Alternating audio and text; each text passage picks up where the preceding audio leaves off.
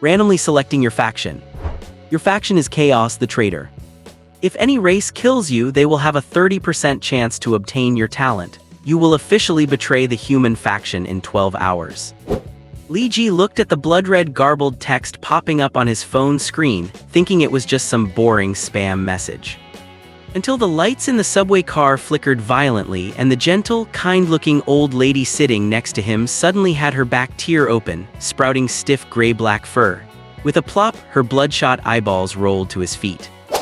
"Young man, are you going to take the college entrance exam?" The old lady's cheeks collapsed into a sharp, rat-like face. Her fingernails instantly grew over 10 centimeters, clawing at his throat with a gust of foul wind. At the same time, a cold, mechanical voice echoed through the carriage. "Emergency notification! The National College Entrance Examination has implemented new regulations. Participation is mandatory for all eligible creatures. Subject 1, Physical Education. The assessment begins. Assessment content: arrive at the exam venue alive before 9:00 a.m. Looking at the stainless steel seat easily sliced in half by the rat monster, Li Ji's heart sank to rock bottom. Not only did he have to survive this twisted college entrance exam, but he also had to face an even more lethal problem. In 12 hours, every human in the exam venue would hunt him down like crazy just to loot his gear. And the start of all this madness stemmed merely from a divination he did on the morning rush hour subway half an hour ago. Let us go back to half an hour ago. The wind howled in the dark tunnel as a rat scurried onto the cold tracks. A white light flashed at the end of the tunnel and a subway train roared past out of nowhere, disappearing into the silent abyss, leaving nothing but a flattened rat on the tracks. Ding, next stop Fusumeo Station. Today is the first day of the National College Entrance Examination. We wish all students the best of luck. Squeezed into the crowd at the edge of subway car number 4 during the morning rush hour, Li Ji closed his eyes, pressing his exam admission ticket onto a Taoist copper compass. He muttered under his breath, casting a divination for his college entrance exam. First is fate, second is luck, third is feng shui, fourth is accumulating virtue, and fifth is education. May the great Tao guide this lost soul, and let not the rest of my life be wasted in vain. Li Ji suddenly snapped his eyes open and gave a low shout, reveal. Below 500 points, go to a factory and tighten screws. 500 to 600 points, go to a factory and sell screws. Above 600 points, go to a factory and design screws. Above 700 points, redefine the screw. Li Ji sighed. My teachers have taught me since childhood to be a screw in the machine of society. They were not lying. I can see at a glance that I was born to be a beast of burden. Li Ji was an ordinary high school senior, standing 1.78 meters tall with a neat buzz cut. He pushed up the crooked black-framed glasses on the bridge of his nose, his faded school uniform carrying a faint scent of motor oil. He had never met his mother and was raised entirely by his dad, who ran an auto repair shop. The father and son squeezed into the attic on the second floor of the shop, where Li Ji did his homework to the clanking of sheet metal and fell asleep to the smell of motor oil and paint. Li Ji was a tough kid. Even in this environment, his mock exam scores never dropped below 650. On weekends and holidays, he worked at an escape room owned by his dad's friend, which provided room and board. The place was known as the most terrifying and brain-melting in Jinling. Rich kids lined up and paid to explore, while Li Ji, earning 150 yuan a day, scared the living daylights out of them. Last winter break, he found a book on the shelf of the escape room, The White-Stockinged School Beauty and Her Bestie's Gossip. Li Ji, claiming to love learning, naturally flipped to the first page. It was a manga, opening with a girl in a pleated skirt and white stockings stomping her high heels right through a villain's skull. With a serene smile, she said, "Hey weakling, so you are my new teammate, follow me if you are not afraid to die."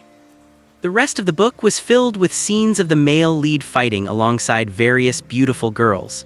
According to the lore, these girls graduated from Southwest Kunlun Joint University, which had only 2 departments, the College of Numerology and the College of Combat. The College of Numerology majored in Helluo fate listening, allowing them to tell fortunes 3 times a day with absolute accuracy. The College of Combat majored in a Taoist physical technique called Liuran demon slaying. The first page of this manual read, "Identify the wicked and demonic among all living beings," but it did not actually teach how to identify them. Li Ji flipped to the second page, which calmly read, "Whoever I say is a demon is a demon." Li Ji finished the book with a critical eye. He skimmed through the text, but the illustrations were worthy of repeated, thorough critique. He critiqued it 6 times in a row that day. In his dreams that night, he spent the first half of the night accompanying the school beauty to tell fortunes on the streets, and the second half slaying demons with another group. His time management was executed to perfection. When he woke up the next day, this fine piece of literature had vanished into thin air. He figured his dad had swiped it when delivering breakfast. Hech, lonely old man.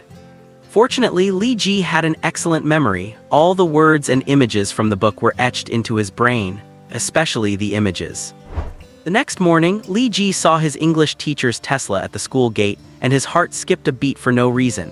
Instinctively, he cast a divination using Helluo Fate listening and reached a conclusion. After work today, she should not stay in the backseat, otherwise her love life would suffer and it would ruin someone else's career. The English teacher drove herself every day, so why would she sit in the backseat? Li Ji cursed himself for being delusional, actually taking fortune-telling from a manga seriously. That night, his desk mate mysteriously sent him a video. In the video, the dean of students was being dragged out of the Tesla's backseat by the English teacher's boyfriend and brutally beaten on the ground. The English teacher was shivering by the car, clutching her knees. It was a muggy early summer day, yet Li Ji shivered violently. The backseat relationship trouble, someone else's career, it all came true. The fortune-telling from that manga was real. He began to practice fortune-telling diligently. He even spent 9.9 yuan on Pinduoduo to buy a Taoist secret copper compass with free shipping. The seller guaranteed it was pure copper, promising to compensate 3 if it was fake. When he opened the package a few days later, 4 copper compasses were lying neatly inside. With the college entrance exam just around the corner, he casually cast a divination for himself. The conclusion was, no matter what score he got, he was destined to tighten screws. Divination is just that, realistic, telling you plain and simple. Studying will not change your fate, and your ceiling is at best a high-class corporate slave. Li Ji angrily stuffed the copper compass and exam ticket into his pocket, just pulling out his phone. Before he could even unlock it, the screen vibrated violently and messages began popping up one after another. Randomly selecting your faction. Your faction is Chaos. Chaos faction trait, you have a higher chance of obtaining high-level talents and celestial divination. Chaos faction trait, if any race kills you, they have a 30% chance to obtain your talent and celestial divination. Chaos faction trait, killing creatures from other factions grants you their faction's disguise ability for a period of time. Chaos faction trait, your lifespan will depend on hunting creatures from other factions. You will officially transfer from the human faction to the Chaos faction in 12 hours. The faction protection countdown starts now. Good luck. Chaos, I might as well be the traitor, Li Ji rolled his eyes. This faction setting was just like the traitor in the game Sanguosha, able to disguise themselves yet universally despised. It was probably just fake news pushed by some trashy app. The phone vibrated again. In the class group chat, the teacher was repeatedly spamming messages, reminding everyone to bring their admission tickets and set off early. Let us go, score 580 and stay in Yandu, the class monitor posted to pump everyone up. A 580 makes you a genius at our school, but in Yandu you are barely human. You need over 600 just to qualify to work overtime past midnight in an office building, someone sneered, throwing cold water on the mood. Nearly half of the class were second-generation rich, either going abroad or getting in through independent recruitment. Only ordinary people like Li Ji and the class monitor had to miserably grind through the college entrance exam. Yang Zhen, Li Ji, keep it up. I will be waiting for you at Yandu Post and Telecom University. Do not disappoint me. The targeted mockery followed immediately after. Then you probably will not be seeing him. Even at his best, Li Ji can barely scrape the minimum score for Post and Telecom, someone chimed in. Yang Zhen, what if he gets incredibly lucky and performs out of his mind? You have got to let the guy dream. Yang Zhen's grades were at the bottom of the class, and he only secured early admission to Yandu Post and Telecom through 2 BS research projects. Yet that university's top-tier cybersecurity major was exactly what Li Ji dreamed of. Oh right, word was Yang Zhen's dad was a professor at a neighboring university. Because Professor Yang always held Li Ji up as the model child to lecture his son, Li Ji became the root cause of Yang Zhen getting chewed out. So whenever he got the chance, he would trash Li Ji, desperate to show off that the things handed to him on a silver platter were things Li Ji could not reach even if he worked himself to death. Li Ji replied directly in the group, "Incredibly lucky, what did you set yourself on fire over my family's graves?" He never let things get to him. If someone made him unhappy, they would not have a good time either.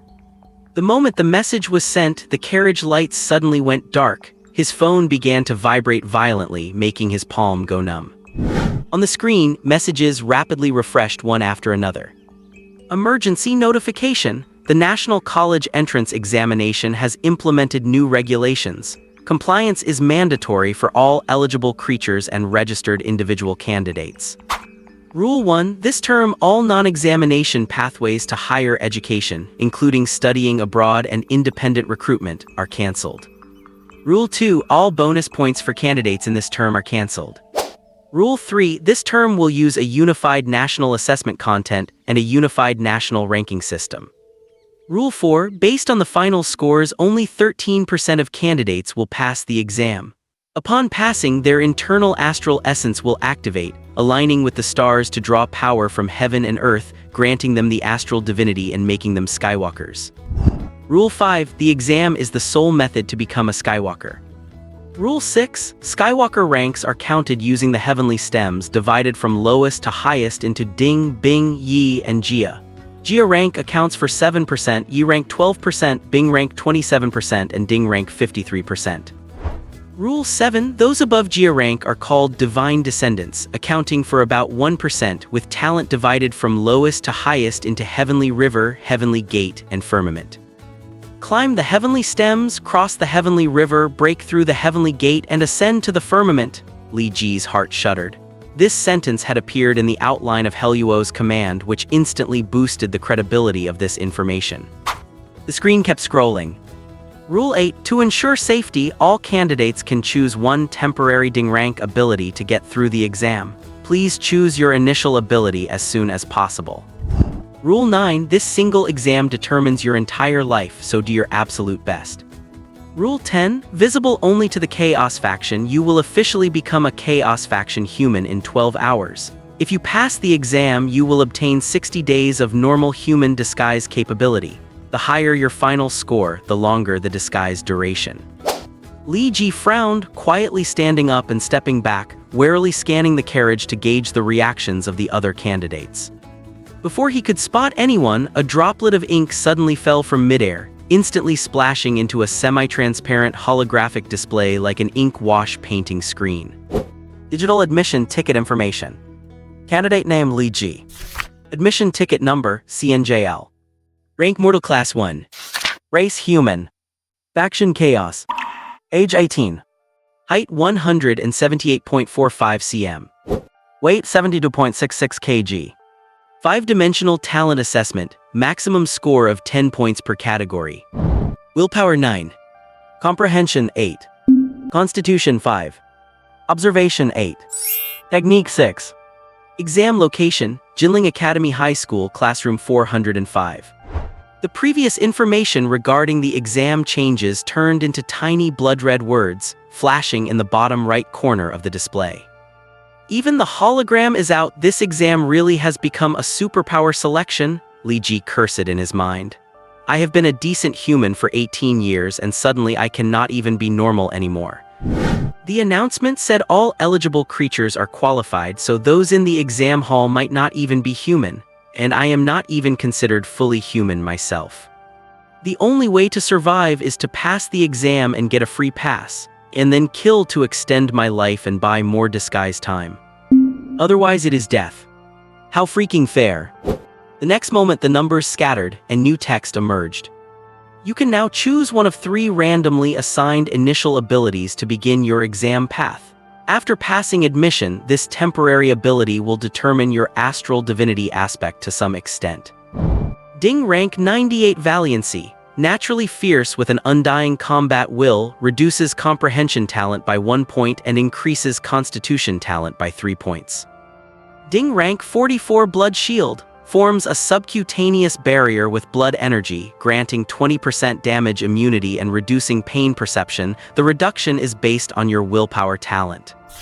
Ding rank 101 Vanguard, increases speed and strength to 200% for 3 seconds, attacks deal an additional 10% piercing damage with a 600-second cooldown. You have 60 seconds to make a choice. Exceeding the time limit will be considered a forfeit. A text message could be a prank, but a hologram definitely could not be faked. Li Ji immediately gathered his thoughts and quickly analyzed the panel. With a maximum talent score of 10, everything is above average except for my terrible 5 points in Constitution. All 3 are combat skills. Valiancy sacrifices comprehension for Constitution, which is not very cost-effective. Blood Shield reduces damage and numbs pain, which perfectly synergizes with my 9 points of willpower, offering massive growth potential later on. So, his eyes lingered on the 3 skills for a second, and Li Ji did not hesitate. Just like in regular exams, they always include bait answers. I choose Vanguard. The options for Valiancy and Blood Shield slowly faded away. Years of online gaming experience told him that passive skills were overpowered in the late game, but this was only a temporary ability. The prompt explicitly mentioned ensuring candidate safety, which meant there would definitely be racial slaughter in the exam hall. Rely on passive skills just to take a beating. Only active skills can create miracles. Only those who survive have the right to talk about the late game. A small white icon appeared at the bottom of the hologram. It was not until a minute later that the subtitles refreshed again. Subject 1, Physical Education Assessment begins. Assessment content, arrive at the exam hall alive before 9 a.m. Scoring is based on 3 factors: difficulty, time taken, and physical damage. Good luck. Hello, it seems you forgot to paste the main text under the Need Revision section. Please send me the novel text that needs to be condensed and rewritten, and I will immediately perform a fast-paced edit and simplification for you. The edges of the characters spelling out the exam rules glowed with a dark red light, as if bleeding. Li Ji scanned the text, stuffed his pen and admission ticket into his pocket, threw away the transparent folder, and quickly pressed himself against the side of the train car. Since the exam emphasized survival and physical damage, something would definitely attack the examinees. Throwing away the eye-catching folder was the safest choice. He felt his speed and strength increase by about 50% out of nowhere, likely a physical buff from the heavenly devolution. But if all examinees got the same buff, it was as good as nothing. Young man, just as Li Ji sat down, a voice spoke beside him. He looked over and saw a silver-haired old lady. She wore a brownish-red silk jacket and a jade Buddhist bracelet, exuding an elegant aura. Off to take the college entrance exam, she smiled warmly. I wish you success. School is closed today, so I am heading to a prep class, Li Ji lied with a smile. No matter how kind she looked, he would never reveal his identity as an examinee. The old lady kept smiling but suddenly twisted her head toward him and whispered, "You lied." The moment the words left her mouth, the lights in the carriage suddenly dimmed. A sharp, ripping sound echoed like a blade piercing through cloth. The old woman's back arched violently as thick, gray bristles burst through her jacket, and her pants ripped open with a loud snap. The hair on Li Ji's neck stood on end as he cursed in his mind. I tell one lie and you fucking trigger.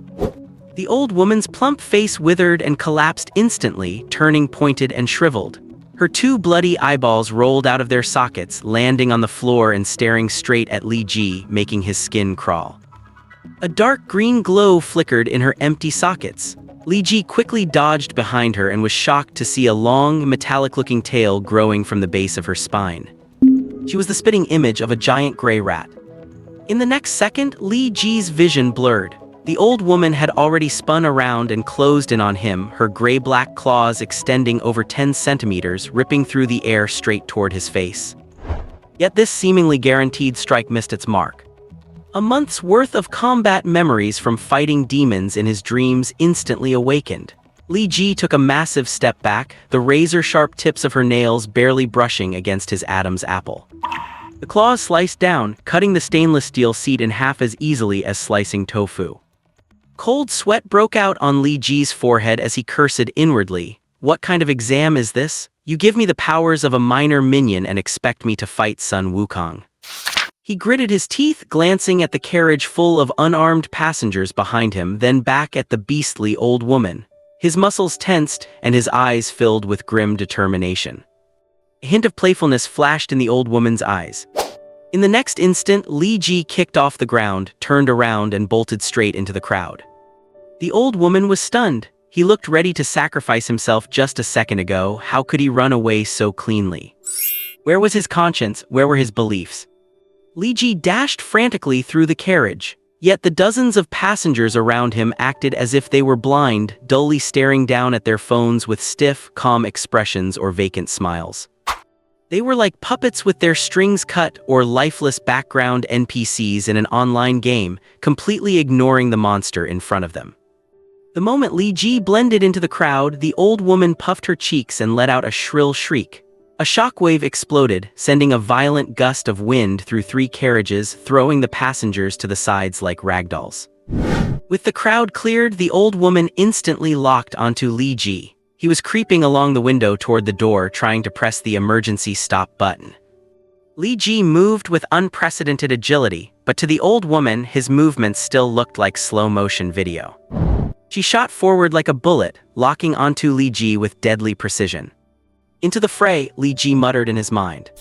His muscles tightened instantly, and a feeling of absolute lightness surged through his limbs. His speed surged, his body leaving afterimages behind. Li Ji threw himself flat on the ground. Into the fray only doubled his strength and speed for 3 seconds, which was nowhere near enough to clash head-on with a monster that could slice steel with her bare hands. To kill her, he had to use external forces. The sudden change in speed caused the monster to miss. She flew right over Li Ji's head, her dark, bruised eye sockets staring intently down at him. The monster grinned, revealing a mouth full of shark-like teeth, her face filled with mockery. "What the fuck are you laughing at?" Li Ji looked up and met that ugly face. He did not back down, a hint of madness in his eyes as he thrived on the razor's edge of life and death. Right before the monster's eyes, an emergency hammer appeared out of thin air in Li Ji's right hand. He swung it with all his might, smashing it into the window. With a loud bang, the window cracked like ice, hanging precariously by only the protective film. The emergency hammer carried a 10% penetration bonus, effortlessly piercing the double-layered laminated glass. In the next instant, the monster's momentum carried her through the shattered window.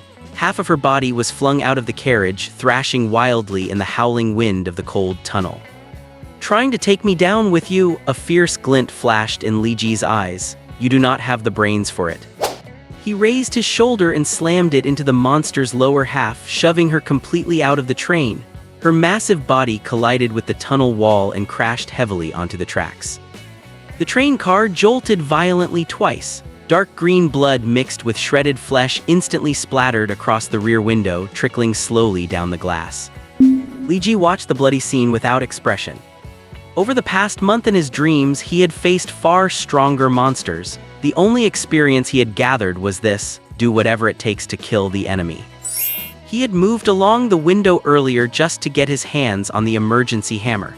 A gun might not have killed the monster, and the only thing in the entire subway that could destroy her was the subway train itself. Using the sudden burst of speed from Into the Fray, he lured her toward the window, leaving her to the grinding wheels of the train for a fatal blow. Examinee CNJL has achieved the first global kill in the physical education subject of this college entrance exam.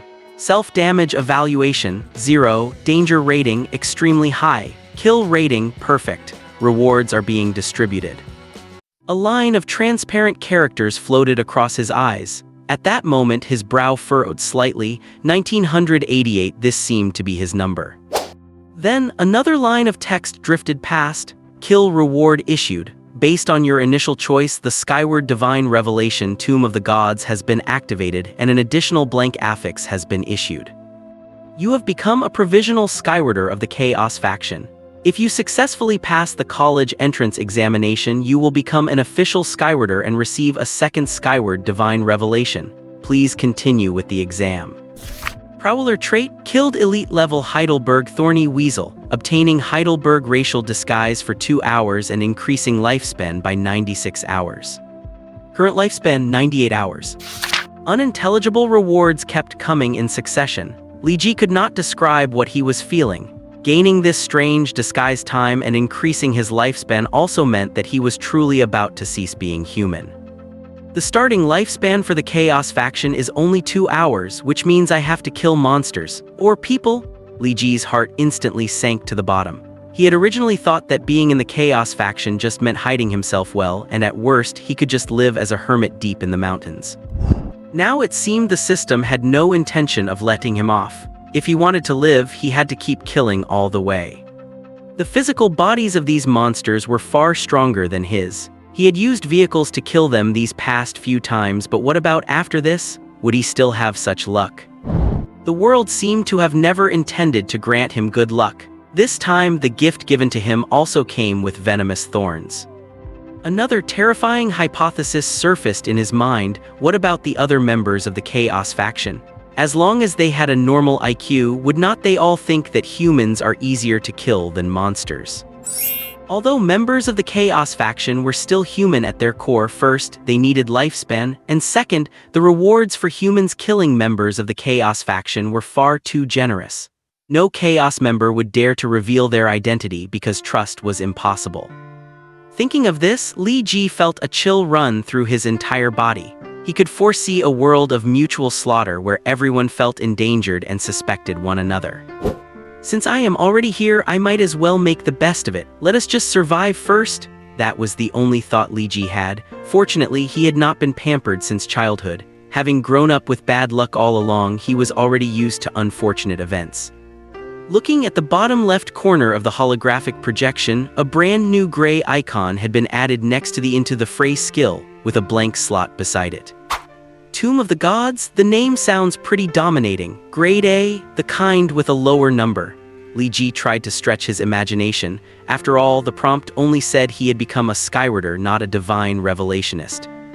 The previous college entrance exam prompt said that examinees who passed the test would get a Skyward divine revelation, but the reward for this first kill seems to allow me to possess 2 of them. This might be an opportunity, giving me a chance to struggle against my fate. By the way, what grade exactly is this dominating Tomb of the Gods? Countless stray thoughts flashed through his mind in an instant, and his gaze shifted to the darkened skill. Li Ji saw a simple line of description: Tomb of the Gods, pending appraisal. Appraisal quest issued. You need to kill another member of the Sin race within 15 minutes to complete the appraisal. If this quest is not completed, the difficulty of the next quest will be significantly increased. Damn it! Li Ji swore, slapping the carriage hard and cursed in his mind. Is this stupid skill designed by Pinduoduo? What is the Sin race? It is these monsters that look like giant metallic rats, right? Kill another one. Do you think it is easy for me to kill these things? As he cursed in his mind, the environment inside the carriage began to brighten. The train was still speeding along. Billboards on both sides of the tunnel had appeared, proving that the train was about to enter a station, but the train showed no signs of slowing down. Even if something happened to the subway driver, once the control center realized the train did not stop at this station, they would definitely control it remotely to stop at the next station. But the problem was, should he go to the next station with this train? Anyone else would probably weigh the pros and cons or rush to the driver's cab to take a look. But Li Ji had already pulled out a red copper compass, muttering under his breath. He and Luo generate each other, the great Tao returns to nothingness, the spiritual eye perceives the truth, and the wind reveals destiny. The train is heading due north. The northern Can Palace, the Tianpeng Star of the North, aligns with my birth details: no illness, no disaster. But after passing Confucius Temple, it turns sharply due west. The white tiger rules the body, there will certainly be disaster. Retreat. Just then, someone grabbed his wrist. He turned his head to see a girl around 20 years old, wearing a tight white mini dress. The people around had recovered at some point, climbing up from the floor and seats one by one in confusion. He was taking candid photos of me, the girl screamed, pointing at Li Ji's red copper compass. This is his hidden camera. Call the police, quickly help me call the police. Li Ji looked suspiciously at his $3.90 compass. Just then, the girl, seemingly eager to verify Li Ji's identity, actually reached into his pants pocket and pulled out his exam admission ticket. Seeing the exam ticket in the girl's hand, Li Ji's heart tightened. Those monsters were clearly hunting examinees and his skills were still on cooldown. If his identity was made public, he probably would not walk out of this carriage alive. Wow, you are a college entrance exam candidate. Do not throw your exam ticket around, hide it quickly. Li Ji suddenly shouted, his voice so loud that it could be heard across several carriages, leaving the girl stunned. Li Ji could clearly feel the surrounding atmosphere turning cold. The distinct sizzling and hissing sounds echoed around again, as if someone was transforming into those monsters called Sin, preparing to attack. At this moment, the view outside the window shifted as the train entered Jinling Station. Life and death are determined by fate, wealth and honor are decreed by heaven. You deal with the trouble you caused yourself. Goodbye. Li Ji stuffed his exam ticket into the girl's hand and leaped out of the shattered window. Fusamail Station, one of the busiest subway stations in Jinling, was crowded with a mix of tourists, commuters, and students. The electronic screens on the platform showed that the train was about to enter the station. Hundreds of people gathered on the platform, watching in confusion as the train that was supposed to stop roared past them, and watching in horror as Li Ji leaped out of the window and knocked over a crowd of passengers. Li Ji glanced back. There seemed to be several dark shadows darting inside the train and the carriages were vibrating, but the train was moving too fast to see clearly what was happening inside. Obviously, there was more than one Sin in that carriage. The strength of these monsters was far superior to his. If he had insisted on staying in the carriage to complete the quest just now, he would have likely ended up as a fresh plate of chaos sashimi. He had made the right bet. His body, enhanced after becoming a provisional skywarder, helped him resist the powerful suction from the high-speed subway train, and the crowd acted like a thick cushion, absorbing most of the impact. Ouch, that crushed me. Catch him, do not let him get away. The people knocked down by Li Ji shouted loudly, and the passengers around who had not boarded the train also crowded around. Some people were clear-headed and felt that a train failing to stop combined with someone jumping off must mean something was fishy, so they wanted to ask Li Ji for clarification. Some wanted to watch the drama and some, bursting with a sense of justice, wanted to subdue the culprit. Li Ji was instantly surrounded like a bowl of claypot rice. Damn it, I cannot get out. I cannot exactly carve out a bloody path, can I? Li Ji stood up shakily, enduring the pain in his body. Looking at the dense crowd around him, his brain was working like a storm. He rolled his eyes, twisted his mouth and squinted, swayed his head from side to side and took 2 steps forward with distorted limbs. Suddenly, he reached out, grabbed the shoulders of a woman in front of him, tilted his head and bit down hard on her neck. Zombie outbreak! A shout erupted from the crowd and everyone instantly scrambled and crawled in all directions. A crowded underground space, a non-stopping subway, a shattered window, a person jumping out of the train, all the elements of a zombie movie were gathered. The atmosphere was perfectly set, and since Li Ji had played a zombie in an escape room for 2.5 years, it was his specialty. It would be a waste of the atmosphere not to put on a Resident Evil show. Mingling with the crowd, Li Ji rushed out of the subway, and the warm sunlight instantly enveloped him. The streets were bustling with traffic and in perfect order, with the aroma of Jinling duck blood soup with sweet potato starch noodles and steamed soup dumplings wafting through the streets and alleys of the old town. His phone had not received any warnings from the examination authority or the police. Everything was so peaceful as if nothing had happened. The peaceful and harmonious surroundings stood in stark contrast to him. Li Ji suddenly felt a surge of excitement. Finding himself in this mysterious and thrilling environment, he actually felt a strange anticipation. It felt like hitting a super cool buzzer beater on the court and secretly hoping a camera had captured the moment. Hoping that after school, he might run into that Chunibyo school beauty who loved cosplay and followed hot-blooded anime. Hoping that tonight his dad would not have to repair cars and could get a good night's sleep.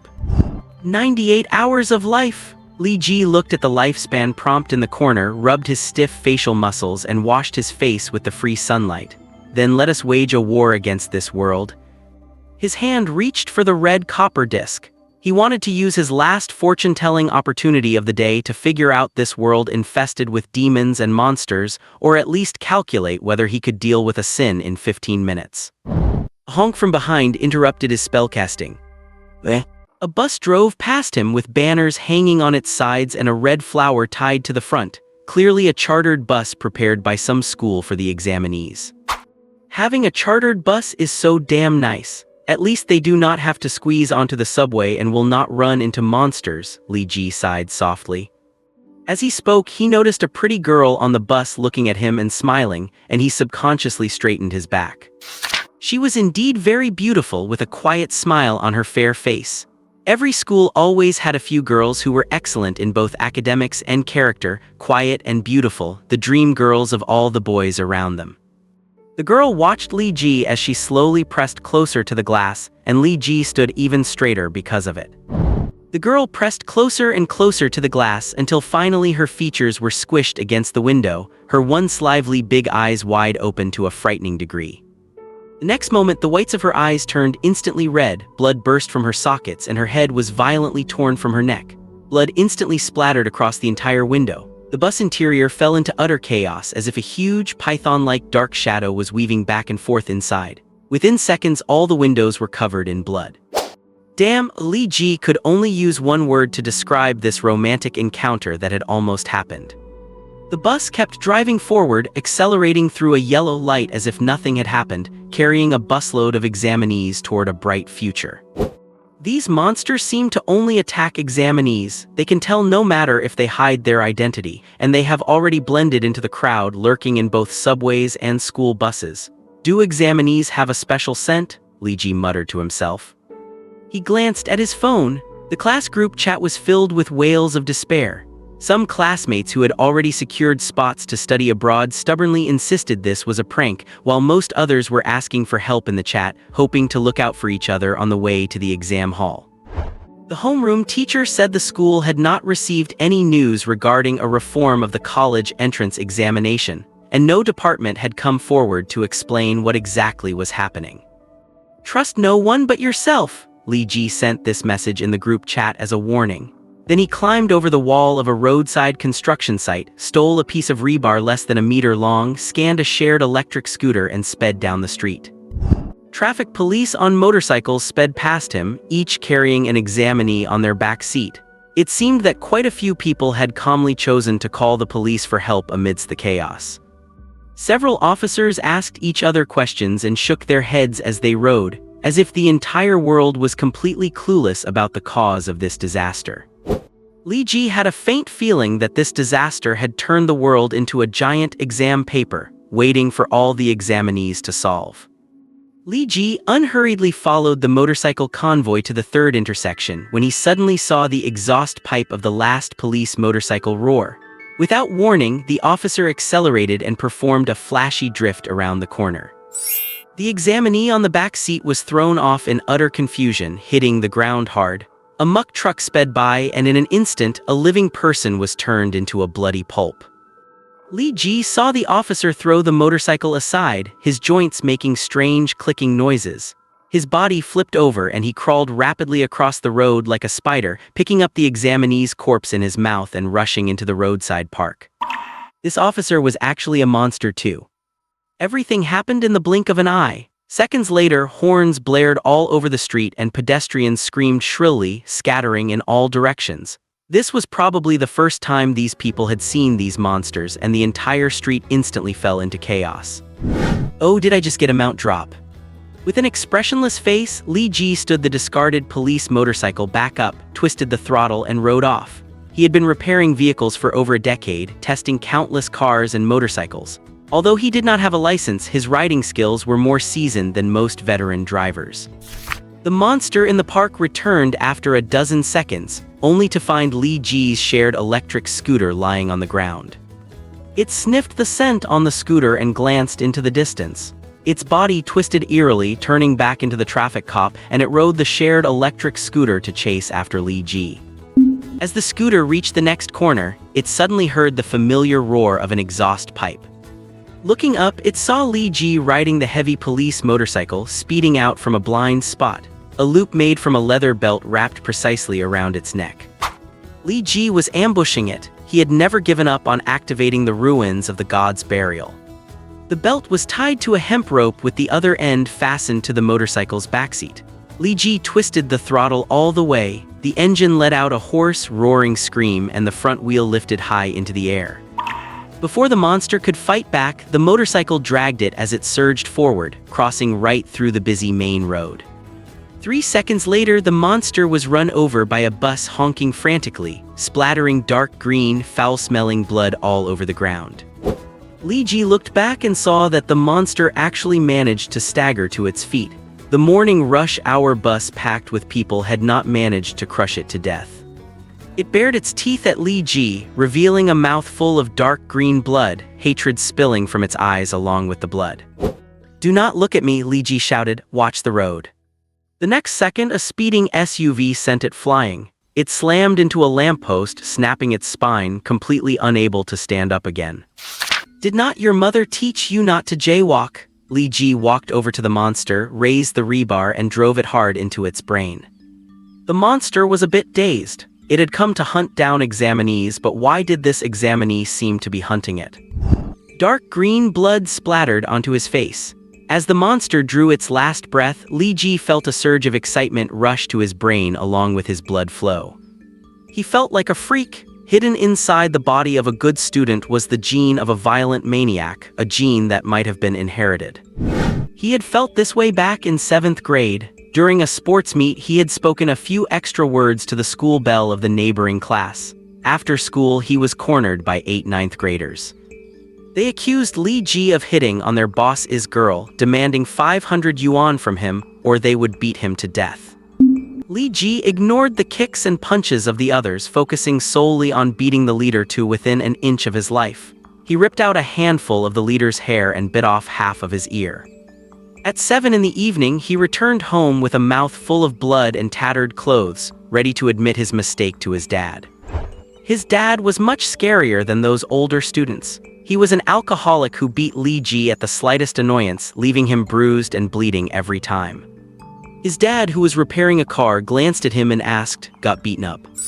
He kept his head down and did not speak. Suddenly, a crowbar was thrown at his feet. His dad took a sip of liquor and muttered, "Go break all their legs before school ends tomorrow. If you cannot, I will break yours."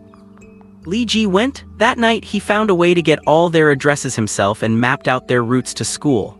Everything went smoothly and a touch of ruthlessness was added to the teenager's bones.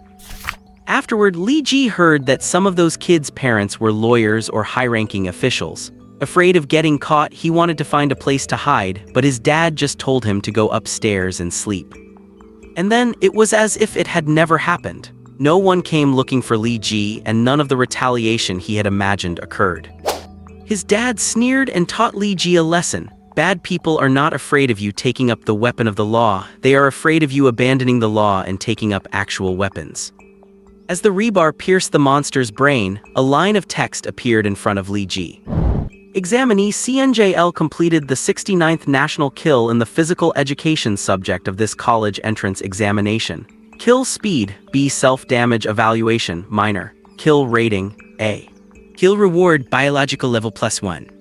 Prowler trait, killed mortal grade Florus earth spider, obtained Florus racial disguise for 1 hour, life expectancy increased by 48 hours.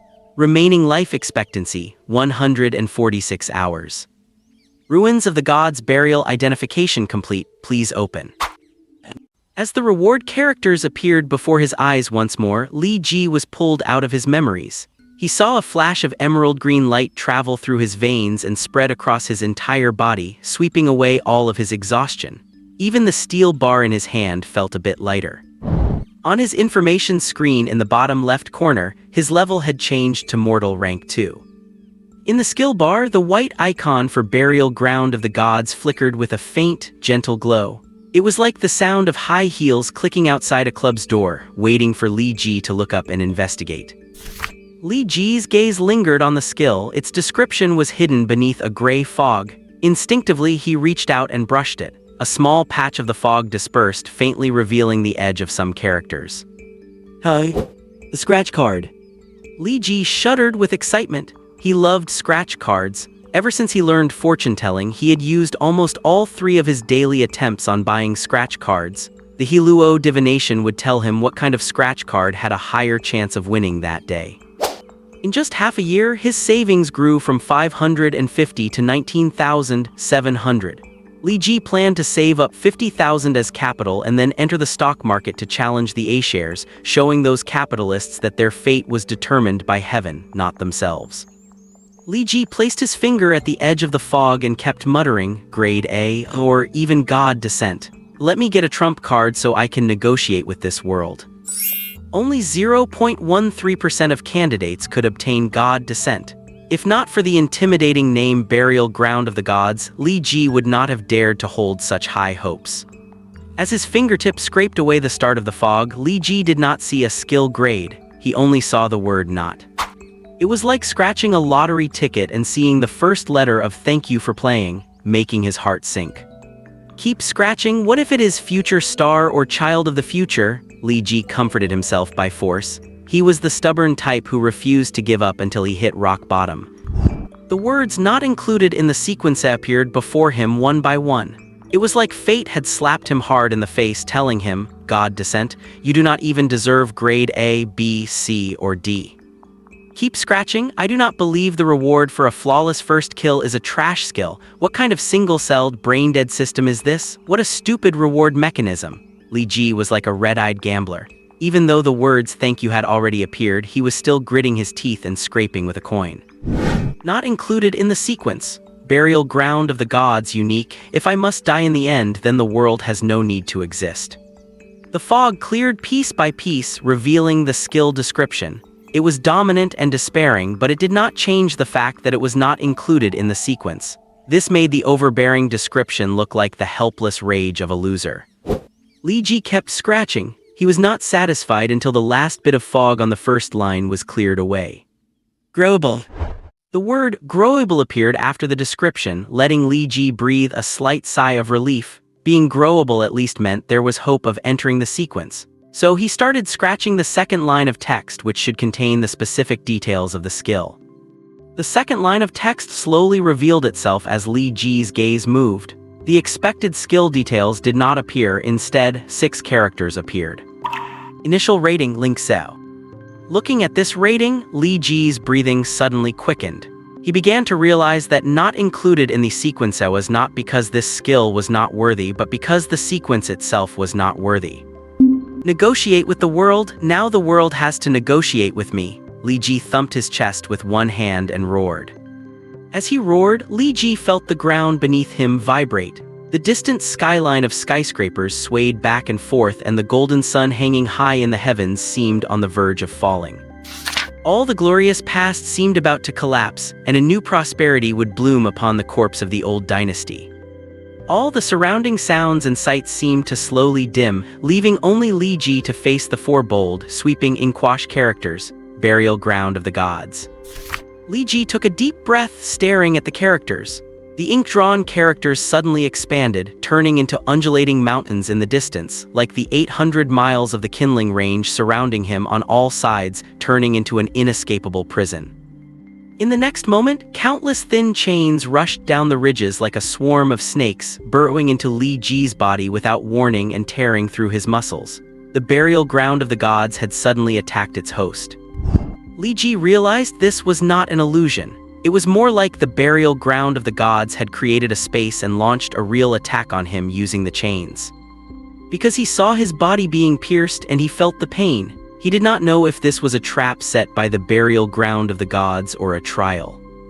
Those chains were too fast to react to. They drilled directly into Li Ji's bone marrow, transmitting pain to every nerve ending. The chains were tearing apart every inch of his muscle and shattering every ounce of his willpower. The pain erupted from the deepest part of his soul, carrying terror with it.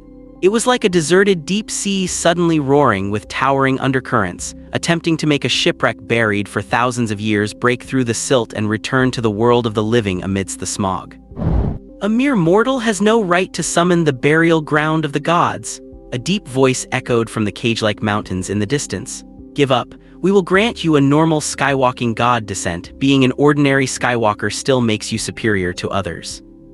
Li Ji suddenly found these words familiar. It was just like last year in the mathematics competition when he strained himself to get a perfect score, only for the grand prize to be awarded to a professor's son.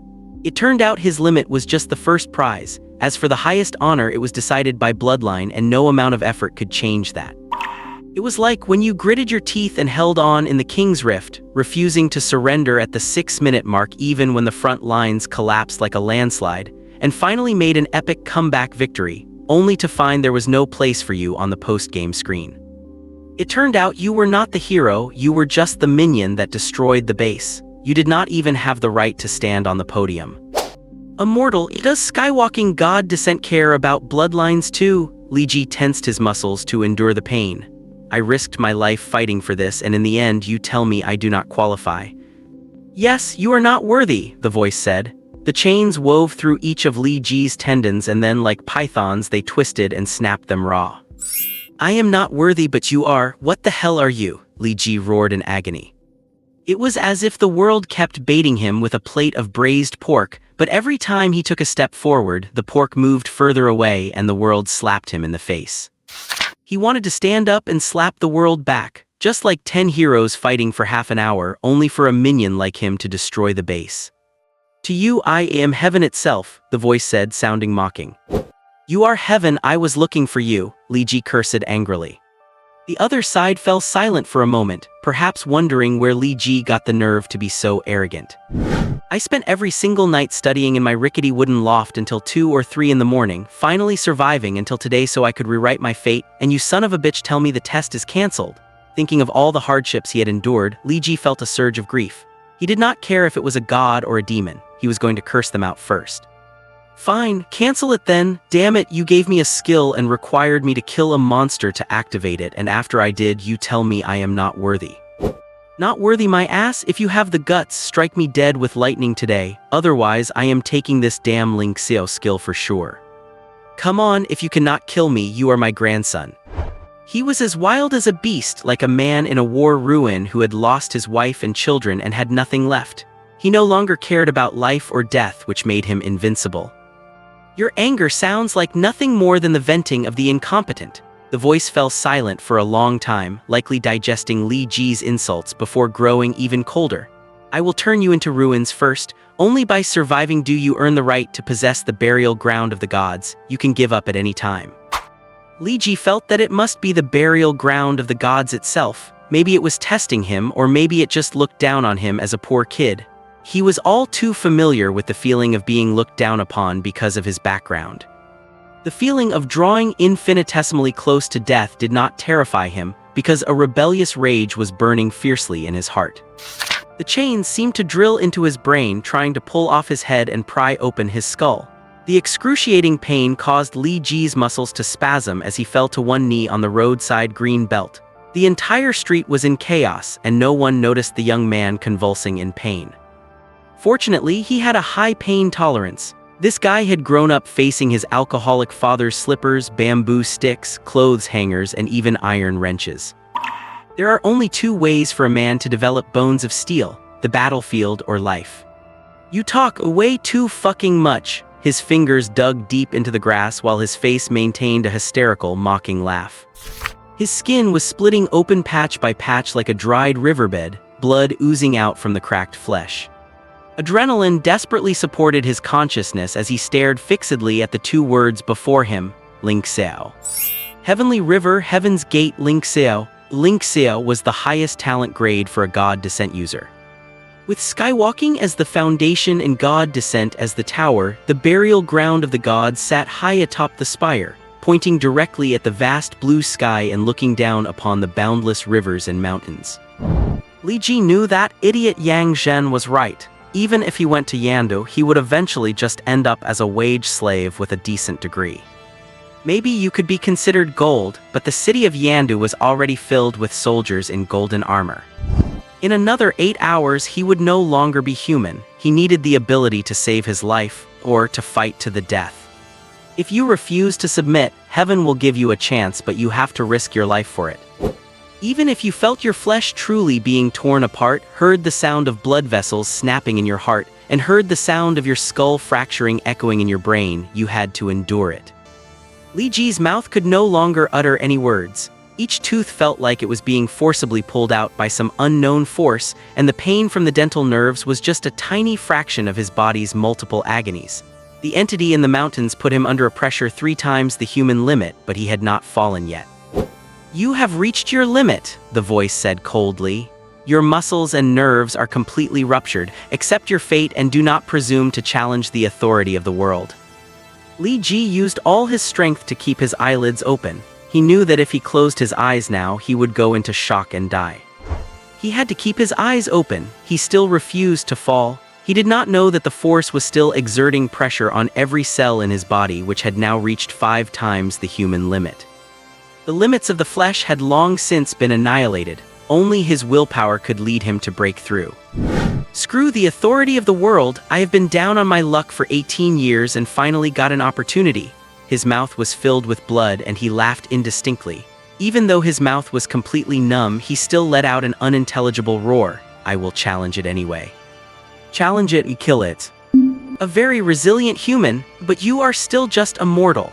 The voice drifted down from the mountain peak, pouring into Li Ji's soul. Just like that monkey in the myths wanting to challenge everything, only to end up pinned under a mountain, obediently becoming a subordinate of the Supreme One.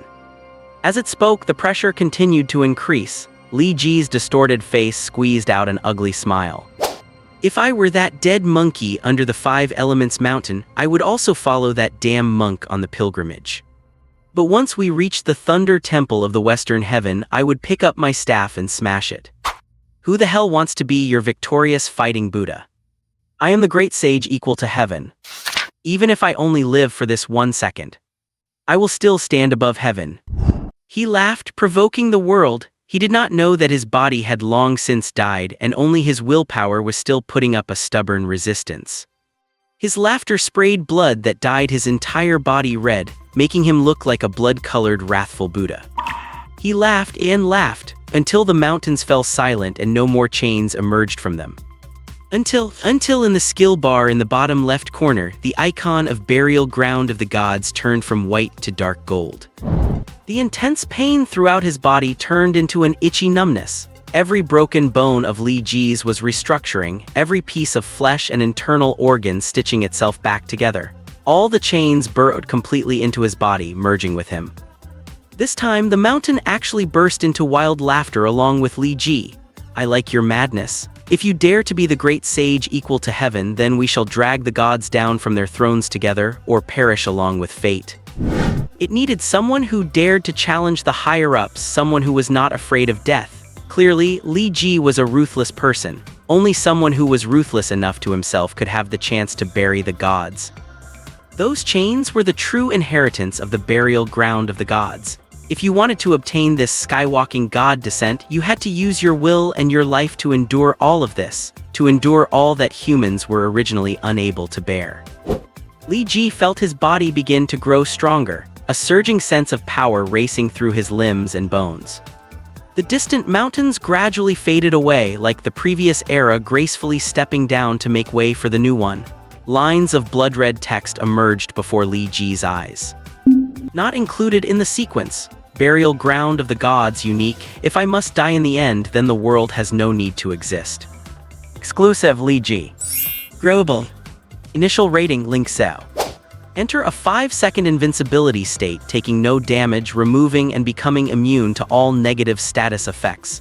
During this period, agility, strength, comprehension, critical rate, and penetration rate are increased by 500%. Cooldown time, 48 hours. This skill automatically triggers when near death. In the near-death state, all damage is converted into true damage, the duration is increased by 100%, and during the cooldown period, the body's recovery speed is increased by 3000%, and agility is increased by 300%. Upon the death of the skill owner, this skill is automatically plundered. Any target attacking or showing hostility toward the skill owner is regarded as initiating a plunder. Upon killing the plunderer, their life force and fortune will be absorbed. Please add this book to your bookshelf in the top right corner. Li Ji struggled to push himself up from the grass and wiped his face. He was surrounded by blood that had burst from his body, staining the entire patch of grass red. The sunlight shamelessly tore through the dark clouds overhead, shining down in a single tiny beam right on his head, as if the world had lit a spotlight just for him. Very cool but very low cost. The name Ling Xiao kept flashing before his eyes, signifying that this highest level of Heaven's Path divination was merely the starting point of this skill. Perhaps these two words were already the end point that countless geniuses could never reach in their entire lives. No one supports my towering ambition, so I shall drink ice and scale the highest peak myself, Li Ji muttered in his heart, recalling the line he had carved on his desk in the attic. He had done it. 5 seconds of invincibility, all stats upgraded, 100% true damage when near death, and duration doubled.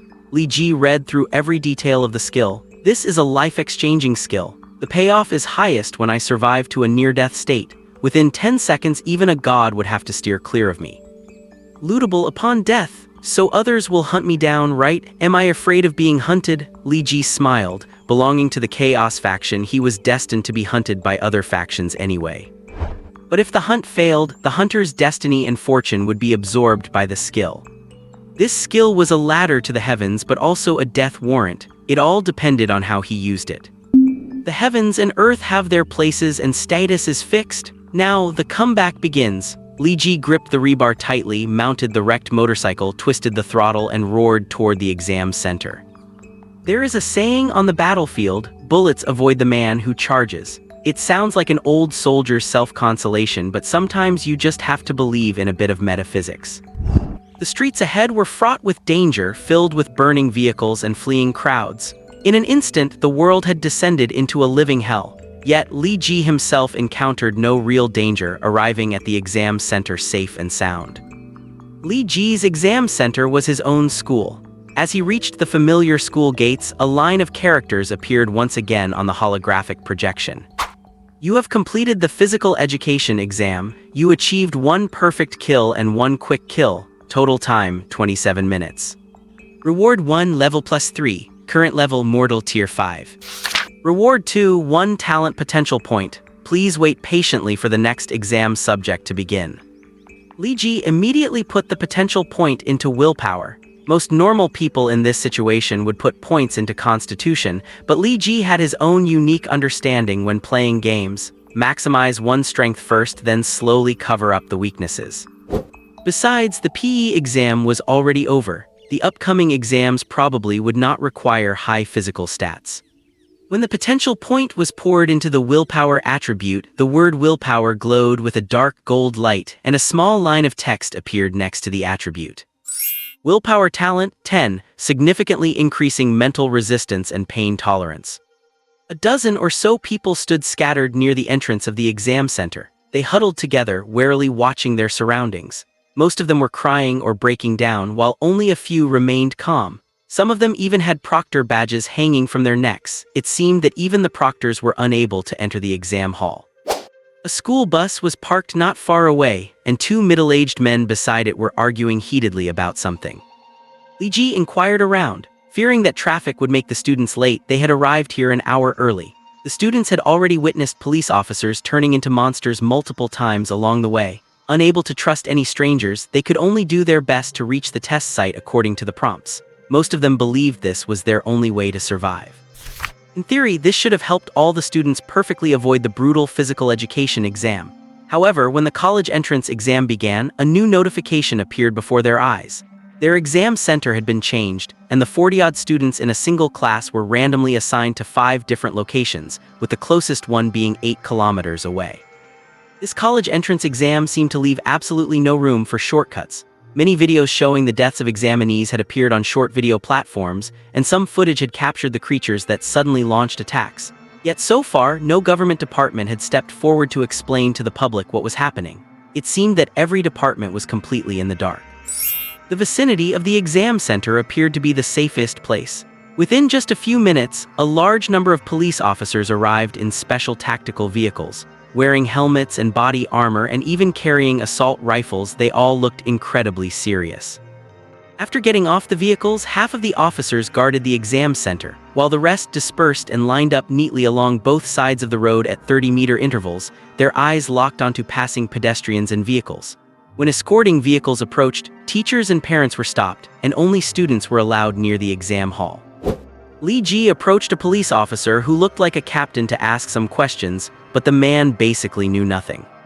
"We have already made it this far and there is no turning back," the captain finally said to Li Ji, seemingly implying something. Just then, a sharp screech of brakes echoed from the roadside, and a matte Audi A pulled up.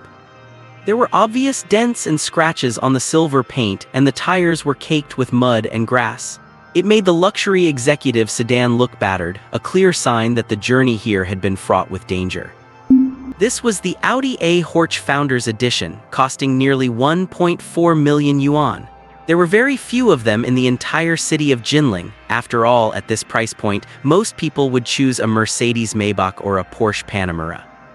Li Ji had seen this car before. It belonged to the school beauty Lin Luxi, a girl who loved anime with a passionate, chunibyo, straightforward and sharp-tongued personality. Then, with a click, the car door opened. Under Li Ji's expectant gaze, someone rolled out. It was not Lin Luxi but actually his desk mate, He Kaedong. His gossip-loving desk mate was showily dressed in a slim-fit white shirt and dress pants. As soon as he got out of the car, his eyes rolled back and he leaned against a tree, vomiting violently. Li Ji, who had stepped forward to greet him, hastily took 2 steps back. "When Nuwa closed the window on you, did she pinch your head by the way? You get carsick just by sitting in a car?" A soft, sweet voice rang out from inside the car. Li Ji saw Lin Luxi stepping out of the car, swinging her signature twin tails and carrying a baseball bat. Her delicate face was adorned with a pair of retro wooden-framed glasses. Her large eyes blinked as she scanned the surroundings, and then she walked straight toward Li Ji. She wore a brand-new, tight white shirt paired with a blue plaid pleated skirt. Her retro skate shoes and white over-the-knee socks outlined the girl's vibrant youth. Li Ji saw that her slender calves were also trembling. Speaking so loudly was probably just her way of hiding her fear. "Hey, top student," Lin Luxi greeted him, casually slapping his shoulder. Her voice was soft and very pleasant. "Do not be sad. Even if the college entrance exam rules have changed and studying is useless now, you can still go pour concrete at a construction site." Li Ji knew Lin Luxi meant no harm. This school beauty always had a way of saying the most venomous things in the sweetest, most babyish voice. "Thanks, I will pour concrete and you can shovel manure. We both have bright futures ahead of us." Li Ji showed no chivalry at all, trading barbs directly. Then he looked at He Kaedong. "What is wrong with him?" "I saw Liu Xiangling dead by the road and this idiot was running for his life, so I picked him up. My family's driver drove a bit wildly to dodge those monsters."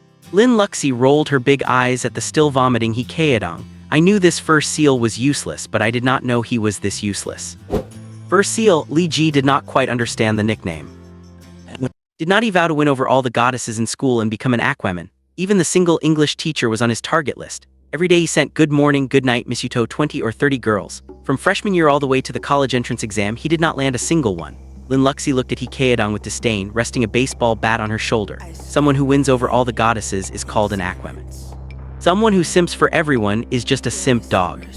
Li Ji thought that made sense. "Li Ji, this is Luxi. Wait, do you two know each other?" He Kaedong walked over, wiping his mouth after throwing up last night's dinner. Li Ji and Lin Luxi immediately took 3 steps back in unison. "Just met, not close." The two spoke in perfect unison, showing great chemistry. Lin Luxi often bought Li Ji's homework to copy, paying him in game skins. To keep this pure transaction from being exposed, they always acted like they barely knew each other at school to avoid raising the teacher's suspicion. "Li Ji, I am so glad I survived to see you, let me tell you." He Kaedong continued walking forward, wiping his mouth. "Stop, stop, stop, just speak from right there, I can hear you." Li Ji kept backing away, maintaining a 5-step distance from He Kaedong. He Kaedong said with tears and snot running down his face, "This morning, I ordered a McDonald's sausage McMuffin with egg and a black coffee. Before the delivery even arrived, I got the news about the college entrance exam reforms." "Get to the point," Li Ji interrupted him. Looking at his backing away brother and goddess, He Kaedong could only walk closer to a police officer to seek some sense of security. He kept babbling, "I got attributes and drew skills. My 5-dimensional potential is 10 points. Li Ji frowned slightly. 10 points in each of your 5-dimensional potentials, with your intelligence that cannot even get you 400 points on a mock exam, or your physical constitution that gets blocked every time you play basketball. He means 10 points in total across all 5 dimensions. Lin Luxi rolled her beautiful big eyes. Has a zombie eaten your brain? 10 points is the limit of human talent. Only people like Usain Bolt, Da Vinci, or Einstein could probably reach 10 points in a single category. The classmate with the highest total 5-dimensional talent posted in our class group chat only had 25 points. Thinking about his own total 5-dimensional talent of 37 points, Li Ji wondered if the system had overestimated him. Anyone who has played games knows how important talent is. For instance, if Li Ji's constitution talent is 8 and He Kaedong's is 2, then every time Li Ji levels up, he gets 4 times the constitution bonus of the other. At level 25, Li Ji could easily go head-to-head with He Kaedong at level 100. The gap between them would only grow wider in the late game. He Kaedong held his head high. I have my highlights too, my willpower talent is 5. Willpower talent? So you are saying your thick skin is natural? Lin Luxi analyzed, resting the baseball bat on her shoulder. For a grown man, your willpower is actually higher than your strength. Li Ji, how are your talents? My strength is also on the weaker side. Old He, keep going. Feeling collateral damage from Lin Luxi's comment, Li Ji quickly changed the subject. How did Liu Xiangling die? Xiangling called me and asked me to accompany her to the exam site. He Kaedong wiped away his tears. We live in the same residential area. Neither of us was supposed to take the college entrance exam originally, but since it happened so suddenly, we just shared a taxi. After we got in and gave the exam site's address, the driver's head spun 180 degrees to face us with a creepy smile. We quickly jumped out of the car and ran. That driver was faster than Bolt. He caught up to us in an instant. I told Xiangling we cannot outrun him. Xiangling said, block him for me and I will agree to go on a date with you after the college entrance exam. Then she pushed me toward the driver. I realized she was incredibly strong. She might have chosen a strength-enhancing skill. In my panic, I activated my skill and the driver bit off Xiangling's head. Later, I ran to the roadside and happened to see the school bell's car. Thank goodness the school bell is beautiful and kind-hearted. Lin Luxi gripped her baseball bat tightly. Kind-hearted my ass, you were splayed out on the hood of the car. How could we not let you in? Li Ji reached out to stop Lin Luxi's ranting and asked He Kaedong with a frown. I did not quite get that. You activated a skill and then the driver bit off Liu Xiangling's head. What is your skill? You cannot see me. The user cannot be targeted by any living creature for 10 seconds with a 10-minute cooldown. He Kaedong pushed up his rimless glasses and wiped his red eyes, lamenting the tragic fate of the beauty and his own helplessness. A teammate trolling skill with 0 attack power. Lin Luxi took another step back, and the name is very mocking. Li Ji did some indirect digging. Lin Luxi's 5-dimensional talent total was 24, willpower 4, comprehension 4, constitution 4, observation 6, and technique 6. Her skill is called Blossom. It allows her to invade the senses of plants and use surrounding vegetation to help scout and pathfind. She chose Blossom out of 2 offensive skills and 1 scouting skill. It fit her 6 points in observation and technique talent, making it a rather rational choice. Soon, more and more students appeared at the entrance of the exam site. Their faces were pale, and they only let out a sigh of relief when they saw the large number of police officers at the gate. Supporting themselves against the wall, they collapsed onto the ground or hugged their classmates, crying out loud to vent their fear. Even if a group of 18-year-olds had done thousands of test papers, they could never work out the answer to facing life and death.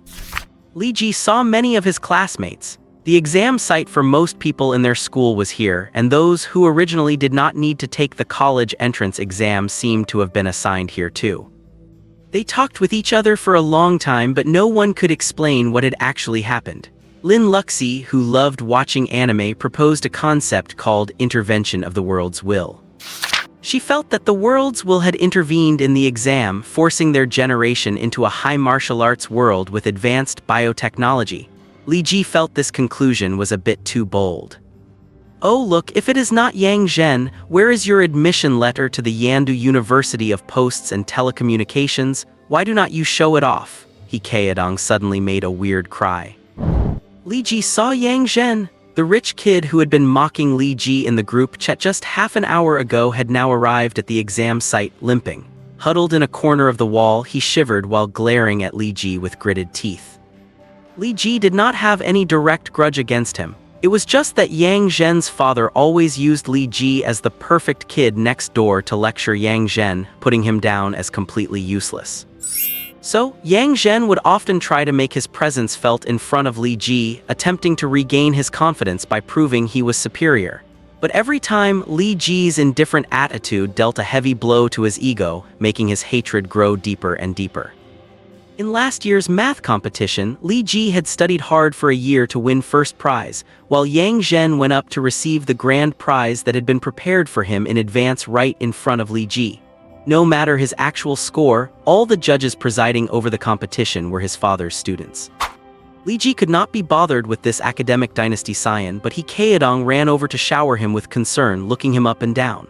"Oh, Master Yang, how did you end up in such a state? Did not the PhDs from your dad's research team carry you over in a sedan chair? And where is your brilliant, erudite professor dad?"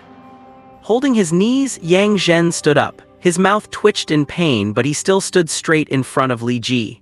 "You got lucky that the college entrance exam was weirdly reformed this time. You are even luckier to have actually made it here alive." Li Ji fired back with zero delay, his expression not showing the slightest flicker of emotion. Gritting his teeth in frustration, Yang Zhen squeezed out the words, "Just you wait until the exam is over. An exam changes nothing. Lower class is lower class." Hearing these piercing words, Li Ji was not angry at all. Instead, he grinned. Smiling, he took down the steel rebar stained with green blood from his back. "No need to wait until the exam is over. I am in a hurry." Yang Zhen, the son of the academic oligarch, scrambled in terror behind the police officers and pointed at Li Ji, starting to report him on the spot. No matter how much Yang Zhen jumped up and down, the police officers remained unresponsive. Their mission was likely only to protect the college entrance exam candidates from the Nai. Seeing that the police officers ignored him, Yang Zhen slipped back into the crowd of students. That group was mostly made up of wealthy and powerful second generations. The social circles in the school now were just that sharply divided.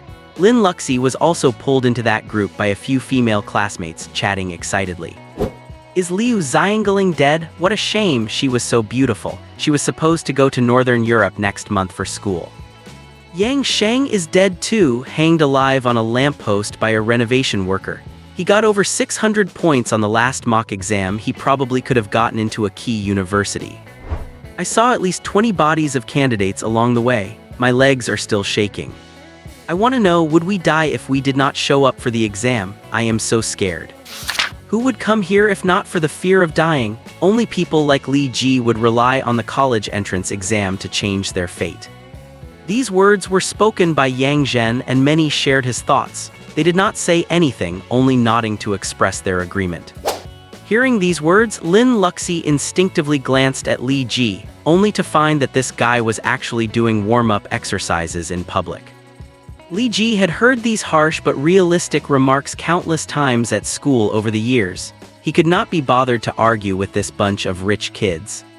He was stretching his muscles and bones, preparing for any danger that could strike at any moment. 3 minutes later, a new announcement interrupted their frantic, headless chicken discussions. National announcement? The test centers for the National Unified Examination for admissions to higher education institutions will open in 10 minutes. Candidates who fail to enter within 10 minutes of the opening will lose their eligibility to obtain the heavenly path divine evolution for life. Who the hell cares about evolution? If I had known, I would not have come to the exam. I thought we would die if we did not take it. Li Ji heard someone next to him curse loudly. They should have said so earlier. At worst, I would just go work at my family's company, as if I care so much about this degree.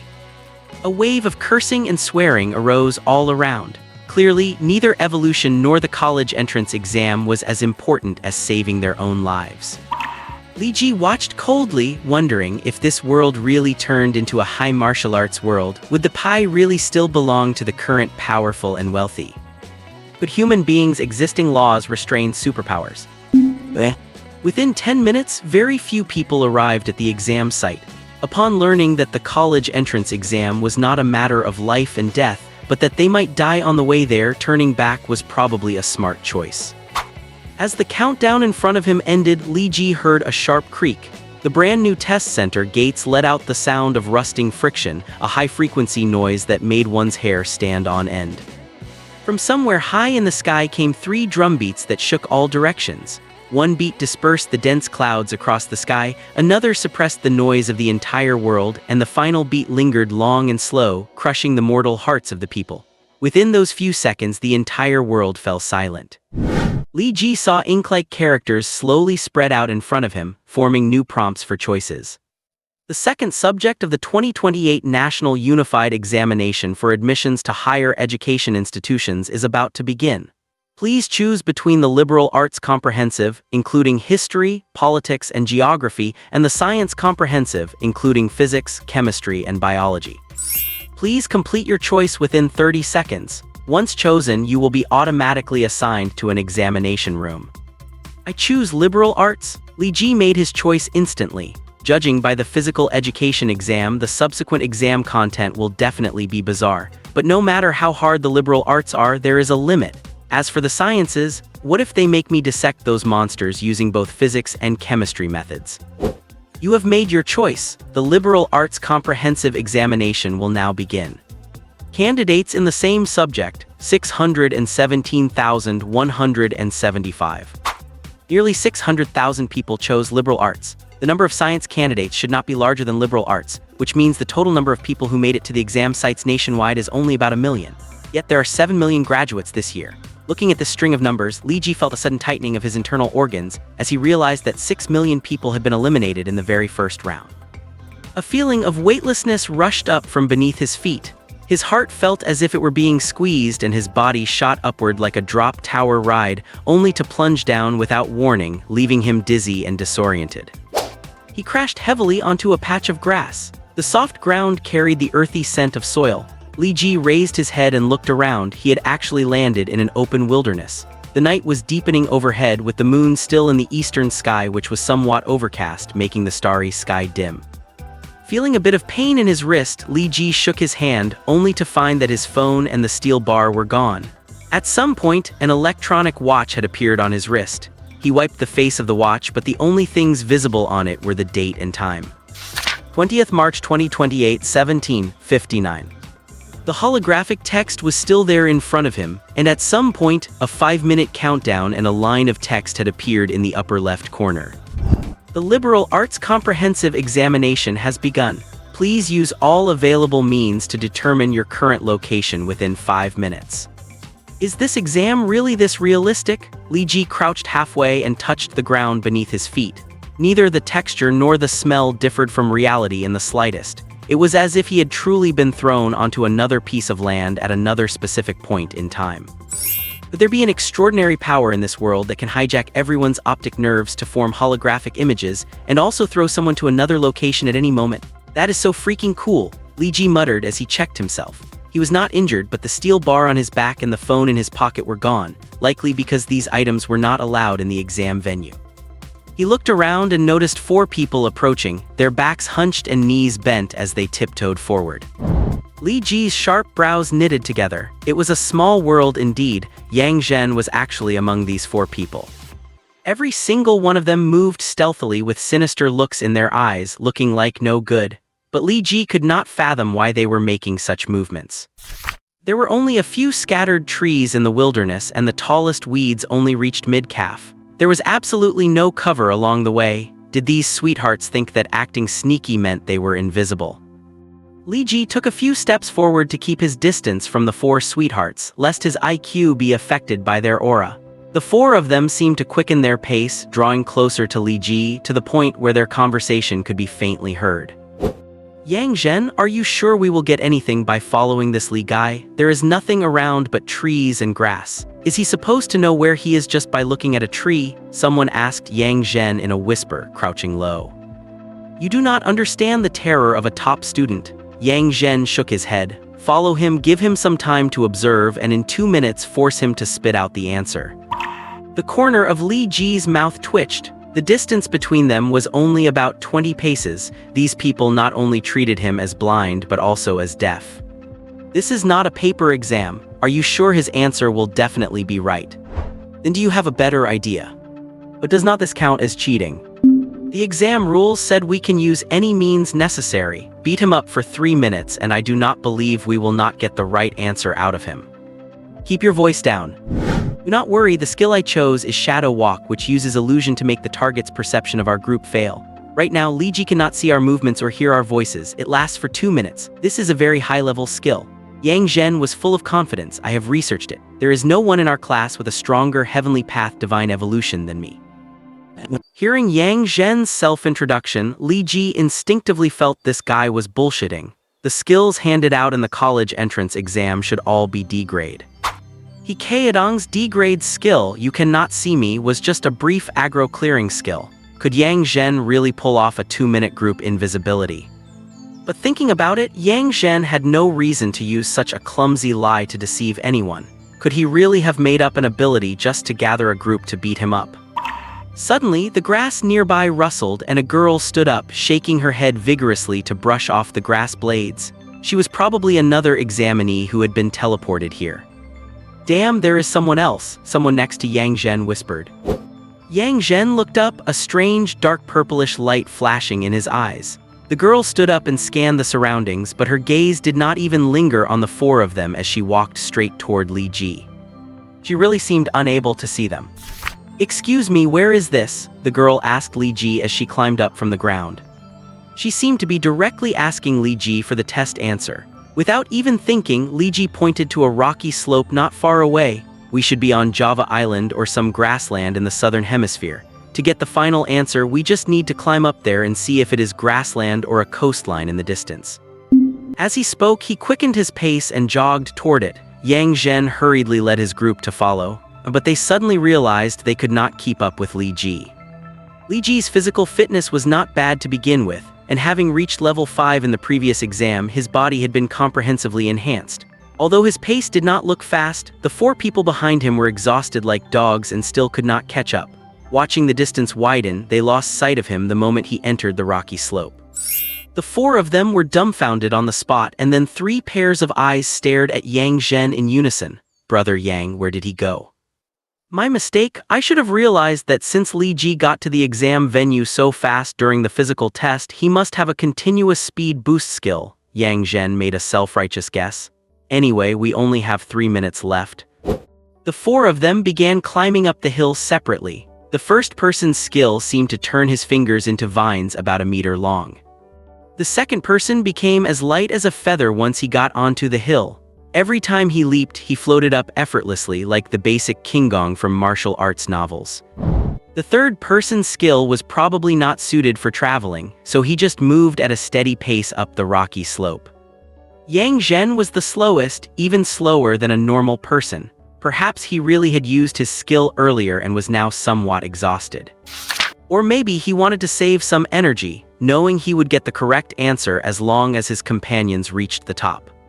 As time passed, the distance between them grew wider. None of them used their skills anymore, as D-grade Hanfeng Shenyan usually only lasted for a few seconds. Panting, they scrambled forward on all 4s, no longer speaking to one another. Yang Zhen wiped away his sweat. Just as he gripped a crevice in the rocks with both hands and was about to spring upward, he suddenly felt something slam hard into his ribs. He instantly lost his balance, leaving only his left hand gripping the crevice for dear life as his feet swung wildly, trying to find a foothold. Your left hand has quite some strength. You must use it a lot at night, do not you? A voice came from the side, sounding somewhat chilly to Yang Zhen's ears. He turned his head with difficulty and saw that Li Ji had climbed up next to him at some point. Even an idiot could guess that the mysterious impact just now must have come from this old classmate of his, and that his previous plan had definitely been exposed. This honest-looking good student was actually so ruthless. The slope here was close to 50 degrees and covered in rocks. Falling down would mean death or permanent disability. His mouth hung half open, wanting to speak but stopping himself, truly not knowing what to say. Slap! Li Ji suddenly slapped Yang Zhen right across the face. Did your fucking vocal cords get left in the placenta? A strong desire to survive made Yang Zhen dig his left fingers deep into the rock, his knuckles turning pale and blue from the lack of blood flow. Looking at this classmate with whom he had a poor relationship, he could only lower his head and mutter, "I admit defeat this time. I plotted against you, you plotted against me, so we are even." He let out a bitter laugh, nursing his hatred in secret, as his right hand struggled to grip the rock crevice again. Just then he saw Li Ji reach out his hand. "An honest guy is indeed an honest guy. Do not think I will let you off just because you helped me," Yang Zhen thought to himself as he reached out his right hand to Li Ji.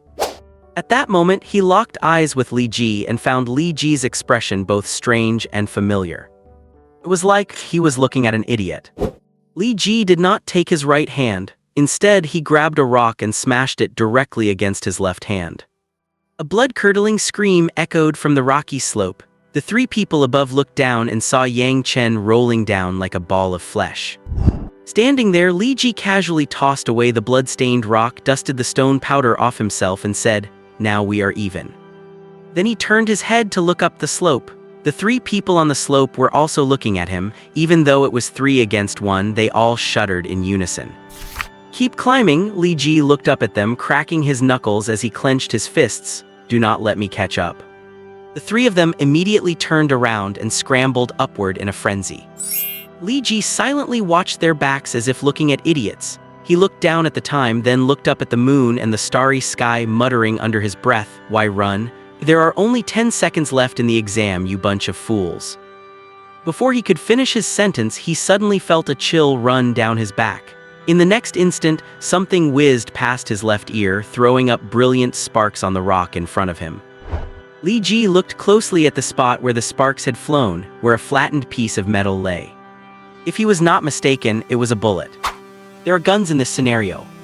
Before he could think further, a simultaneous sensation of weightlessness and dizziness washed over him.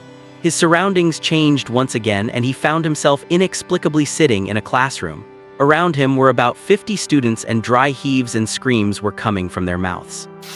Li Ji looked up and saw a very strange person on the classroom dais. He looked very frail, but was wrapped in a white linen robe that seemed too large even for Li Ji. The robe was not very clean. It was an off-white color overall and had grease stains in some places. He floated in the air with the surrounding air forming visible vortexes around him.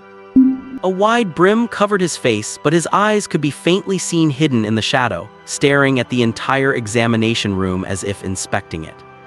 "Just now, someone fired a shot at you," the person spoke, and the entire examination room fell silent instantly. All the examinees looked up at him in unison. He paused and continued, "The bullet is completely deformed and its model cannot be identified. Now I will give you a few options. Tell me which weapon this bullet is most likely from." As soon as he finished speaking, Li Ji saw 7 lines of text appear on the holographic display in front of him. Option A scar, Option B MA, Option C K, Option D HK MIAR, Option E 98K, Option FAK, Option G EF. Section break. Please make your choice and explain your reasoning to the examiner.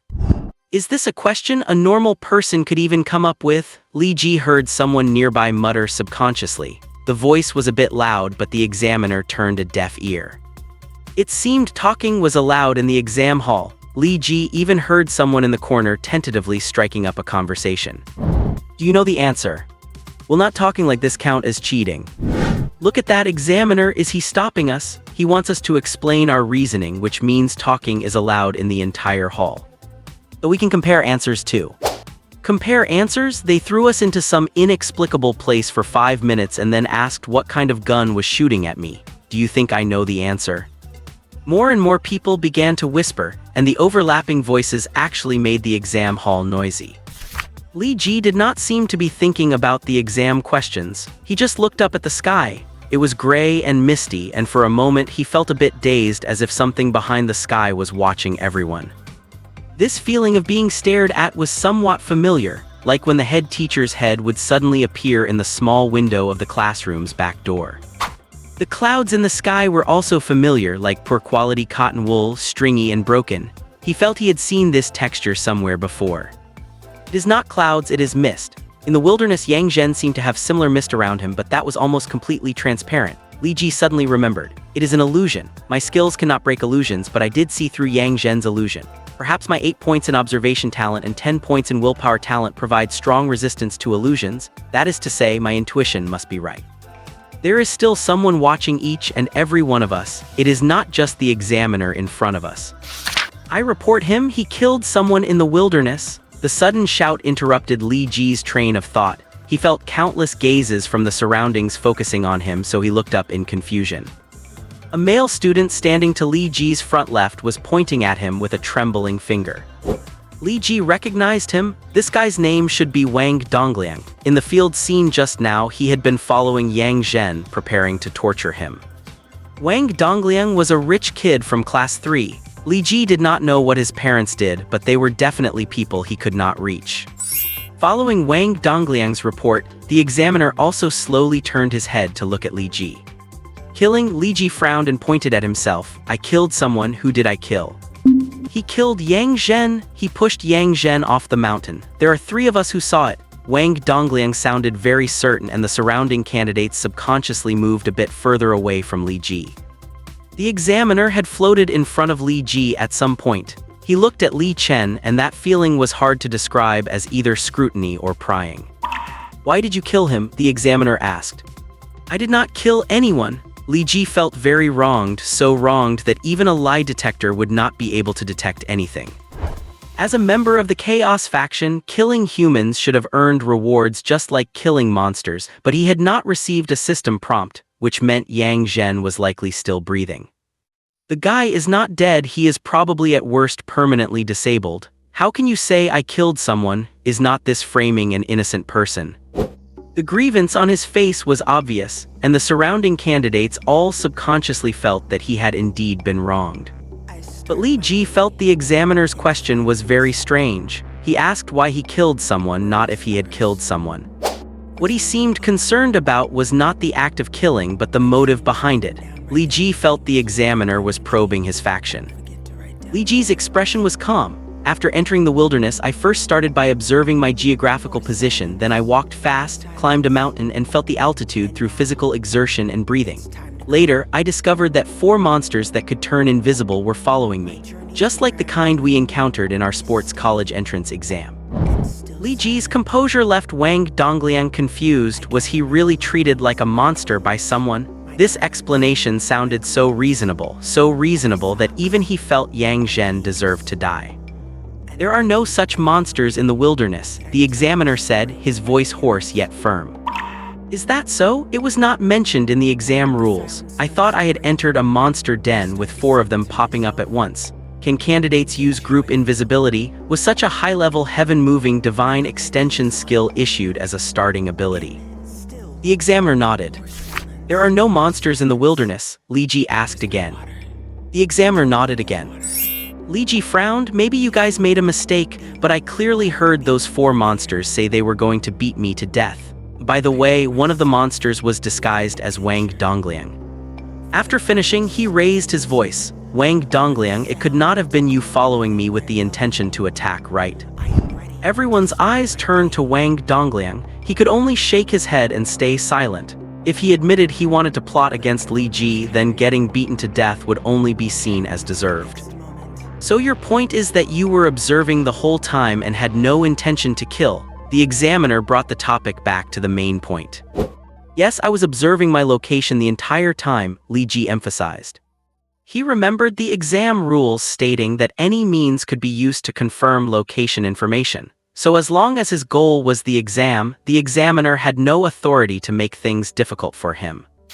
Then tell me your observations and your final answer. The examiner took another step forward, looked down at Li Ji and said, I will judge based on your explanation whether you are focused on the exam or have another purpose. His voice was cold and numb. Li Ji even felt that if he were to make things up, this guy in front of him would melt him on the spot. Wang Dongliang looked at Li Ji and suddenly let out a cold laugh. He knew that Li Ji had been running for his life in that scene and definitely had not had time to observe. So Li Ji was finished. Li Ji suddenly felt even more gazes on him. Those gazes were coming from the fog. The candidates around him were also watching him with interest, waiting for him to make a fool of himself or even waiting for his death. After entering the wilderness, you could see the terrain and the starry sky. Your watch provided you with the time, 20th March 2028 at 6:00 p.m., Li Ji said slowly. Examiner, he is just talking nonsense to stall for time, Wang Dongliang said, reminding the examiner. Indeed, those are facts everyone knows, there is no need to repeat them. A candidate whispered, he is just filling space, like copying reading comprehension content when you cannot write an English essay. The examiner did not speak, just stood in front of Li Ji. He felt Li Ji's tone was very steady. Being able to stall for time without his heart rate increasing was a skill in itself. Current score for this subject, 5. Please continue to elaborate. Such a prompt appeared on the holographic image before Li Ji's eyes, just like getting a point for writing the word solution on a math problem. Yes, everyone noticed these conditions, but you did not treat it like a test paper, organize the premise, and obtain useful information. Li Ji shook his head. March 20 of this year should be around the spring equinox. The sun is shining directly on the equator and day and night are of equal length. 6:00 p.m. in Yandu time is the line between day and night. After finishing, he looked at the surroundings. A very simple geography question for first-year high school students. Everyone just forgot how to apply their knowledge. A single understated sentence made the entire exam hall go silent. Current score for this subject, 25. Please continue to elaborate. Li Ji gestured toward the floor, his speech speeding up as he realized that correct deductions meant points. Daxia's Yandu is in the UTC +8 time zone. The 120-degree east longitude meridian coincides with the twilight line, which means it is daytime west of Yandu and nighttime to the east. The sky was not that dark and the moon had not risen very high, meaning we're east of Yandu, but not by much. That pins down the longitude. The surrounding examinees widened their eyes and looked at each other. Is he right? It seems so. Why am I so confused? It is like I understood the first step of a math problem, but the rest is just gibberish. They whispered among themselves, while Li Ji noticed the holographic image before him starting to shift. Current score for this subject, 75. Please continue your elaboration. I have got it, then the latitude is... Someone suddenly stood up. Let me finish, Li Ji interrupted directly. He needed the points to pass the college entrance exam and continue his disguise as a human. This was a matter of life and death, and he would not let anyone steal a single point from him. The latitude is roughly equal to the angle of elevation of the North Star. My estimate is around 35 degrees. That means 126 degrees east longitude and 35 degrees north latitude. The country at this location is clearly the South Sinra Peninsula. Current score for this subject, 105. Please continue your elaboration. Wang Dongliang gritted his teeth. He remembered Li Ji telling a girl they were at the Java Islands, making them run for their lives over mountains to check the terrain. He had believed him back then, but now he realized Li Ji must have been playing them. In other words, Li Ji knew they were following him all along. They had been played. Li Ji made them cross the Rocky Mountains purely to create an opportunity to isolate Yang Zhen. Exactly my judgment, so the answer is C. K. It is the standard issue rifle of the South Sinra Peninsula. When I used to follow my idol, I had a photo of him in his military uniform posted in my dorm, which included details of all the weapons he was carrying. A quiet girl pushed up her glasses. Actually, this question is not that hard. The hard part is being thrown into a strange environment and trying to remember what you learned in textbooks while you are panicked and in a real-world setting. As she finished, her eyes began to glaze over. Li Ji deduced that she had realized her words had earned her points. She was the second person in the exam hall to spot the change in the holographic image and discover the secret to scoring. But the answer is D, HKMIAR. Li Ji's voice rose, cutting her off to regain the initiative. Current score for this subject, 175. Please continue your elaboration. I also remember the K is a South Sinra rifle, someone whispered. I remember that too, the person next to them nodded. I have played shooter games, it is definitely a South Sinra gun. Would South Sinra soldiers dare to open fire directly in South Sinra? Li Ji suddenly retorted. How did you study modern history? Silence returned to the room. Current score for this subject, 220. Please continue your elaboration. On the South Sinra Peninsula, the ones who would dare open fire on you without a warning shot are in all likelihood North American soldiers stationed there. Li Ji shook his head.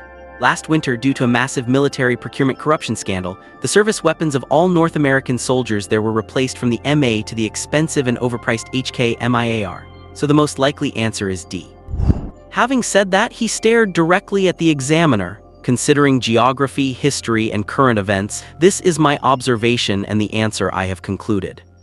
Current score for this subject, 250. You have reached the maximum score for this subject. The examiner stood before Li Ji, scrutinized him for a moment, and then silently swept their robe sleeves. Immediately, starlight appeared within the wide sleeves, gathering into the shape of a letter. Li Ji, he spoke Li Ji's name, his tone shifting from cold to warm. You are the third student in the world to achieve a perfect score in the comprehensive liberal arts subject. According to exam rules, I can offer you a 20-point admission bonus on behalf of the 4 Union Regional Exploration major. Everyone's eyes had been fixed on Li Ji, but now that the words perfect score and 20-point bonus had come from the examiner, those gazes held specific emotions: envy, jealousy, and even some hatred. Accepting this invitation means you cannot choose other majors, the examiner floated in front of Li Ji, stating the price of the invitation. The 4 Union Regional Exploration major trains elite individual scouts who carry out missions alone year-round. I believe a man should have the courage to execute missions solo. Li Ji looked at the examiner, his brain storming. Years of experience in escape room roleplay allowed him to keep his expression deadpan at all times, revealing no micro-expressions. He felt the examiner had put too much emphasis on the word solo. Why would he say it like that? Constant solo combat and strong scouting capabilities also mean strong anti-scouting capabilities and the ability to stay off the radar. Is this major a bit too perfect for a chaotic alignment? It is like it was prepared for him for a long time. Li Ji began to grow wary. Everything had been too smooth.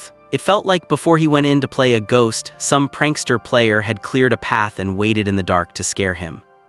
Solo, I still prefer team combat. Li Ji looked at the examiner. Are there any majors for heavy troopers or ones where you can hide in the back and play as a mage? There are, but you would have to forfeit the invitation, which means giving up the valuable 20-point bonus. The examiner moved even closer to Li Ji. Then I will just give it up, Li Ji replied directly. I do not want to mess around in the wilderness alone. With so many monsters out there in the world, it is very easy for one person to die. Are you sure? I am sure. When the word sure was spoken, Li Ji felt the sensation of being watched by some unknown existence behind the fog in the sky vanish instantly. Is someone up there watching me? Li Ji realized. Solo, bonus points, were they trying to confirm my chaotic alignment status? Very well, you have stated all the scoring points. The examiner's voice became numb again. I declare the exam in this hall over. According to the rules, the examiner must leave immediately and other examinees no longer have the right to elaborate. This is the price of hesitation and watching from the sidelines. Everyone snapped their heads up, looking at the examiner in shock. Before they could protest, the air around them began to darken and the examiner slowly became transparent until they disappeared. What the? No one else has the right to score. This is just setting me up to be hated. This is blatant sowing of discord. In the darkness, the examinees heard Li Ji's arrogant whisper. And so everyone's surprise instantly turned into hatred. They stared daggers at Li Ji, wishing they could devour him alive. But they did not have time to act. The sensation of riding a drop tower hit them, and it seemed they were about to be teleported again. The sky was filled with thick fog, and above the fog was a bottomless black. Deep in that darkness, a glimmer of dark gold drifted slowly. It was a complex of palaces. The endless halls and buildings seemed to be made of gold, down to every brick and tile, shrouded in 7-colored mist like auspicious clouds. In front of the palace gates, a massive golden pillar rose to the sky, with the characters of Fang deeply carved into it. Voices of conversation drifted faintly from deep within the palace. Suspect number 17, Li Ji, is the examinee with the highest score in physical education in the entire world. He actively hunted down tainted beings during the exam, but he actually gave up the bonus points for battlefield scouting. He refused the reward, so we cannot conduct parasitic control on him. This is the third examinee to refuse the reward. Let us change the surveillance target. Battlefield exploration is the best profession prepared for the chaotic alignment. Whether it is the ruins of the gods or the mechanisms of the chaotic faction, they all require frequent solo missions to hide their identities. His refusal means he is just afraid of acting alone. He is likely not the one who will open the ruins of the gods. Then cancel the directive to eradicate him. Of course, the mission assigned to us by the rules is to maintain the balance of every galaxy, so we only have 5 chances for parasitism and 1 chance for direct eradication. Plus, the power of the ruins seems to be blocking our surveillance. We might not be able to see the next exam, so we must hurry. But what if he realized that the bonus points were a test?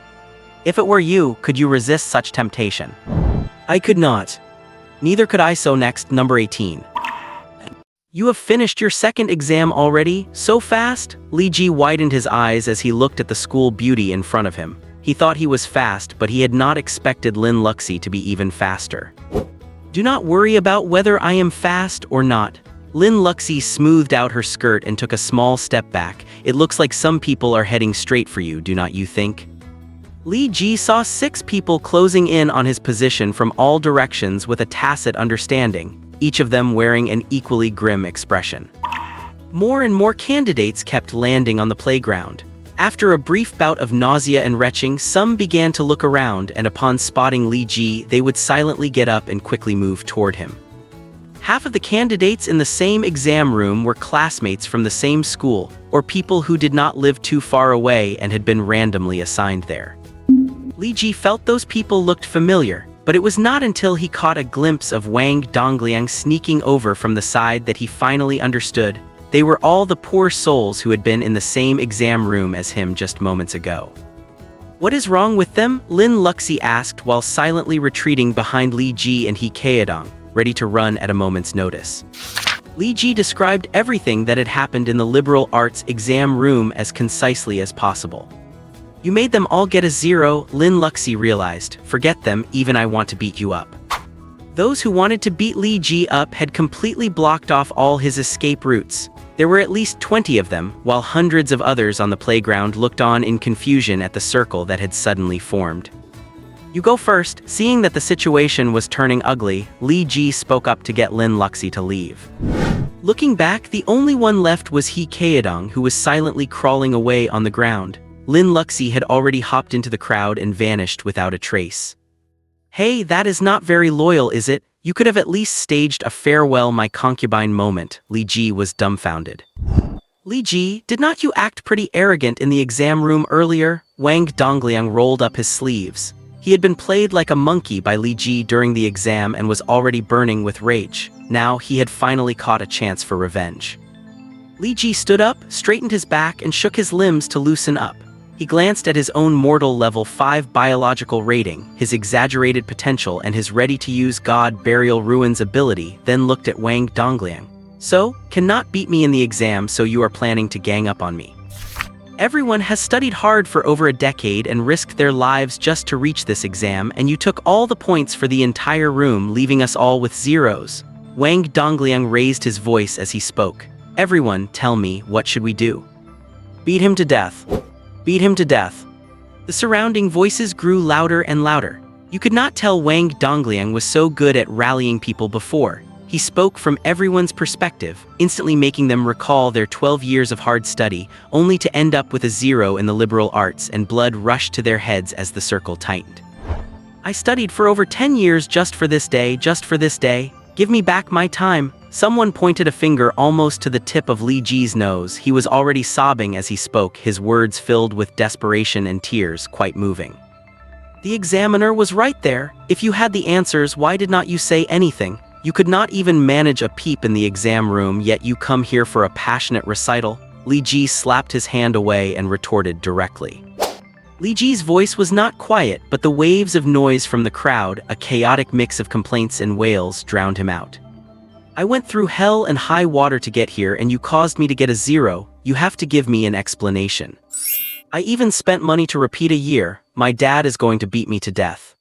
Forget it, just beat him to death first. Amidst the jumbled noise, a shrill, powerful scream suddenly rang out, overpowering everything else. Ugh! It sounded like a wild wolf caught in a boar trap, a scream so piercing it was truly harrowing. Instantly, the voices accusing Li Ji died down. Everyone looked toward the source of the scream to see Lin Luxi using a hairpin to jab deeply into He Kaedong's rear, causing him to howl to the heavens.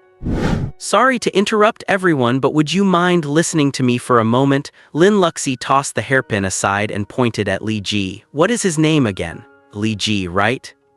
Luxi, do not bother remembering his name, he is just a poor bastard. Wang Dongliang squeezed through the crowd to get to Lin Luxi's side, trying to curry favor. How did you do on your exam? It is really dangerous here, let me take you back once you are finished.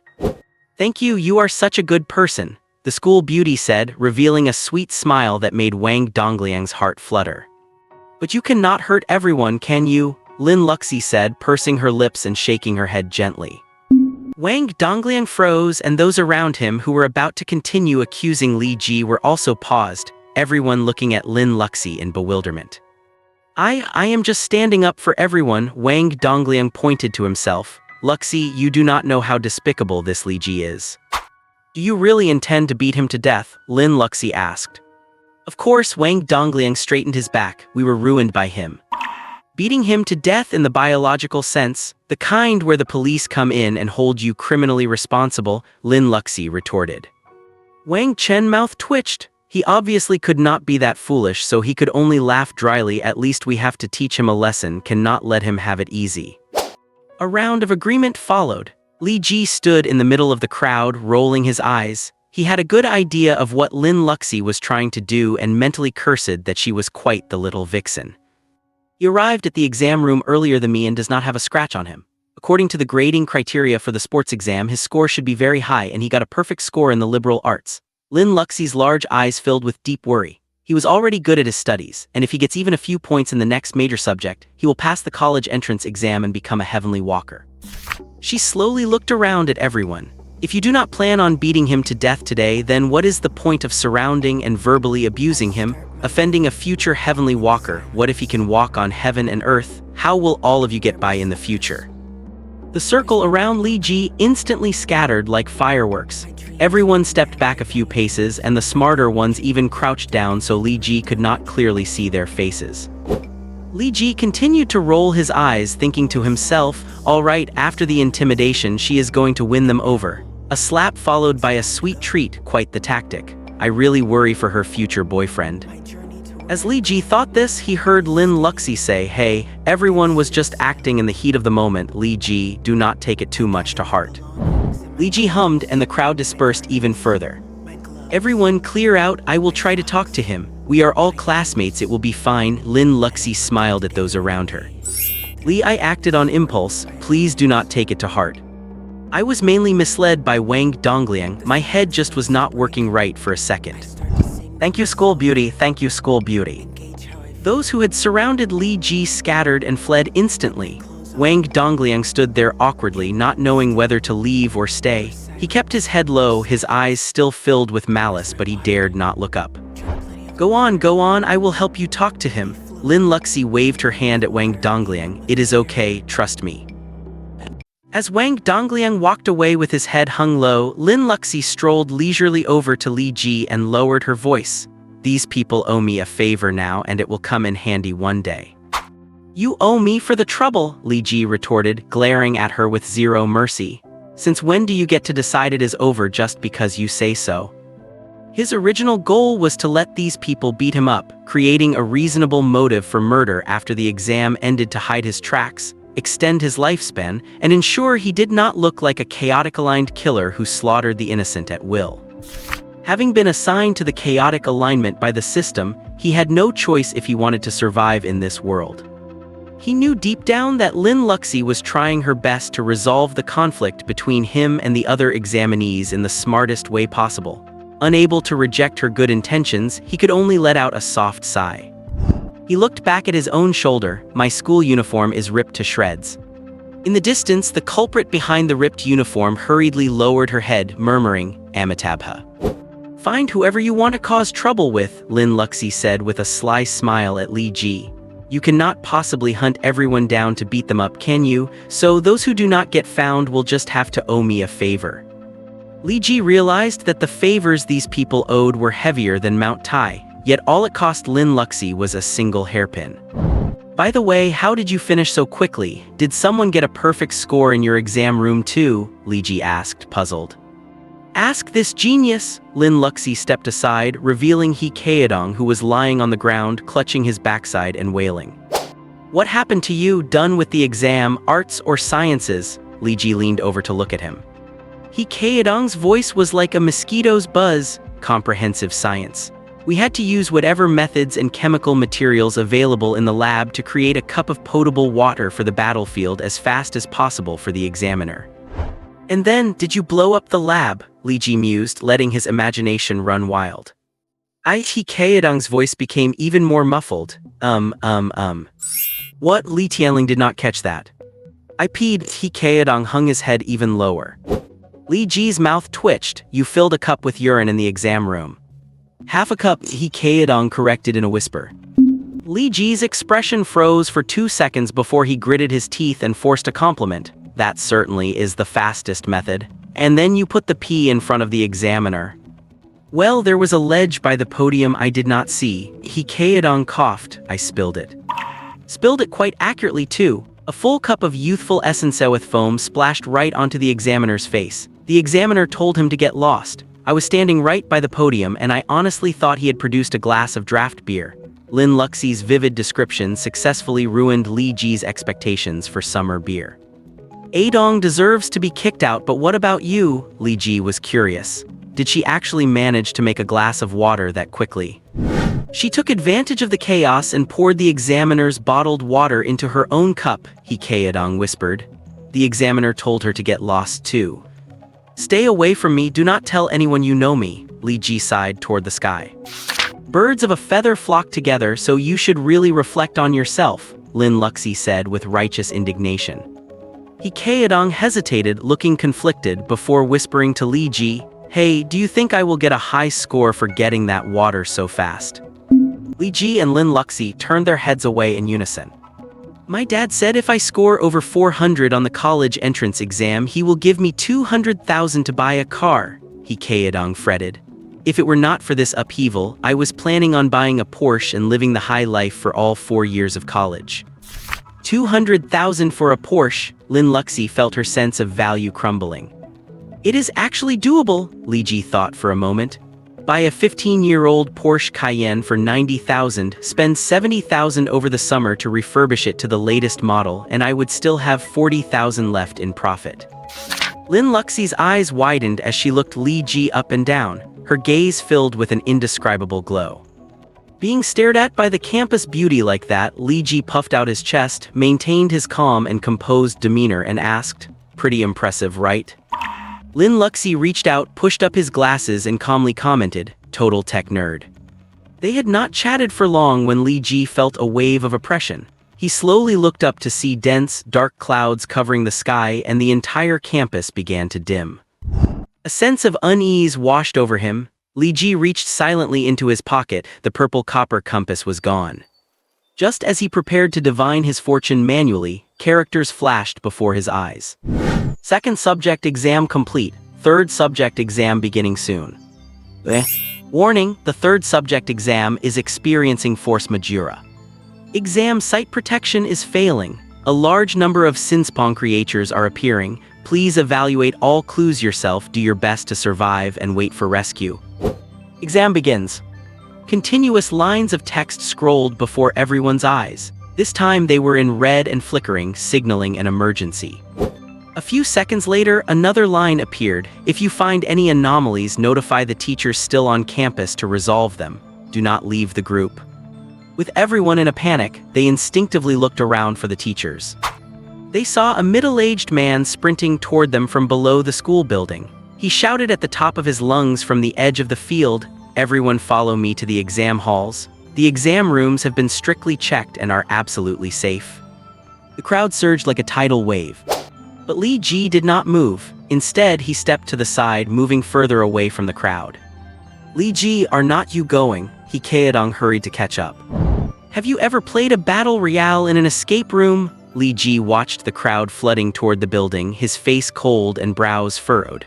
The most obvious hint is usually a death trap prepared for the masses. I do not get it, but I feel safer sticking with you, He Kaedong chuckled. I heard you were pretty good at fighting in middle school. Li Ji did not answer. His only real claim to fame was the time he was threatened by his old man and used a steel pipe to take on a few punks at their home. It caused a bit of a stir at the time, and though Li Ji never spoke of it, it was not strange for a gossip lover like He Kaedong to have heard. Where are we going? Lin Luxi's voice suddenly appeared by Li Ji's ear. She had not followed the crowd either. He Kaedong looked at Li Ji and Lin Luxi with a strange expression.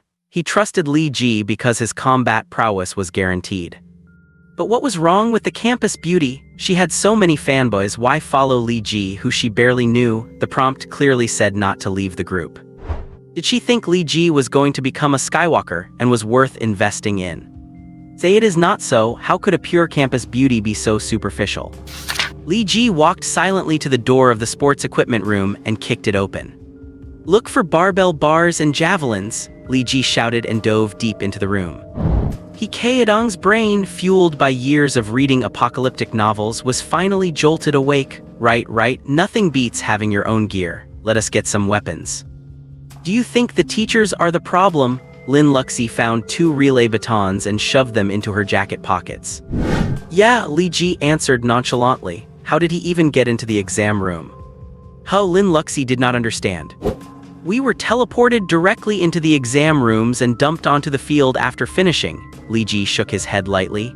I suspect that we are the only humans in this exam site. The rest are likely the sin spawn mentioned in the prompt, those monsters. But the prompt said there are teachers, He Kaedong verified. The semi-transparent text indeed said teachers existed in the exam site. Could it be the proctors? I think they might all be Skywalkers. Once the exam ends, according to the rules, the examiners must leave immediately. Li Ji found a dust-covered barbell bar. That is what my examiner said before the exam ended. I remember it very clearly. I did not actually see the examiner leave the exam hall, He Kaedong started to recall.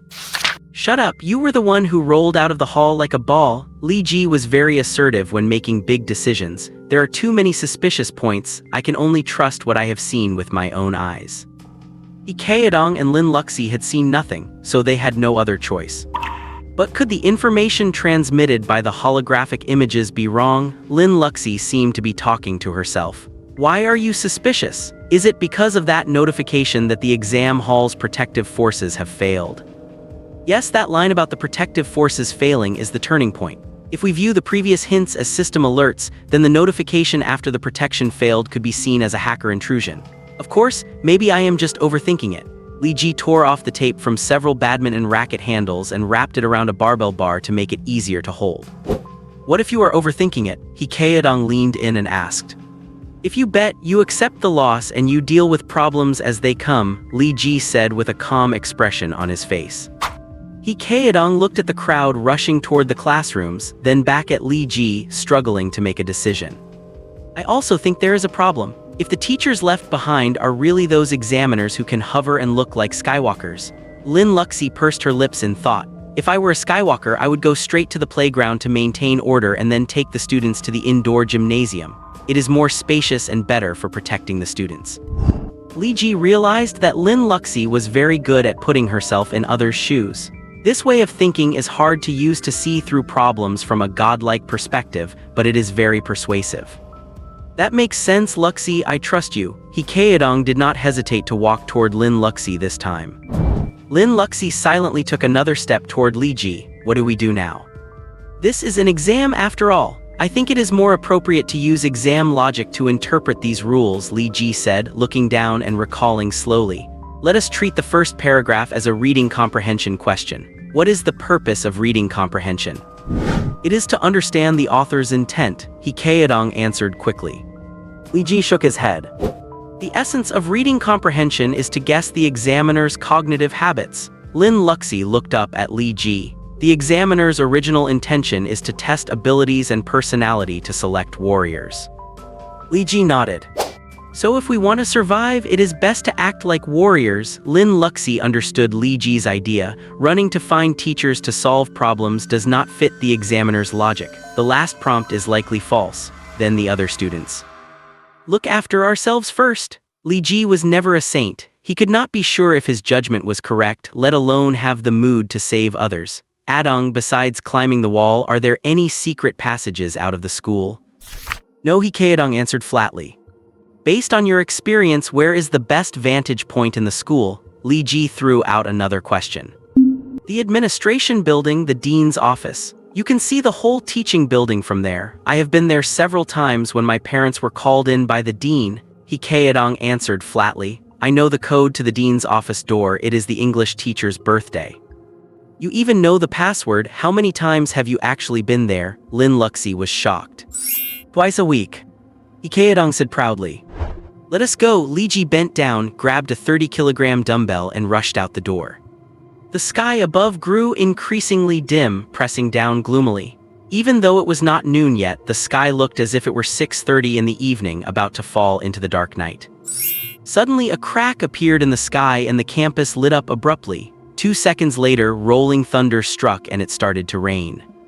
A torrential downpour arrived suddenly. Within minutes of the exam spiraling out of control, the entire exam hall was trapped in a cage of a rainy night.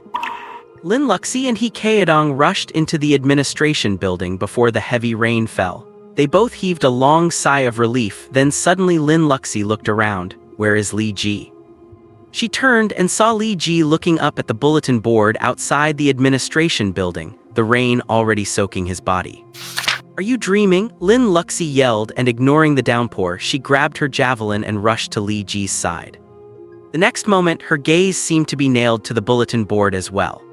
This spot should have displayed photos of school leaders, but now the 3 photos on the bulletin board had been changed. On the photo wall were the portraits of Li Ji, Lin Luxi, and Adong. Her photo was beautiful, but it looked terrifying to her at this moment. Damn it, Lin Luxi tried to lower her voice to curse, but it still sounded a bit dainty. Adong was the last to arrive at the administration building. The moment he saw the photos, he darted behind Li Ji. Is this an illusion? Like the infinite Tsukuyomi in Naruto, could it be that any place lit by lightning can make people hallucinate? After all, this abnormality is too obvious. Lin Luxi wiped the rainwater from her face and asked Li Ji. In such an environment, the imaginative girl was more creative than most people. Li Ji shook his head gently and walked away, stepping under the awning of the administration building. The other 2 were confused and could only follow closely, stepping in his footsteps.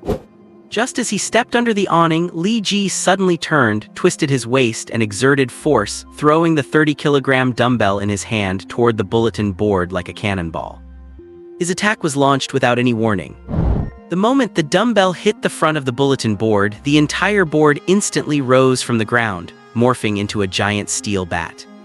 It blocked the dumbbell with its metal-like wings, which dented slightly upon impact, surprisingly stopping the 30-kilogram lump of iron. At the same time, another bolt of lightning fell, illuminating it with a dazzling light and illuminating Li Ji as well. Lin Luxi saw Li Ji spring up from the steps of the administration building holding a steel bar high. His body traced a clean, sharp arc in the air and he brought the rod down with a single blow. The pale light shone on his back, as if the gloomy world itself wanted to witness his reckless courage. Charge! Li Ji roared at the top of his lungs. He accelerated out of nowhere while in the air, like a meteor tearing through the night sky, like a secondary rocket stage firing. He put all his strength into smashing the steel pipe onto the monster's head, and green blood splattered everywhere. The monster was covered in green blood, but it did not die. Its exaggerated vitality allowed it to spread its wings and take flight with a screech, knocking Li Ji to the ground instantly. It shot up into the sky and returned the next second, revealing steel fangs in its oversized mouth, appearing before Li Ji as if teleporting. At the moment of life and death, Li Ji, lying on the ground, actually calmed down. Down on the battlefield, the enemy descending from above. He felt this scene before him was incredibly familiar. Wild plains of the great wilderness come to cover the 9 heavens, he roared a wild declaration in his heart. At the same time, his bones and muscles seemed to hear a supreme command and automatically fell into place. All tendons performed their duties, and power, balance, and explosive force reached a state of perfection in that instant. He grabbed the end of the steel pipe with both hands and swung from bottom to top, using his limited strength to challenge overwhelming power. Sparks flew in the air as the steel pipe smashed into the monster's gaping maw, snapping two of its steel-like teeth and sending emerald blood pouring down from above. Die! Li Ji let out a fierce roar and leaped 3 meters high, landing on the monster's head to gain even more height. This time, it was his turn to descend from the sky. 1 strike, 2 strikes, 3 strikes. Blow after blow tore through the curtain of rain, leaving only afterimages in their wake. Flash after flash of lightning illuminated his every movement. The motions were so fluid, skillful, and ruthless as if they had been practiced 1,000 times over. 3 consecutive strikes landed on the exact same spot, producing thundering echoes that vibrated more intensely than the lightning itself. The next moment, Li Ji touched the ground. He landed on one knee, gripping the pipe with one hand, his eyes cold and sharp as rainwater dripped from his chin. 2 seconds later, the monster behind him collapsed. Rain mixed with blood spread in all directions, looking like a strange, eerie emerald flower blooming across the earth. Wo Hikaedong let out a sigh of wonder. That was insanely cool. Lin Luxi adjusted her glasses. While the pretty girl was busy praising him, the brain of this straight-laced guy was busy pondering the source of these instinctive movements. The 5th move from the comic book, The Art of Demon Slaying, Sky-Covering Heavens. In the comic, a wild monkey chewing on a rotten peach walked out of the wilderness carrying a rusty iron rod and smashed a dragon descending from the sky in 3 strikes. Could he use the art of demon slaying now because his level had increased and his body had completed what they called breath cultivation? Was that move called breaking the formation? Lin Luxi ran to Li Ji's side, looking at him with adoration as she helped him up. Breaking the formation, move forward without retreat, fight to the death without fear. Can you say something less ominous? Li Ji interrupted the school beauty's melodramatic musings. As a newcomer in the Chaos faction with only 5 days left to live, he was quite sensitive to the word death. Lin Luxi patted Li Ji's sturdy shoulder and said, "Then I wish you a daily parade of campus beauties, nightly encounters with supermodels, pots full of oysters to feast on, and kidneys by the ton."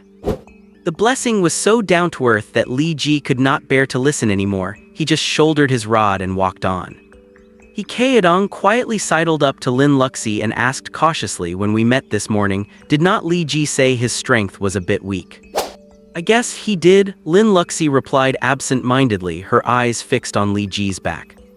"And then, just now, boom, he jumped over 3 meters into the air." Hikaedong gestured to demonstrate the leap Li Ji had just performed.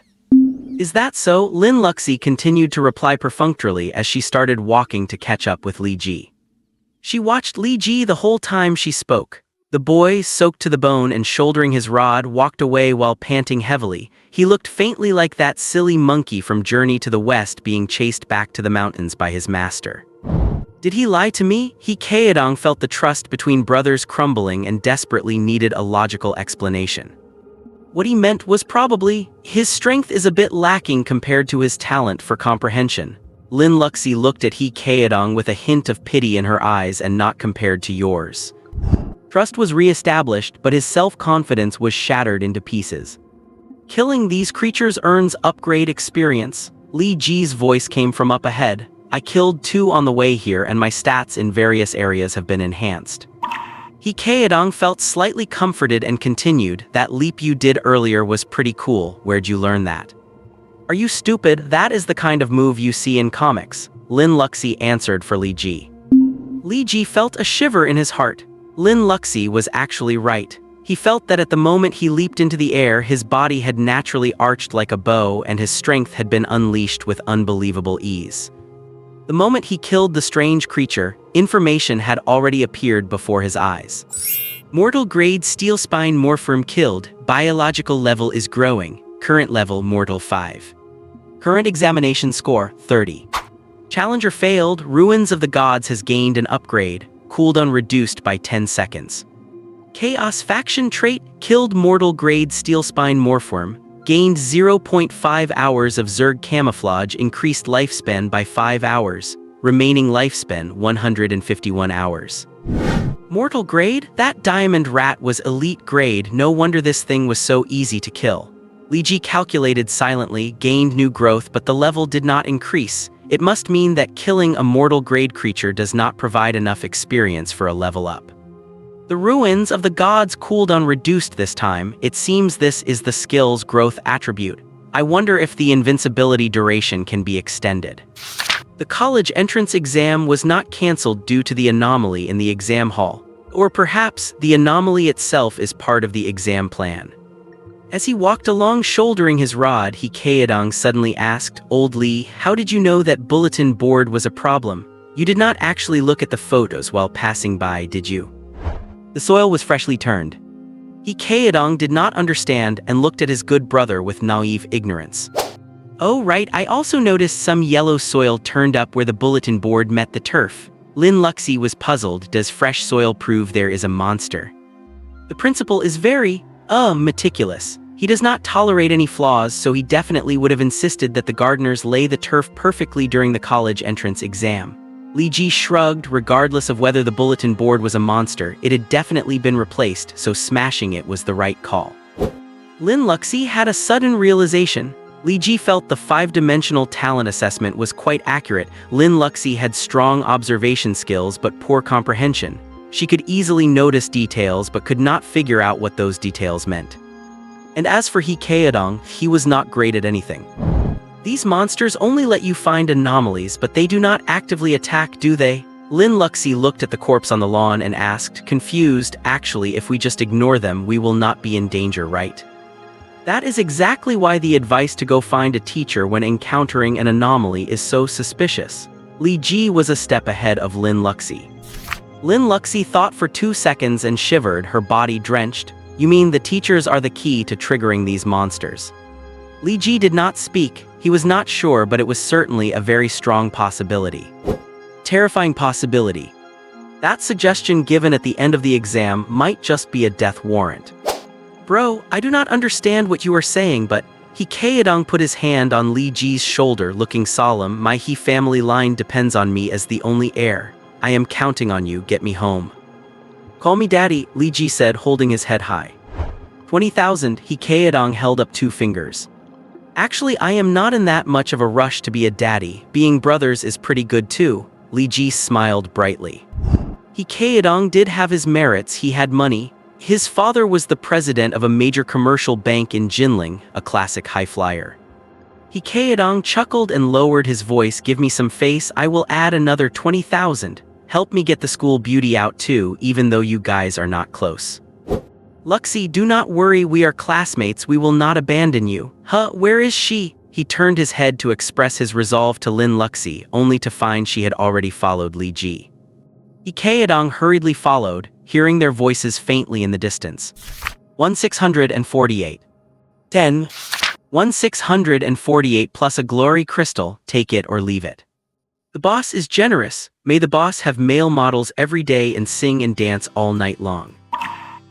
Hikaedong felt more and more that those two were not as unfamiliar with each other as he had imagined. But think about it. One lived in an attic above a repair shop while the other lived in a massive flat overlooking the Yangtze River. One was a head-turning beauty while the other was a straight-A student who kept his head buried in books. They did not even greet each other at school. They did not seem to have any connection at all. As he thought about this, he followed their backs toward the lobby elevator. The doors were slowly closing. Li Ji and Lin Luxi did not seem to have any intention of holding the elevator for him, so he subconsciously rushed to press the button. His finger froze just before touching it. He suddenly realized, given Li Ji's intelligence, how could he possibly be taking the elevator at a time like this? The moment that thought crossed his mind, he could not help but shiver. The cold sweat on his back mixed with the rainwater, chilling him to the bone.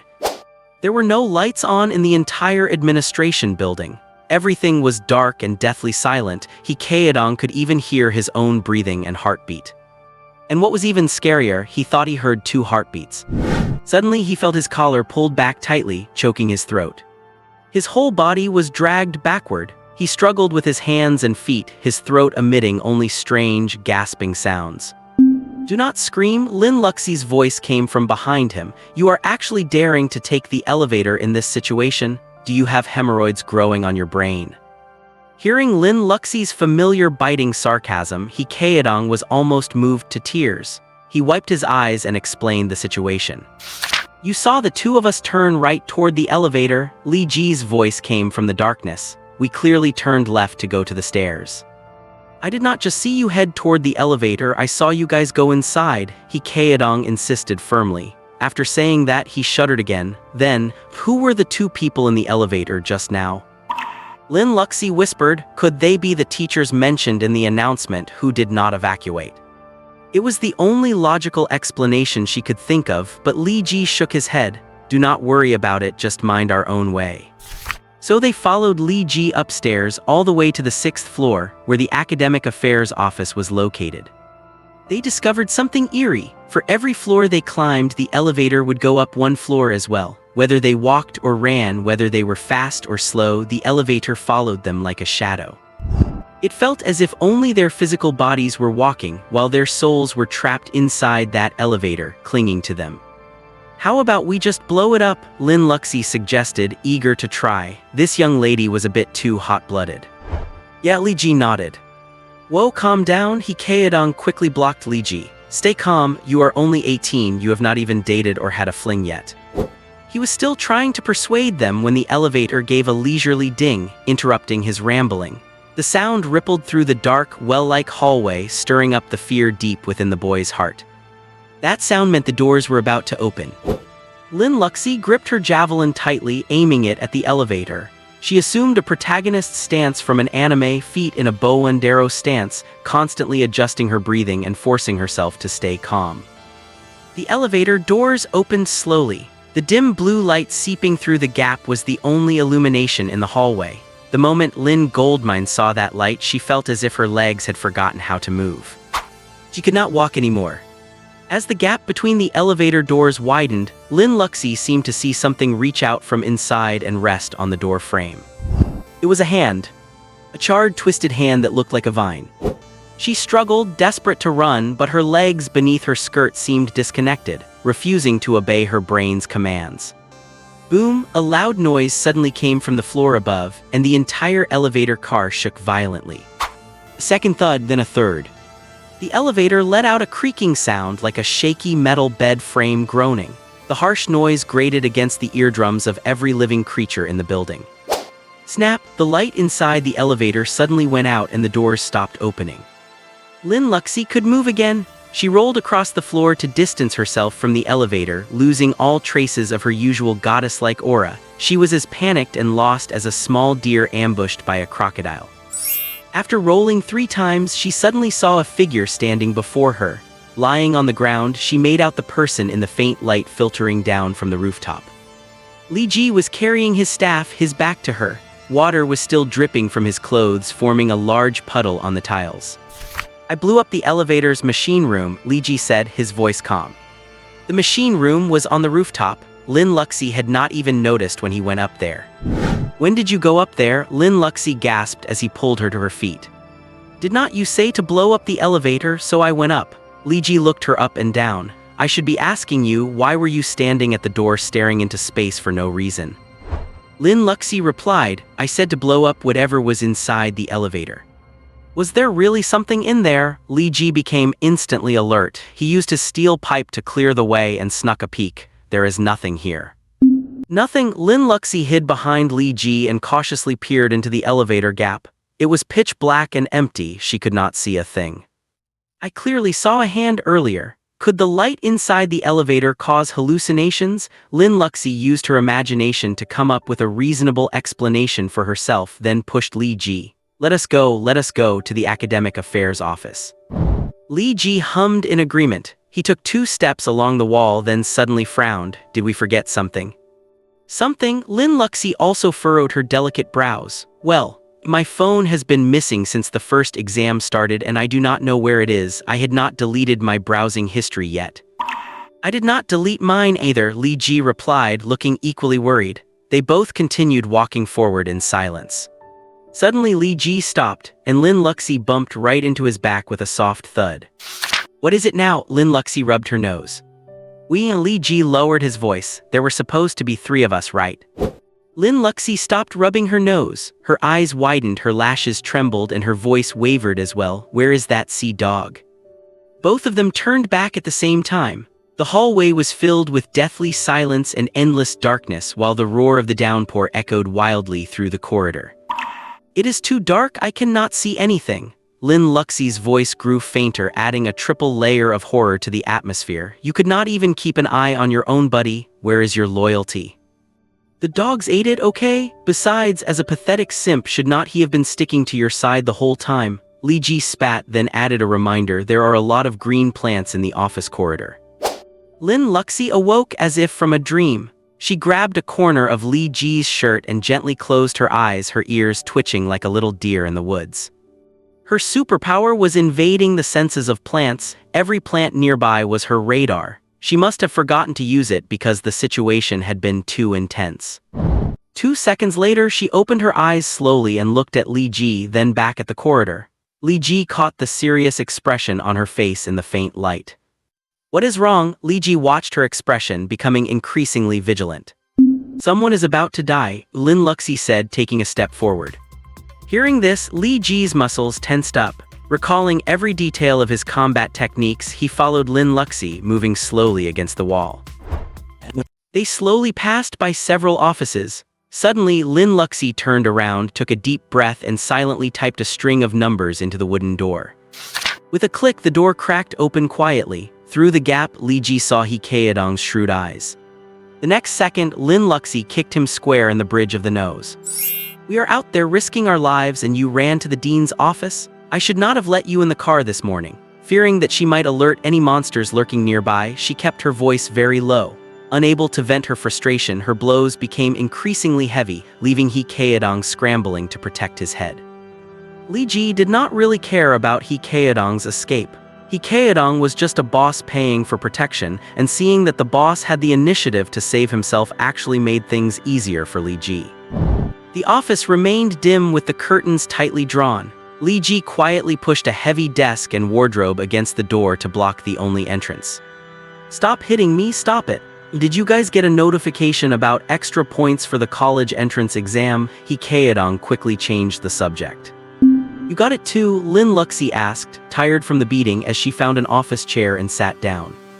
I got the notification as soon as I opened the door and came in, He Hanfeng said, shrinking into the corner cautiously. What about you guys?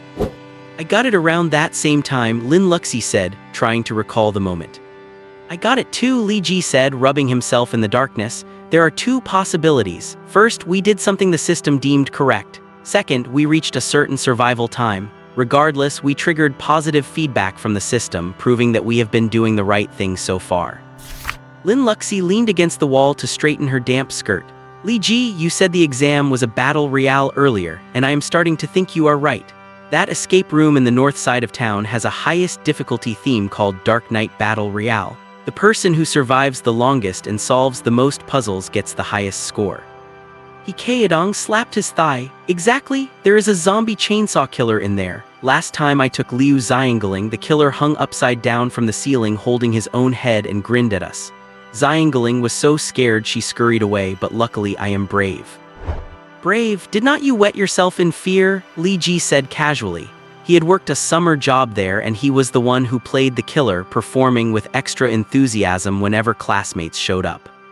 He Kaedong's eyes widened. How did you know? Liu Xiangling told me. She said you peed from the herbal garden all the way to the Sanwei bookstore. Realizing he had let it slip, Li Ji casually passed the blame. Xiangling, He Murong sighed softly and fell silent. Li Ji also fell into a momentary silence. After all, He Kaedong had held a secret crush on Liu Xiangling for so long that his feelings must have been quite deep. The mood of the three in the office dropped and they were plunged into silence. 10 seconds of silence later, He Kaedong said in a deeper voice, she even borrowed 300 yuan from me yesterday to buy KFC. That was my money for the internet cafe this week. Just consider it your contribution to her funeral, Lin Luxie said dismissively, while searching the desk for pens to keep in her pocket as improvised weapons.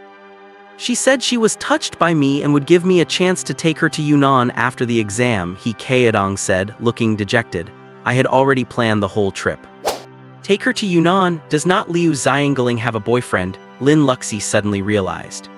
He Kaedong looked stunned.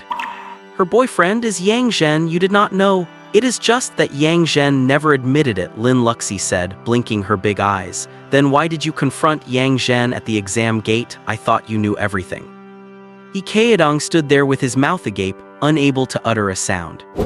Oh, I remember now. Yang Zhen posted on his social media that he had booked a resort hotel in Yunnan for next week to escape the heat. Lin Luxi tilted her head and looked at He Kaedong.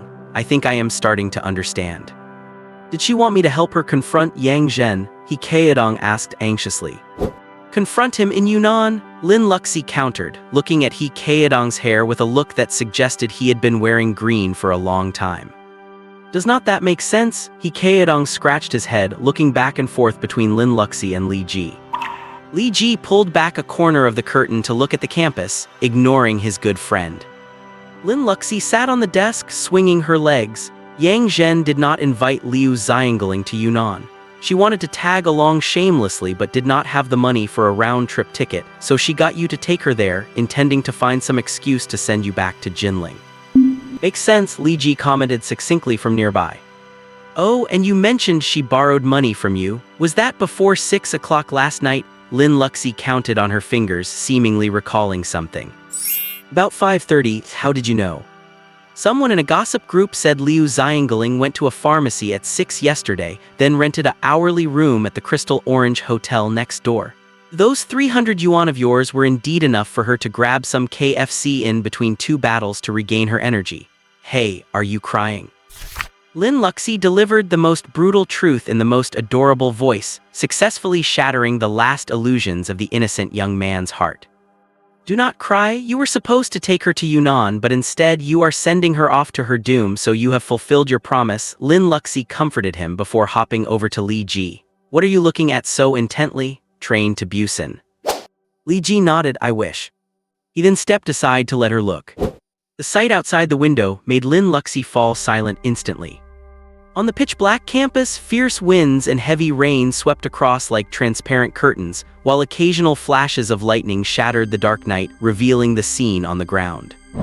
Dark red liquid was being diluted and washed away by the rain, flowing unchecked. Several people lay on the steps of the teaching building. Some were face down with their heads separated from their bodies. Others were face up with their entire chests ripped open from rib to belly, leaving their insides completely empty. People were constantly fleeing from the buildings, with some even jumping from the second or third floors, crawling toward the green belts despite broken leg bones, while corpses lay strewn everywhere across the campus. The dean's office remained quiet, the double-layered laminated glass muffling the horrific screams. They could faintly see dark shadows moving through the teaching buildings but could not discern what they were. The three stood before the floor-to-ceiling window on the top floor, looking down. The water curtain streaming down the rain-lashed glass blurred the view, making the massacre outside look like an old movie projected onto a screen in the silent night. The actors were desperate, the audience was lonely. Lin Luxi stared blankly for a few seconds, then slowly turned around and pointed at the bookcase. Do you want to hide in there? Li Ji asked. Who would such a clumsy hiding spot fool? I think that bookcase would be quite suitable as a coffin, Lin Luxi said, showing no mercy even to herself. Just as she finished, He Kaedong's voice suddenly came through. Yang Zhen is here, I am going to ask him to clarify things. Hearing the name, Li Ji immediately returned to the window. He saw a middle-aged man holding a transparent umbrella in one hand and dragging Yang Zhen with the other, followed by 5 people walking with their heads down toward the administration building. Yang Zhen's legs were likely broken. He had no strength left and his clothes were in tatters, his body covered in wounds. That man with the umbrella looks like the dean of students? He Kaedong took a closer look, then cracked his knuckles. I have got a score to settle with that old geezer. He confiscated my quad-fold phone and turned right around to give it to the intern music teacher. You mean that intern who wore a tight skirt, shiny black stockings, and rhinestone heels on her first day? Lin Luxi said, looking at Li Ji. Word is, Li Ji stared at her legs for half an hour during that music class. He watched for 30 minutes, how come I did not know that? He Kaedong asked, stunned. Because you were too busy watching for 45 minutes to even look at me, Li Ji said as he pulled the curtains shut and grabbed a steel pipe. I have to go out. Are you planning to go after Yang Zhen? Lin Luxi looked Li Ji up and down. He has just got a big mouth. Why not wait until the college entrance exam is over and we get the divine manifestation? There is no need to take action now, right? The thing in the elevator has not been dealt with yet. Li Ji pushed aside the bookcase blocking the main door. Lin Luxie's fair little face turned pale instantly and she gripped her javelin tightly. You did not receive a kill notification. Li Ji shook his head and dashed out the door. Lin Luxie followed closely behind, leaving behind a bewildered He Kaedong, who awkwardly pushed the wardrobe back to block the door before curling up in a corner and muttering to himself. Why did those two rush out? So mysterious. So what if there is something in the elevator? Those monsters do not attack people unprovoked, so why bother them? Li Ji himself said only teachers can activate those monsters. He slowed down his speech as he realized, teachers, oh my god, the dean of students is a teacher. By the time He Kaedong figured it out, Li Ji had already pried open the elevator doors with his bare hands. A cold, howling wind blew up from the pitch-black elevator shaft. Rainwater poured down from the shattered control room above like a waterfall, creating a lion-like low growl within the enclosed shaft. They will definitely pass by the elevator shaft. Lin Luxie bit her pale lips. We probably cannot stop it. Your divine manifestation is still on cooldown, right? Li Ji nodded and turned toward the stairwell. Where are you going? Lin Luxie followed. I will kill the monster, you kill the dean. With that, Li Ji rushed into the dark stairwell, steel pipe in hand. His words made Lin Luxie's little heart skip a beat, but she did not waste a single word, running down the stairs in her white sneakers, javelin in hand. A major merit of fans of hot-blooded anime is that they tend to project themselves into the shoes of the protagonist during a crisis, giving themselves a sense of heaven-sent duty. Since Li Ji told her to handle the dean, she convinced herself she could definitely do it. Even though she had no idea what kind of combat power the dean possessed. Yang Zhen was dragged forward, his body soaked by the rain.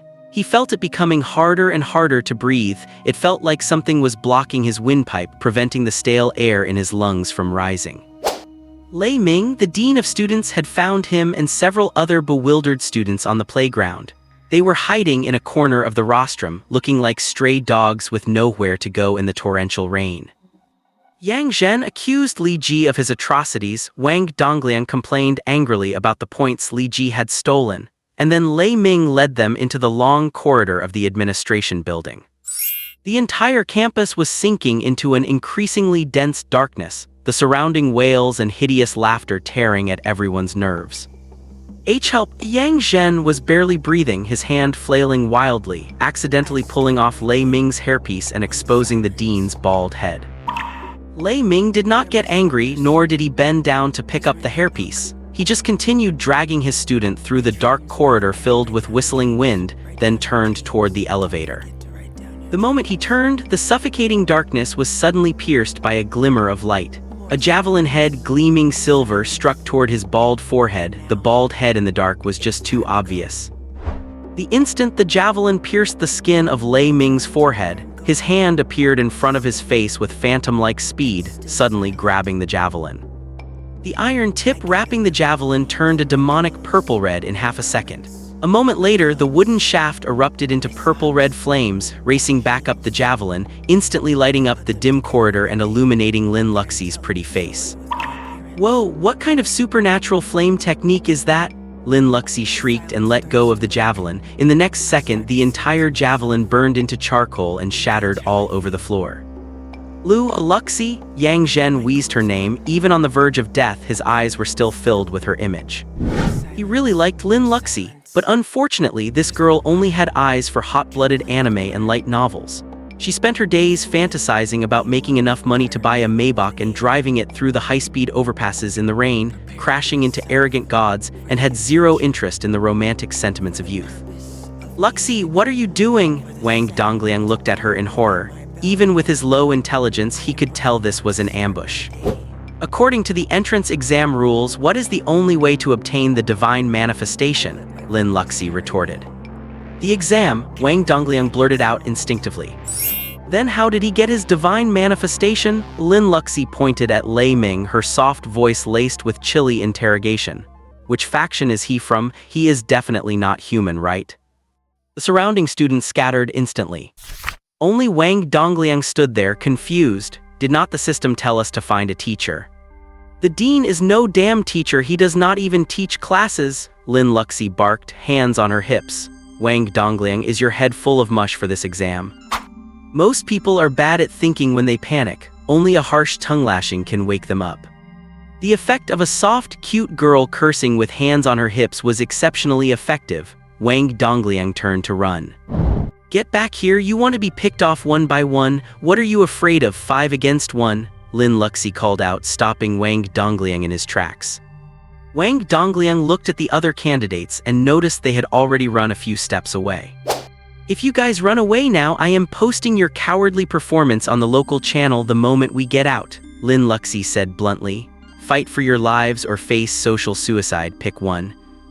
These were mostly students from the same school. They all knew Lin Luxi and were aware that her family owned a massive media company. She really did have the power to make them socially dead. I was just going to pick up a brick. Someone turned back, putting on a heroic facade. With the first person turning back, the others had to follow suit, otherwise they would look too cowardly. Besides, they were not afraid when 4 people ran together, but if they were all alone in this dark campus filled with screams, they could not even bring themselves to move. Rather than facing social ruin or being scared to death, why not team up with the school beauty and give it a shot? Who knows, if we survive, we might even earn her admiration. Seeing their reaction, Lin Luxi breathed a sigh of relief. Ever since they headed downstairs, she had been dwelling on Li Ji's absurd plan for her to solo the dean. It was not until she saw these 18-year-old boys around the dean that it clicked. Right, I am still the school beauty after all. Unfortunately, she was not very good at acting the delicate damsel in distress. Otherwise, combined with her soaking wet, pitiful appearance, she might have instantly ignited these men's heroic ambitions. Throughout their conversation, Lin Luxi kept her distance from Lei Ming, using her slender frame to block his line of sight. The elevator hall was only 30 meters behind her. Right now, Li Ji should be in the ruins searching for that monster. She had to at least buy some time. What she found most strange was that during the few seconds she spent trying to turn the others against him, Lei Ming had not said a word, letting her do as she pleased. The dean just straightened his descent sportswear, occasionally looking back at the supported Yang Zhen without making any other move. Lin Luxi, Lei Ming said only after she finished speaking. Candidates have received their own prompts and teachers have their own as well. My duty is to protect the students and handle all supernatural events in this school. His voice was steady, and that sense of confidence made people feel convinced before he even finished his sentence. The boys nearby kept their distance and remained silent. They did not know who they should believe. Cut the fluff. How do you explain your heavenly path divine manifestation? Lin Luxi's train of thought was not derailed in the slightest. The college entrance exam gives birth to heavenly pathwalkers, Lei Ming said slowly, shaking his head. This is not the first exam to feature the divine manifestation. We went through it back in our day 2. The explanation sounded reasonable. Wang Dongliang leaned toward Lin Luxi and whispered, Luxi, you might be overthinking this. The boys watching did not want to contradict Lin Luxi, but in their hearts they felt just as Wang Dongliang did. Did he have the divine manifestation when he was beaten to a fracture by the English teacher's boyfriend? Did he have it when you smashed a basketball into his head in his sophomore year? Lin Luxi looked at Wang Dongliang with a strange expression. Wang Dongliang felt a sense of familiarity. She often looked at He Kaedong like that. Wang Dongliang thought for a moment. Maybe he was hiding his identity. You know how in those novels, supernatural beings always hide who they are. You can hide your abilities, but can you hide a heavenly path walker's physical fitness? Lin Luxi was so angry she kicked Wang Dongliang. Are you stupid, or are you just trying to muddy the waters? Lin Luxi seemed to remember something and glanced at him suspiciously. You are not part of the chaotic faction, are you? Wang Dongliang's mouth twitched and he shook his head like a vibrating toy. No, I just did not think it through earlier. The dean definitely has a problem. In the human faction system, there was a clear warning. Beware of any chaotic faction creatures among you. They look no different from humans, but they must consume the flesh and blood of other creatures to survive. Obviously, if you were identified as part of the chaotic faction, the others would probably kill you first for self-preservation. Lin Luxi looked at the others, hoping to intimidate them with her gaze and get them to stand firmly on her side to prove their own innocence. The moment her gaze swept across them, she suddenly felt a chill. Someone was missing. They were all standing in a space of about 20 square meters, and a short boy had disappeared without a trace. Not good. Lin Luxi pricked up her ears and forcibly invaded the senses of all the plants around her. In the next second, she bolted away like a startled deer. At the same moment, a brick flew past the spot where she had been standing, crashing into the floor with a loud thud.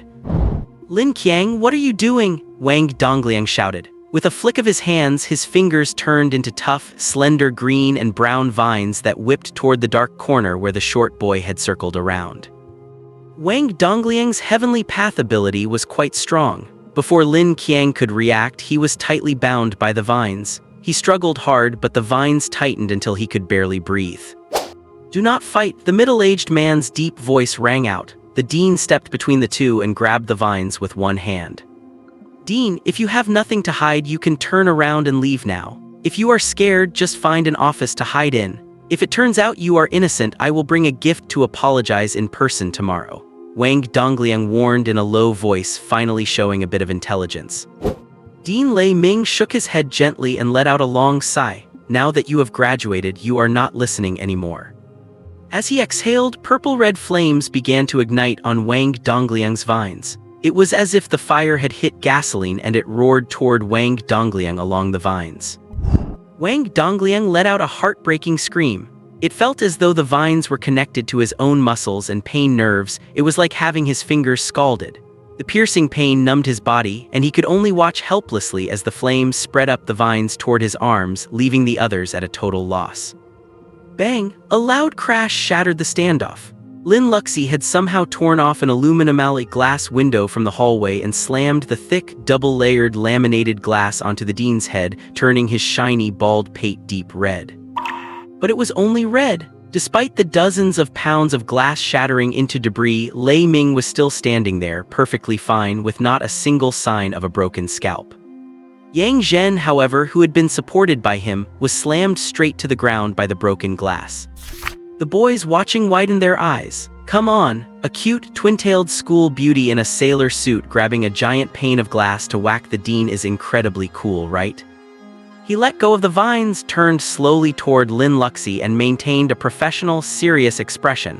"Luxi, when did you become so disobedient?" "Screw you." Lin Luxi did not care about the sharp edges of the glass. She grabbed a shard, slid across the floor to Wang Dongliang, and before the flames could reach him, she slashed the vines connecting to his arm. Blood immediately sprayed out like a high-pressure water jet. Wang Dongliang's lips turned pale and trembled, leaving him completely panicked. "Why are you all just standing there like idiots? Take off your clothes and bind his forearm as tight as you can." Lin Luxi was furious. These nerds around her were useless. The Lin Qiang who attacked her was either a monster or part of the chaotic faction, and Lei Ming was a genuine monster who was impossible to deal with. As the boys scrambled in a panic, Lei Ming walked over, kicking aside the broken glass. As he walked, he said earnestly, "Luxi, I just want to find something in the office. Cannot you just let me pass?" He looked back as he spoke. "See, you are being so disobedient, and now student Lin Qiang is unhappy. Dean, stop wasting time with her. Go find what you need." Lin Qiang, having broken free of the vines, wore a lewd grin. "I have had my eye on this school beauty for 3 years. Since I have got such a great opportunity today, it is the perfect time to have some fun." As he spoke, he dropped to his stomach and crawled silently along the ceiling like a gecko. He probably used this method earlier to reach the shadows and launch his sneak attack.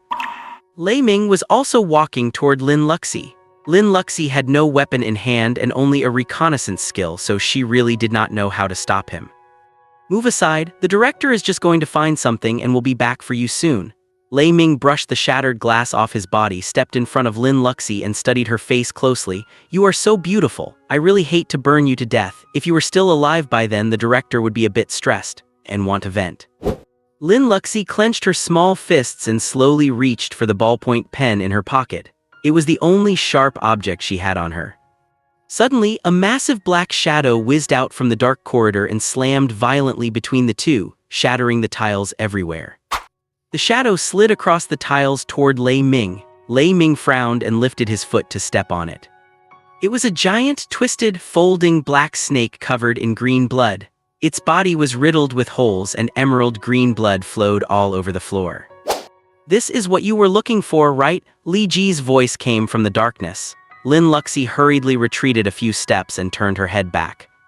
Li Ji's clothes were shredded, hanging off him like rags. He carried a steel pipe, wiped the bright red blood from the corner of his mouth and swayed as he walked out of the darkness toward her. Nice work. Li Ji ruffled Lin Luxi's hair with his left hand, then glanced at Lei Ming and Lin Qiang, who was still hanging on the ceiling. What is the situation with these two? Two guys with all talk and no bite. They are not easy to deal with. You take the lead and I will see if I can find a decent weapon. Lin Luxi whispered, shaking her hands. Her delicate skin had been cut in several places by the glass. Look at what these guys did to me. Before she could finish her sentence, there was a loud bang. Li Ji sprang up like a self-propelled howitzer, using his body to slam Lin Murong directly into the ceiling. Terrible cracking sounds and screams echoed instantly. He did not even lift his pipe or show any preparatory movement for the attack. No one present could react in time. The second form of the Liuran demon-slaying technique, raising the pole. He leaped without bending his knees, channeling his inner energy to drive every muscle in his body, making the launch of every attack completely unpredictable. Although the siege state was still on cooldown, Li Ji had just completed a kill, bringing his biological rank to level 6. Coupled with his exaggerated talent bonuses, every move he made seemed to possess the power of divine enhancement. Lin Qiang looked like a flattened pancake pinned alive to the ceiling. His eyes, nose, mouth, every hole in his body was streaming with blood. Did not you want to have some fun earlier? Are you having fun now? Lin Luxi looked up at the human pancake, which was already unable to speak. Li Ji did not stop his assault. Using the recoil from the collision, he launched himself toward Lei Ming with his pipe, the piercing whistle of the wind striking everyone's eardrums. Lei Ming's expression was no longer calm and collected. He stood with one foot forward and one back, holding his arms up in front of him in a defensive stance. Li Ji's strike actually kicked up a visible wave of air. Both of them flew backward at the same time, slamming into the walls and making the entire corridor tremble. This is too strong. Even the monsters I saw on the way here were not this strong. What kind of monster is he anyway? Several boys watched Li Ji's monstrous performance, whispering to each other around Wang Dongliang. His biological rank is not low. Lei Ming twisted his neck and slowly stood up, and he is smart. You had Luxi hold me off while you went to deal with the ring court python, right? It seems you have guessed how we operate. Li Ji felt a sharp pain in his spine from the collision, but he still stood up with a sneer, trying to look completely unaffected. Is it that hard to guess? You wrote it clearly enough in the supplementary rules of the exam.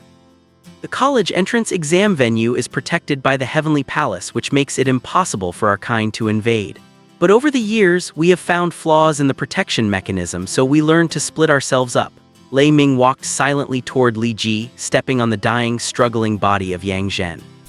We split our physical elements into ordinary organisms to deceive the exam's barriers and enter in batches. Some turn into objects, some into birds or insects, while our incomplete main bodies intercept the teachers coming to invigilate to replicate their bodies and memories. Once we meet, we can recover our original strength. Lei Ming looked at the massive snake corpse on the ground.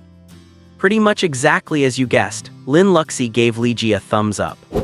Lei Ming looked up slowly and pressed his foot down hard. Yang Zhen's clothes began to burn, followed by his skin, flesh, internal organs, and bones.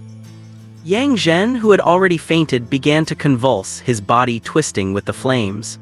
Within 3 to 5 seconds, he was reduced to charred remains, a shocking sight to behold. Li Ji received the death notification for Yang Zhen. As the assistant and primary damage dealer, Yang Zhen provided him with 94 hours of life. Killing to gain lifespan really is quite enticing. Smart people are such a nuisance.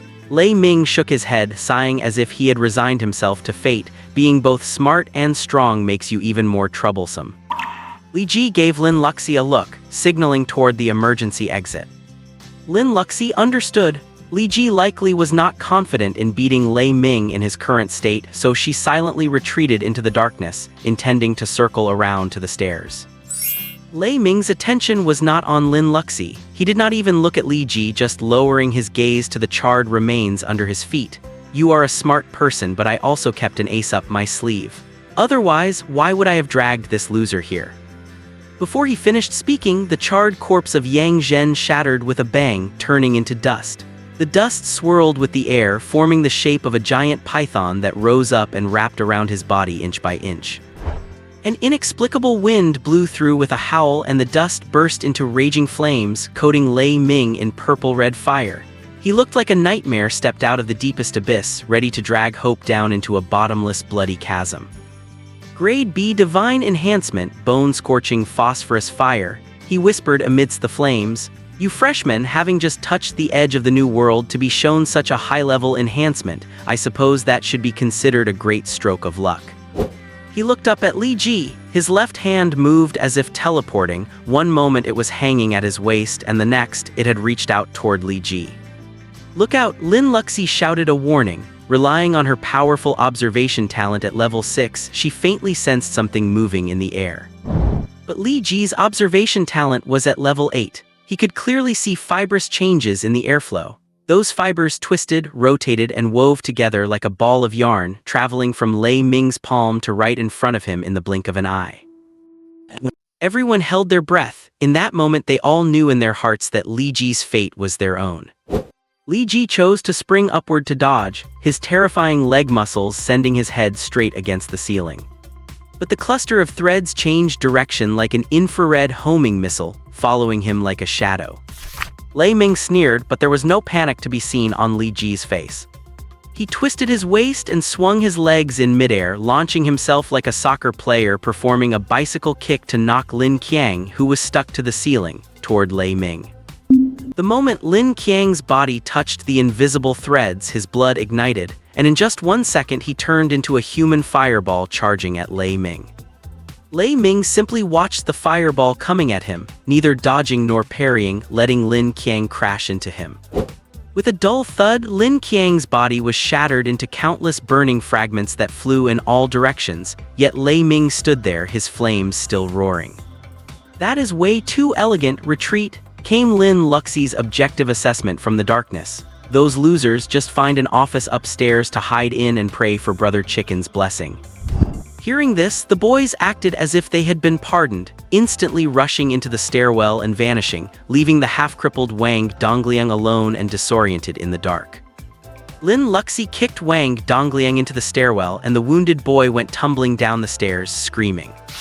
After covering the others' retreat, Lin Luxi's small ears twitched. All the plants and potted trees in the hallway sent the sound of scorching wind past her ears. She looked back and found that Lei Ming had already knocked Li Ji aside and that his giant flaming claw was already upon her, her large, bright eyes reflecting the sight of Lei Ming's sinister grin beneath the flames. Many fiends love to slaughter girls. They enjoy the sight of beauty which humans love so much, turning into ashes scattering in their palms. The moment Li Ji was knocked down, he sprang up with a nimble leap, chasing forward with both hands and feet like a cheetah giving its all. At the same time, he silently uttered 2 words, gods. Ignore, a loud roar suddenly erupted in the dimly lit hallway. Lei Ming's body jerked, his brow furrowing as if he had forgotten what he was supposed to do.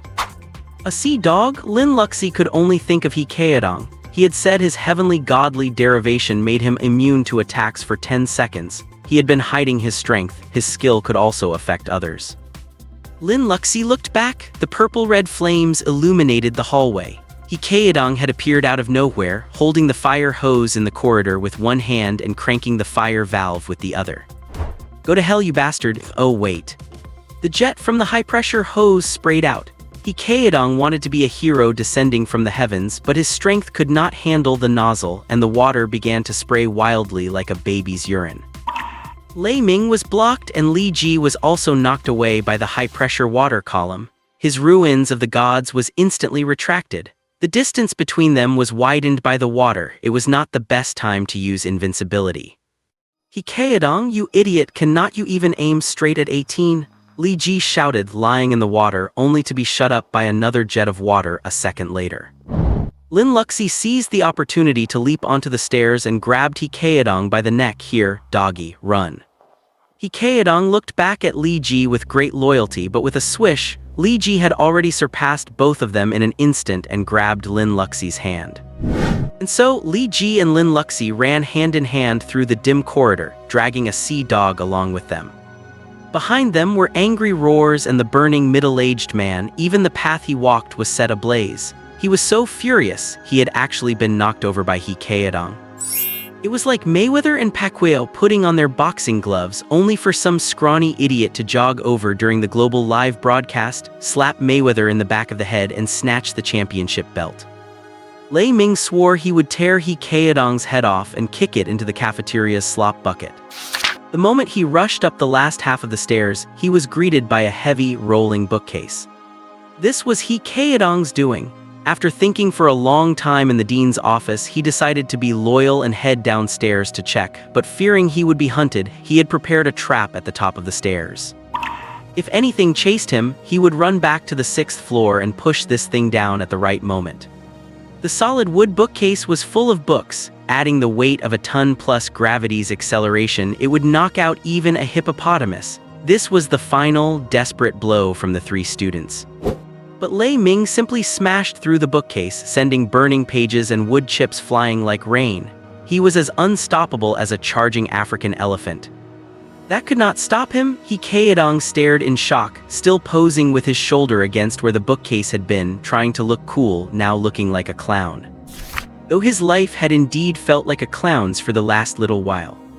Lin Luxi sighed softly, with the limited strength of their group just surviving until now was already a miracle.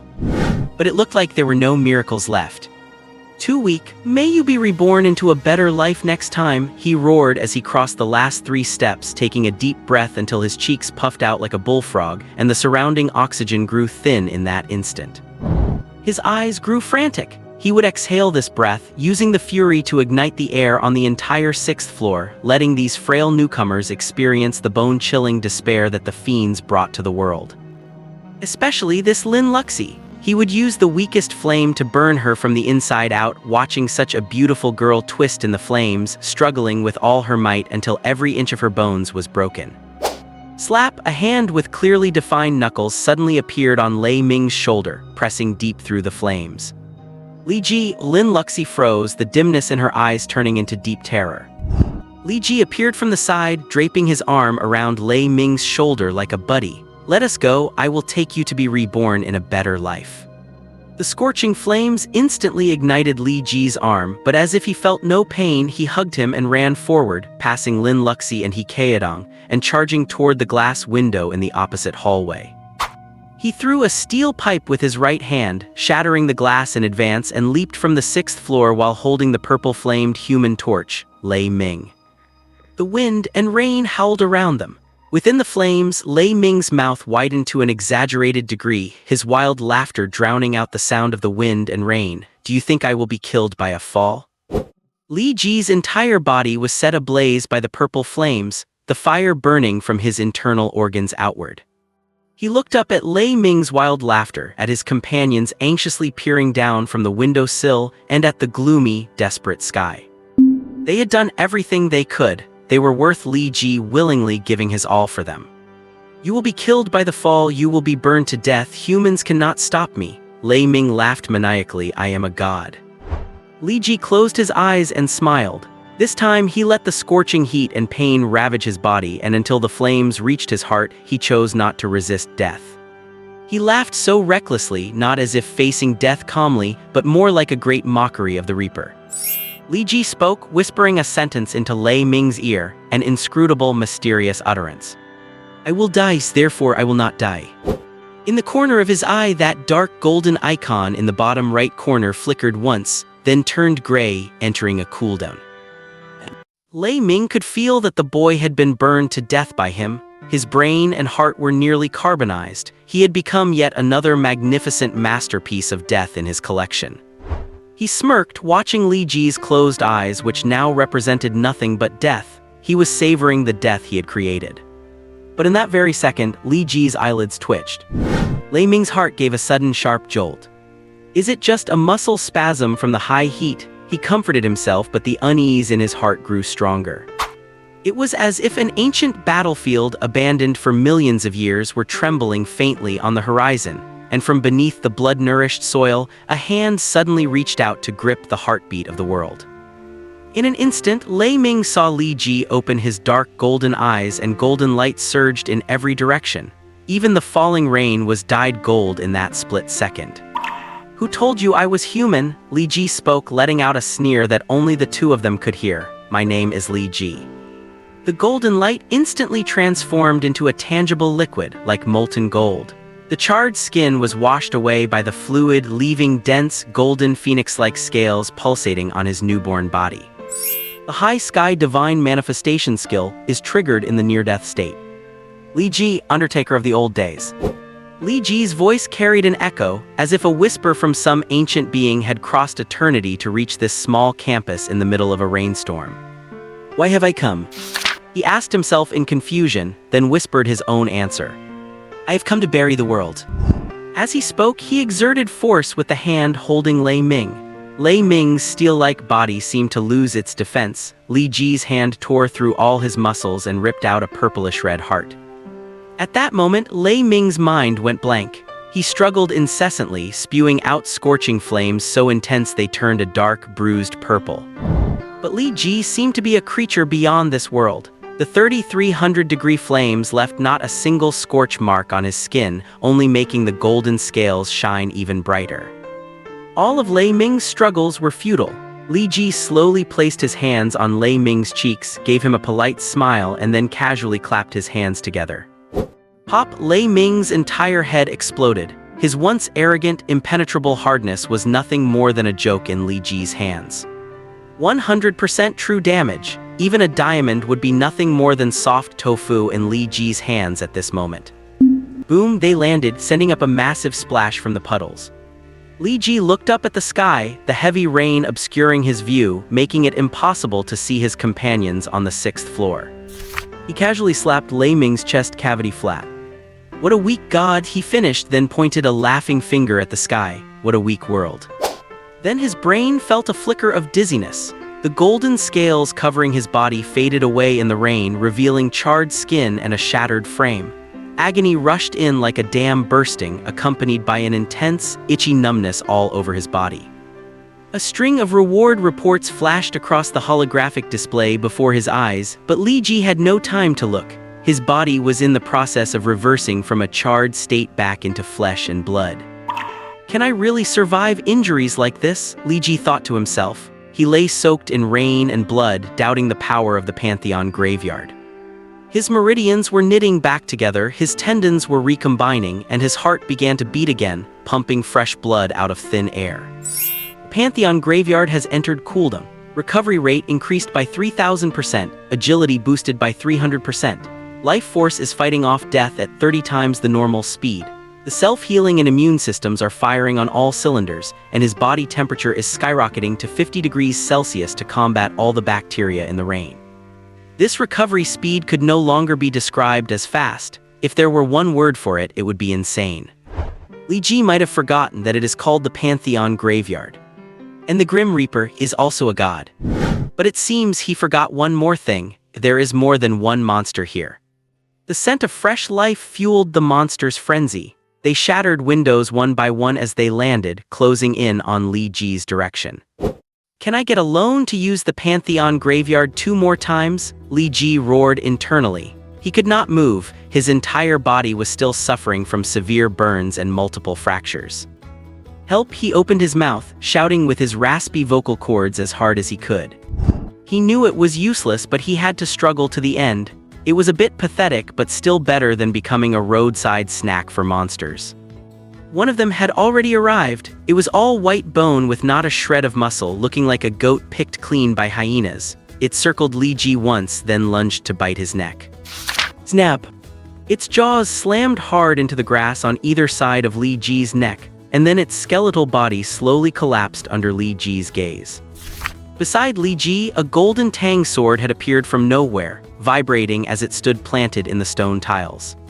Li Ji blinked. Beside the sword stood a person, a middle-aged man wearing a golden tactical jacket and pants topped with a golden helmet. He glanced at Li Ji, took in his twisted joints and ribs that had almost punctured his chest, and sighed softly. Such a fine kid, wasted just like that. He pulled the tang sword out slowly with a backhand, his left fingertips flicking the blade. Li Ji heard a thunderclap explode in his ears. A bolt of golden lightning tore through the vast dark clouds and struck the sword. The blade burst into brilliant light as if a golden lightning dragon were coiling around it. The man kicked the back of the blade, sending it spinning into the air. He turned with a side kick and the golden blade spewed forth golden lightning, sweeping across the entire central courtyard of the campus, dissecting the shadows lurking there. Their multicolored blood was blasted by the thunder into brilliant fireworks. He reached out, the blade completed its spin and snapped precisely into his right hand. With a forceful flick, he shook off the multicolored blood and the golden lightning, sheathing the sword with a clean, crisp motion. He stood in the pouring rain, looking like a warrior statue carved from gold.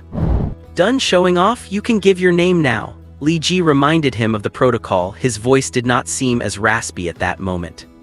Great Wall Watch Group Golden Mausoleum Battalion Main Attack Captain Ling Qianyang. The middle-aged man looked slightly aside. "It is not showing off. It is just got style." "Why are you trying to be stylish in front of another man?" Li Ji said weakly, though he did not forget to show his disdain.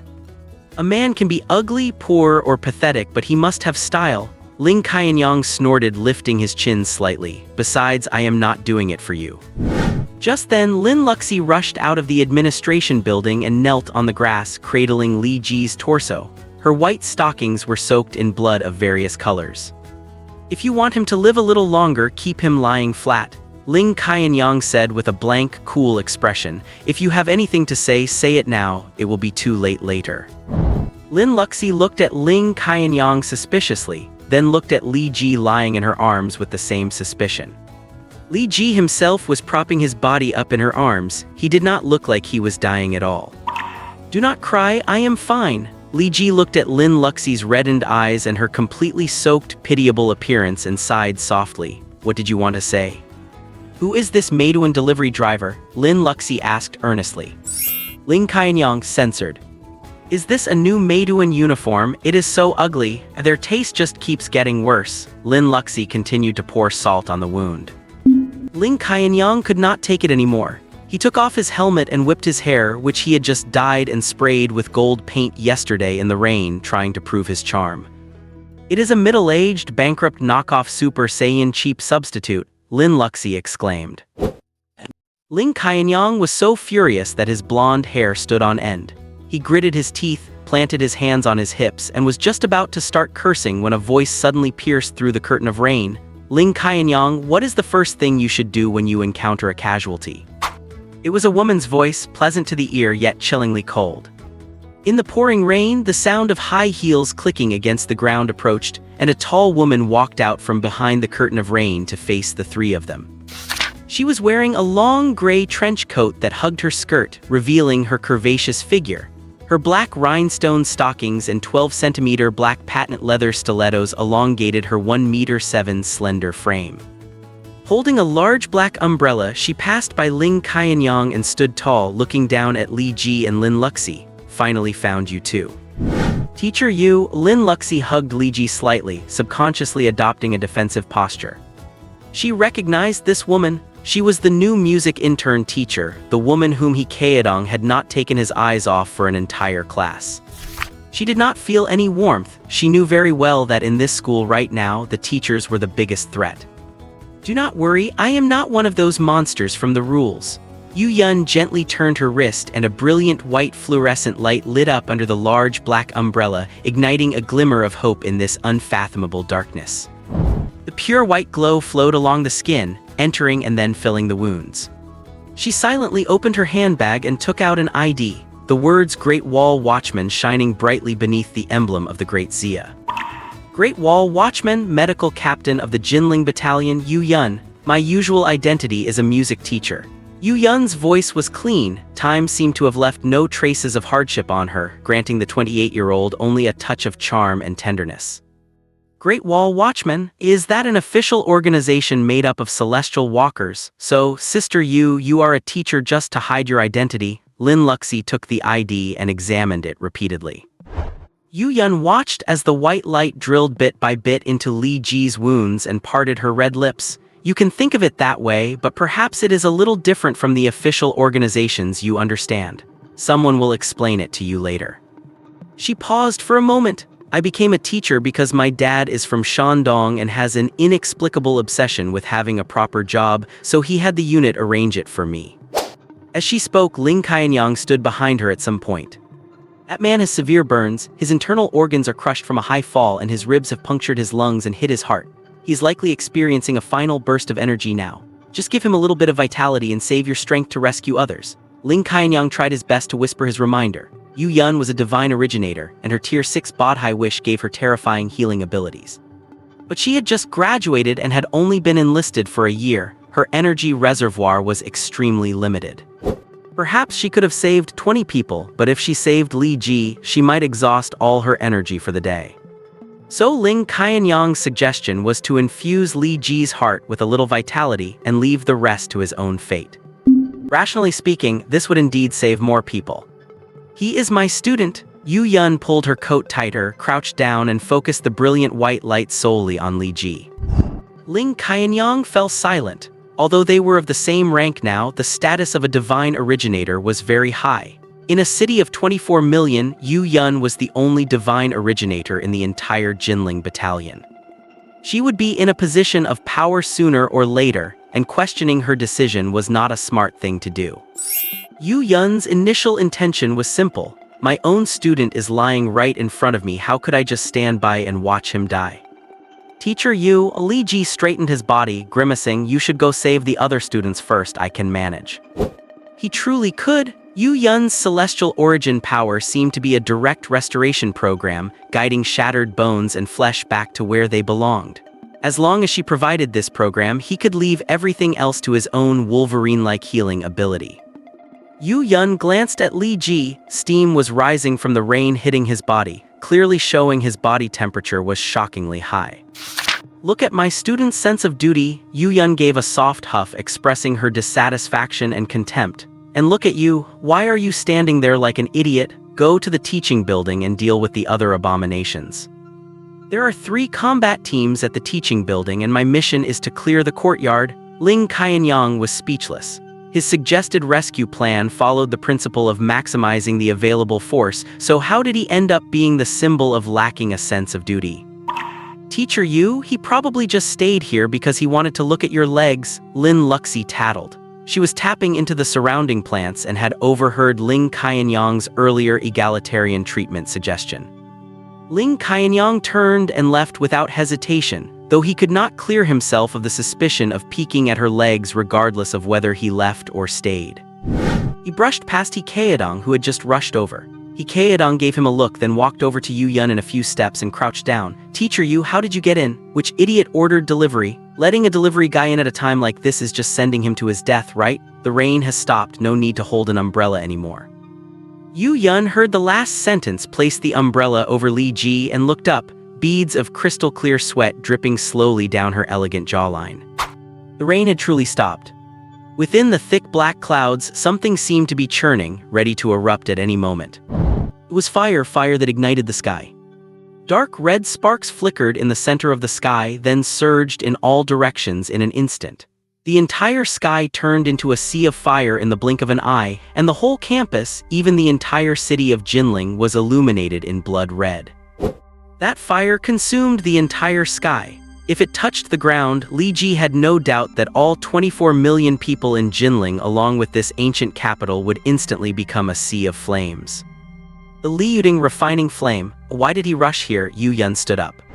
What Hikaedong was a bit hard of hearing. A Heaven Gate-level divine originator, Yu Yun explained. Is he very powerful? Hikaedong made conversation for the sake of it. Yu Yun was silent for 2 seconds, probably someone you will never come into contact with in your entire life. Li Ji kept his head low and remained silent under the umbrella. That is indeed quite powerful. Hikaedong took a step up to stand beside Yu Yun, forcibly creating a sense of romance as they watched the burning clouds together. By the way, the teacher is also a divine originator, Yu Yun said gently. Hikaedong did not even hear what Yu Yun was saying, just nodding mechanically. Yeah, teacher is really amazing. So whatever you were looking at in class, I could feel it, Yu Yun said, the gentleness in her tone turning cold. Hikaedong froze instantly, breaking out into a cold sweat in a split second. Bang, he suddenly flew high into the air, hanging from a poplar tree like a dead pig suspended at a butcher shop. 5 minutes later, the school gate was smashed open and ambulances, even armored medical vehicles, rushed onto campus. Li Ji was semi-recumbent as he was put into an ambulance. He could actually walk on his own or even run a few steps and land in his seat with a flashy side flip, but right now everyone is supposed to be a temporary tier ding celestial walker, so why should you be so flashy? Are you an abomination or from some mysterious chaotic faction? So he kept up the act of being physically drained, letting the pretty nurse pull down his pants and give his butt a brutal tetanus shot. A howl echoed through the wilderness. Even with maxed out willpower, a butt shot is seriously painful. Lying prone on the stretcher while rubbing his backside, Li Ji watched as ambulance after ambulance drove deep into the campus. Their tires churned through blood and gore, clogging the main road completely. The last 3 vehicles were trucks carrying large black waterproof bags. If Li Ji recognized them correctly, those were body bags. The fact that the authorities had 3 trucks of body bags prepared in advance at least proved that they were well aware of the casualty rate inside the school. Then why did not they make preparations beforehand? Li Ji closed his eyes and thought hard, but he could not find a single answer. Half a minute later, the ambulance crew pushed another person up. It was Wang Dongliang. The search and rescue team had found him semi-conscious in the underground garage and immediately injected him with adrenaline to bring him back to life. The moment he saw Li Ji, his expression turned odd. After hesitating for a long time, he lowered his head and muttered, "Thank you." He knew that if Li Ji had not stepped in to block Lei Ming, his fate would have been about the same as Yang Zhen's. At this point, whether his liberal arts exam score was a 0 did not matter anymore. A score of 250 in one's life, clearly, the latter was more important. "We are classmates, it was just a small favor," Li Ji said with a magnanimous tone. "Your hand. It is burned to ashes, but at least I kept my life." Wang Dongliang did not seem bitter, he was only filled with the excitement of having survived. Living is what matters. Being alive, being able to eat and play is better than anything. "If you have any difficulties in the future, let me know," Li Ji paused. "If I can manage to become a Skywalker, that is." "Thank you." Wang Dongliang looked up at Li Ji's sincere eyes, inwardly praising this top student for his ability to let go of past grudges and his boundless kindness. He did not know that Li Ji was a man who would not get up early if there was no profit to be made. Everything he did was calculated. Wang Dongliang was crucial. In the future, if anyone questioned whether Li Ji killed Yang Zhen in the exam hall, Wang Dongliang could testify as an eyewitness that Li Ji had acted in self-defense. He could also vouch for Li Ji's fight against the aberrations and his protection of the human camp. As someone who once had a grudge against him, his testimony could solidify the fact that Li Ji was human. "You should watch out for Yang Zhen's family," Wang Dongliang warned Li Ji while enduring the pain of having his bandages redone. "Their family has strong connections in every aspect." Li Ji maintained a calm smile on his face while inwardly wondering if Yang Zhen's family could not find him, would they go after his old man instead? As they spoke, the ambulance drove through the school gate. Li Ji saw police officers forming a thick human wall on both sides, while parents outside the wall were pushing frantically, standing on tiptoes, hoping to catch a glimpse through the narrow gaps. The continuous cries from all directions pierced through the thick, blood-scented air and shook the souls of the young students. Nearly 2 hours had passed since the college entrance exam announcement began. The whole world must know what happened here. The parents blocked outside the human wall probably did not care about any exam scores anymore, they only wanted to see that their children were still alive. Li Ji thought he saw his father. He had climbed the tallest tree outside the school gate, bracing himself against a branch with one hand, looking down at the gate like a great ape. He did not have time to open the window, so he used the nurse's phone to send his father a text message. "Alive, do not worry, go hide somewhere else, I have offended some big shots." Li Ji saw his father struggle to pull out his phone, then suddenly remember something, look at his hands as they slipped from the branch and hit the vast sea of people with a loud thud. The ambulance convoy drove in a grand procession into the Jinling City 3rd Hospital.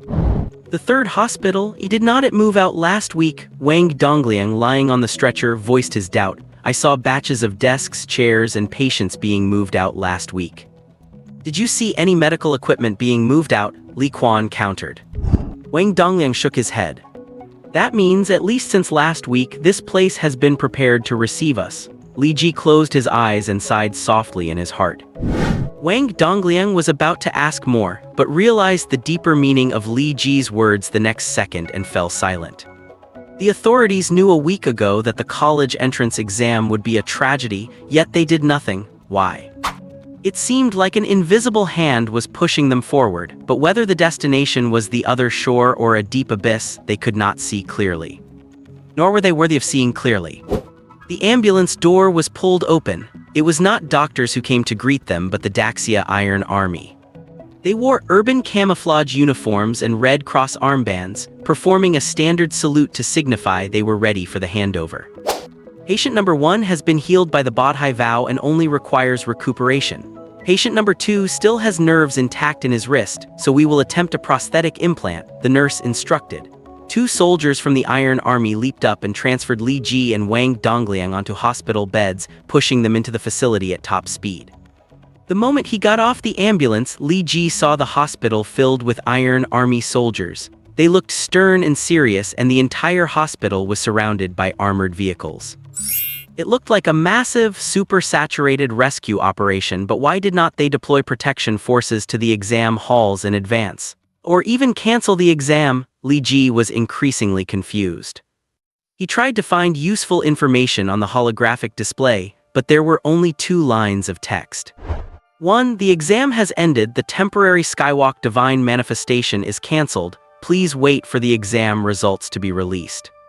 2. College entrance exam scores are being calculated. After the results are announced today at 12:00, the application system will officially open. He was pushed into the infusion hall where only those with minor injuries seemed to be. Everyone was lying on temporary beds receiving infusions, with an Iron Army soldier standing beside each bed. Strangely, each of them carried only a handgun instead of more powerful assault rifles. Li Ji found Lin Luxi and He Kaedong, who only needed simple wound treatment. The 3 acquaintances were placed together. Lin Luxi had a great mindset, even tilting her head to ask the Iron Army soldier if they had a deck of cards. They waited in boredom until the big screen in front of the infusion room lit up. 2 news anchors from Daxia Television were sitting there, looking down at their scripts with solemn expressions. These 2 were the anchors from the previous generation, right? When I was a kid, my dad watched them broadcast the news every night at 7, He Kaedong whispered to Li Ji. Li Ji nodded. These 2 news anchors should be executives at the television station now. Perhaps because today's event was so major, they were afraid younger anchors would not have enough prestige, so they brought them back on camera. They spoke, their voices loud, solemn, and grave. Daxia Television. Daxia Television. It is now 10:50 am Yandu time. We are broadcasting an emergency news update. We ask all citizens of Daxia to stop what they are doing and maintain a safe distance of at least 5 meters from any examinees who did not participate in the college entrance exam and any personnel of age 18. Today is the first day of the National College Entrance Exam. Sudden changes occurred in exam sites across the country, the rules were altered, and incidents of bloodshed caused by attacks from a large number of abnormal creatures have occurred. The originally expected number of examinees was 11.42 million, but the actual number who arrived at the exam sites was 1.24 million. A total of 670,000 people were unfortunately killed or went missing at the exam sites. The number of casualties and missing persons on their way to the exam sites is still being tallied. An extra chapter added, brothers keep the requests coming. Here, we express our deepest condolences to the families of all those who lost their lives. At the same time, we need to disclose a top-secret file that belongs to all of humanity today. File number 1 states that humanity is not the master of the Earth. The Earth belongs to the solar system, and the solar system is located on a spiral arm on the outskirts of the Milky Way galaxy, an arm named the Orion Arm. There is a civilization far more advanced than humanity that oversees the balance of the entire Orion Arm. The holographic images appearing in the vision of all candidates today originate from a biological communication system issued by this advanced civilization. At 5:44 a.m., on 17th July 1976, Feng Yang, a sanitation worker at Mount Tai, discovered a strange iron pillar while patrolling the Jade Emperor Peak. Daxia researchers deciphered it and concluded that a higher civilization believes that Homo sapiens have achieved absolute dominance over Earth, which is not permitted under the rules of galactic life. Therefore, in the autumn 1 year later, they would begin breeding those competitors that humanity had previously driven to extinction.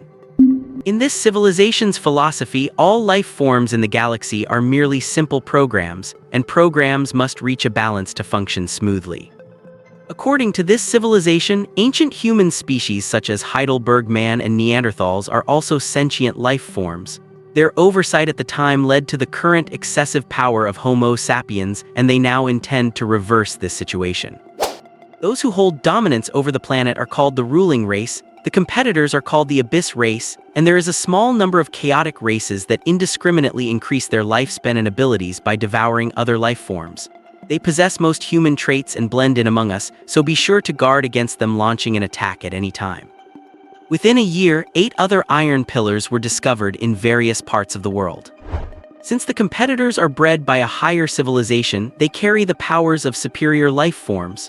To maintain fairness, these 9 iron pillars also provide corresponding abilities to a small number of talents who pass specific selections.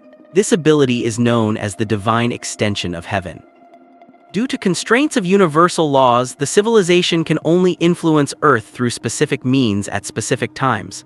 Thus, in September 1977, we began selecting talents through the National College Entrance Examination. During the first exam, because the competitors were too weak, no candidates received the divine extension of heaven. The following year, some candidates who performed exceptionally well in certain subjects suddenly went missing after the exam, only to reappear over 10 minutes later. According to them, they were sent to an unfamiliar location for an additional test. After passing, holographic images appeared before them, requiring them to choose one of 9 military specializations. After making their choices, the first 50 Skywalkers in Daxia appeared. That year, a total of 227 Skywalkers emerged worldwide. It was also in that year that 246 reports of injuries caused by abnormal creatures occurred around the globe. Daxia organized and trained the Skywalkers, forming the Great Wall Watchmen to fight the Abyss race in the dark corners of the human world. In the following 10 years, no new Skywalkers appeared. Until 1998, after the exam, 107 Skywalkers were suddenly recruited at once. At the same time, a series of villager disappearances and urban attacks occurred near the Alao Mountains in Yunnan. In the subsequent years of 2008 and 2018, the exam triggered Skywalker recruitment every decade, with the numbers of human Skywalkers and the Abyss race rising in tandem to maintain a delicate balance. Just when we thought the recruitment occurred every 10 years, the exam triggered it again in 2023, just 5 years later. This time, 5,074 candidates were invited to the additional test, and Daxia gained 1,174 Skywalkers. It was also this time that the Abyss race attacked the exam centers for the first time, causing 27 injuries and 3 deaths. Finally, in this year's exam, all candidates received invitations, and every exam center was attacked by the Abyss race. The moment the starting bell for this exam rang, human Skywalkers received a mandatory order. To maintain absolute fairness during the exam, all Skywalkers were to be locked down and restricted from moving, ensuring they could not help their own children achieve high scores and disrupt the balance. Once the Great Wall Watchmen realized the situation was out of control, they used holographic images to pass information to candidates. But this time, the Abyss race also found a way to invade the holograms and spread misinformation. According to the principle of balance, the expansion of Skywalker numbers also means the Abyss race has become unprecedentedly powerful. We regretfully announce to all of humanity that we are no longer the sole masters of the Earth. If we are ultimately defeated, humanity will become slaves or even livestock, to be cooked like pigs, sheep, or fish and served on the dinner tables of the ruling race. Therefore, from this moment on, Daxia is entering a state of emergency. Finally, we ask every one of our compatriots to believe in the courage that flows through our very marrow. We have won before, and we will continue to win. Following this inspiring encouragement, the emergency news broadcast ended. Only one line remained on the screen: detailed content and precautions have been sent to major platforms, please read them promptly. The television went black, and the entire infusion room fell into a deathly silence. The timeline was clear, and the information seemed to have no secrets. Li Ji finally understood why Daxia seemed prepared for this disaster, yet all their preparations felt like merely mending the fence after the sheep had been stolen. It was that so-called game of absolute fairness created by gods, something that would not shift based on human will. Many believe in gods, but when that god appears concretely before them, people are unable to accept it. It makes you look like nothing more than an NPC that can be copied at any time, and all the effort you put into a good life or a high position seems so insignificant. What do? Lin Luxi, perhaps struggling to accept this new world, bit her pale lower lip and asked Li Ji softly. We find a way to survive, I suppose. Li Ji seemed calm and composed. The most primitive goal of all living things is just to survive. Then what should we do now? Lin Luxi was at a loss and could only edge closer to Li Ji. Li Ji shrugged slightly. We should be more vigilant and watch out for those who are not human. As he spoke, he suddenly pulled the needle from the back of his hand and, supporting himself on the bed with one hand, performed a flying kick toward the back of Lin Luxi's head. A hand had appeared there out of nowhere, a hand holding a needle. A boy was hunched over the bed behind Lin Luxi. His height, appearance, and clothing were all perfectly ordinary. He was quietly pulling out his needle, pretending to struggle to climb up, slowly aiming the tip at the back of Lin Luxi's head. His movements were subtle, slowing down and speeding up as needed, but in Li Ji's eyes they were as slow as a movie in slow motion. The moment Li Ji kicked his hand away, his eyes suddenly turned manic and broken, and the Iron Army soldiers nearby had already seized him by the collar. But this seemingly honest-looking boy had incredible strength. He broke free from the soldiers' hold and snatched up an forestand to smash it against Lin Luxi's head. Lin Luxi finally reacted, instinctively performing a forward roll to create some distance, which also gave Li Ji room to maneuver. Li Ji raised his right arm to take the blow from the forestand head-on, grabbed the boy's right arm with his left hand, and finished him off with a clean shoulder throw. Level 9 Mortal Body, 300% Agility bonus, and Master of the Liuran Demon-Slaying Technique. In a moment where everyone else had lost their heavenly origin powers, Li Ji was a god in this space. The next second, the boy was pinned down by the Iron Army soldiers, while the soldiers beside Li Ji aimed their guns at him. "Stay still and do not move," the two soldiers shouted in unison. The boy was pressed hard against the ground, his face distorted, and Li Ji could hear him mumbling, "I do not want to die. I do not want to die." Li Ji raised his hands high while sighing inwardly. He must be part of the Chaos faction, right? His lifespan must be running out, forcing him to kill here. Fortunately, I have racked up enough life points from the sins I have killed along the way. I probably have about 20 days left, which gives me enough room to operate. But what about him? What is his fate, to be locked up and left to wait for death? He was trying to save me. Lin Luxi pleaded for Li Ji while pulling at the soldier, who continued to stare at Li Ji with unwavering intensity. "It is all right, it is just your duty, I understand." Li Ji was very cooperative, holding his hands behind his head as he slowly squatted down. "Luxi, go back to your drip. The Iron Army brothers need to check the surveillance." The Iron Army was highly efficient. 3 minutes later, someone came running over and whispered something to the soldier standing next to Li Ji. The soldier immediately lowered his gun and saluted. "Comrade, your suspicion has been cleared. Please accept my apology." Cleared? His movements were too fast for an injured person. "Should not you check again?" A boy's voice suddenly rang out from the side. "Keeping someone like that here, what if he is also from the Chaos faction? We are in danger." Lin Luxi snapped back without a second's delay. "You are the loser here. Losers always think everyone else is dangerous. Do not you think Li Ji is too strong today? How can a straight-A student like him fight like that?" the boy argued, his neck turning red as he shrank back. Lin Luxi looked back. The boy had bandages on his legs and shoulders and was wearing a school uniform, looking somewhat familiar. Given what he said, he must be from their school. Indeed, Li Ji has always been a well-behaved student. How come he is so strong today? Stay a little further away. The other students began to whisper among themselves. The wounded from the same area arrived at roughly the same time, so there were about 20 classmates in this hall. Li Ji's grades were consistently in the top 3 of their year, and most people knew him. A quiet student suddenly performing flying kicks and shoulder throws created a huge disconnect in their impression of him.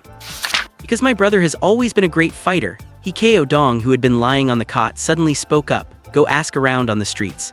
Back then at Kinhuai Middle School, 5 punks surrounded my buddy because of a silly girl. Afterward, all 5 punks had their legs broken, and the whole Kinhuai Middle School has been peaceful ever since. The looks the people around were giving Li Ji changed. 12, Lin Luxi said slowly. What? Hikeo Dong asked, confused. I said Li Ji beat up 12 people that time, Lin Luxi said, poker-faced. My brother is a big boss from the school next door. He told me himself it was 5. Hikeo Dong smacked his lips. Luxi, you heard about this too, but the person who told you this was probably exaggerating a bit. It is normal, those guys love to brag. As he spoke, Hikeo Dong looked at Li Ji and saw his buddy scratching his head, looking a bit helpless and embarrassed. Is there a possibility, just a possibility, Lin Luxi looked at the embarrassed Li Ji, that the silly girl from back then was me? Hikeo Dong froze, and the crowd of onlookers around them widened their eyes and leaned forward. I was borrowing his homework to copy, and he haggled with me for a few extra words, and those punks did not know what got into them, so they went to surround him after school. Lin Luxi glared at Li Ji. There were indeed only 5 people involved in the initial fight, but when Li Ji went to settle the score in the middle of the night, one of them was hanging out with 7 other brothers smoking by the street. They grabbed me. Li Ji defended himself. He had been so hot-headed at the time that he did not care about the consequences. As they talked, the onlookers realized what had happened and found a reasonable explanation for Li Ji's performance. They withdrew their heads and went back to watching the news, which was showing the rescue operations at various examination centers. Just then, Hikeo Dong seemed to notice something. His face and neck turned red and he opened his eyes wide. You two have known each other for a long time. I suppose we do, Li Ji sounded unsure, not looking particularly close. The title deed to that repair shop is mine. Lin Luxi sat on the edge of the bed and said calmly, my mother gave it to me as part of my dowry. Hikeo Dong understood, so it was a landlord-tenant relationship. No wonder they looked like they did not know each other well. That is a generous dowry, Hikeo Dong commented. That is a storefront in the heart of the old city, not far from Kinhuai district. It could probably sell for 3 or 4 million. That whole street of over 80 shops is her dowry, Li Ji added. Lin Luxi was shocked. How do you know that? Your mom told me, Li Ji said calmly. Hikeo Dong's eyes went blank, thinking, you even know her mom. My mom told you all that? Lin Luxi continued to be shocked. When did she tell you? Last year when I went to your house for dinner, she told me when you were out walking the dog, Li Ji recalled. Hikeo Dong felt numb. You even went to her house for dinner. Luckily it was last year. It seems like you do not go over that often. And what did she whisper to you when you went out to take out the trash with her yesterday? Lin Luxi interrogated him. The same old topic. She recommended a few majors and asked me to come work at your company after graduation to help take over the business. Li Ji shrugged. Actually, I am not that interested in those majors, but your mom said I would get 500,000 a year and then transfer the title of the repair shop to me. Did you compromise? Lin Luxi stood with her hands on her hips, looking fierce. No, I wanted to hold out a bit longer to see if I could get it up to 600,000. After all, 6 is my lucky number. Li Ji made a 6 gesture with his hand. Hikeo Dong felt his world collapsing. Li Ji's definition of not being that familiar seemed to be quite high. No wonder the two of them communicated so smoothly and cooperated so well today. Li Ji noticed Hikeo Dong's disappointment and patted him on the shoulder. We really are not that familiar. My fingerprint cannot open her house's electronic lock. Hikeo Dong did not know if he should be happy or not. He just gave a dry laugh and pointed at the screen to force a change of subject. Let us stop talking. The countdown for the college entrance exam scores has begun. Li Ji looked at the giant screen, and a line of text had already appeared.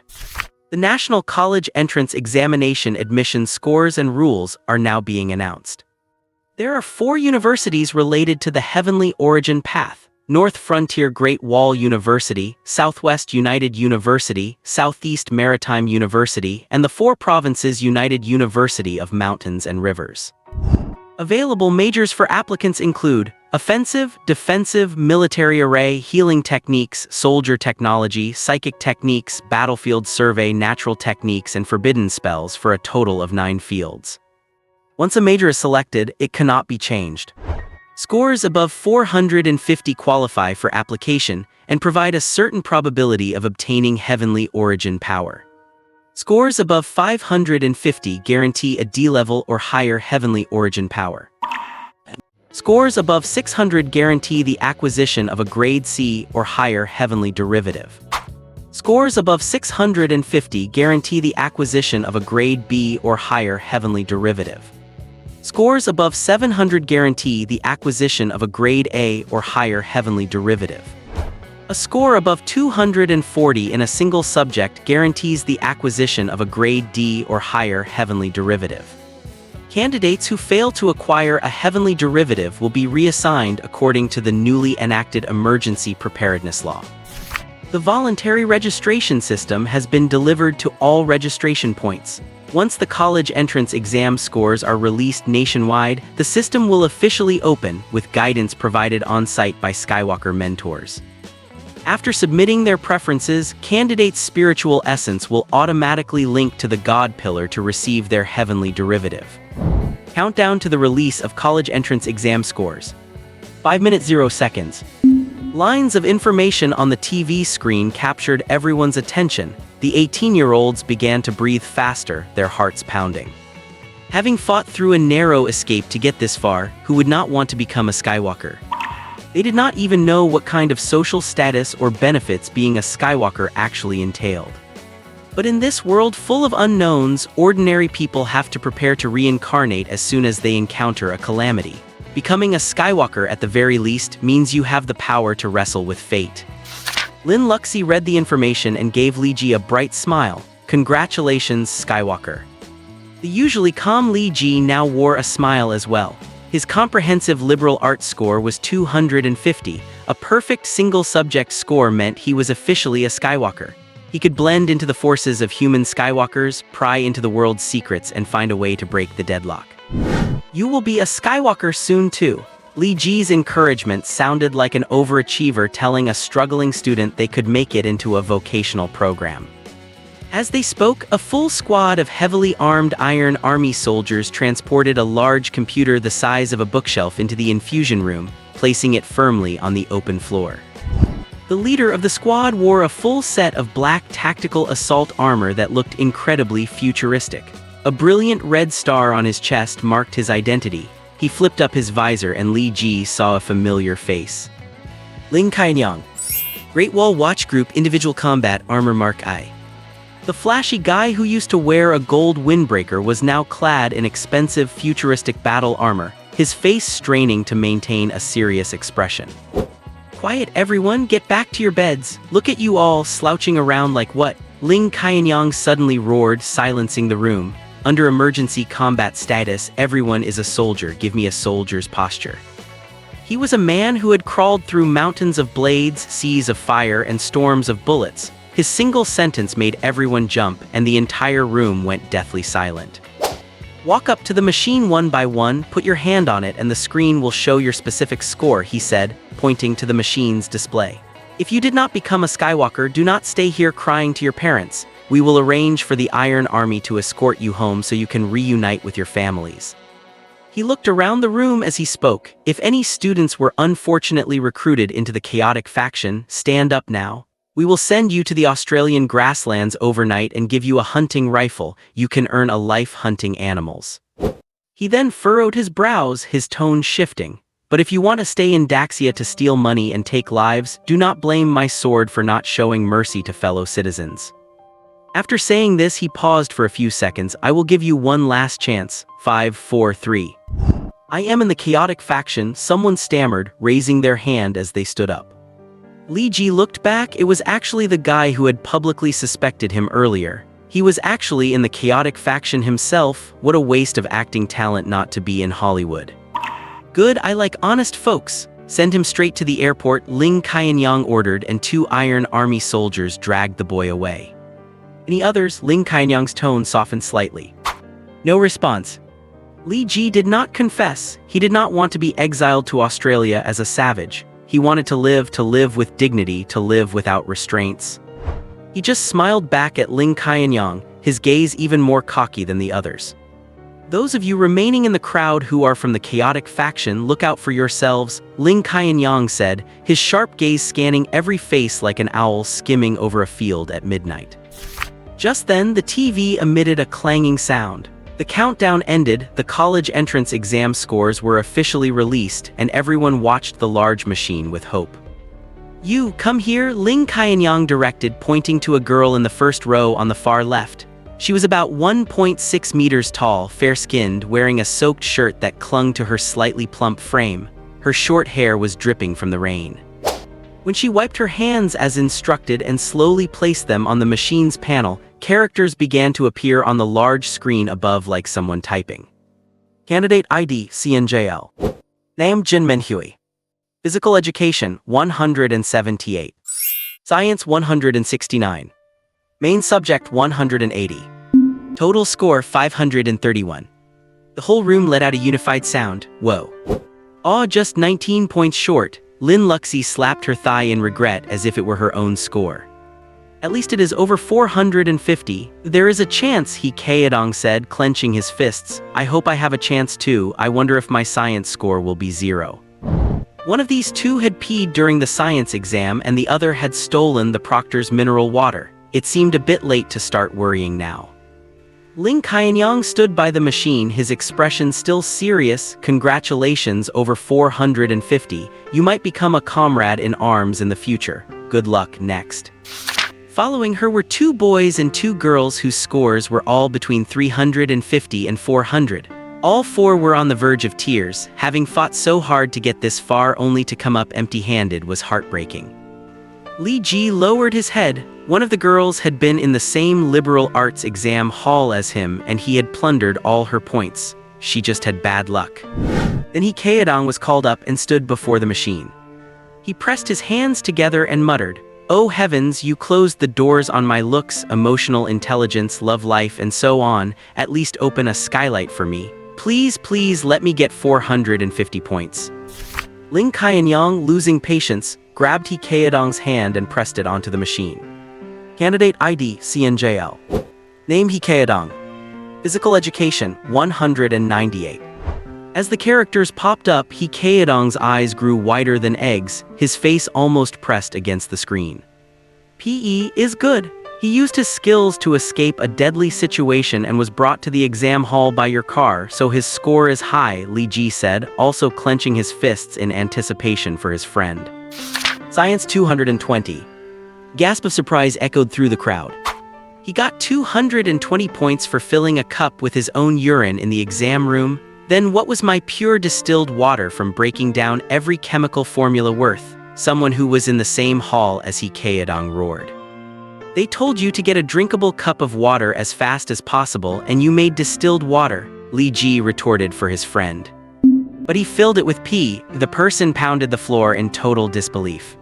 Just tell me, was he fast or not? Lin Luxi puffed out her chest. He Kaedong's score gave her some confidence as well. Only the main subject score was left. As long as it was over 32, he would exceed 450. But the high scores in the first 2 subjects fueled He Kaedong's ambition. His eyes were already turning red and he kept muttering to himself, what if it is over 132? Extra chapter, where are all your 5-star reviews? The characters for the final subject popped up on the screen one by one. The examinees who had been lying there hooked up to 4 drips all sat upright, their necks moving in rhythm with the appearance of each character. Major subject, 182. Total score, 600. The staggering number shocked everyone's eyes. It was exactly over 600 points, not a single point wasted. The luck He Kaedong had been accumulating after years of bad fortune had finally exploded at the most critical moment. He Kaedong stared at the final score repeatedly, then slowly turned around, raising both hands toward the ceiling. Where is the applause? A smattering of people gave him some token applause. He Kaedong held his head high. I might not remember who clapped, but I will remember exactly who did not. Instantly, thunderous applause erupted. He Kaedong scanned the crowd. Who still has their phone? Help me post a video on Douyin and tag Cheng Ling, Yi Wenwen, Li Yanmeng, Yin Huahua, Yang Panpen, Kaiyan Qingyan, Liu Xiangling, and Lin Luxi. Yesterday you ignored me, today you cannot afford to be with me. Did he just mention my name? Lin Luxi asked Li Ji. More than that, he did not even spare Liu Xiangling, who has been dead for 3 hours. Li Ji looked at the guy who seemed to be acting a bit arrogant now. He had been repressed for too long. But that might change from now on. People are loved because of their charm, no one is loved because they are desperate for it. The identity of a walker is the charm. Anything over 600 points is guaranteed Class C status. This smelly mandarin fish is finally turning the tables. Lin Luxi walked up to the stage and pushed He Kaedong aside. Get down and show off elsewhere, you are blocking the way. You are pushing me? I scored 600. He Kaedong fiercely defended the self-esteem he had finally managed to piece back together. Get lost? If I had not saved you, you would have died twice already, once on the way here and once at the elevator of the admin building. Lin Luxi glared at him and kicked He Kaedong away.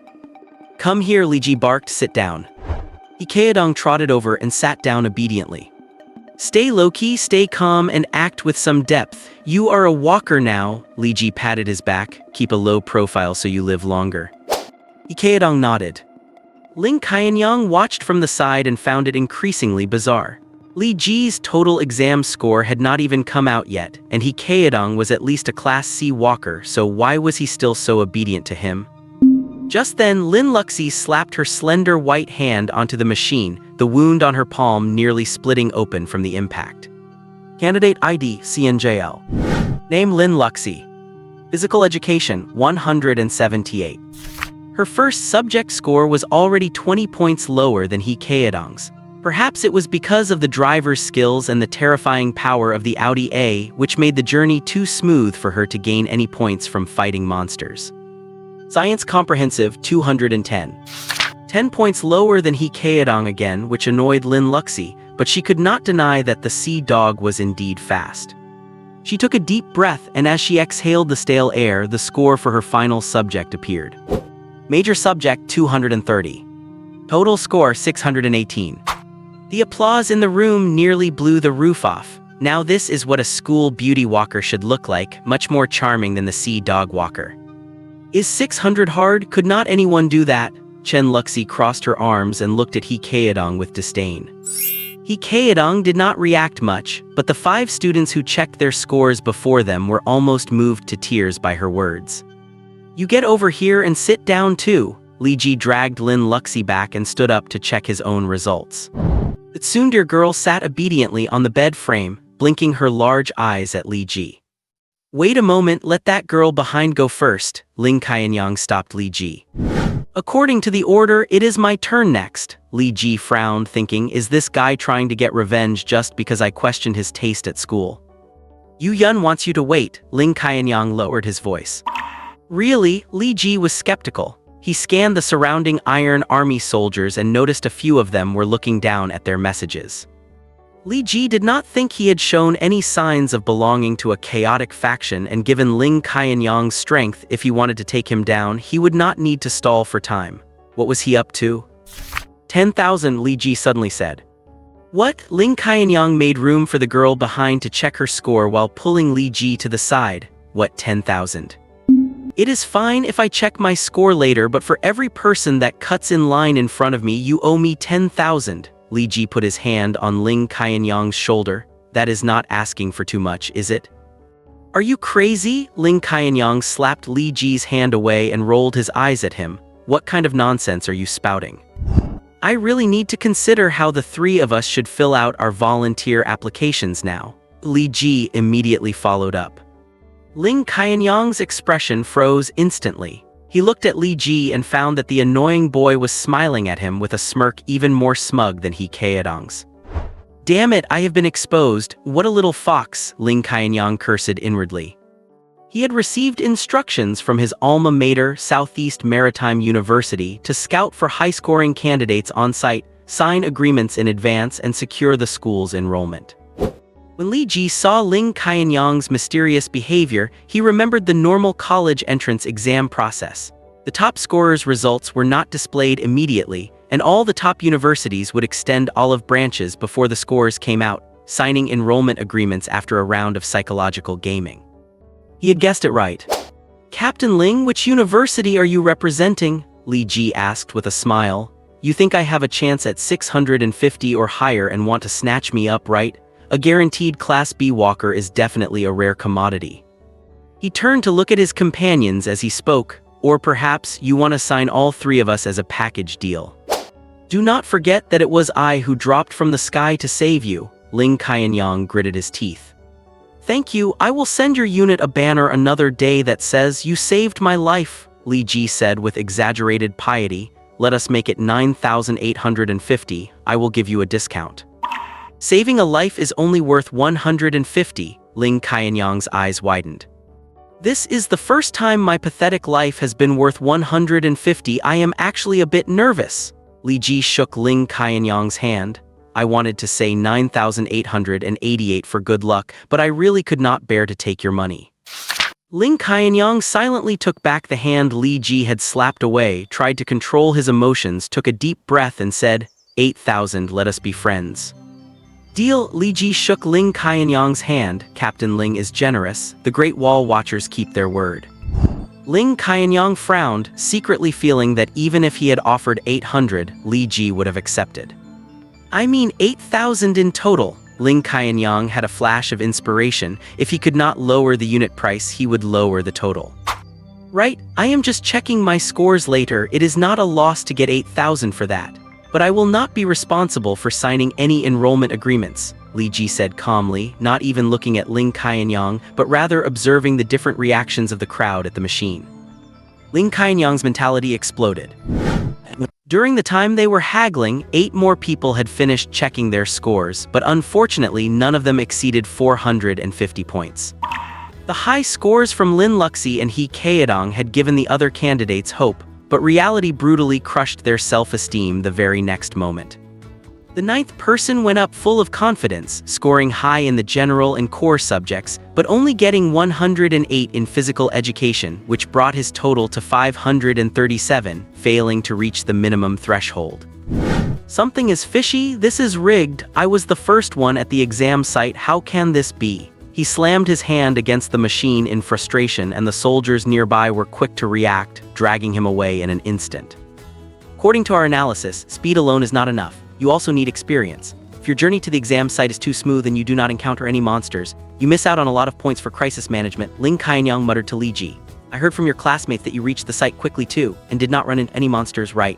I imagine your score will be lower than your companions. Still, I do admire your decision to sacrifice yourself to save your teammate.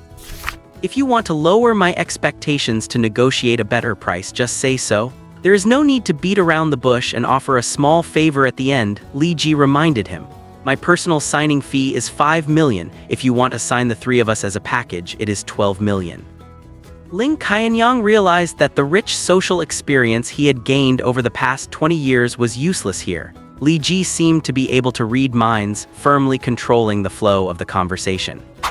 Li Ji worked in auto repair, a trade that required dealing with all kinds of taxi drivers, ride-hailing services, and corporate finance departments. Sometimes he had to trade used cars, help dealers prep them, and provide valuations. Those people were all masters of their craft, wanting to squeeze every cent of profit out of a deal. With a drunkard father who lived in a daze every day, Li Ji had been handling the bargaining himself since he was 8, making him a seasoned veteran. Get lost, Ling Qianyang wanted to shove Li Ji's head into an ATM just to see how much money he had on his mind.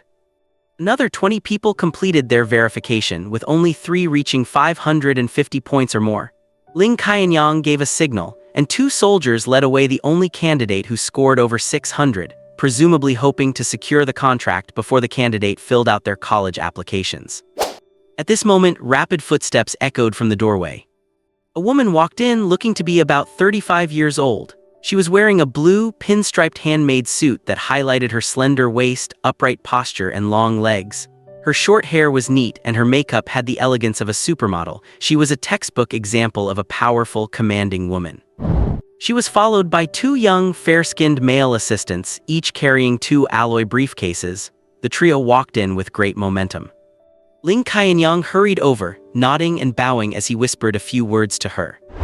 Li Ji did not think Ling Qianyang was a sycophant. He had not shown such obsequiousness even when facing future stars like Yu Yun, so he could not figure out why he was so respectful toward this woman. The next second, the woman's figure flickered slightly, appearing in front of Li Ji as if by space jumping.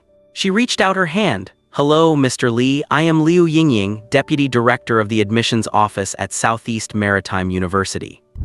She spoke bluntly in front of all the candidates, as if to nakedly tell everyone that a high score means having privileges and the future will reach out to you proactively. Perhaps this was the rule in the Skywalker ecosystem. Privileges were laid out in the open, and it was up to you to see if you had the ability to seize them. This was the true meaning of thousands of people fighting to cross a single-plank bridge, where a single exam determines one's entire life. She then quickly gathered Lin Luxi and He Kaedong and got straight to the point. Southeast Maritime University is located by Jinji Lake in Jinling, very close to your homes, so I believe it will be your first choice. To show our sincerity, as long as the three of you sign with us before submitting your applications, the university guarantees enough resources to ensure you reach the Grandmaster stage before graduation. What is the Grandmaster stage? He Kaedong asked with wide eyes, looking completely clueless. Li Ji had seen a Grandmaster-level entity. After killing Lei Ming, the system had indicated that he had killed a Grandmaster-level monster. Based on Lei Ming's strength, he suspected that even bullets would not be able to inflict any damage on a Grandmaster. Your Skywalker lineage and talents represent the foundation, but your actual strength is determined by your biological level. Right now, all of you are at the mortal level. Once you reach level 50, you will break through to the elite level, followed by Grandmaster, 100 Refinement, Human Sovereign, Earth Immortal, Heavenly Perception, Saint, and Heavenly Inquiry, Liu Yingying said quickly. Ordinary handgun bullets cannot pierce the bodies of elite-level creatures, and the bodies of late-stage Grandmasters can generally withstand remote rocket fire. Your Skywalker abilities will also skyrocket as your power increases. She pointed to herself as she spoke, then gestured to introduce Ling Qianyang. My level is 100 Refinement Stage 11, and Ling Qianyang is Grandmaster Stage 46. You can probably understand how many resources need to be poured into cultivating you to the Grandmaster level within 4 years. While He Kaedong could only manage a single exclamation. Lin Luxi remained poised. Director Liu, I believe in your sincerity, but I would still like to hear about the advantages Southeast Maritime University has compared to the other 3 schools. Being a merchant's daughter, she had grown up in price negotiations and knew one thing for certain: you have to understand the product before you can set the price. Financial resources, Liu Yingying said cleanly, showing the school's absolute confidence in its wealth. You should know that top universities like Tsinghua and Zhejiang have an annual budget of about 30 billion, and our annual funding is even higher than that. 50 billion, He Kaedong said, pushing the limits of his imagination for numbers. Hearing this number, Liu Yingying's professional smile widened. This year's original budget was 130 billion, which is 50 billion more than the second-place Southwest United University. With the expansion of student enrollment, we intend to increase the budget by 3 to 5 times. She was so confident that it seemed as if hundreds of billions were just a number, and she could have them whenever she wanted. Indeed, the sum of fiscal and private capital along the southeast coast was a terrifying figure. They occupied 3 of the 4 major metropolises of the Great Xia.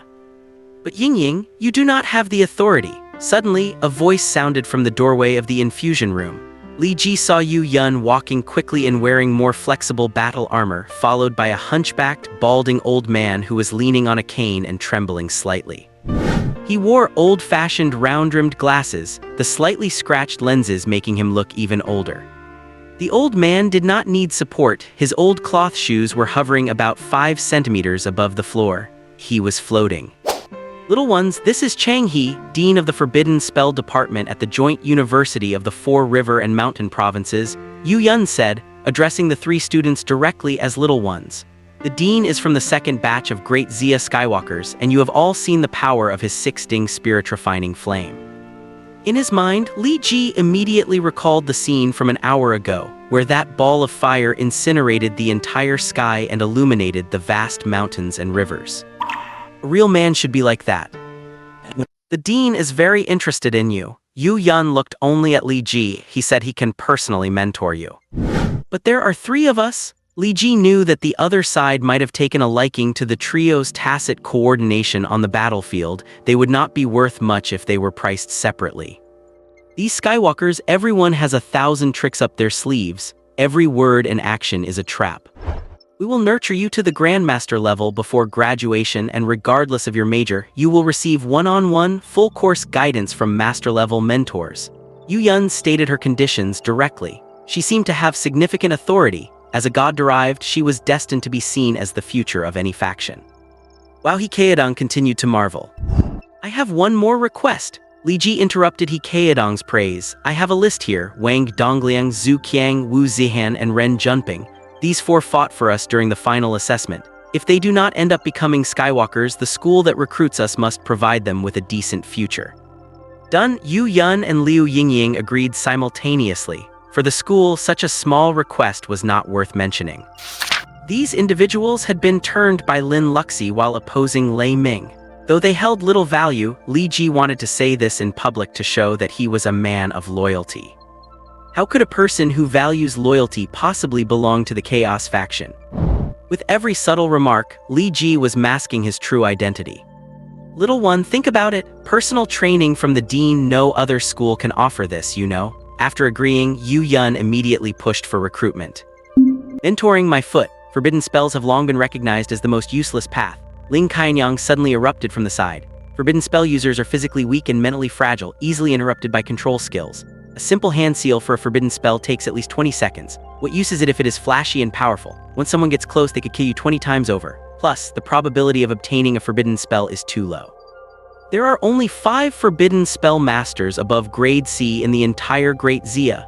Dean Changhe has been searching for 3 terms and has not found a single successor. Liu Yingying frowned and pulled on Ling Qianyang. After all, the other person was an elder, so he should not be so blunt. Li Ji felt that Ling Qianyang was a contradictory person. He fawned over the cold beauty while spouting nonsense at an elder. Was he fearless against power or just a bootlicker of the powerful? Am I wrong? A forbidden spell master needs at least 1 main combat class, 2 defense classes for protection, a battlefield scout to clear the surroundings, and a healer. Their physique is so weak they can barely practice martial arts and they have no individual combat capability at all. Ling Qianyang continued firing away. The conditions we offer are: I can match every condition your Southeast Maritime University has offered, including ensuring all 3 of you reach the Grandmaster level before graduation, no problem. The old man named Changhe said in a low voice. Great Xia needs a forbidden spell master with grit, someone who is not afraid of death. His voice was very soft, but the moment he spoke, everyone in the hall seemed to be silenced. They opened their mouths to speak, but not a single sound came out. After finishing, his ears twitched slightly. Footsteps were coming from outside. Perhaps people from the other 2 institutions had arrived as well. There were many who scored over 600, and the number of Skywalkers this term was quite high, but a trio that had lived and died together with such tacit coordination was extremely rare. That was why every institution had sent their own recruitment teams. 4 teams appeared in the infusion hall, keeping their distance and maintaining superficial politeness, while secretly re-evaluating the young trio and calculating each other's psychological price limits. Any more bids? If my scores come out over 650, it will not be today's price. Suddenly Li Ji's voice rang out. He had placed his hand on the machine at some point. I will count down from 3. Yu Yun was stunned. This kid had seized the initiative in an instant, turning the college entrance score reveal into an auction, using himself as a commodity to inflate the price and wait for the highest bidder. Perhaps since she and the dean arrived, Li Ji had been waiting for the other 2 schools so that when all 4 schools stood together, no one could renege on their promises.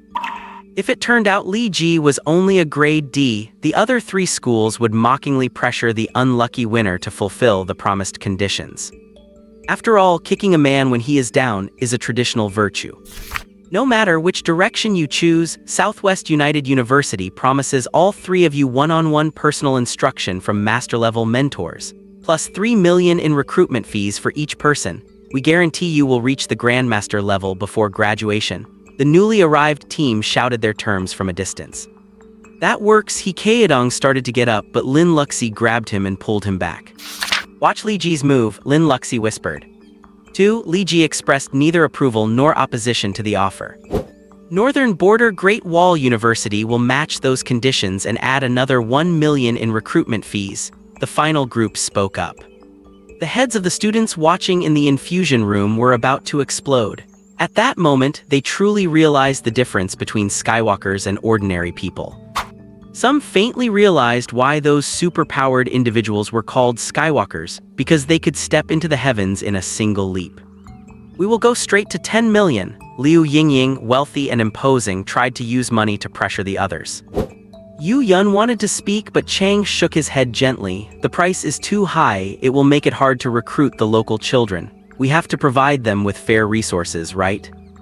Yu Yun was helpless. She wanted to fight for her students and have them attend their alma mater, but with so many candidates in the 4 provinces of the mountains and rivers, if every high-scoring student was recruited at such a cost, the school could not afford it.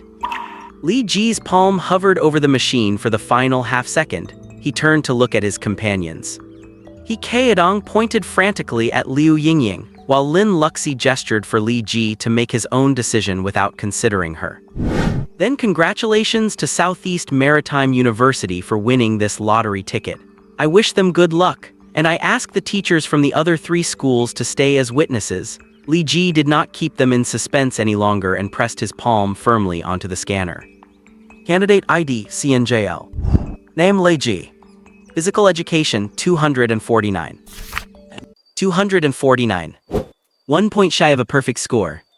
At that moment, dozens of eyes at the scene widened to their limit. Ling Hanfeng even wiped his goggles, put them back on, took another look, and finally uttered a simple, clear syllable, damn. Most people on the scene were whispering, their voices blending together, as lively as a wet market. Damn, is he a freak? 249 in physical education. What did he do? Teleport to the exam hall and run over 2 monsters on the way? Or did a Skywalker help him cheat? Did not they say all Skywalkers were sealed during the college entrance exam? Then there is no other explanation. Is Heaven his dad? Look at the shoulder throw he used to take out that chaos-aligned one earlier. Could he have actually killed a few monsters on his way here? Hikaedong stood with his hands on his hips, scanning the crowd and tusked twice. You guys have seen nothing. This is just the beginning. My buddy fought his way from Taping South Road to the administration building with nothing but an iron rod, leaving bones strewn across the fields and fresh blood splashing his face, and he did not even blink. You are overdoing it, Li Ji whispered a reminder. He blew away the Yamada no Orochi and pushed through the fire god Zhurong, invincible below the gods and taking one down with him above the gods. Hikaedong got more and more excited as he bragged, and Li Ji could not help but start puffing out his chest and lifting his head. Liberal Arts Comprehensive 250.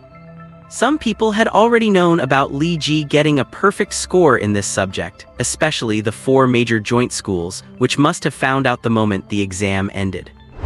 They rushed over because they knew Li Ji had a guaranteed spot with his single subject perfect score. The moment Lin Luxi and Hikaedong became Skywalkers with high scores, this trio of Skywalkers, who did not even need to build rapport, had already formed. But when this perfect score actually appeared before their eyes, they still had to mutter the word freak in their hearts. Liu Yingying let out a long sigh of relief. She was only a deputy director of admissions, and the offer she had made today exceeded her authority. If Li Ji's score had not reached 600, this deal would definitely have been a loss. It had to reach 650 at least for a guaranteed grade B status to count as a small profit.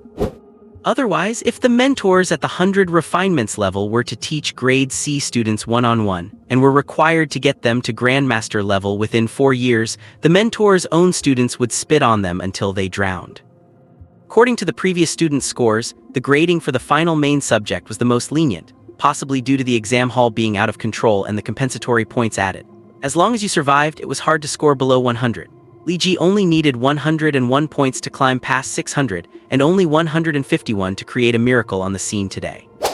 Liu Yingying, who always carried herself with the air of a sophisticated older sister, was also continuously adjusting her breathing in front of the screen.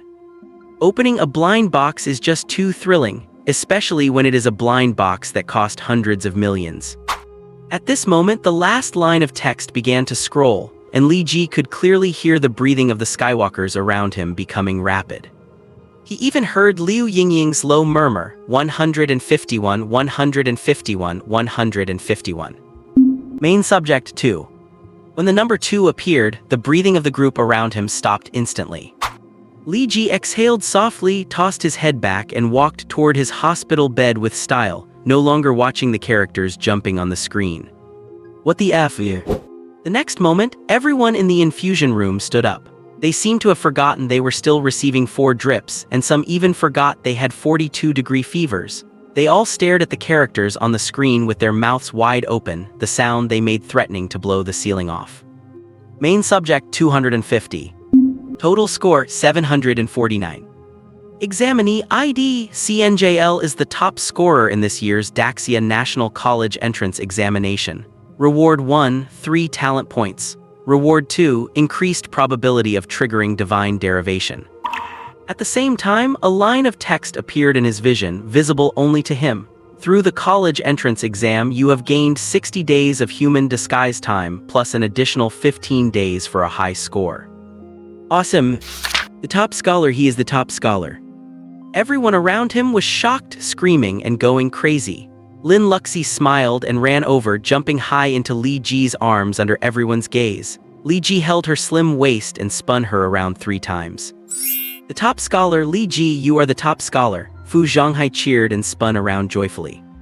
A relaxed smile hung on Li Ji's face. The years he spent burying his head in books, wearing earplugs amidst the roar of machinery and the pungent smell of engine oil had not been in vain. If I suffered through 1,000 hardships yesterday, today I am rewarded as the top scholar. This is the greatest reward for students who have studied hard through the years.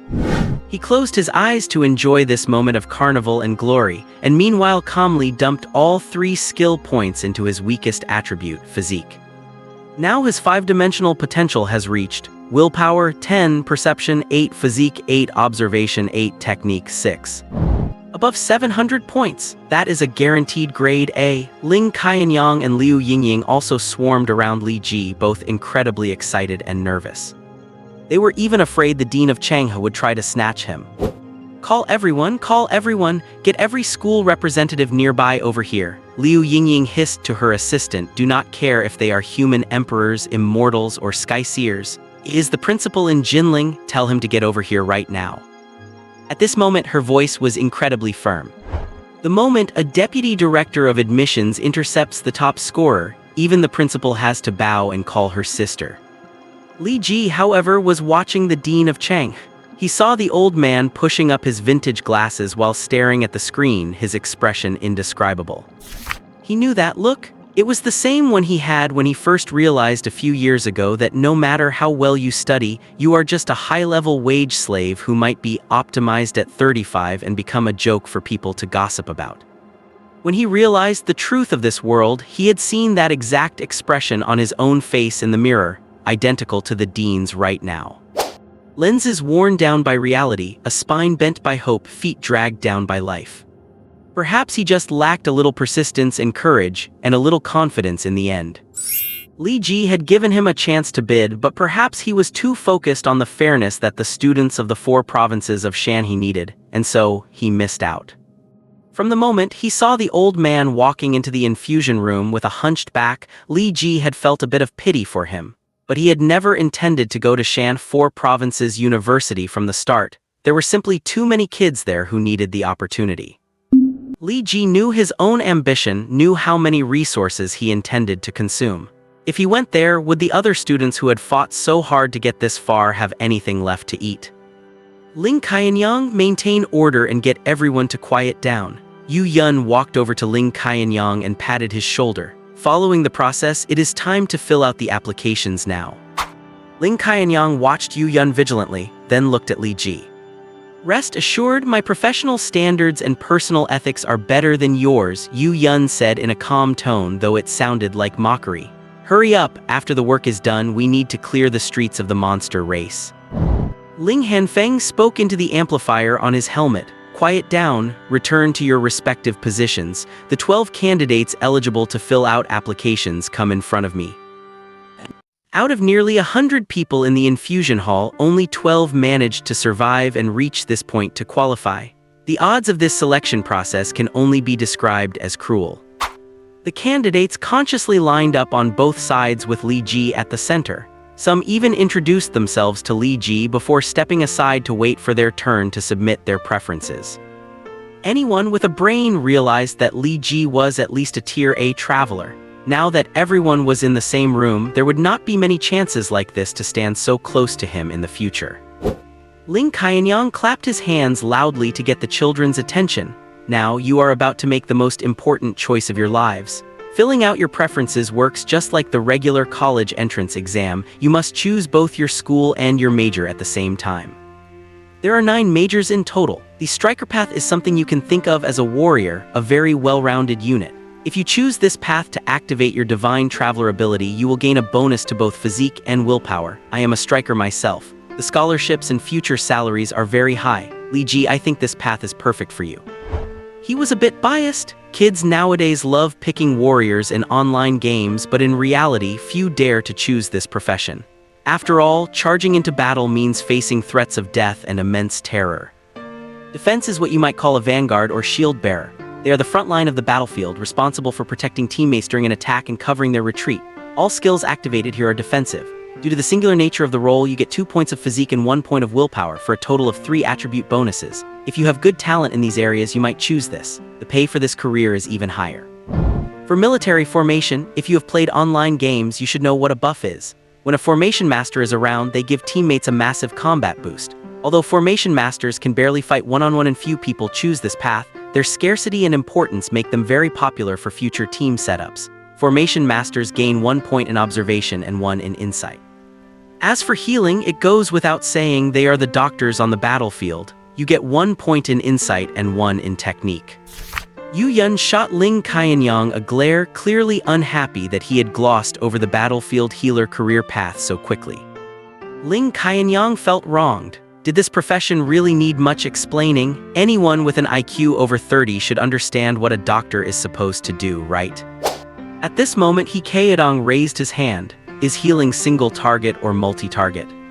Both. It depends on what divine traveler ability you activate, Ling Qianyang said irritably, surprised that someone actually did not understand. Are there more girls in the healing profession? He Kaedong continued to ask. Yes, they are all tall with long legs, look great and have plenty of skills. This time it was Yu Yun who answered. As a teacher, she knew exactly what kind of person He Kaedong was. He Kaedong did not have any other questions. He lowered his head, calculating something, and then a look of pure longing appeared on his face. Ling Qianyang watched him for 3 seconds. Certain the guy had no more questions, he continued his introduction. Individual tech on the battlefield, we call them mech gods. Ordinary weapons in their hands can unleash power that surpasses the weapons themselves, even defying physical laws. There's even a Ling Xiao tier individual tech that can craft weapons from this era out of thin air. Sadly, such weapons can only be used by the crafter. This profession grants 1 point of observation and 1 of technique. He paused, but because too many students choose this direction, it is hard to activate a cross-tier divine traveler ability. For example, if your baseline is Tier C, choosing formation might let you jump up to Tier B, but choosing individual tech will likely keep you at Tier C. Lin Luxi, who had been thinking about picking individual tech to hide in the bushes and take potshots, began to reconsider.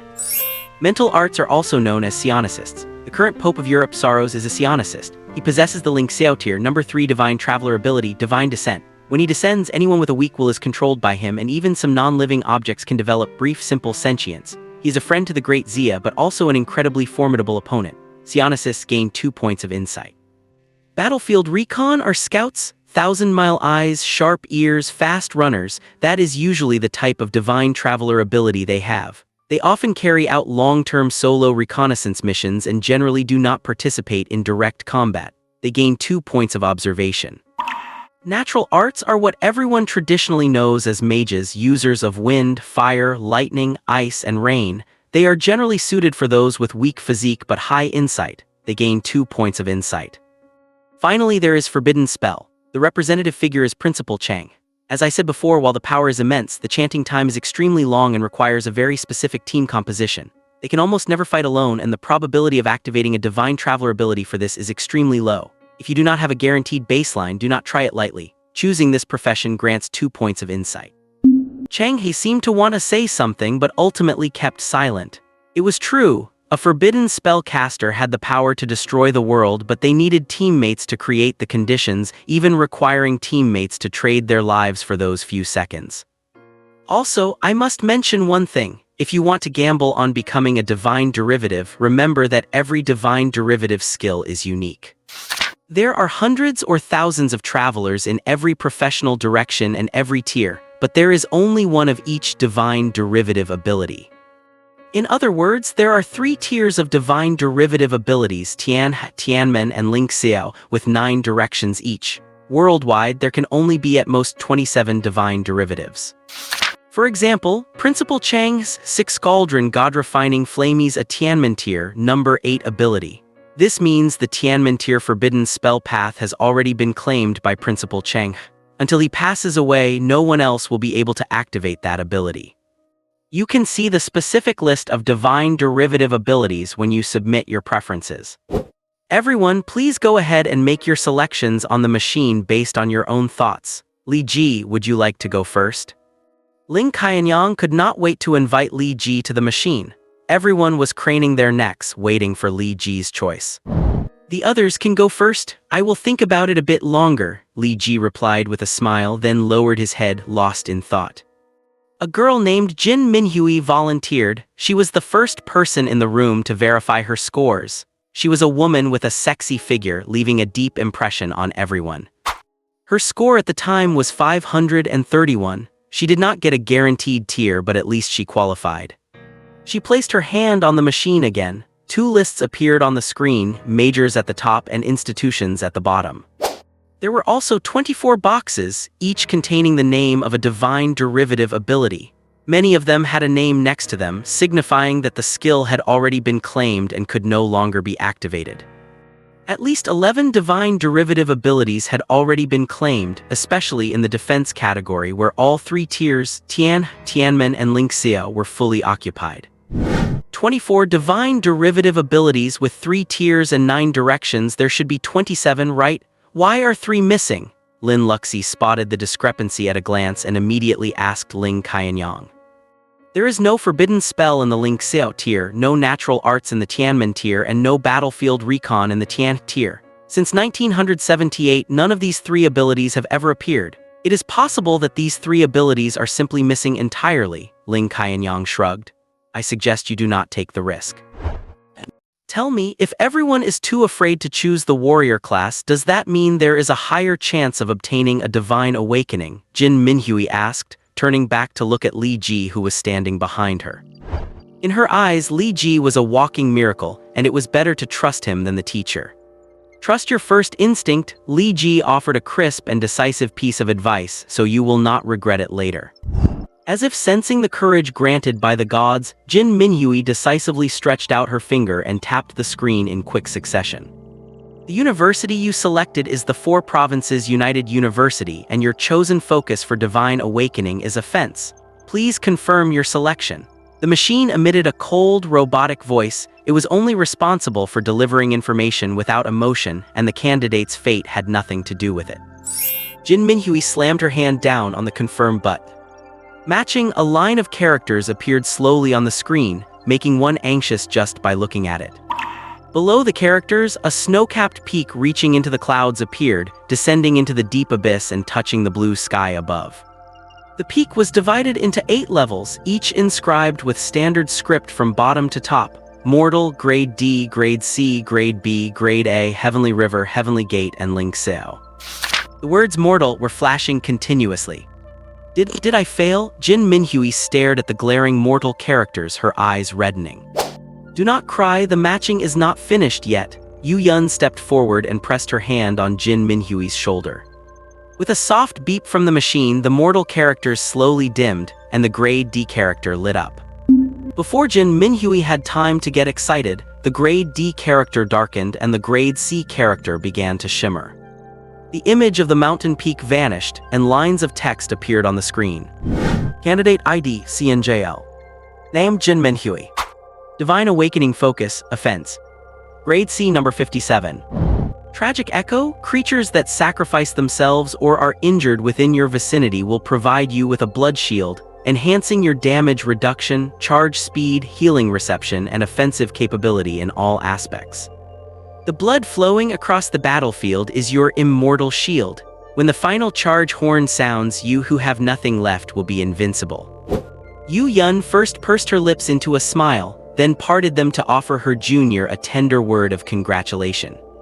A dark shadow flashed by as Kaedong ran over and gave the short-haired spicy girl a big hug. Congrats, congrats, a total comeback. We are comrades now, take care of me from now on. Thanks, Jin Minhui subconsciously patted Kaedong's back, but she felt as if her hands were a bit faster and her strength a bit greater than before. Ouch! Kaedong suddenly let out a miserable shriek. Yu Yun quickly pulled him back, her eyebrows arched in anger. She is a grade C awakened now and your temporary status has been revoked. Can you really take a slap like that? The muscles in Kaedong's back were almost shattered and his shoulder blade had been pushed in. Yu Yun rolled her eyes but still provided her student with some temporary healing. I am so sorry, Jin Minhui looked somewhat awkward. He had it coming, Yu Yun, Lin Luxi and Li Ji said in unison.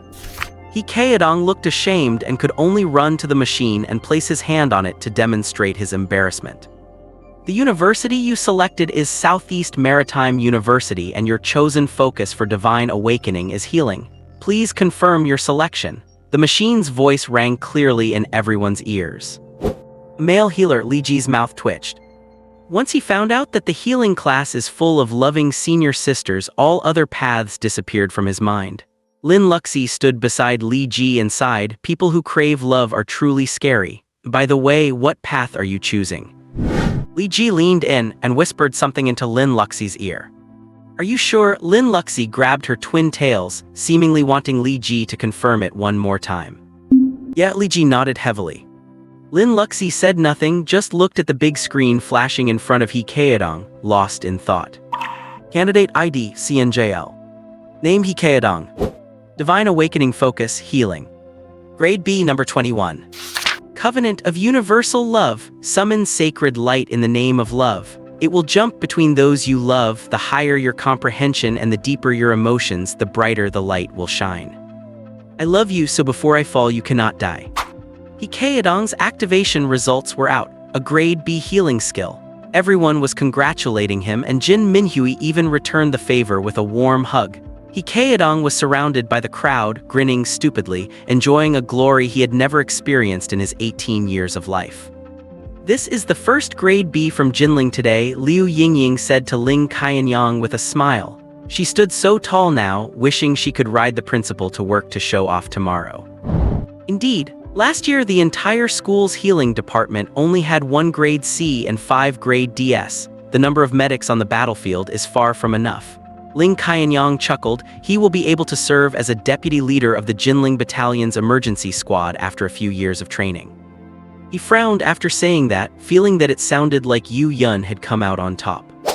Last year, the medical forces along the southeast coast were in short supply, so after much deliberation, they traded 3 grade A awakened to bring back Yu Yun, who was originally from Jinling.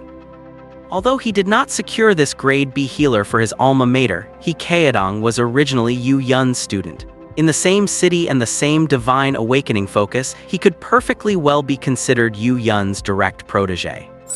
Ling Qianyang felt a bit slighted and could only pin his hopes on Li Ji. Li Ji seemed to like appearing last. Under everyone's eager and expectant gazes, he remained motionless, letting the other candidates go up to activate their divine awakening first. 8 candidates activated in turn, 4 failed, the light staying on mortal from start to finish. The light in the candidates' eyes faded slowly as time passed. Some raised their arms to welcome the gift of fate, some retreated in dejection and others burst into tears. When that girl who was being helped down while covering her face and crying passed by Lin Luxi, the girl let out a long sigh. It seemed she had finally made a decision, walked up to the machine and decisively tapped a few keys. The university you selected is Southeast Maritime University and your chosen focus for divine awakening is defense. Please confirm your selection. As the system's announcement echoed throughout the infusion room, surprise appeared on everyone's faces. A cute, soft girl chose defense? That is the heavy-armored warrior position at the very front of the battlefield, facing a hail of bullets with a slim chance of survival. Luxie, Li Ji reached Lin Luxie's side in 2 steps, choose another one. Lin Luxie seemed to know Li Ji would come. Her hand had been pressed on the confirm button and then she hit it decisively. She then looked up slightly into Li Ji's eyes and said in a voice only the two of them could hear, "I believe in you, whatever you want to choose, just choose it." Lin Luxie, I believe in you, so please always believe in me too. Extra update, brothers, please click to urge for more and help click for free gifts. Hearing these words, Li Ji bowed his head and clenched his fists. He knew that Lin Luxie's mind was made up. She was a very willful girl. This was her most rational moment, yet it threw her into the most dangerous situation. Li Ji felt a twinge of regret for telling her his choice of path. Whatever happens on the battlefield from now on, trust me and follow my commands, Li Ji whispered into Lin Luxie's ear. Lin Luxie looked at Li Ji with a smile. It was hard to tell if she had actually agreed. On the screen, the text describing the climb to the absolute peak began to flicker. Starting from grade C, Lin Luxie and Li Ji simply stared at each other, as if they did not care at all about the God-given talents that determined their status and fate. The flickering text jumped upward once by surprise. Then, as if not satisfied, it jumped again. Candidate ID, CNJL. Name Lin Luxie. God-given talent path, defense. Grade A number 3. Final chapter of Verdun, Property 1, permanently increases damage immunity by 50%, tenacity by 50%, recovery speed by 300%, and received healing effects by 300%. Final chapter of Verdun, Property 2, the hardness and tenacity of tools held increase by 50%. Final chapter of Verdun, Property 3, 10% chance to block the full damage of incoming projectiles energy. Upon a successful block, own vitality restores by 30%. You are the final fortress on the battlefield of Verdun, the last inch of land not yet soaked in blood. As long as you are still there, the war is far from over. Seems to be grade A, no wonder they are so excited. Lin Luxie glanced at the screen, wrinkled her nose, and kept that sweet, adorable smile on her face. One grade higher than that useless sea dog, I suppose that is okay, right? Okay, Li Ji repeated Lin Luxie's choice of words. Look, Liu Yingying is going crazy with joy and the other 3 schools look like they have eaten a pound of bitter herbs. Teacher Yu is quite happy though. Oh, are we supposed to go to the Jinling camp after graduation? She is playing both sides. A group of people in the infusion room cheered while others felt dejected. After the brief outburst of cheers, everyone fixed their eyes on the sole focus, Li Ji. More and more God-given users kept entering from outside as if the activation work in other areas had finished. A crowd of them ran over to watch, their chatter echoing in the corners. What path do you think the top scorer will choose? Look at their lineup. They already have healing and defense, they just need a heavy-hitting output. For close combat, they could go for pure attack, or for ranged, they could go for natural mages or individual tech. I personally lean towards individual tech. If it were me, I would choose military formation. A military formation is so valuable. Throw in a few high-level supports and some mid to low-level attackers and such a combat group would definitely become a pillar of strength.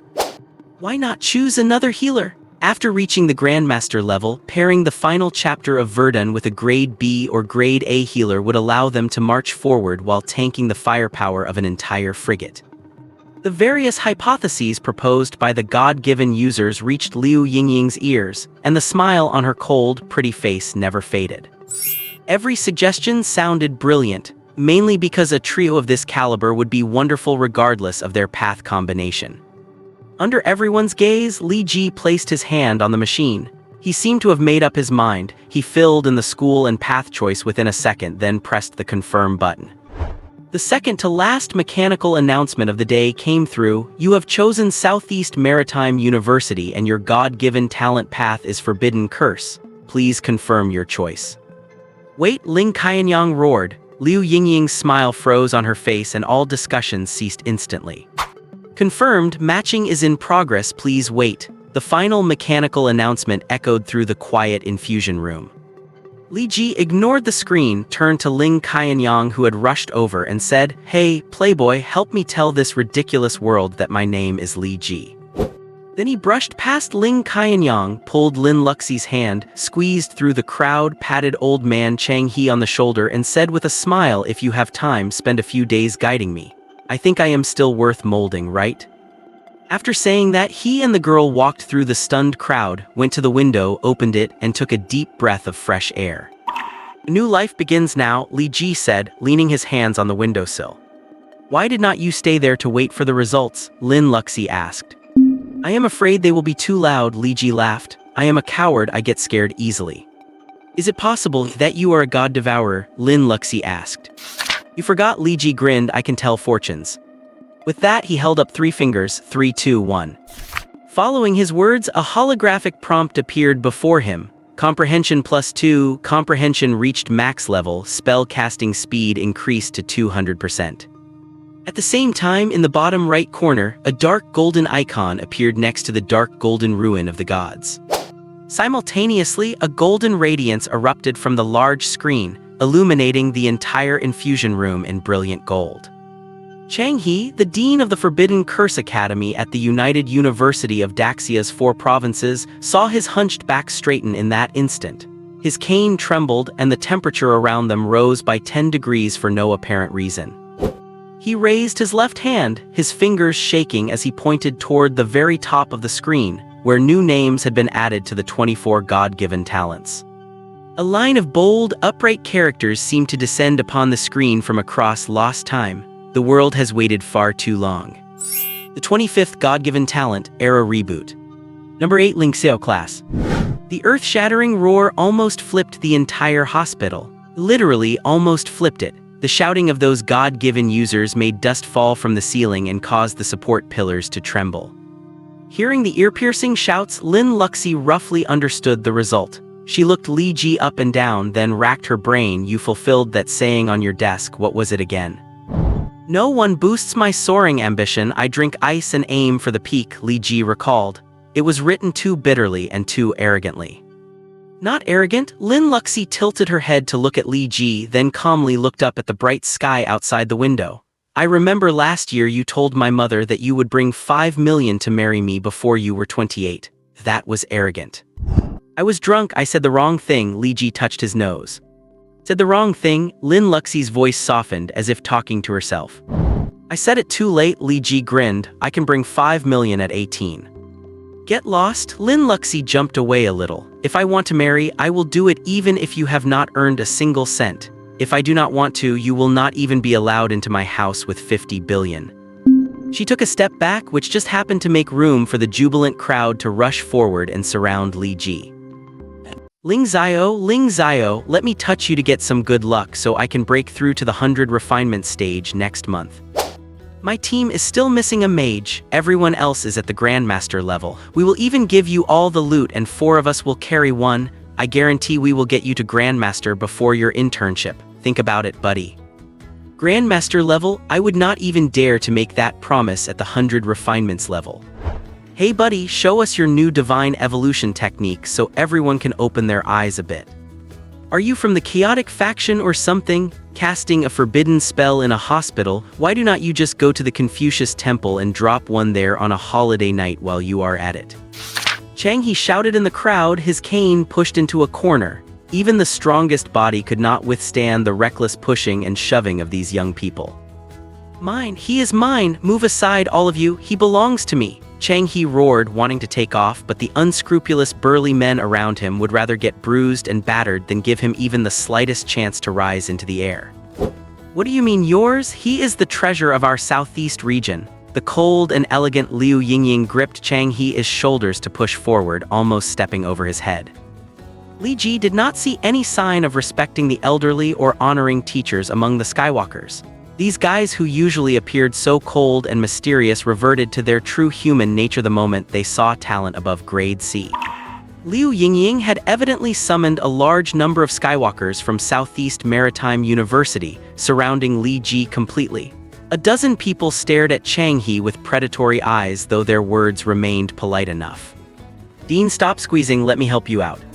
If we break your old bones, we will not be able to answer for it. Why are you two just standing there like idiots? Go get the old dean a wheelchair." What wheelchair? The old dean has traveled far and wide. Hurry up and book a resort hotel by the Kinhui River. Book the whole hotel, the budget. If the principal does not approve this, I am sending Li Ji off to Henan. Stop pushing, everyone, listen to me. Li Ji yelled in the crowd, but no one was listening to a word he said. The scene was in total chaos. Hikaedong did not have the time to care about Li Ji. He was busy chatting fervently with Jin Minhui, reminiscing about the thrilling past and looking forward to an unrestrained future. Lin Luxi sat smiling on the windowsill, swinging her legs as she watched. After a few seconds of keen interest, she put her hands together somewhat awkwardly to form a series of complex gestures, then crossed her forearms in front of her chest and dropped from the window. Boom! A deafening sound suppressed the entire room, and a massive roar accompanied by thick dust engulfed half the hall. People looked toward the sound to see 4 black gold, semi-transparent iron walls appear out of thin air beside Lin Luxi, landing exactly when she did. The walls, 1 meter wide and 3 meters high, plunged deep into the floor, instantly wrapping Lin Luxi into a steel fortress reminiscent of the Battle of Verdun. Cool, Hikaedong stared for a long time before finally spitting out a single word. So cool, I want to marry her, Jin Minhui said blankly, her words subconscious. Hikaedong was completely dumbfounded. Li Ji snatching the school beauty, I would admit defeat, but how is the school beauty coming to steal the girl from me too? Can you guys give a loser like me a break? Do not push us to the brink of extinction. Amidst the rolling dust and flying debris, Lin Luxi straightened up and pointed at Li Ji. He wants to speak. Li Ji was also shocked by Lin Luxi's dominance. He calmed himself down slightly before speaking. Dean, you have to accept the outcome of a bet. Just like how I sold a grade B, a grade A, and a Ling Zio for 30 million. It is a bit of a loss, but I have to accept my fate. Chang He stood panting in the crowd, his face slightly flushed, whether from embarrassment or exhaustion. Yu Yun bent down, picked up his cane, handed it to him, and patted the old man's back gently. Li Ji, Chang He took a deep breath. The dean of the Forbidden Spell Department at Southeast Maritime University, AI Lianqiu, is only grade C with strength only at the 100 refinements level. What could he possibly teach?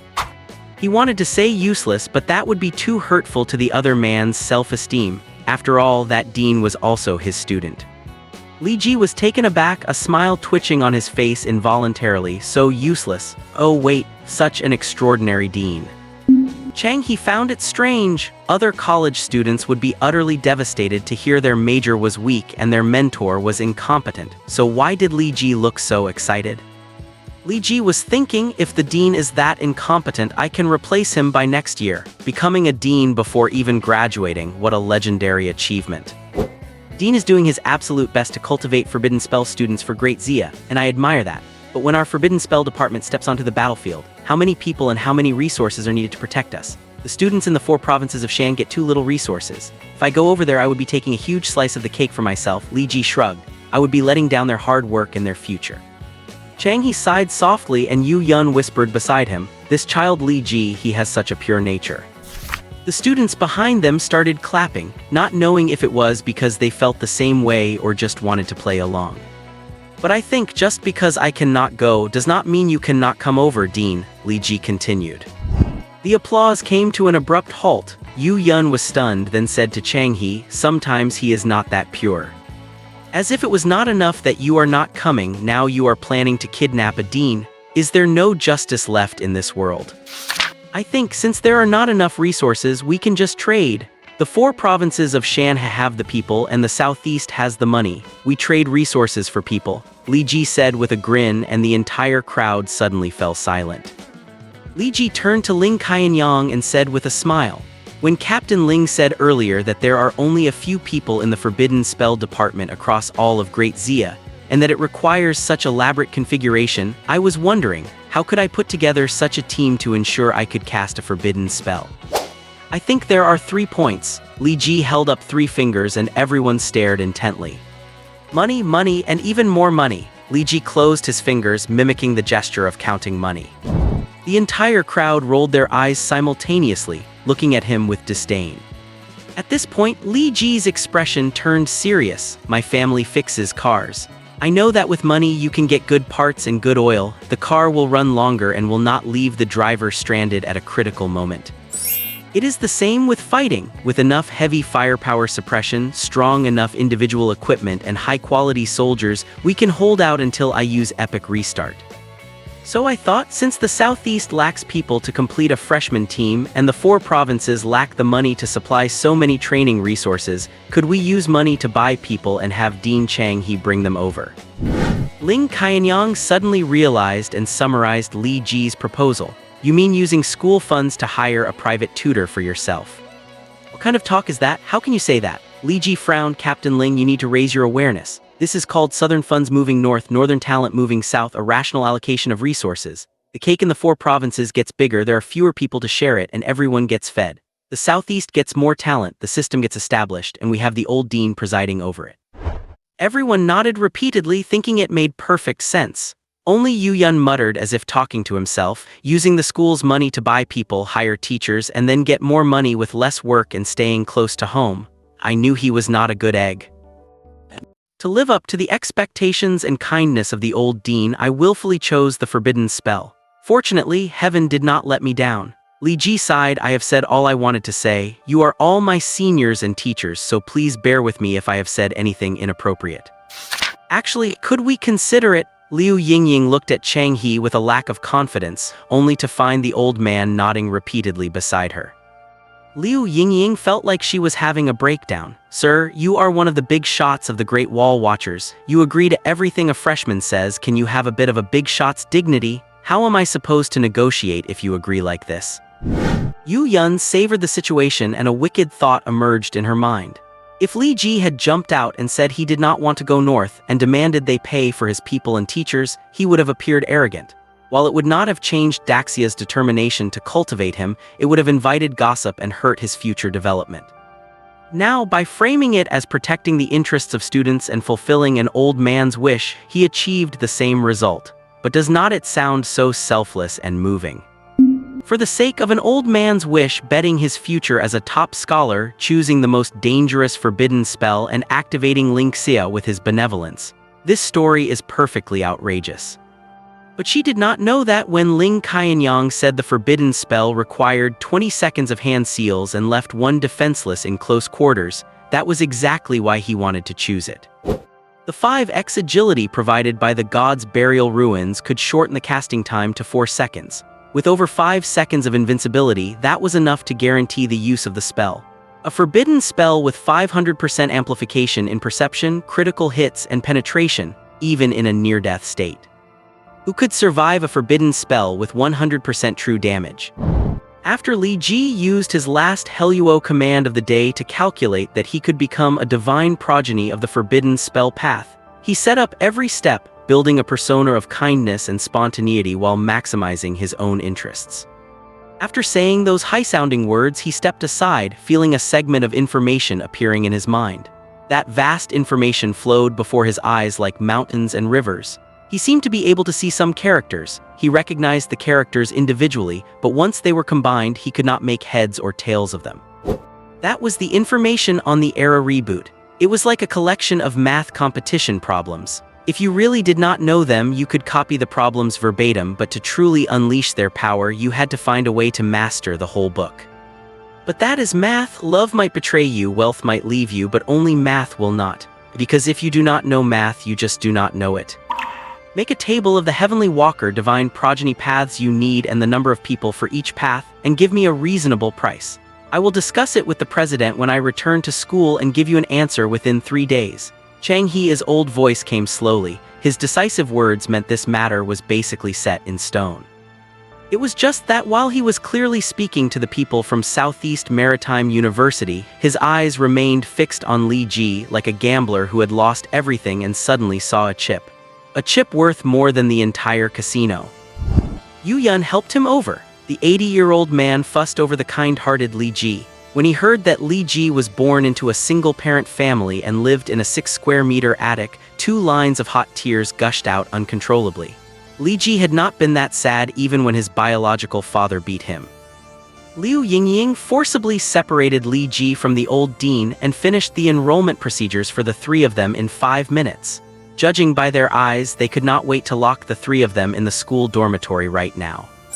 Liu Yingying shoved boxes into the hands of Li Ji and the other two precious treasures. Both the phones and smartwatches are customized. We have replaced your SIM cards, and these devices carry the most advanced positioning and distress systems. You should not need them now, but we will send heavenly walkers of master level or above to protect you personally. Ling Qianyang also hurriedly handed over a bank card. This Daxia bank card is linked to your ID. You can see it by logging into the app. It contains the 10 million in cash promised to you, plus 200,000 for summer living expenses.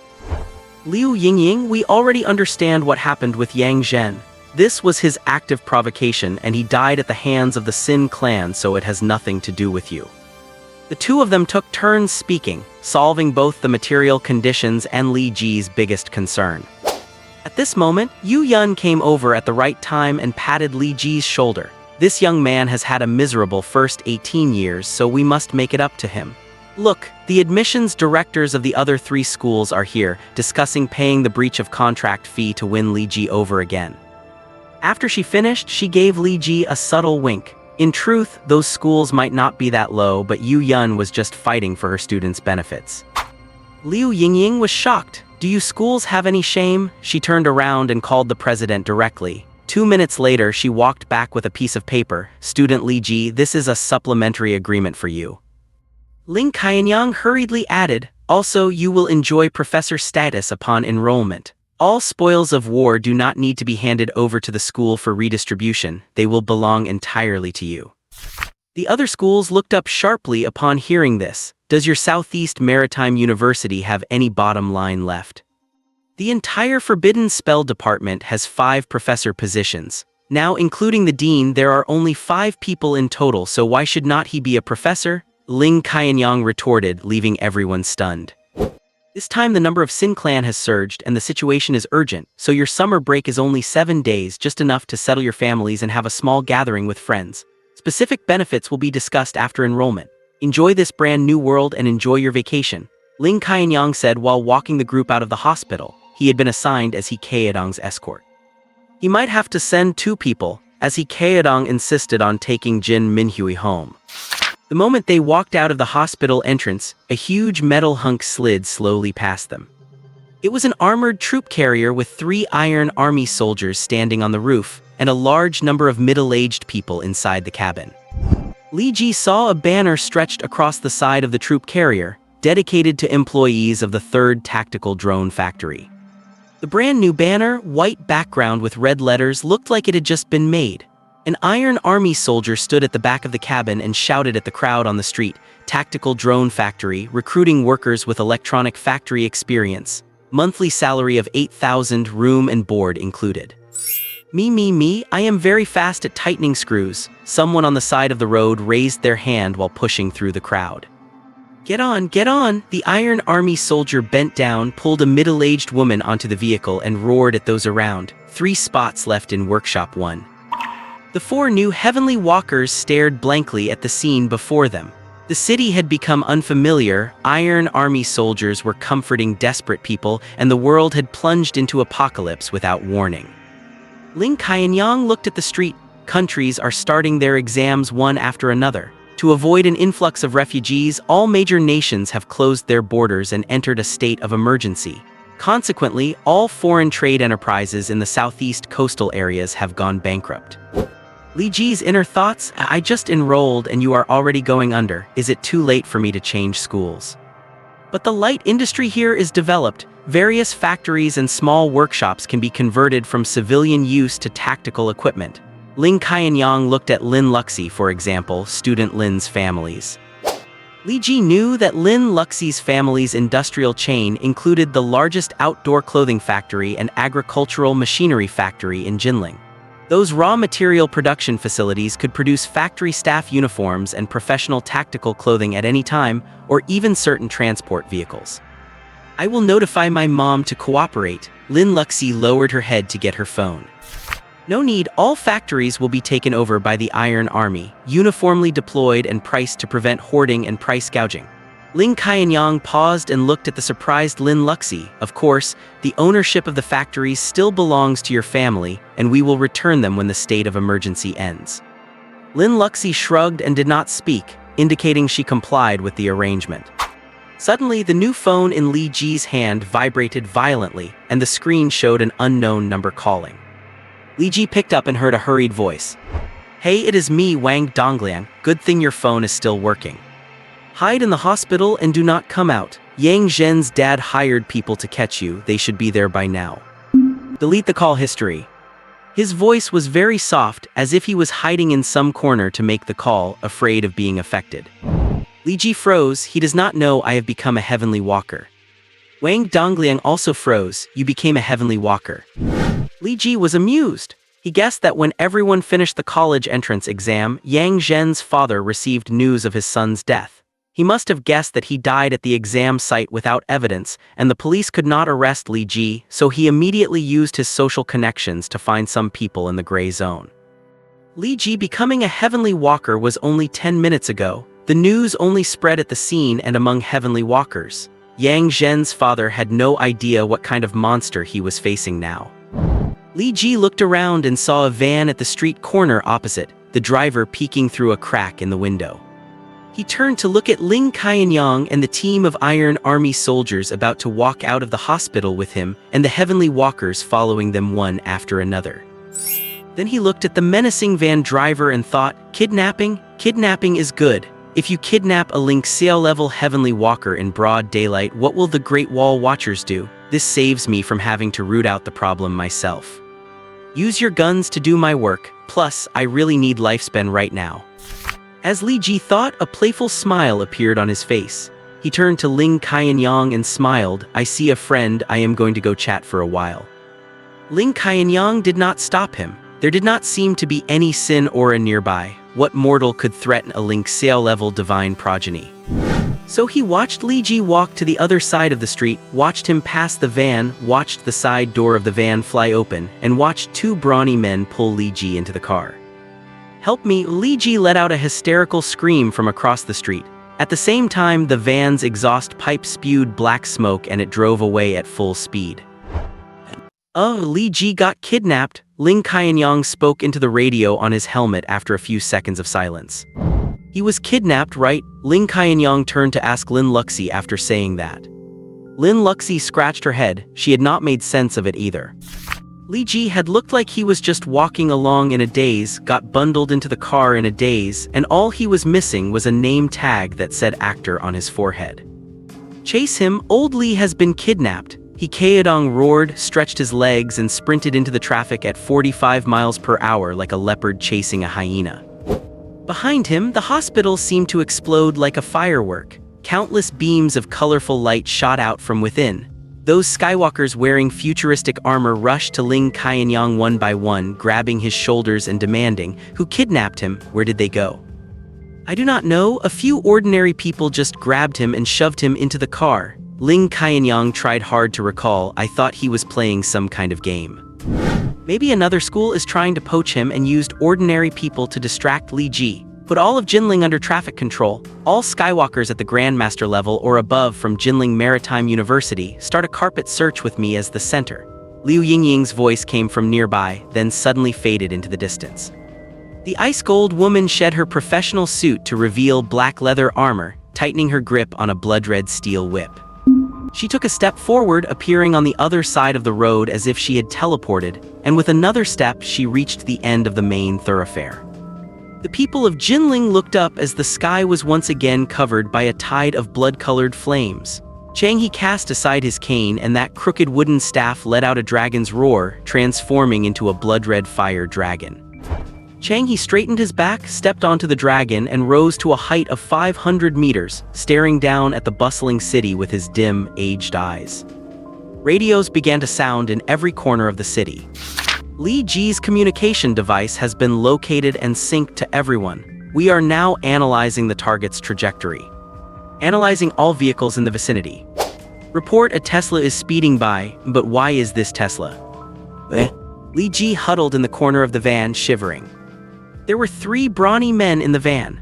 A middle-aged man in sunglasses was driving, while the other 2 had an electric drill and a phone, taking photos of Li Ji to send out.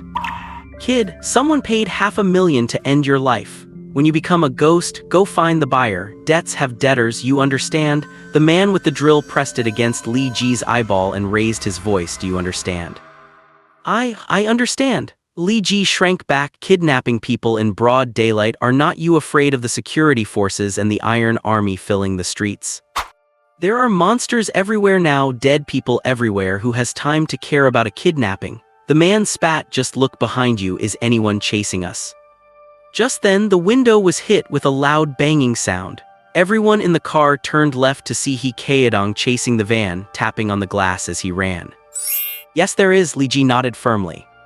This is what a grade B is. Never mind their abilities, just the physical enhancement alone is enough for them to chase a speeding vehicle on foot. Suddenly, the van swerved hard to the left, swatting He Kaedong away like a fly.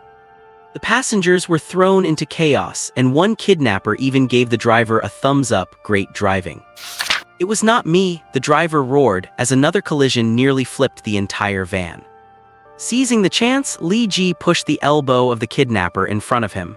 As the vehicle swayed, the electric drill was neatly driven into the kidnapper's heart. The kidnapper's eyes went wide, staring blankly at Li Ji.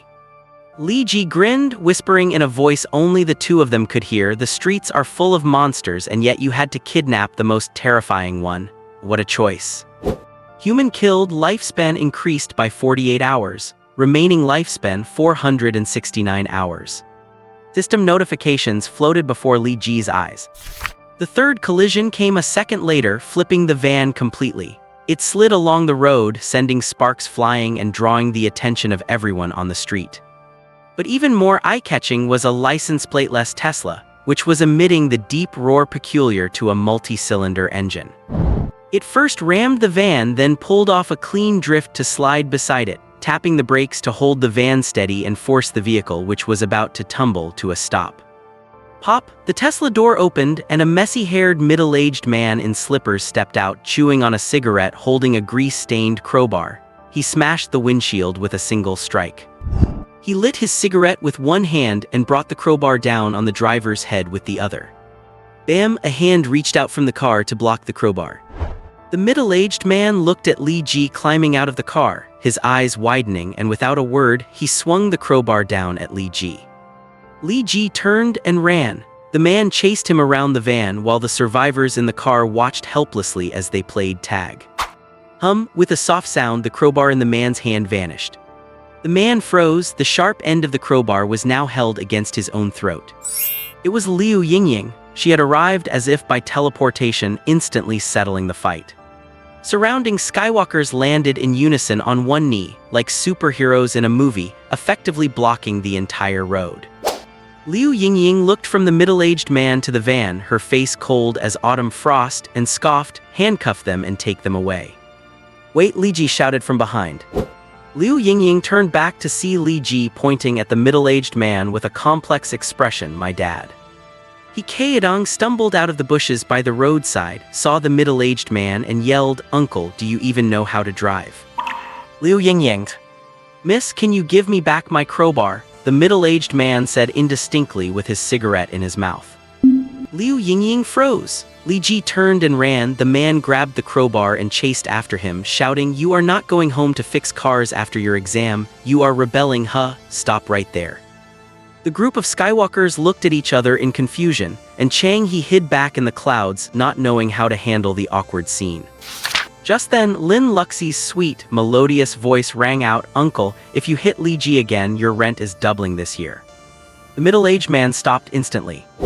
Lin Luxie walked to the Tesla with a smile, popped the hood with a graceful hand, and looked at the complex machinery inside. An American V. "Uncle, your electric-to-gas conversion has as little taste as my mother's."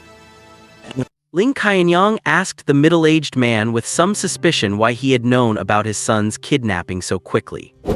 Middle-aged man pointed his thumb at his own face. "I Li Dai have been repairing cars for 30 years. If others are too scared to wash cars stained with blood in the middle of the night, I wash them. If others are too scared to fix cars with spirit rings, I fix them. Who in the Jinling underworld does not know me? As soon as these three bastards took the job, someone tipped me off.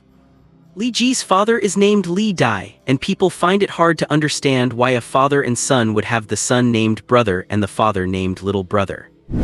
Just as they find it equally hard to understand why someone would buy a second-hand water-damaged Tesla, gut all its electronics and force a V engine into it. His dad does not seem like a normal person, does he? Liu Yingying whispered her opinion to Ling Qianyang. And is his son a normal person? Ling Qianyang retorted. Li Dai did not seem to know what to do with Lin Luxi. He grunted twice, pulled the car door open with a huff, took a glance, and then landed another blow with his club on the person inside. Group of Skywalkers rushed over to stop him. The driver and another kidnapper had already passed out, and that poor soul whose life Li Ji had taken took another hit from Li Dai's club in the chest, driving the electric drill right into his ribs, making it even harder to tell how the guy had actually died. Are you guys that flying soldier they talk about on TV? Li Dai seemed a beat slow to react, only just noticing the future warriors around him. Skywalkers, Ling Qianyang's mouth twitched as he gave a weary explanation. TV stations and various channels were frantically broadcasting news about the Skywalkers, using information bombardment to reshape people's worldviews as quickly as possible, but Li Dai's memory did not seem very good. Oh, Skywalkers, I remember there is also something called God Essence Soldiers, Li Dai realized. Those God Essence Soldiers are worth a fortune, not even one per city are there any here. Ling Qianyang looked back. Li Ji, Yu Yun, and Chang He from Kangshan Zhisheng all turned their heads at the same time, avoiding his gaze. Ling Qianyang spent 10 minutes explaining everything that had happened to Li Ji since the college entrance exam. Li Dai listened for 10 minutes without saying a word. Ling Qianyang gained a newfound respect for this father with a penchant for domestic violence. He was absolutely a perfect listener. The father of a top scorer in the national exams certainly had his strong points. 10 minutes later, Li Dai nodded and said to Ling Qianyang solemnly, "That was fantastic, truly gripping and heart-pounding." After that, he took the cigarette from the corner of his mouth, but I did not really understand any of it. Ling Qianyang's mouth twitched. He had forgotten that a good listener does not necessarily have excellent comprehension skills. I only understood one thing. Li Dai threw his cigarette butt into the van. My son is very important. Yes, exactly. I thought he was a man of great talent even before the scores came out. That is why we were so sincere when recruiting Li Ji, and Li Ji was moved by our sincerity, leading to a result we are all thrilled about. Ling Qianyang said with a smile, specifically noting that he had completed the negotiations before the exam results were announced, to prevent Li Dai from raising the price on the spot. It is not about the money. In our line of work we keep our word. Whoever goes back on a deal is a coward. Li Dai waved his hand, speaking in a crisp and decisive manner. Ling Qianyang finally realized where Li Ji got his street-smart attitude from. The next moment Li Dai frowned. So should not you guys go catch Yang Zhen's dad now? He is in Yandu, right? The Yandu battalion has already set out. He is suspected of instigating kidnapping and murder, and we will demand a heavy sentence in the shortest possible time. Ling Qianyang put heavy emphasis on the words shortest time and heavy sentence, looking full of confidence. Even if the other party was a prestigious university professor with high status and disciples all over the country. Instigating kidnapping and murder, Li Dai repeated. Does my son count as one of the most important components of the future Great Xia defense system? Ling Qianyang nodded. He suddenly realized that Li Dai spoke very logically when he was not smoking. Then, the kidnapping and murder attempt against him. Li Dai took out another cigarette, lit it, took a deep drag, and flicked the ash. Should that be called a terrorist attack? Everyone on the scene went silent. Li Dai put down the cigarette and frowned. Oh, I misunderstood, my bad. Ling Qianyang breathed a sigh of relief. The three guys in the car were the terror attack, and Yang Zhen's dad was the ringleader behind it. Li Dai bit down on his cigarette and nodded to himself. That logic makes sense, would not you say? Ling Qianyang coughed and leaned in slightly closer to Li Dai. Well, let me call you brother. Brother Li. When they hired people to kidnap him, Li Ji was still just an ordinary person. What if he knows how to tell fortunes? My son knows how to tell fortunes. Li Dai looked back at Li Ji. Son, help your old man calculate my fortune for today. Today, there is a high probability you will get into a car accident. The cost of towing plus repairs will be 11,800. If you plan to have me fix it, please add 2,000 for labor. Li Ji had already slipped away to observe the Tesla. Li Dai gave a thumbs up toward his son and said to the surrounding Skywalkers, see how accurate. Everyone had no choice but to nod and force some praise for Li Ji being awesome. I do not care how you sentence them, but if anyone else attacks my son over this Yang Zhen business later on. Li Dai slowly put down his cigarette. That will be 10 million each time, otherwise he is transferring schools. Everyone frowned while Yu Yun and Chang He gloated. They realized Li Dai was not a fool. He was just as clever as his son, building up all that leverage just for that final sentence. When it came down to it, he still felt the recruitment terms for Li Ji were too meager, so he found an incredibly logical way to demand more. "Oh right, do you guys have a tow truck?" Li Dai frowned as he looked at his beloved car. 30 minutes later, the father and son sat in a transport helicopter that slowly descended in front of their home. The four big characters Ji Dai Auto Repair were surrounded by flashing neon lights, welcoming the return of the college entrance exam champion. A large screen in the distance was broadcasting news about the exams and showing photos of Li Ji continuously. Out of so many examinees in the entire city of Jinling, only 6 talents of grade A or higher emerged. 2 were god-derived ones, and one of the others was recruited by the Northern Great Wall University to go to Yandu. Due to the unique nature of god-derived powers, there are 3 levels, Tianhe, Tianmen, and Lingxiao, with 9 directions for each level. Worldwide, there are only 27 people in total. Currently, there are 8 god-derived ones in the entire Great Xia, and counting Li Ji, there are only 2 at the Lingxiao level. Li Ji had undoubtedly become the focus of the entire city and even the entire world. Li Dai's phone kept ringing, distant relatives reached out to congratulate him, and he was notified that many officials were planning to pay him a visit. Li Dai was happy and instructed them to bring valuable gifts when they came to visit. Skywalkers and their families were supposed to move into heavily guarded Chinese-style courtyard apartments that day. Although family members would still need to work, they would be assigned the most suitable and preferred jobs nearby. However, Li Dai said there were still some things to pack at home, so the move was delayed by 3 days. Exclusive courtyard for families of god-derived ones, 3 households per courtyard. The 2 storefronts next to theirs were rented out, and experts of the 100 refined level from 4 defensive directions moved in to ensure Li Ji's safety 24/7. Li Ji pushed the broken Tesla into the cleaning bay, put on his work clothes, and covered the whole car in foam. It was as if he were not a top scorer, not a Lingxiao-level prodigy, had not received that 10 million, as if nothing had happened at all. He and his old man stood at the side of the car, silently reaching out to write a few words on the foam-covered body. "How did you know I was kidnapped?" Li Dai glanced at him, let out a cold laugh, and wrote a few words on the car body as well. "I was the one who leaked the news to Yang Cheng." Li Ji's pupils dilated in shock. He knew Yang Cheng was Yang Zhen's father, but why would his old man leak this information? His mind raced and he immediately understood. He spoke out loud, "This unibody frame is severely structurally damaged after the collision. Why do not we strip the engine and put it in another car? Let us just do a quick fix on this one and sell it to Hikaedong as a mint-condition car." Meanwhile, his hand wrote a line on the car's body. "I guess you leaked that I killed Yang Zhen and that I am planning to join the Iron Army as soon as I am discharged." The old man nodded calmly, writing back on the car, "I beat you today because you were not ruthless enough." Li Ji understood everything. The old man knew he had an irreconcilable conflict with Yang Zhen, so he deliberately leaked the news to Yang Cheng while letting him know Li Ji was about to join the Iron Army.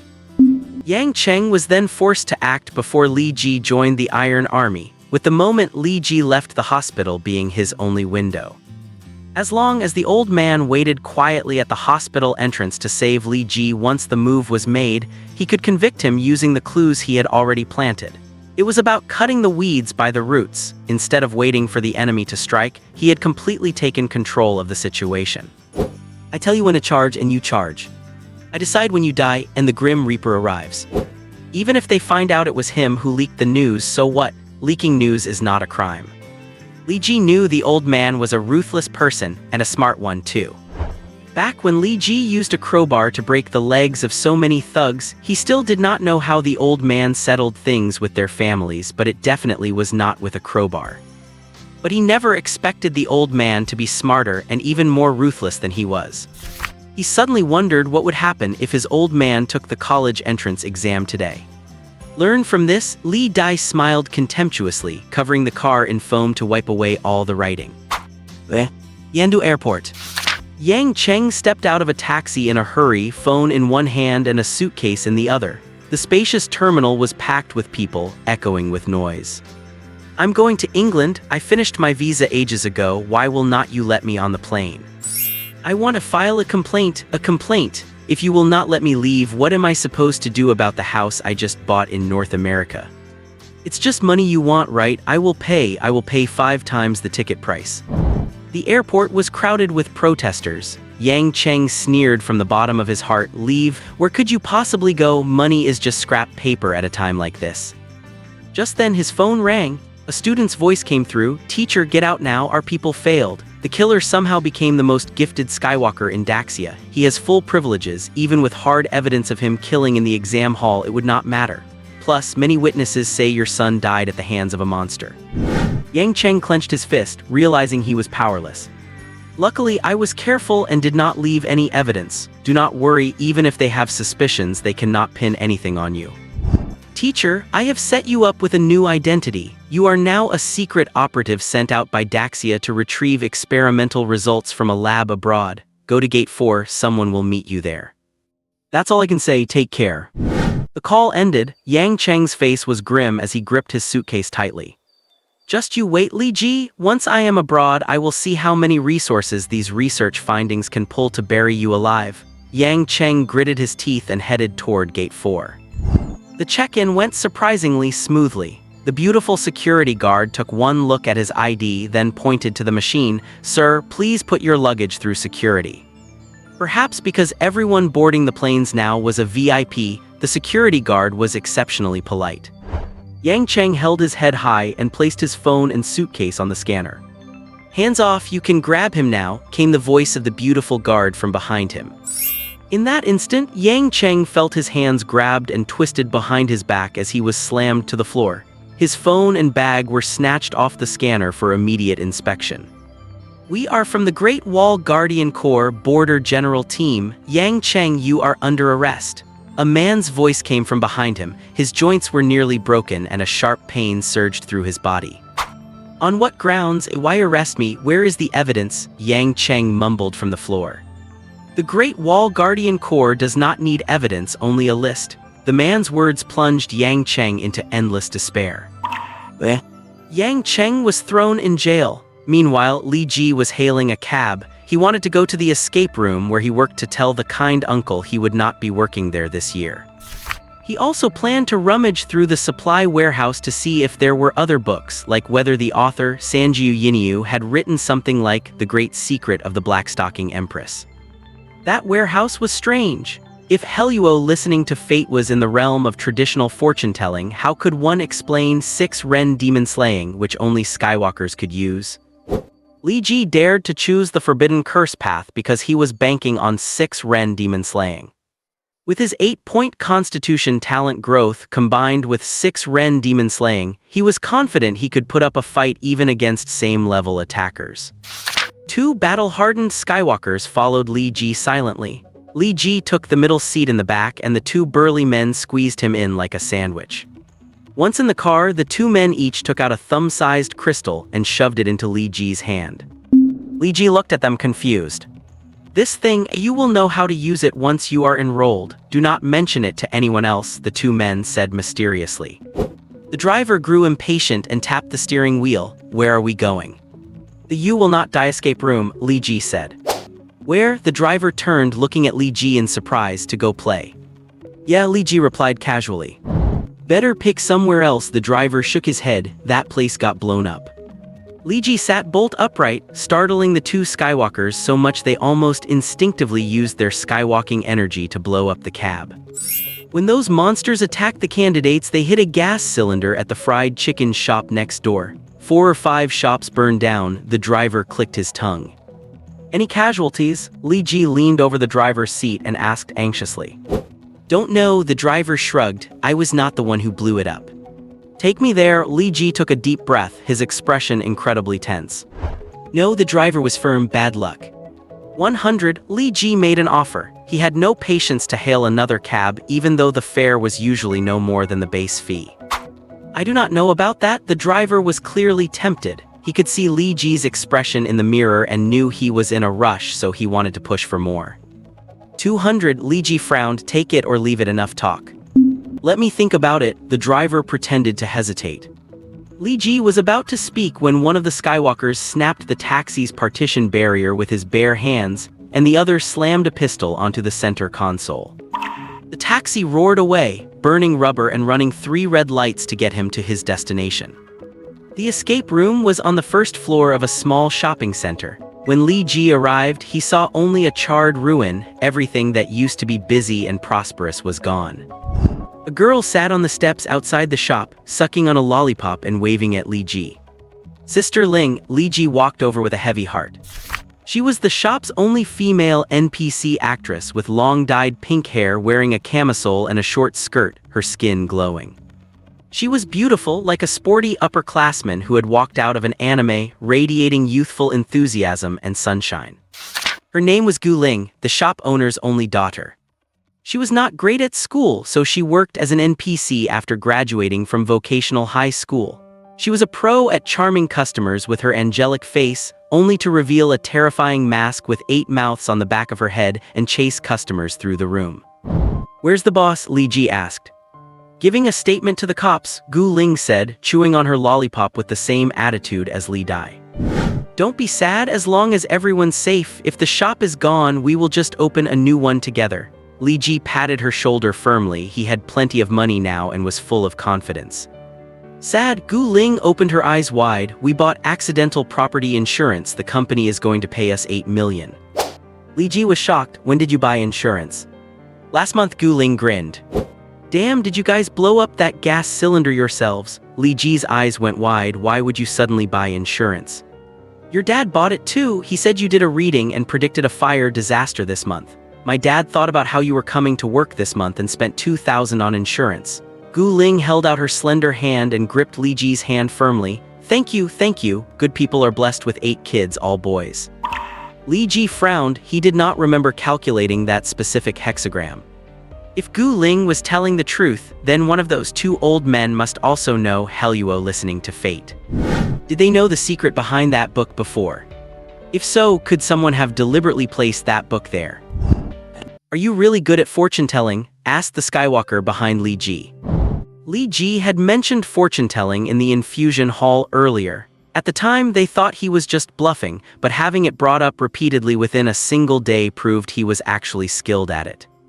This was vital information. The dean had instructed them to protect Li Ji and also to get a clear understanding of his character and habits so they could provide tailored guidance.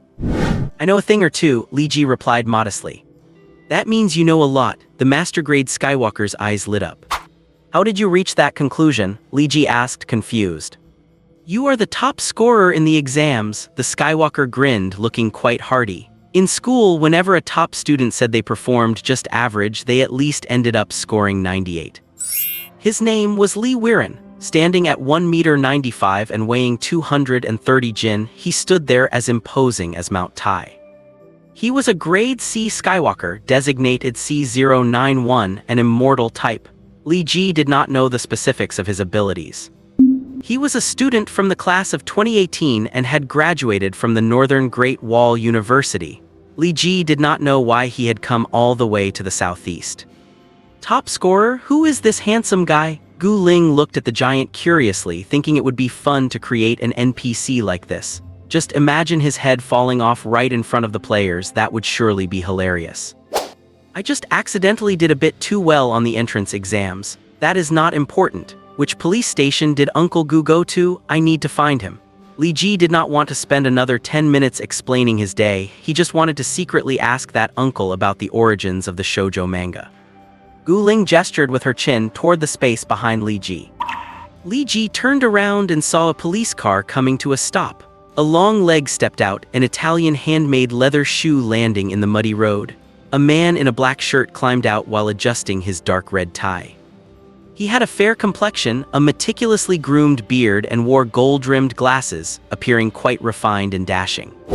After getting out, he turned and thanked the officers in the car politely. "Thank you both for the ride. I wish you smooth sailing." The officer stared at him with a blank expression, then suddenly pointed rudely at the man, Gu Shuyan.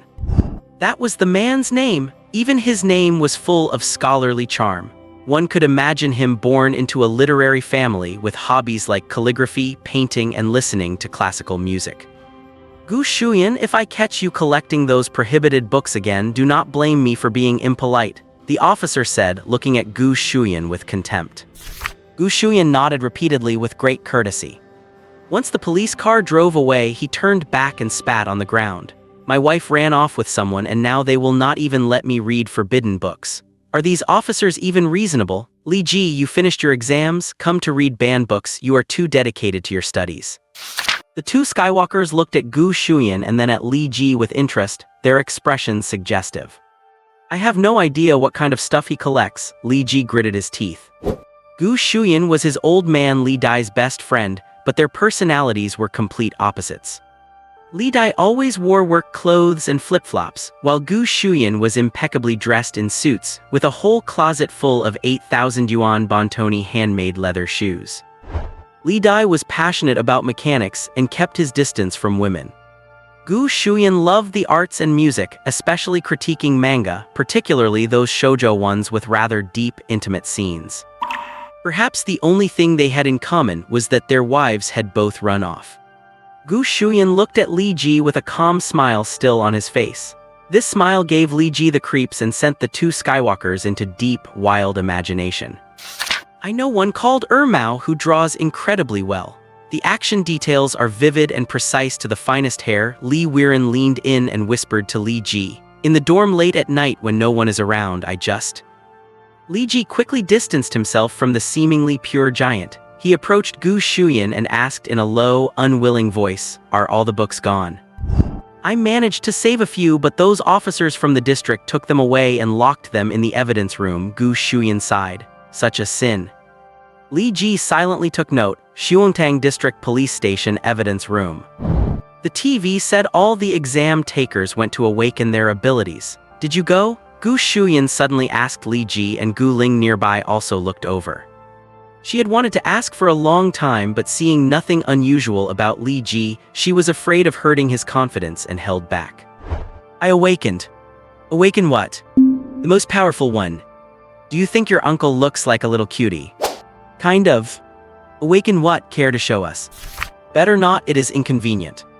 "So you did not awaken anything? Do not be too upset. You can still get a wife by working in a factory. If worst comes to worst, look at Quan Ling, 5 years older means 5 times the happiness." Gu Ling lifted her size 36 foot and kicked her father in his size 42.5 face. "It does not matter if you awakened or not. Whether you fly through the skies or just scrape by, it is all a life. Let us go grab some roasted potato skin. Want to bring your friend?" Gu Ling grabbed Li Ji and glanced at Li Weiren behind him. Being watched by a pretty girl, Li Weiren turned bright red. He shook his head repeatedly and stepped back. "Gu Ling, do not keep it inside. If you like someone, speak up so you have a chance." "He looks like a big iron bull. How is he so timid? How can a man who flees the battlefield find love?" Gu Ling shrugged slightly and walked on with Li Ji. Li Weiren remained shy and did not dare to follow too closely. As they walked, Gu Ling's lips moved slightly, making a faint sound. "Make sure to be home by 10:30 tomorrow night after dinner. Do not chase after girls immediately. And when you hug a girl, make sure to explore thoroughly."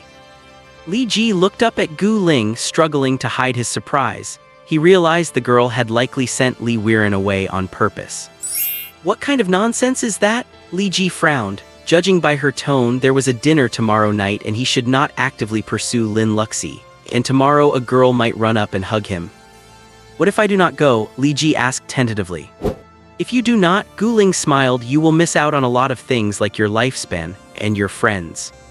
Li Ji's heart pounded wildly. Just then Gu Ling had already reached the roasted potato skin stall, 2 skewers. After that she turned to Li Weiren. "Big guy, does your organization cover Li Ji's meal expenses?" Li Weiren rushed forward to pay the 10 yuan and immediately retreated to a safe distance. "Come over, give me your WeChat ID. If I cannot find Li Ji, I can find you." Gu Ling pulled Li Weiren over and the big iron bull turned purple with embarrassment. Li Weiren gave his WeChat ID and retreated to the corner. A fresh, piping hot potato skin was served before them. The potato skin was chewy, spicy, and tempting. The girl in front of him chatted away, planning a wonderful life after receiving the compensation, all smiles. Li Ji tried asking about the meaning of her earlier words, but Gu Ling just focused on eating, ignoring his anxious curiosity entirely. It was not surprising that Gu Ling knew the River Luo Oracle. That book came from her family's escape room, and she might have even seen that manga from the Sanjiu music domain. It made sense that she learned it earlier and was more proficient than Li Ji. But what did those hints mean? Do not blindly chase girls. Was she talking about Lin Luxi? Or would he encounter another pretty girl interested in him tomorrow? Li Ji felt he should not be falling into any so-called passionate love right now, should he?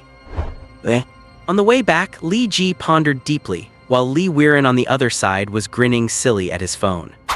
Do you like Gu Ling? Li Ji asked, reading his mind. Shall I help you ask her out again? Li Weiren's face turned red from his neck to his hairline again. He sat up straight. No, that is not it. I cannot. I am just out here on a mission. What did she tell you? Li Ji asked casually. She asked me to meet her for a late-night snack at the stall downstairs of her building at 10:30 tomorrow night. Li Weiren hesitated for 2 seconds before answering honestly. Damn, she is setting up a date behind my back. Since when did Gu Ling start liking your type? Li Ji was puzzled. Did not she like teasing little puppy-like guys? No, I do not know. I do not like her. Li Weiren's face went purple, and he quickly denied it 3 times.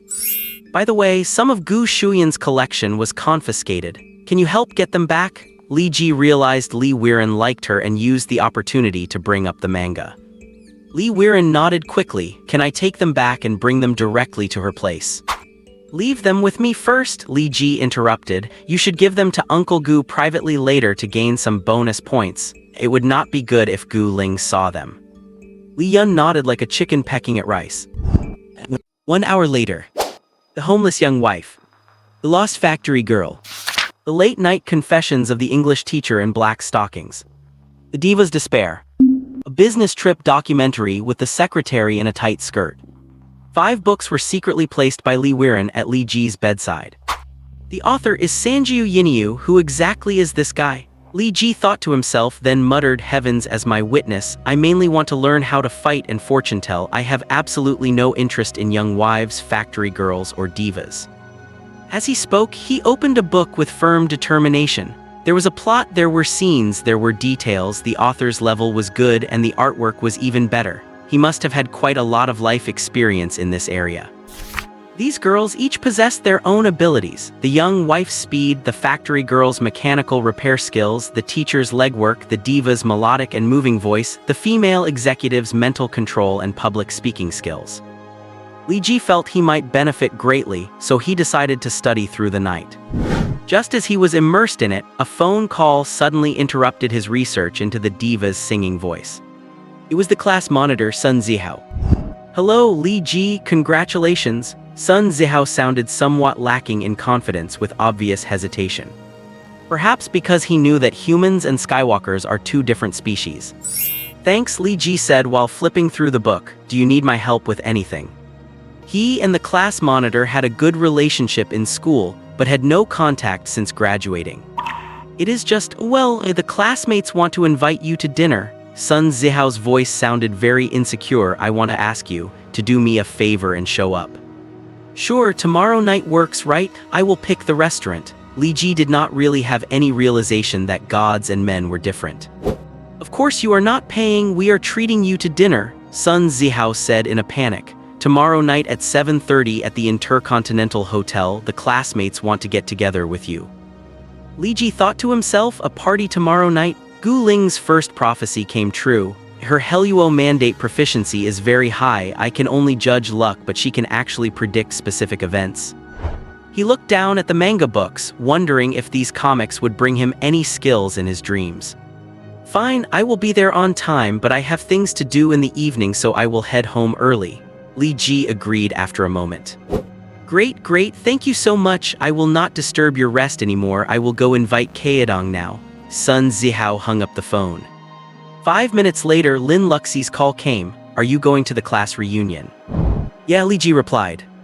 No wonder Sun Zihao called and asked me to join your class reunion and even mysteriously said he invited a very hard-to-get person. Lin Luxie's voice came through, and Li Ji could imagine her letting her double ponytails down, grabbing her hair and rolling her eyes. Li Ji flipped a page and said, hard to get, as long as there is a roast pig trotter I will come running. The 15 yuan beiji roast trotters at the school's side gate were Li Ji's favorite. To outsiders, he was already a god surpassing humanity, but the god was still thinking about when to go eat pig trotters again. What are you planning to wear tomorrow? Why do not you start a video call so I can see your closet and help you pick an outfit to turn over a new leaf in front of your classmates? Lin Luxie asked on the other end of the line where sounds of a game controller could be heard. She was probably playing the new Black Myth, Snake Man Su Xian. The sharp-tongued school beauty would not change her persona just because she became a Skywalker. She could have used a word like refresh, but she had to go with turn over a new leaf. Li Ji looked at the messy, unorganized pile of clothes by his bed and really did not dare to start a video call. Suddenly Lin Luxie's voice became urgent. Damn, I cannot beat this, let us talk tomorrow. The call was cut off. Lin Luxie's call reminded Li Ji of Gu Ling's remarks about not chasing girls. He looked at his phone, it was already past 12. So he picked up the red copper compass and activated the Heluo mandate. Heluo generates life, the great way returns to emptiness. Spirit eyes observe the truth, listening to the wind to know fate. The road ahead is infinite, dare to ask for romance. The tiny, blurry characters on the compass combined, and in Li Ji's eyes, these complex characters were pieced together by the Heluo mandate into a single sentence. The Qin territory eventually belongs to Chu. 3,000 Yue warriors could swallow Wu. What kind of nonsense is that? Li Ji was shocked. How could asking about romance lead to such a battle-hardened conclusion? He lay in bed thinking for a long time and could not help but message Gu Ling to ask for relationship advice. Gu Ling replied, relationships? I have been single for 23 years and you are asking me for relationship advice. Old ghost, when you guys liked a girl back in the day, how did you end up together? The next morning, Li Ji asked his father, who was busy fixing a car. Li Dai puffed on a cigarette in the smoke-filled workshop. After hearing the question, he thought for a long time before firmly answering, get on the carriage first, buy the ticket later. Li Ji turned and walked away. He realized he was desperate and seeking help from the wrong person. How could he ask for romantic advice from a drunkard whose wife had been gone for 18 years? He picked a black t-shirt that looked relatively clean and neat, and then went to sleep with his head covered. Those factory girls and campus beauties did not find him in his dreams, probably because his study was not diligent enough and his criticism was not deep enough. At 7:20 that evening, moonlight pierced through the dark clouds, stingily and randomly casting a few remnants of light onto Jinling City. Li Ji arrived at the Intercontinental Hotel. This 320-meter-tall giant structure stood by the Qinhuai River, its appearance resembling two coiling dragons pointing directly at the dim night sky. Looking up from below, the full moon seemed to be pierced through by the lightning rod. The only time Li Ji had come here was to deliver a car for a client. He still remembered that he was driving a Land Rover Range Rover extended wheelbase. At that time, he had put on his cleanest set of clothes, making the greatest effort, hoping he would not be looked down upon by the hotel security. No security guard looked at him. Perhaps these well-informed guys saw at a glance that Li Ji was not the car owner, not even a private chauffeur.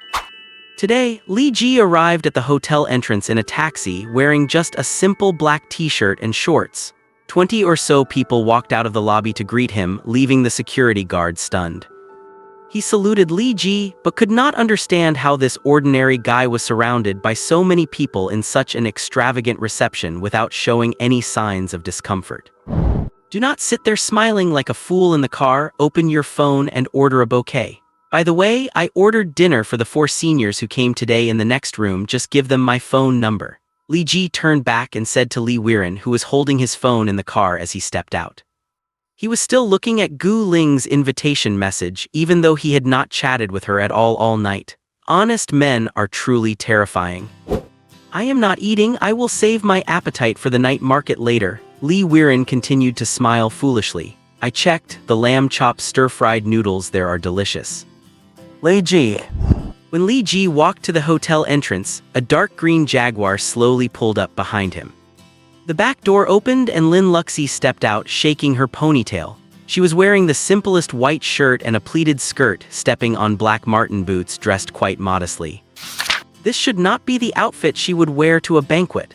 Li Ji had been to her house and seen those luxurious, tailor-made evening gowns shimmering under the LED lights of her closet, dazzling his poor boy's eyes.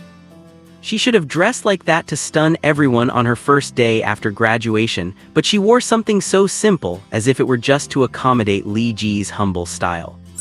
Lin Luxi walked over with a smile and linked her arm with Li Ji's. Knew you would wear that, she said, walking into the magnificent hotel with Li Ji. Before walking through the door, Li Ji could not help but look up. The tower spire piercing the clouds still looked like a sharp sword piercing the bright moon. Blue blade piercing the moon, Li Ji muttered to himself, his fingers gently moving the compass in his pants pocket. A few seconds later, he had an answer in his heart. Corpses across 100 miles, bloody victory won. Hey, hello, is no one going to greet me? Hikaedong stepped out of the passenger seat, his hair a mess in the wind. He had caught a ride with Lin Luxi again, donning his brand new white suit and sunglasses once more. To properly welcome his moment of glory, he had even rolled down the window, waiting to be swarmed by his classmates. Little did he know, Lin Luxi had hopped out the moment she saw Li Ji. The crowd immediately surrounded them and no one paid any attention to Hikaedong in the car. Hey, can we have some basic respect? I am worth a lot too, Hikaedong shouted at the crowd already heading into the hotel from beside the car. Hey kid, the driver behind him suddenly spoke up. Ling Qianyang was on a business trip today, so he had been sent to guard Hikaedong and get him familiarized with some basic knowledge and rules regarding the divine origin of heaven walking. Hikaedong turned back. The driver glanced at his phone, then looked up at the hotel that pierced the sky like a sharp sword. After a long pause, he said, "Enjoy your dinner." Are you hiding something from me? Hikaedong looked at the driver suspiciously. The driver went back to typing on his phone, not even looking up. Go inside, eat, show off, and then go home to sleep. We will handle everything else. Li Ji even called in 3 tempered-grade bodyguards to protect him, so what are you worried about? With that, the driver rolled up the window and stepped on the gas, heading for the underground parking lot, leaving Hikaedong alone to remain disheveled in the wind. Only when the eyes of a beautiful hotel hostess turned toward him did Hikaedong quickly reach up to adjust his sunglasses, walking into the hotel with a swagger as if nothing had happened. Then he urgently picked up his pace, speed walking to catch the elevator just before the doors closed. The elevator carried these 18-year-olds upward, headed for the sightseeing restaurant on the 78th floor. Hikaedong looked down at the city of Jinling beneath his feet. The city lights were as brilliant as ever, but traffic on the roads was visibly sparse, with almost every car speeding at the limit. It was the first time he had seen the area around the Confucius Temple at 7:30 p.m. without a traffic jam, and no pleasure boats could be seen on the Qinhuai River. Inside the elevator, Li Ji was observing the class monitor, Sun Zihao, who seemed increasingly uneasy. Heard you did not pass, Li Ji asked. 495. Sun Zihao smiled, a stiff expression on his face. I qualified, but I did not get the divine origin of heaven walking. I should not have chosen standalone combat technology. There really were too many people in that major. Perhaps that truly did lower the activation probability.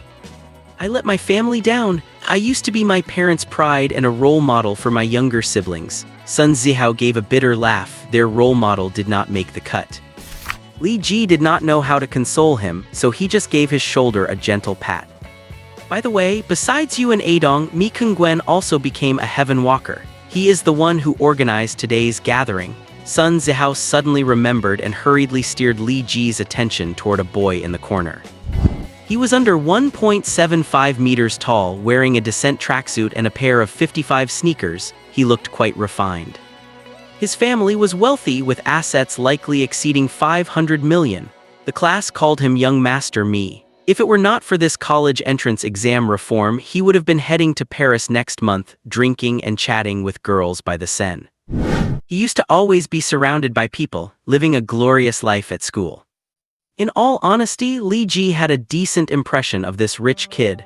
During PE class, he would buy drinks and snacks for everyone in the class, and during evening study, he would order buckets of fried chicken. As long as you called him Young Master Mi, you were his little follower, and he would always ensure his crew lived well. But now, Mi Kungwen kept his head down, silent, because everyone else was busy congratulating Li Ji, He Kaedong, and Lin Luxi. He knew exactly how big the gap between them was. Yesterday, he had visited the Heavenwalker family dorms. The location and security were excellent, with Heavenwalker squads patrolling the neighborhood and the Iron Army stationed there. The 80-centimeter thick reinforced concrete walls could withstand attacks from typical monsters. As a Heavenwalker, his parents were allocated a 35-square-meter high-tech apartment in the dorms, fully furnished with appliances. Common Heavenwalker family shelter. Safe and bright? To outsiders, this was already the best living environment in these chaotic times, since the walls of any other residential complex were like tissue paper against the claws of monsters. But Mi Kungwen had also seen the hotel-style apartments for Grade Heavenwalkers and even the traditional-style courtyard homes for Divine Origin users. It was like feeling satisfied with your freshly demolished house, only to realize that everywhere around you were ultra-luxurious new sales offices. At that moment, the pride he had maintained for so long was crushed into dust by reality. I activated a D-grade defense-type origin number 277 named Return. Mi Kungwen hurriedly introduced himself to Li Ji. It allows me to resurrect 3 times. Li Ji and Lin Luxi looked at him with expectation, and he stared back at them with wide eyes. What else? Lin Luxi asked. That is it. Mi Kungwen felt awkward. The skill is very straightforward. Skill descriptions for D-grade divine origins are usually quite concise. Li Ji immediately eased the awkwardness. Actually, that is a pretty good skill, right? Right, it is perfect for slacking off, He Kaedong said with envy. Who would really let Mi Kungwen take on a defense mission? He did not have defensive capabilities significantly better than an average person. He would likely crumble at the first touch. In other words, he could get the perks of a Heavenwalker without having to do the dirty or exhausting work, and he could survive longer than others. It was the ultimate lazy man's divine skill, the benchmark for employees. Just as Mi Kungwen was about to say something to make his presence felt, the girl's attention suddenly shifted back to He Kaedong. Adong, B-grade Heavenwalkers can live in high-security loft apartments, right? What does it look like in there? He Ji silently opened his phone and pulled up the photos he took while moving in this morning. Wow, a wave of cheers stoked his vanity. B-grade Heavenwalker family shelter. The elevator reached the top floor, the guests took their seats and the banquet began. Exquisite dishes filled the table, and everyone at the party kept toast drinking the 4 Heavenwalkers. Glasses were raised and lowered, filled and emptied time and time again. The class monitor clearly could not handle his liquor. The honest guy was probably drinking for the first time, getting tipsy after 3 glasses and dragging the person next to him to sing. From friends to the girl at the same desk, all the way to where the phoenix flowers bloom. Sun Zihao sang with a red face until his voice cracked, while the table full of people listened, their eyes red, tapping along to the beat. It really seemed like a simple class reunion, except that everyone would occasionally look at Li Ji, wanting to say something but stopping themselves. Seeing the time approaching 8 o'clock, Li Ji suddenly spoke up. Everyone, there are still monsters outside. You took such a huge risk and spent so much money to treat me to dinner, it should not just be to catch up, right? He took the initiative to break the tension and slowly put down his glass. Tell me, what do you need my help with?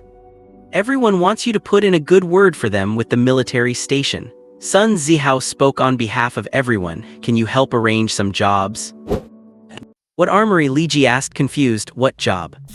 According to the details announced on the news last night, citizens between 18 and 50 who have not become walkers must report to the nearest military warehouse within 3 days to complete their service registration.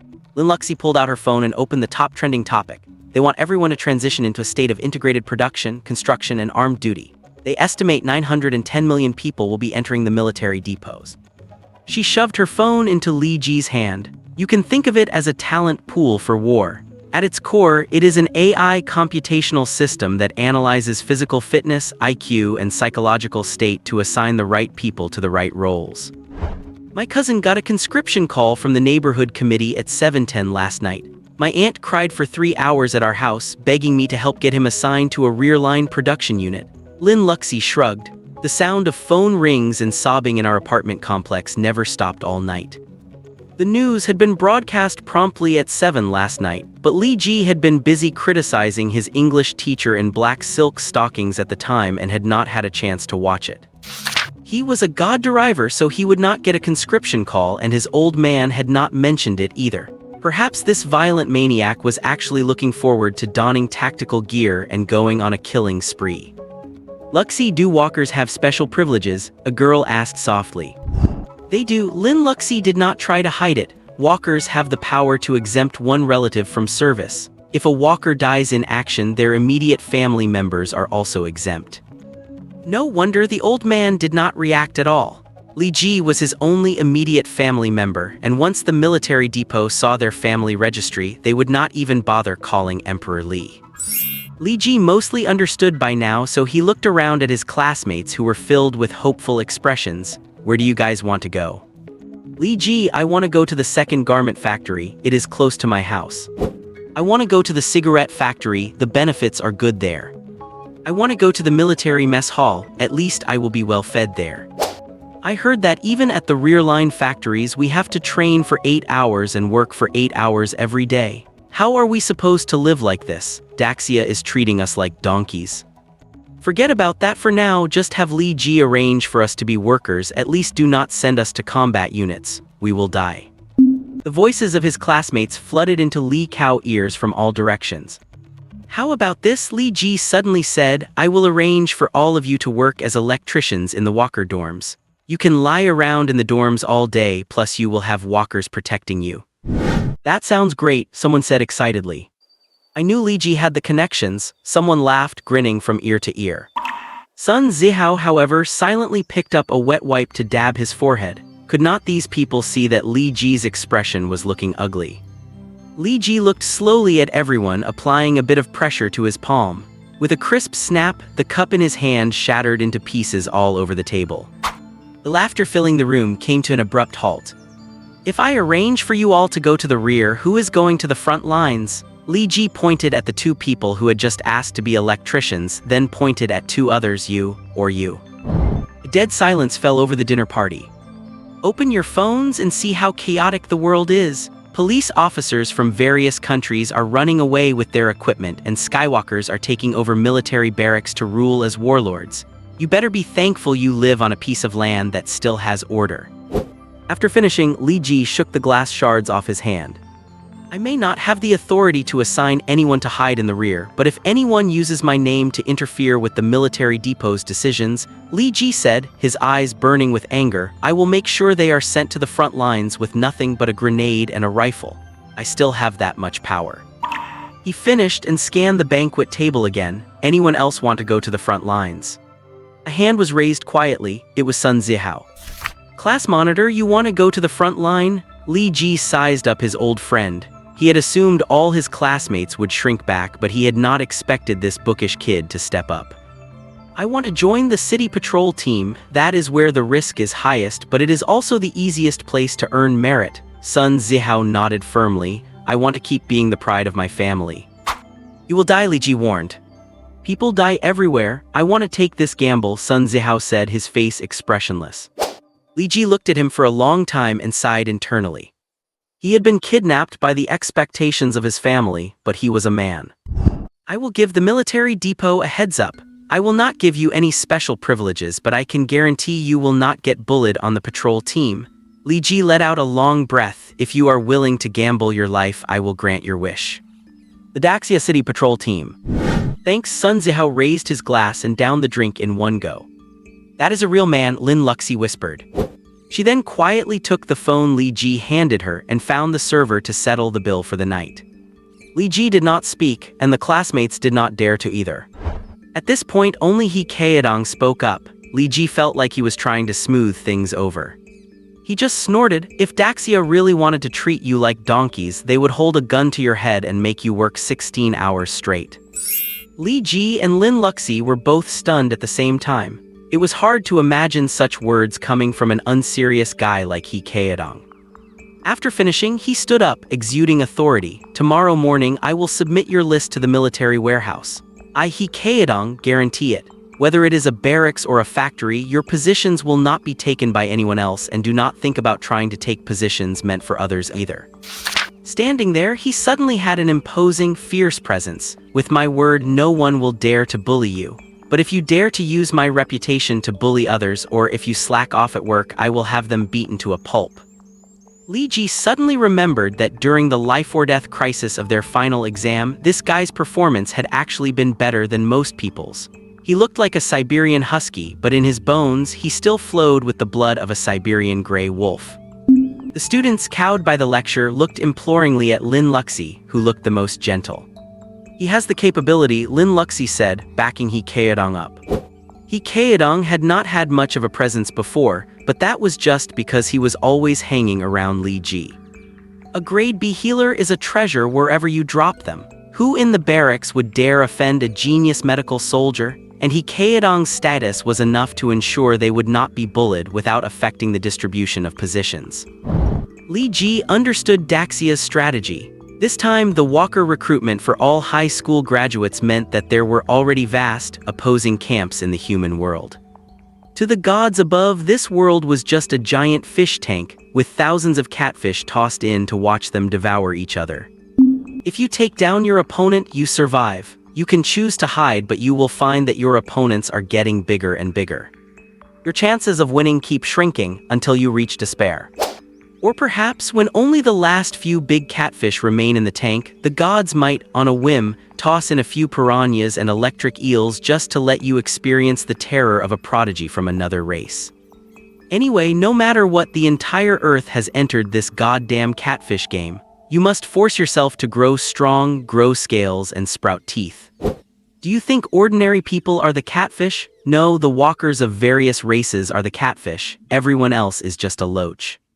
If loaches want to survive, they have to band together by the thousands just to have the power to deter the catfish. He Kaedong patted the class monitor on the shoulder. Monitor, list out the names. We will submit it tomorrow morning, but like I said, we only guarantee fairness, no special privileges attached. After he spoke, Lin Luxi also stood up slowly. Let us leave it at that. I wish everyone a smooth journey and safety. We are heading back now. She pulled Li Ji along and left the private room under the gaze of everyone, with He Kaedong following close behind. The door to the private room closed slowly and the students looked at each other. Sun Zihao sighed, finish your meals, everyone. You might not get to eat like this once you get into the barracks. Even He Kaedong does not feel like he is from the same world as us anymore, a girl muttered softly. He chased after me last month, I really should have said yes. She suddenly looked as if she had ignited some hope. Actually, it is not too late to say yes now, right? Last month he confessed to me too, another girl exclaimed in shock. The two girls looked at each other and across from them, three other girls pulled out their phones, showing off He Kaedong's confession messages on WeChat. The situation was once extremely awkward. Forget it, do not think about it. Sun Zihao waved his hand and sighed, we are not from the same world anymore, we probably will not ever see each other again. Creaks, the door to the private room opened, and He Kaedong appeared in the doorway. The scene became even more awkward. The next second, Lin Luxi rushed in as well, hitting the switch to turn off the brightest crystal chandelier. Finally, Li Ji entered, stooping as he dragged something in. Everyone craned their necks to look, and it was a person. A waiter with narrow shoulders and a disproportionately large head. His entire chest had been opened, blood spilling out in all directions, and his chest cavity was completely empty. There was only a flower blooming on his spine, its scarlet petals unnervingly beautiful. The group of students immediately jumped from their seats, screaming as they huddled together in a corner. Li Ji opened the sideboard, grabbed a dinner knife and slashed through the eerie flower blooming in the corpse's chest. He Kaedong then stepped on it a few times to grind it to pieces. Lin Luxi twisted her watch dial and a red light began to flash at the edge, signaling that the tactical communication channel was connected. There is a battle on the 78th floor of the Grand Intercontinental Hotel. Request for assistance sent, Lin Luxi said calmly into her watch. The Great Wall Watchers Jinling camp has received your distress signal. The nearest patrol is en route. There are 8 Skywalkers and 2247 civilians at your location. Please prioritize the safety of the civilians. The response came 3 seconds later. The Great Wall Watchers were certainly fast. They had nothing to panic about. There were 4 young Skywalkers in the private room. There were also the guardians of Lin Luxi and He Keodong, plus 3 of Li Ji's guardians in the hotel. Li Ji's guardian Li Wiren was even stationed right at the main entrance. The lineup was incredibly strong. Meanwhile, He Keodong was talking to his own guardian on his watch. Big brother, help me. A monster is coming right at me. What are you afraid of? You are a warrior yourself, the guardian encouraged him. I am a bloody medic and I have not even had any training, He Keodong gritted his teeth. But you are a man. When a man picks up a gun, he is a warrior. I will sing praises of your courage, the guardian panted, seemingly while running. That sounds awesome and inspiring, buddy. He Keodong could not help but applaud, but damn it, where is my gun? You went to the battlefield without even a gun, the guardian sounded shocked. Medic, are you trying to cosplay Hacksaw Ridge? I am going to draw your story into a manga. Go to hell, you Chunabiu, He Keodong muttered, frustrated. He ended the call and looked at Li Ji helplessly. See, my guardian is even less reliable than I am. Is not your guardian Ling Qianyang? Li Ji asked, puzzled. He Keodong rolled his eyes. He thought I was too talkative, so he found someone to swap shifts with. Li Ji shrugged. What is the new guardian's name? His code name is Chu Tianjiao. He has been watching too many shonen anime lately and gave himself that name, He Keodong said, rubbing his temples in annoyance.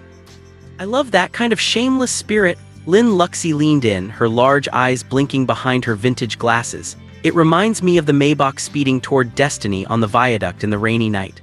Though the sunroof of my Maybach leaks, so speeding through a rainy night feels like running naked in a bathhouse.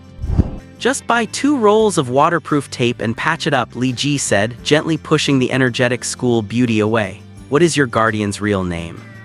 He Keodong took a deep breath and nodded slightly. Li Ji had a feeling his real name would be quite unique.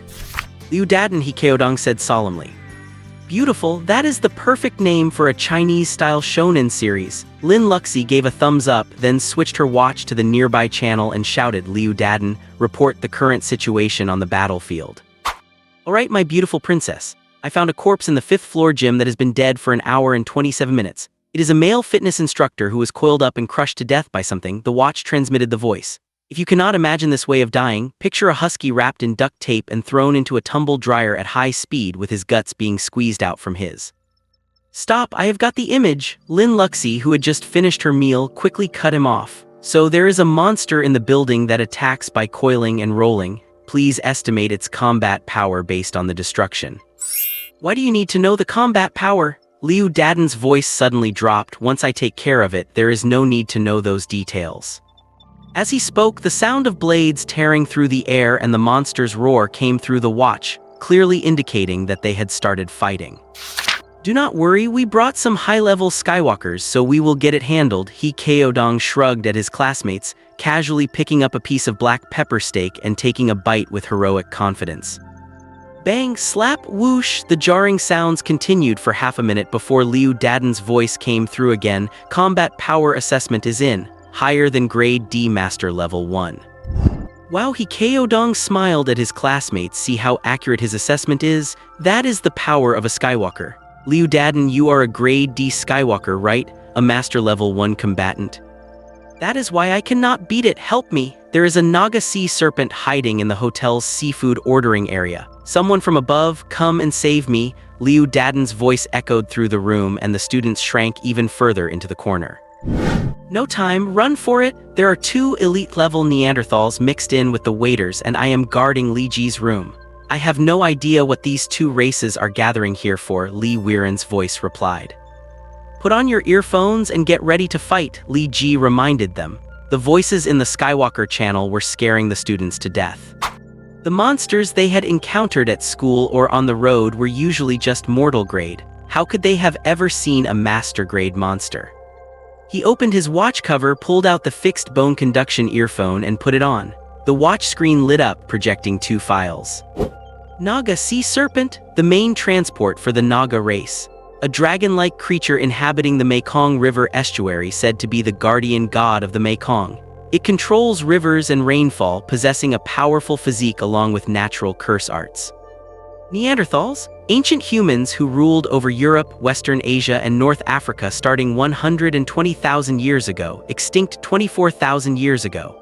Generally under 1.6 meters tall with large heads and thin limbs, they excel at mental curse arts.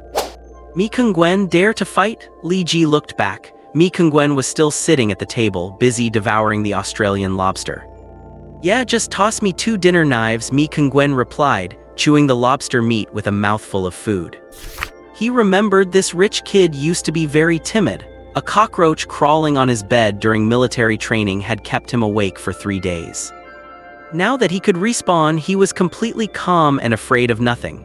At worst, he would just jump from the 78th floor, lose a life, and be back in shape 3 seconds later.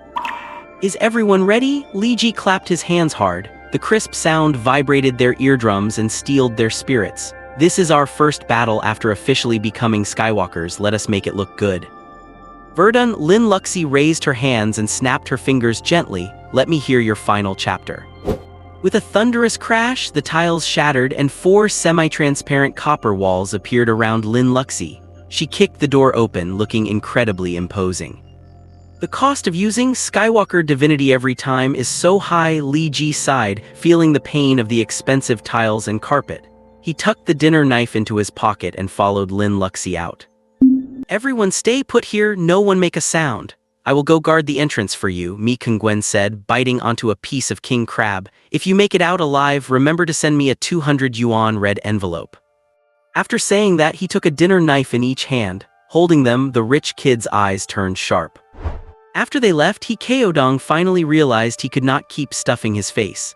Under everyone's gaze, he straightened his back. Watch closely. I am going out there to carve a bloody path for you all. Once we are out, everyone take my coolest photo and post it on TikTok and write a detailed account of this soul-stirring battle.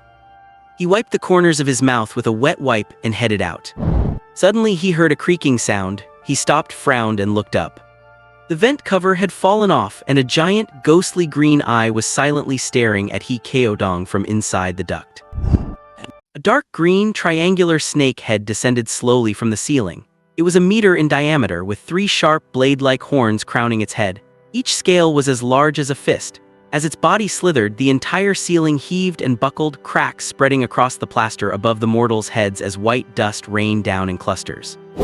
Its head was covered in glaring, jagged scars and vivid green blood oozed from the wounds, sizzling as it dripped onto the tiles and ate through them. It moved leisurely, its massive head nearly resting against He Keodong's scalp, the venomous green blood dripping onto his skin and causing a faint, itchy sensation. The students were terrified to the point of suffocation, covering their mouths and not daring to breathe, fearing the giant snake might notice them. More than 20 people stared at He Keodong, thinking to themselves, as expected of a B-class student, even with such toxic blood dripping on his face, he only has a few red spots and he is not panicking at all with such a huge snake in front of him. He is playing it smart, staying still while the enemy is still. He Keodong swore that he had wanted to run away from the very first second. His body had simply gone limp with terror. Suddenly, the giant snake opened its mouth and the entire head split into 8 petals like a flower, revealing a maw reminiscent of a man-eating plant, packed tight with sharp, venomous fangs. Ah, a snake, He Keodong shouted as if he had only just realized, slapping his hands together to release a golden ball of light before collapsing straight onto the floor.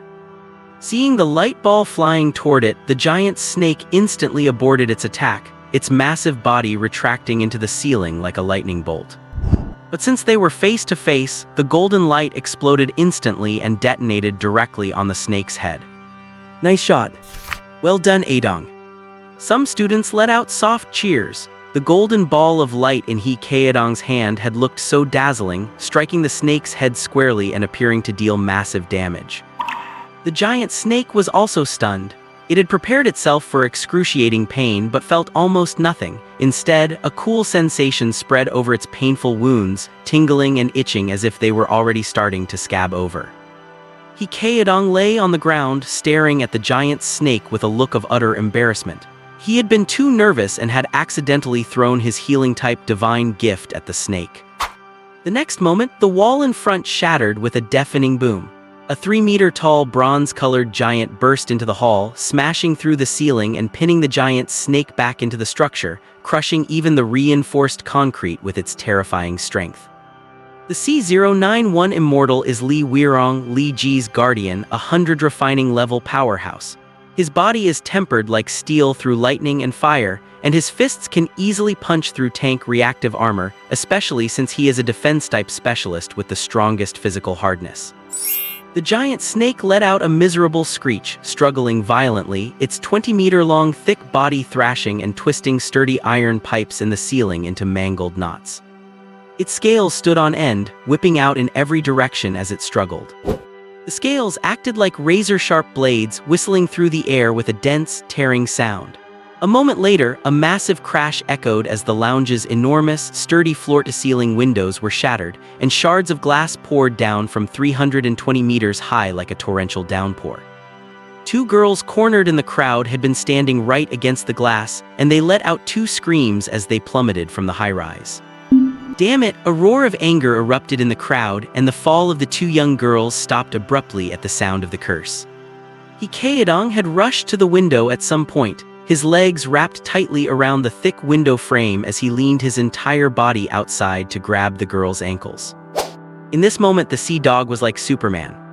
But he could not save everyone. Those scales, faster than bullets, covered the entire lounge. Even if the 20-plus people huddled together, the scales could easily pierce through their soft flesh.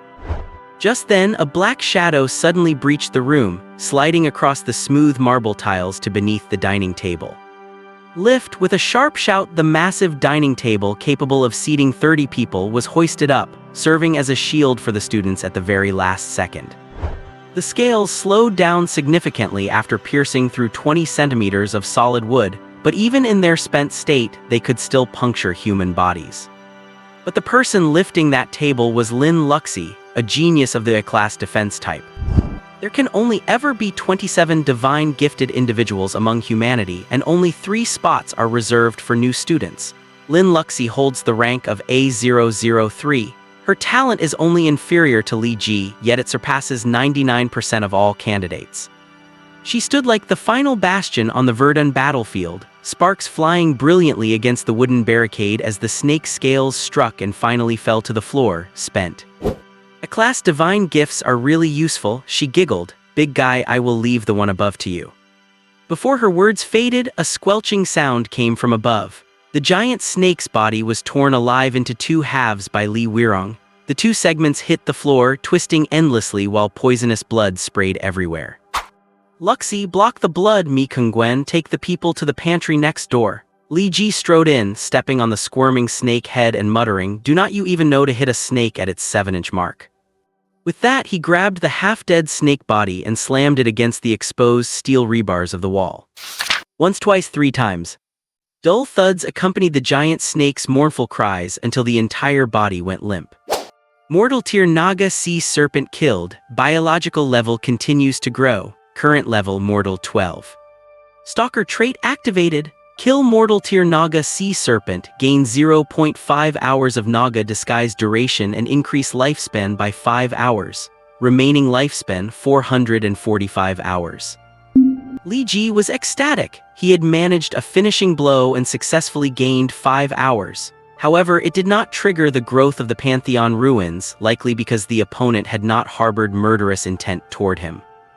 You are pathetic, only thinking about running away. Even with only half a body left, you should learn to fight. Have some backbone, Li Ji silently lectured the dead snake in his heart. This snake, Li Weirong dropped from the ceiling and kicked the body. Seems it was only mortal tier. Did that guy Liu Dadan actually report false intelligence? Unlikely. The gap between mortal tier and master tier is too vast. There must be more than one Naga Sea Serpent in this building, Li Ji said, glancing at the door where 3 big-headed, short waiters lay. These three were Neanderthals who had just tried to sneak into the lounge, all of whom Li Weirong had flattened into meat pies. These humans, who lived 120,000 years ago, were wiped out by Homo sapiens and then forcibly bred and introduced by the intervention of higher races. Within the Great Xia territory, they form the largest portion of the Sin-born races. How many Sin-born are in this hotel anyway? Why would they all gather here? Are they after Li Ji? Lin Luxi kicked aside the riddled table and shoved away the still-twitching snake tail. It was certainly highly possible that the Sin-born were sniping human prodigies.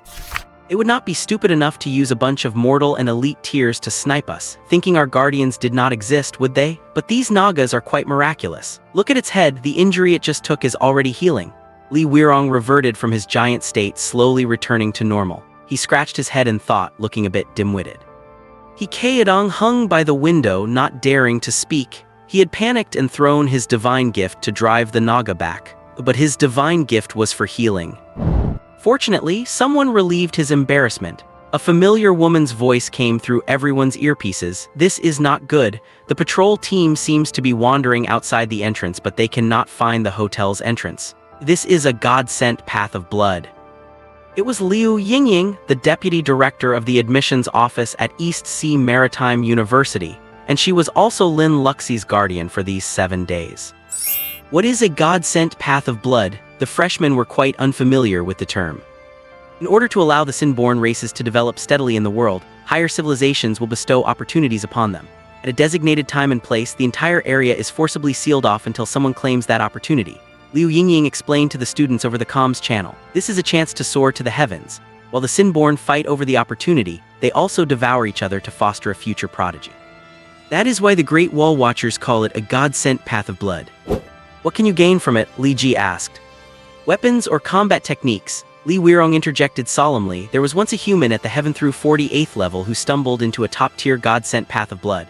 He carved a path through 800 Sin-born, a mountain of corpses and a sea of blood, and emerged with a supreme combat technique. Everyone can only possess one divine gift, but combat techniques have no such limit. The strength levels of the divine gifted are divided into mortal, elite, master, 100 refining, human emperor, earth immortal, heaven through, saint, and heaven question. Heaven through level 48 is only one step away from being a saint. It is said that earth has no saints, so this heaven through level 48 individual is truly top tier. He must be a supreme powerhouse of the Great Wall Watchers now, right? Lin Luxi imagined a warrior covered in broken armor and scars, walking out of the chaos of war with a cigarette hanging from his lips, so heroic. Li Weirong remained silent, offering no answer. He is a traitor. Liu Yingying's answer came through the earpiece. Lin Luxi shut her mouth immediately. What was the name of that combat technique? Li Ji, relying on his identity as a Lingxiao class divine gifted, asked recklessly about the secret. Liu Yingying's muffled response came over the earpiece, 6 Ren, demon slaying. Sounds like a Taoist technique, Li Ji said with a look of interest. Like that kind of Taoist immortal magic related to the 9 palaces and 8 trigrams. Even though he clearly had the Liyuan Fama with him, his expression remained innocent and curious. Years of experience in room escape games made his acting skills completely natural. His mind was storming as he desperately thought of a way to reasonably explain why he possessed the Liyuan Fama. It is a physical technique, Li Weirong said with a solemn face. This type of combat skill can easily push the limits of the human body, allowing one to fight across levels, a top-tier physical technique that targets weak points in every strike. He was already a top-tier powerhouse and he had top-tier combat skills, so he must have held a high position, right? Li Ji asked in confusion. How did he still end up defecting?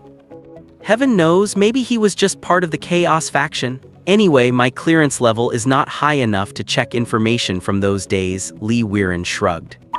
Cannot a successful person from the Chaos faction coexist peacefully with ordinary Skywalkers? Li Ji scratched his head. Does not the TV say that people in the Chaos faction are also human? If he needs to kill living things to gain lifespan, he could just go to the front lines and kill enemies. Li Ji took the opportunity to ask his question. He wanted to know the true attitude of Skywalkers toward the Chaos faction. Li Weirong looked solemn. The main thing is that when humans kill those from the Chaos faction, there is a very high probability of obtaining their cultivation and talents. That is why ordinary humans and Chaos faction humans can never trust each other. In short, the Chaos faction is more like a knife stuck in the heart of the natives by a higher civilization to divide them. So our approach is to send Chaos faction humans to Australia to deal with the overpopulation of wild rabbits, wolves, kangaroos, and the like. We cannot deprive them of their right to live, but we cannot let them stay in our territory and cause trouble. Actually, it is quite humane. Most Chaos faction humans have no objections to this practice. At least they do not have to live like rats in the corners of the human world.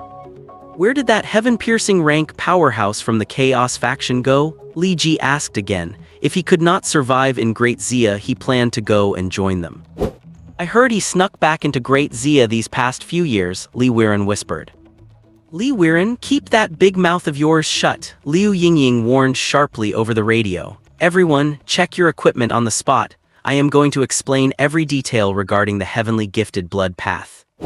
While speaking, the sightseeing elevator rose rapidly. The gilded elevator doors opened and Liu Yingying stepped out. This short-haired royal sister was wearing a tight-fitting matte leather jacket and skirt, paired with a pair of long leather boots, looking like a queen from a manga who could lash all men into submission. Her red lips were as hot as flames and her eyes were as alluring as green pools. She swayed gracefully as she walked into the ruined private room. My clearance is the highest in this entire building now, so I will be acting as the temporary commander. Now I will repeat the mission. First, ensure the survival of as many civilians as possible.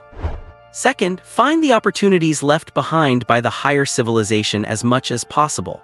Once the opportunity is obtained or taken out of the heavenly gifted blood path, the entire dungeon will disappear and reinforcements will be able to enter immediately.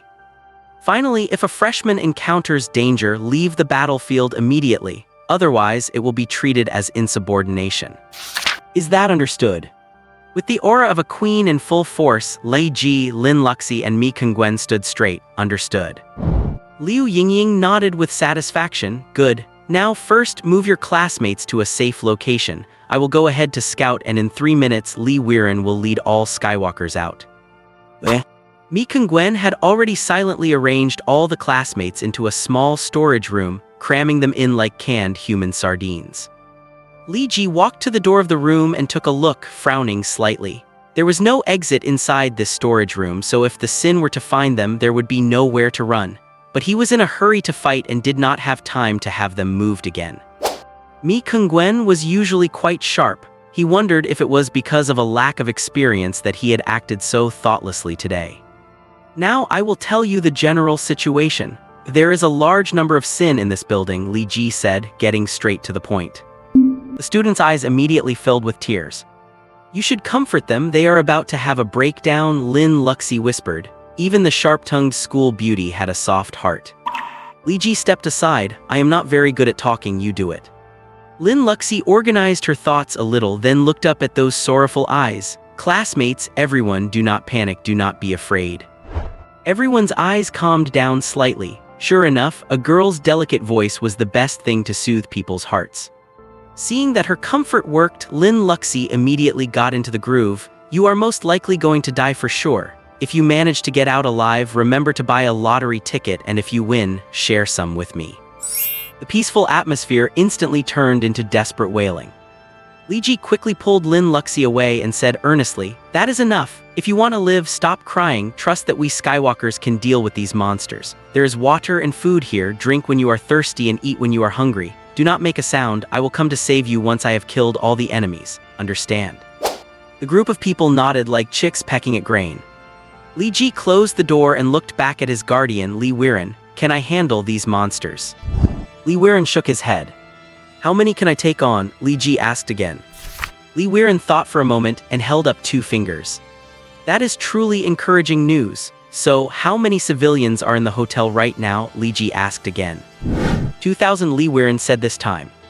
That means there is no point in saving people. We cannot possibly get them out, Li Ji retorted. Although there were a few refined level and Grandmaster level Skywalkers here, the civilians could never keep up with their pace. Li Weiren nodded. Li Ji looked around at everyone. Most of them were eager and preparing for a fight. Only Mi Kengwen was observing something in front of the emergency exit, and He Kaedong was trying every possible way on the radio channel to get Liu Yingying's social media contact. What do you think? Li Weiren said, crossing his arms and looking at Li Ji. Let me test your battlefield judgment. Fight our way out, rapidly reduce the number of the Sin race, only then can we lower their killing speed. Li Ji looked up. If we are lucky enough to find the opportunity and secure it, the reinforcements can enter and everyone will be saved. Li Weiren looked Li Ji up and down. What is wrong? Li Ji felt that the look in his eyes was as if he were looking at a lottery ticket. Quite the freak, no wonder you were able to get a perfect score in that insane exam.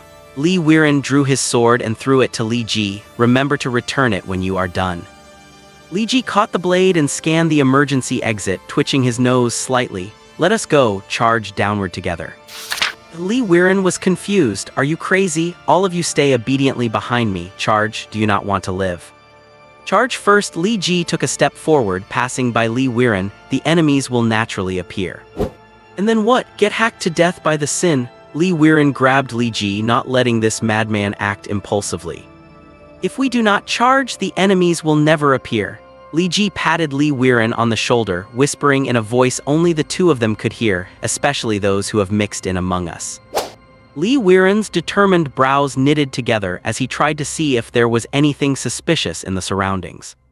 Do not look, Li Ji warned. Give the order. Li Weiren swallowed hard and took 3 seconds to make his decision. All Skywalkers, attention! Charge downward, break through, he shouted, and the hot-blooded youths began to run downward. He Kaedong and Mi Kungwen, who were closest to the emergency exit, ran the fastest. The entire stairwell, like a chimney, was filled with the sound of footsteps of fleeing tenants. Li Ji glanced downward. That guy He Kaedong was faking enthusiasm. He started off fast, but once they really got into the stairwell, he slowed down, waiting for Li Ji to catch up. Meanwhile, only a vague back silhouette of Mi Kungwen remained. Li Ji chased after him with long strides, but he lost track of Mi Kungwen. Only the chaotic sound of footsteps echoed through the stairwell. More than 10 seconds later, the originally closed doors of the top-floor restaurant slowly opened, and a person walked out with their head down, quickly heading toward the storage room. That was where 20 students were hiding. And this person, is it Mi Kungwen, who had just been hot-blooded and charged into the dark stairwell? White Louis Vuitton sneakers stepped onto the thick, ink-washed marble floor tiles, the sound of footsteps steady, moving from a distance toward the door of the storage room. Inside the storage room, everyone held their breath tightly, not daring to make a single sound. Knock, knock, knock. 3 dull knocks on the door battered the fragile psychological defenses of the 18-year-old students. As the class monitor, Sun Zihao stood at the very front of the crowd, gripping a glass bottle filled with pale brown liquor tightly. He was ready to smash it into the forehead of whoever dared to enter. Knock, knock, knock. 3 more knocks. The crowd shrunk backward, pressing against the shelves behind them and causing the metal to screech in protest. It is me, Mi Kungwen. Mi Kungwen's voice sounded from outside the door. Li Ji found something that can mask human scent. He told me to bring it over. While Li Ji is the best. I love him to death. If I had known, I should have been bros with him. Sigh, I only looked at his family background and missed his potential back then. What a blunder. Me too. I did not date him at the time, and now that little slut Lin Luxi beat me to it. Sister, I do not mean to discourage you, but you are 2 Liu Xianglings behind Lin Luxi. Actually, He Kaedong is pretty good too, good family background, and he at least looks like a decent person. Mi Kungwen stood outside the door holding a bottle, listening, silent and waiting. He looked down at the baggy trendy outfit he had just bought at the mall last night and the white Air Jordans on his feet, an outfit that cost 3,500 yuan, the exquisite metal embellishments on the clothing shimmering with a cold, faint light under the lamps. The storage room door opened from the inside. Sun Zihao, clutching the liquor bottle, first stole a peek outside and let out a soft sigh of relief. Kungwen, what did Li Ji have you bring? Sun Zihao curiously sized up the bottle. Mi Kungwen did not speak. He reached out, opened the bottle, and poured it into the doorway. The thick, pungent smell was suffocating. What is this smell? Kerosene, it smells like kerosene. Kungwen, do not just pour it in the storage room, pour some on the way too, otherwise is not this still too obvious? The students said to Mi Kungwen while covering their noses and coughing. Mi Kung-gwen remained silent, shaking the bottle after he finished pouring to ensure not a single drop was left. After he finished all this, he tossed the bottle aside, straightened his jacket, and asked everyone in front of him, "By the way, what do you call me?" No one had the time to pay attention to him. The smell of a whole bottle of kerosene in such a confined space was overwhelming, making them dizzy and nauseous. "You used to call me young master Mi Kung-gwen said with a smile, but from the moment I saw Li Ji today, I have gone back to being Mi Kung-gwen." As he spoke, he slowly smiled, stretching his mouth to the widest, his face twisted as if he were a psychopath. "I had considered going easy on you all. After all, we were classmates for 3 years, but unfortunately, you disappointed me." With that, he took out a pack of old-fashioned matches and struck one with a hiss. "Ah, do not light that, there is kerosene everywhere." Someone finally noticed Mi Kung-gwen's action and shouted at the top of their lungs. The expressions of the students turned to horror in an instant. "Now you can finally see me," Mi Kung-gwen said elegantly, dropping the match, which fell toward the spilled kerosene on the floor under the desperate gazes of everyone. However, 2 fingers swiped across the floor, catching the match at the very last millisecond. The newcomer stood up silently with the match in his grip, lit the cigar dangling from his mouth, and took a deep breath. Then he silently crushed the burning match in his palm to snuff it out. "Li Ji!" The girls in the back of the storage room shrieked in fangirl adoration. "Li Ji!" The boys were almost moved to tears. "This is not just a brother, this is a savior." "Why is it you again?" Mi Kung-gwen stared at Li Ji, the usually quiet boy, letting out a hysterical roar. "I nearly lost my life in the exam hall to become a Skywalker. What right does a bottom feeder like you have to steal my spotlight everywhere?" Li Ji puffed on the cigar he had swiped from somewhere, hands behind his back, and asked vaguely, "Chaotic faction, murder and plunder." "Correct," Mi Kung-gwen replied cleanly. Li Ji nodded. He had guessed as much. From the moment he became part of the chaotic faction, he had also thought that since he was no longer normal and since killing anyone was just killing, then everyone who annoyed him had to die. That was why Yang Zhen had died. "This performance was well designed," Li Ji said, throwing the cigarette aside, "but it tastes bad. Rich people have such weird tastes." Mi Kung-gwen gritted his teeth, glaring at Li Ji. "How did you know I designed it?" "With your personality, there is no way you would invite me to a class reunion. Otherwise, it would lose the point of showing off for you." Li Ji shook his head. "I thought it was strange at the time, and then you were way too calm when the Naga appeared." "I have 4 lives, should not I be calm?" Mi Kung-gwen countered. "I used to work at an escape room. No matter how bold a person is, they will instinctively flinch when faced with danger. If there is absolutely no reaction, it means they have played this game before." Li Ji puffed out a cloud of smoke. "You were not panicked, which means you knew beforehand, so you are in league with the sinners." When Li Ji killed the sinners, he gained the ability to disguise himself as many races, so he had roughly guessed Mi Kung-gwen's method. The news had not made this part clear, perhaps because the chaotic faction was so rare that even the authorities did not know much about it.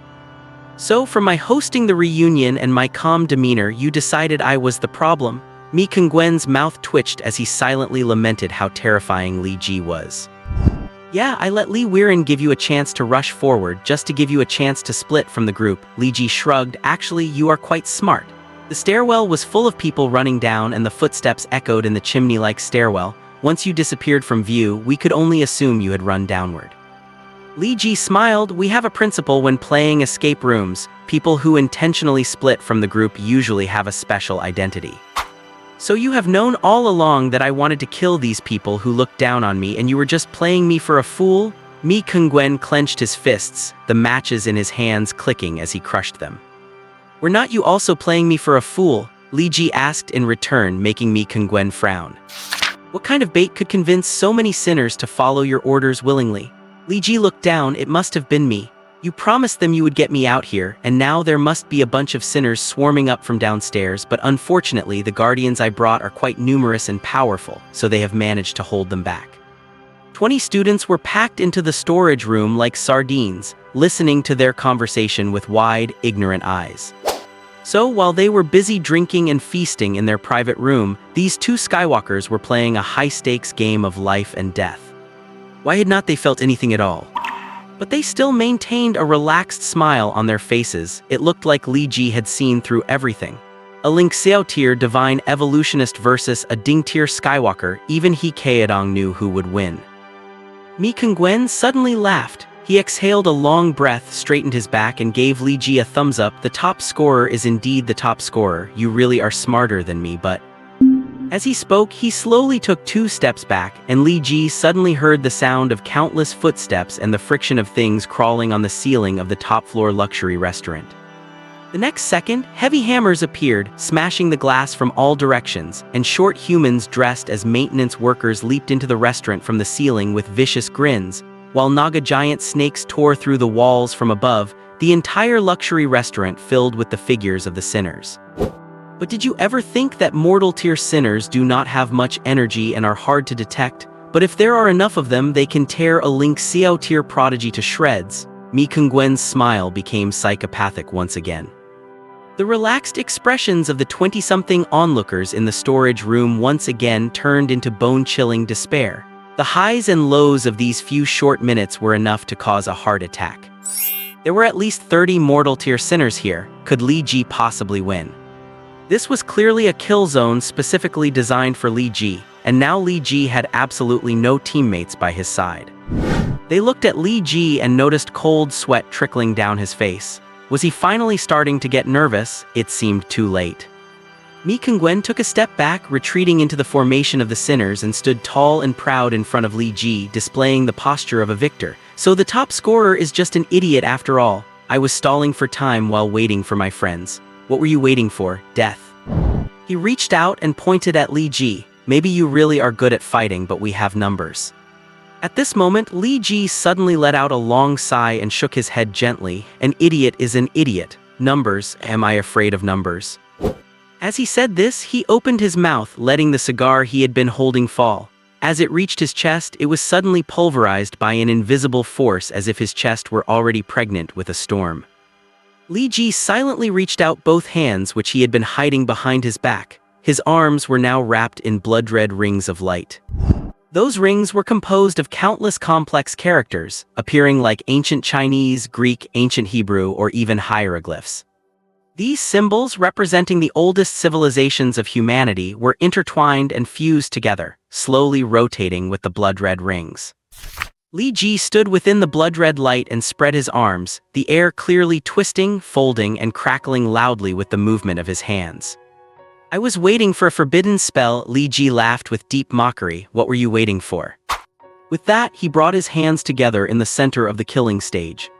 Link Xiao tier forbidden spell, era reboot. Descends. The 5 rune rings in his hands collided, all the characters clashing, scattering, recombining, and clashing once more. With every collision, people could hear sounds echoing from the deepest reaches of history. Like subterranean fires erupting, like thunder crashing from the heavens, like mountain floods defying the sea, like every sound of despair a mortal could ever imagine. The forbidden spell has not erupted yet. Let us attack together. Mi Kongwen roared and lunged forward with long strides. Suddenly, a blinding and dazzling aurora lit up the crowd. As the light swept past, the wide, heavy seats collapsed instantly, and the expensive luxury stone and wood were inexplicably disintegrated the moment the light touched them. It was a Neanderthal, and this B-level natural curse, eternal dark night, erupted completely the very first moment. On the other side, someone cupped his hands in the air, a translucent longbow forming from nothing. He pulled his body to the limit and released. At that moment, his face turned pale, all the strength in his body seemed to be drained in an instant, and an ice-blue feathered arrow carrying his entire power streaked across the sky, shooting straight toward Li Ji's head. Others pounded the ground like apes, their dwarven bodies suddenly growing tall, as if they were donning heavy armor covered in moss. All the Sin-born were unleashing their full power. No one in this world had ever seen what a sky-shattering level forbidden spell looked like, not even Li Ji himself. In an instant, Li Ji was shrouded by countless lethal heavenly divine derivations. He was like a blade of grass swaying in a gale, appearing so insignificant amidst the blinding flashes of light. At that moment, Li Ji knew he could not dodge, so he took a step back, retreating among his classmates. Then he looked up, always feeling as if something was brewing up there. A soft pop he heard. Then the ceiling above vanished without a sound, and a beam of golden red light descended from the sky, crashing down beside him. It seemed like lightning, yet also like an aurora. This golden red light instantly dissolved all the heavenly divine derivations approaching Li Ji. The Sinborn instinctively looked up. They saw a massive hole torn in the sky blocking out the sun. Dark clouds swirled above the firmament and flames could be seen surging through the gaps in the clouds. Forbidden spell, era restart. Li Ji saw the Sinborn with their mouths agape, the air filled with their roars and wails. A golden red light connected him to the heavens, channeling waves of soul-crushing power. Those forces slammed into the hotel's top floor, like a firework of annihilation blooming for the world. The floor of the 78th floor observation restaurant was blasted away in just 5 seconds, and everyone plummeted to the 77th floor. Before they could even land, the floorboards of the 77th level were scorched into magma by the subterranean fire, and they continued to fall. 77th floor, 76th floor, 75th floor. The building was being erased floor by floor. Thunder and meteors continuously bombarded the hotel, and pillars of ice-blue light cascaded from the firmament. Li Ji watched as a Naga serpent wreathed in flames fought for its life against him, only to be turned into an ice sculpture the moment it touched the light. Perhaps that was the legendary Absolute Zero.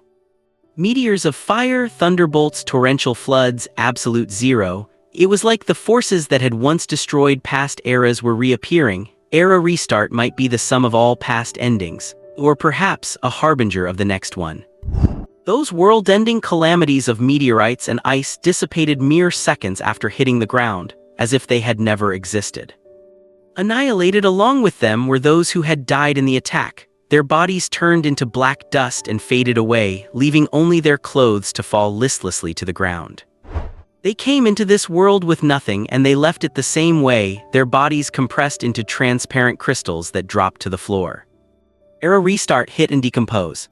The era has restarted, all things shall naturally become the nutrients for the next. From start to finish, 5 rounds of cataclysmic phenomena reduced the 78-story building to only 70 stories within 20 seconds. This was a mortal level awakened using their divine derivation for the first time. He was not proficient enough, yet no creature could survive under the forbidden spell. Mortal level Naga Watcher killed. Biological level continuing to grow, current level, mortal 16.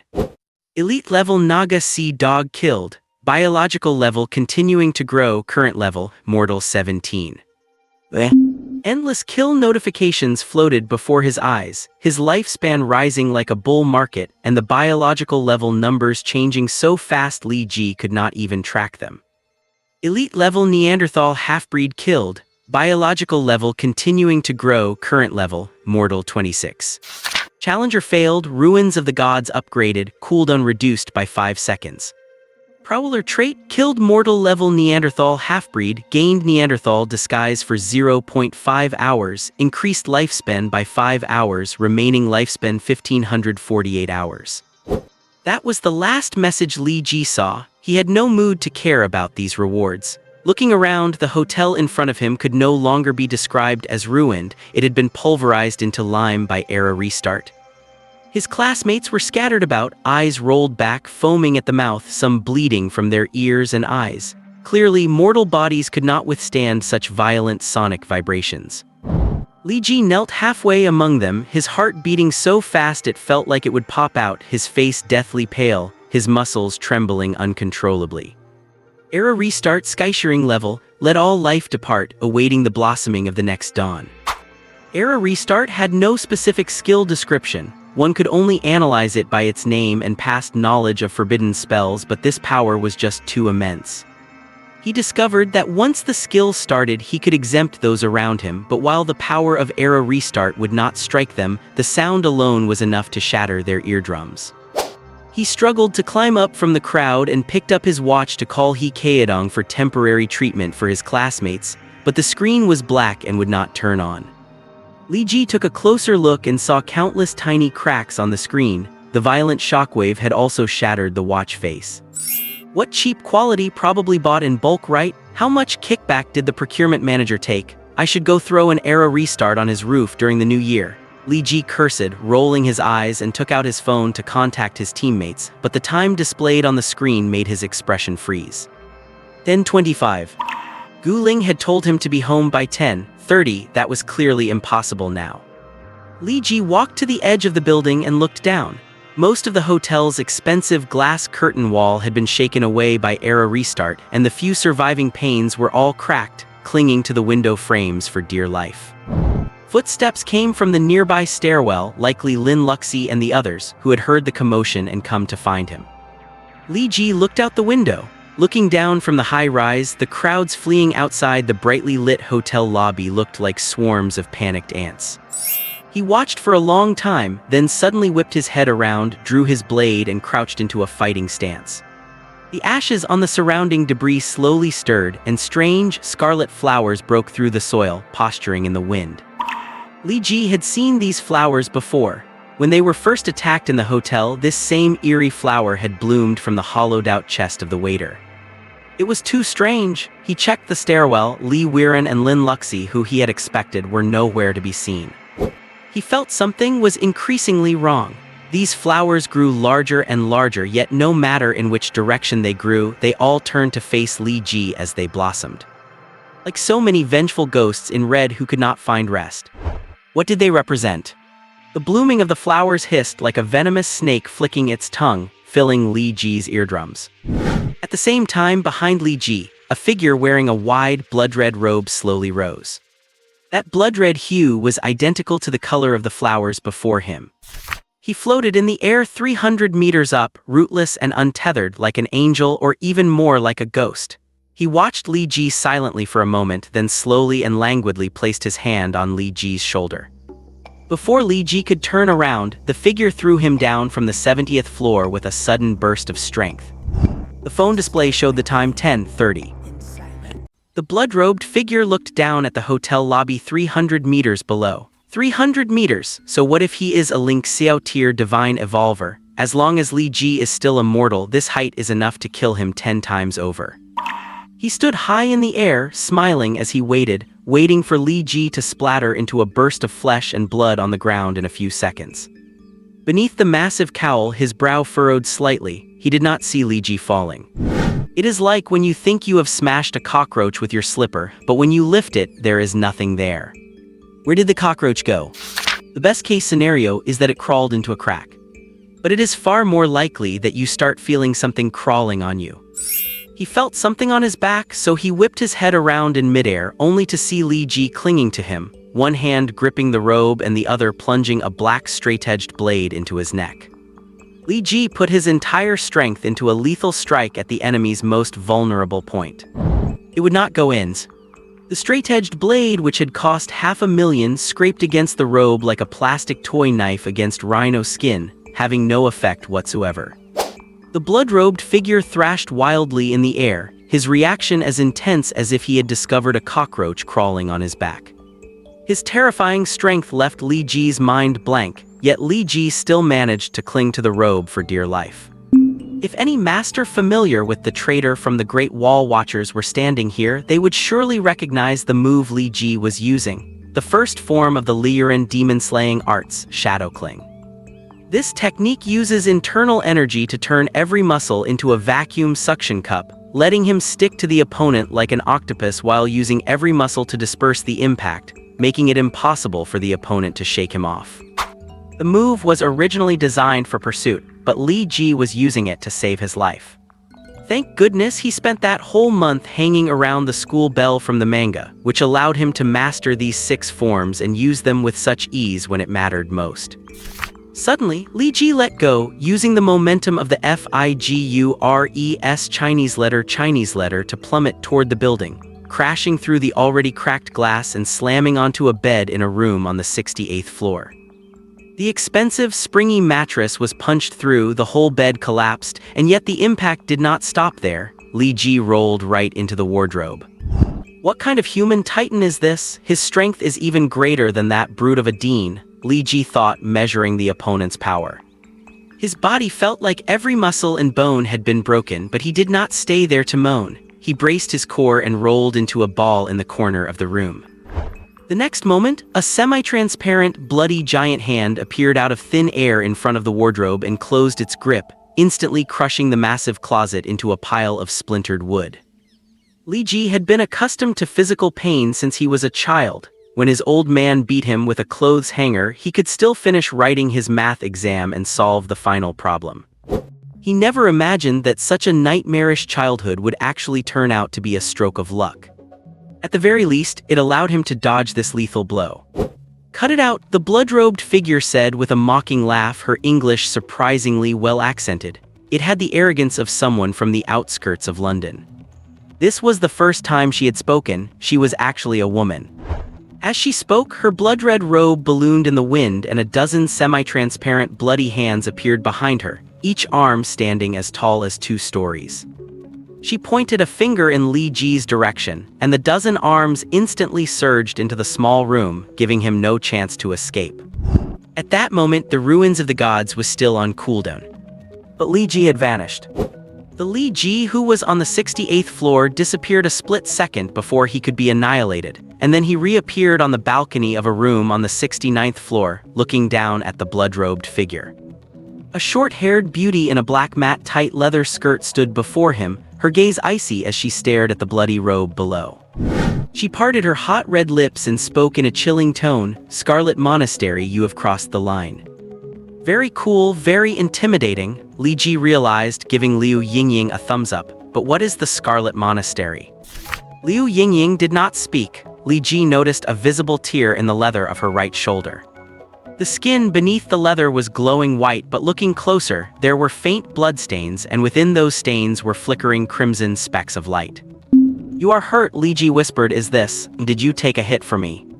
Given the location of the injury, the only explanation Li Ji could think of was that Liu Yingying had used her steel-tempered body to block the attack for him while using a divine mobility art to whisk him away. "Do not mention it, it is my duty." Liu Yingying switched her whip to her left hand. The blow she had taken was not light, and her right arm's combat effectiveness was significantly compromised. "I will return the favor when I am strong enough," Li Ji said, making a clean, empty promise, then watched the blood-robed figure with confusion. Why has she stopped attacking?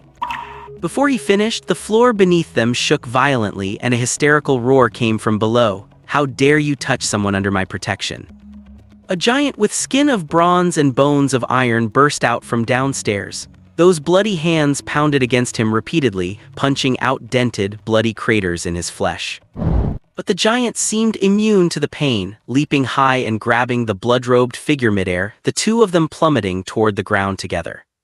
Was that Li Weiren just now? Li Ji peered over the balcony to look down. That bronze-skinned, iron-boned figure was clearly Li Weiren in his immortal state. Liu Yingying nodded, maintaining her cold demeanor. "He just jumped down like that," Li Ji was stunned. A massive boom came from below as the two crashed through the floor like a bunker-busting missile, straight into the underground garage. God knows whose car is going to be ruined by that. "He was acting very agitated down there. I do not know what happened," Liu Yingying shrugged. "He is not usually like this." Li Ji knew that it was already past 10:30, well beyond his scheduled date with Gu Ling. Perhaps this honest man had finally tasted the sweetness of love, only to have it interrupted by the heaven-sent blood path. Thus, he was like a charging rhino. Even lions and elephants would have to step aside. Liu Yingying did not seem worried about Li Weiren at all. Perhaps his strength was far beyond that of his opponent. She looked back, surveying Li Ji from head to toe, then looked down at the chaotic mess of the building. "Did you use a forbidden spell?" she asked. Li Ji nodded. "How do you feel?" Liu Yingying watched Li Ji with concern. Very few people choose the forbidden spell path. The slow casting time is one factor, and the massive physical toll is another. Evolvers specialized in forbidden spells rarely have a constitution talent above 3. For a mortal tier to cast one, it takes at least a week to recover. This kind of backlash from a divine evolution is something even the healing class cannot do much about. You have to recuperate slowly on your own. And considering the power of Li Ji's forbidden spell, the fact that he was still standing was a testament to his fighting spirit overcoming his physical limits. It was pretty fun, Li Ji grinned, acting as if nothing had happened. I think I have seen this robe before, Li Ji said, leaning over the railing to watch the Scarlet Monastery woman getting beaten up by Li Weiren in the garage. It looks a bit like the proctor for the liberal arts comprehensive exam during the college entrance exam. They entered the exam room during the college entrance exams. Are you sure? Liu Yingying raised her voice and looked back at Li Ji. Li Ji nodded, observing the teacher and noticing her chest heaving as she took deep, steadying breaths. Do you need to rest for a bit? Li Ji reached out to steady Liu Yingying, only to be pushed away. If the Scarlet Monastery was allowed to enter the exam rooms, it means they have established a direct, two-way connection with the higher civilizations. Liu Yingying held onto the railing, her voice deepening, yet as the most devout believers of the higher civilizations in Europe, even with a massive presence in Great Xia, their information should not be faster than the Great Wall Watchers, let alone pinpointing the heaven-sent blood path. Could it be that these so-called higher civilizations are backing them? Li Ji asked casually. Impossible, Liu Yingying stated firmly, they are absolutely impartial. Absolute fairness? Li Ji repeated these two words. Every day he struggled in that tiny attic, he was in pursuit of fairness. But precisely because he pursued fairness, he knew that absolute fairness was impossible. You stay here, I am going down to help, Liu Yingying instructed. Just now on the rooftop, I saw all those blood-creeping demonic flowers pointing at her. The opportunity for a heaven-sent blood path must be with her, she cannot be allowed to leave Daxia. Huh, the opportunity is with her, Li Ji was shocked. I just touched inside her robe. Wait, where is she? He had just reached for his pocket when he turned around and found Liu Yingying gone. She must have gone downstairs to help, right? He wondered if her condition could support her in continuing to fight. He still had a little trinket in his pocket he wanted to show her. Could that be the so-called opportunity? Li Ji stared blankly for a few seconds and muttered to himself, if a girl hugs you, you feel her up. Damn, Gu Ling was referring to this woman from the Blood Monastery. That voice sounds at least 30 and she calls her a girl. As he spoke, Li Ji took a small, blood-stained leather square box out of his pocket, examining it carefully from top to bottom. He had snatched this from the cloaked figure's robe pocket when he used Shadow Follow. It was sticky, and he had no idea how much biological blood was smeared on it. He held the box up and shook it. It seemed to be hollow inside, but from the outside there was no visible seam to open it. Li Ji thought for a moment, placed the box on the floor, jumped high and stomped on it fiercely. Then he lifted his foot. Hey, where did my box go? Li Ji was shocked. The leather box had vanished as if swallowed by the floor. Li Ji pried up the floorboards, but beneath them was only flat concrete. What, is it filled with ginseng fruit? It disappears the moment it touches the ground. Li Ji was furious. I went to such lengths to steal it. What is this? Just as he was about to lose his temper, he noticed a gray-white icon had appeared next to the two skill slots in his holographic display, cowering in the corner as if being bullied and squeezed out by those two dark gold Link Xiao tier skills. Language proficiency. You have fully mastered the language systems of all creatures in the Centaurus constellation. Li Ji's eyes lingered on the icon, and the detailed attribute description appeared immediately. This is the skill hidden in that box. It is like having an English dictionary stuffed into my brain. Li Ji was speechless. So many creatures threw their lives away for this piece of junk. It does not even count as a heaven-walking divine art. I would rather have a combat mastery book. Li Ji spat in his heart, then his eyes flickered. Wait, as someone in the Chaos faction, do not I have the ability to disguise myself as other races? If I combine that with language proficiency, how many creatures did I kill in that last wave of forbidden spells? Li Ji silently cast his gaze toward the race-disguised durations. Human 84 days. Heidelberg 8 hours. Neanderthal 12 hours. Naga 4 hours. Insectid 1.5 hours. My human disguise time was originally 12 hours. Added 80 days through the college entrance exam and spent 36 hours from yesterday to today. Which means in these 2 days of going in and out 7 times, I only gained 5 days of human disguise time. Li Ji's mouth twitched as he read. He had studied it. While the Chaos faction belongs to humanity, their bodies have stronger functions. Heart, blood supply capacity, visceral detoxification, and other aspects far exceed those of the same tier, and the delivery of power through muscles and meridians is more direct and effective. If he exits the disguise state, he would be exposed under X-rays or to some high-tier heaven walkers. Having killed so many creatures, his trump card, Ruins of the Gods, had also leveled up. Enters a 5.5-second invincible state immune to all damage, removes and becomes immune to all negative states. During this period, agility, strength, insight, crit rate, and penetration increase by 520%.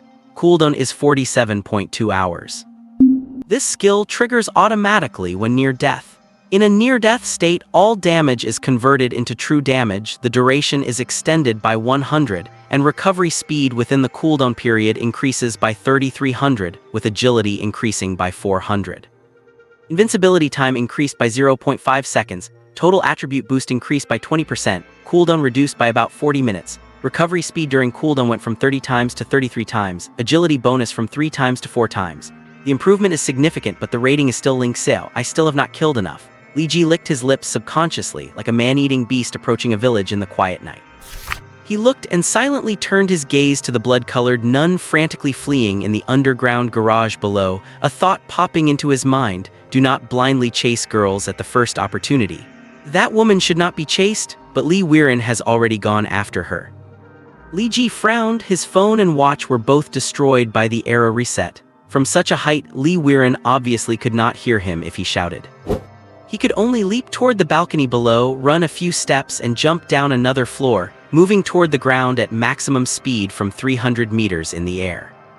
By the time he reached the 27th floor, he could see bumps appearing one after another on the ground near the entire hotel, and some ground had even been pierced through.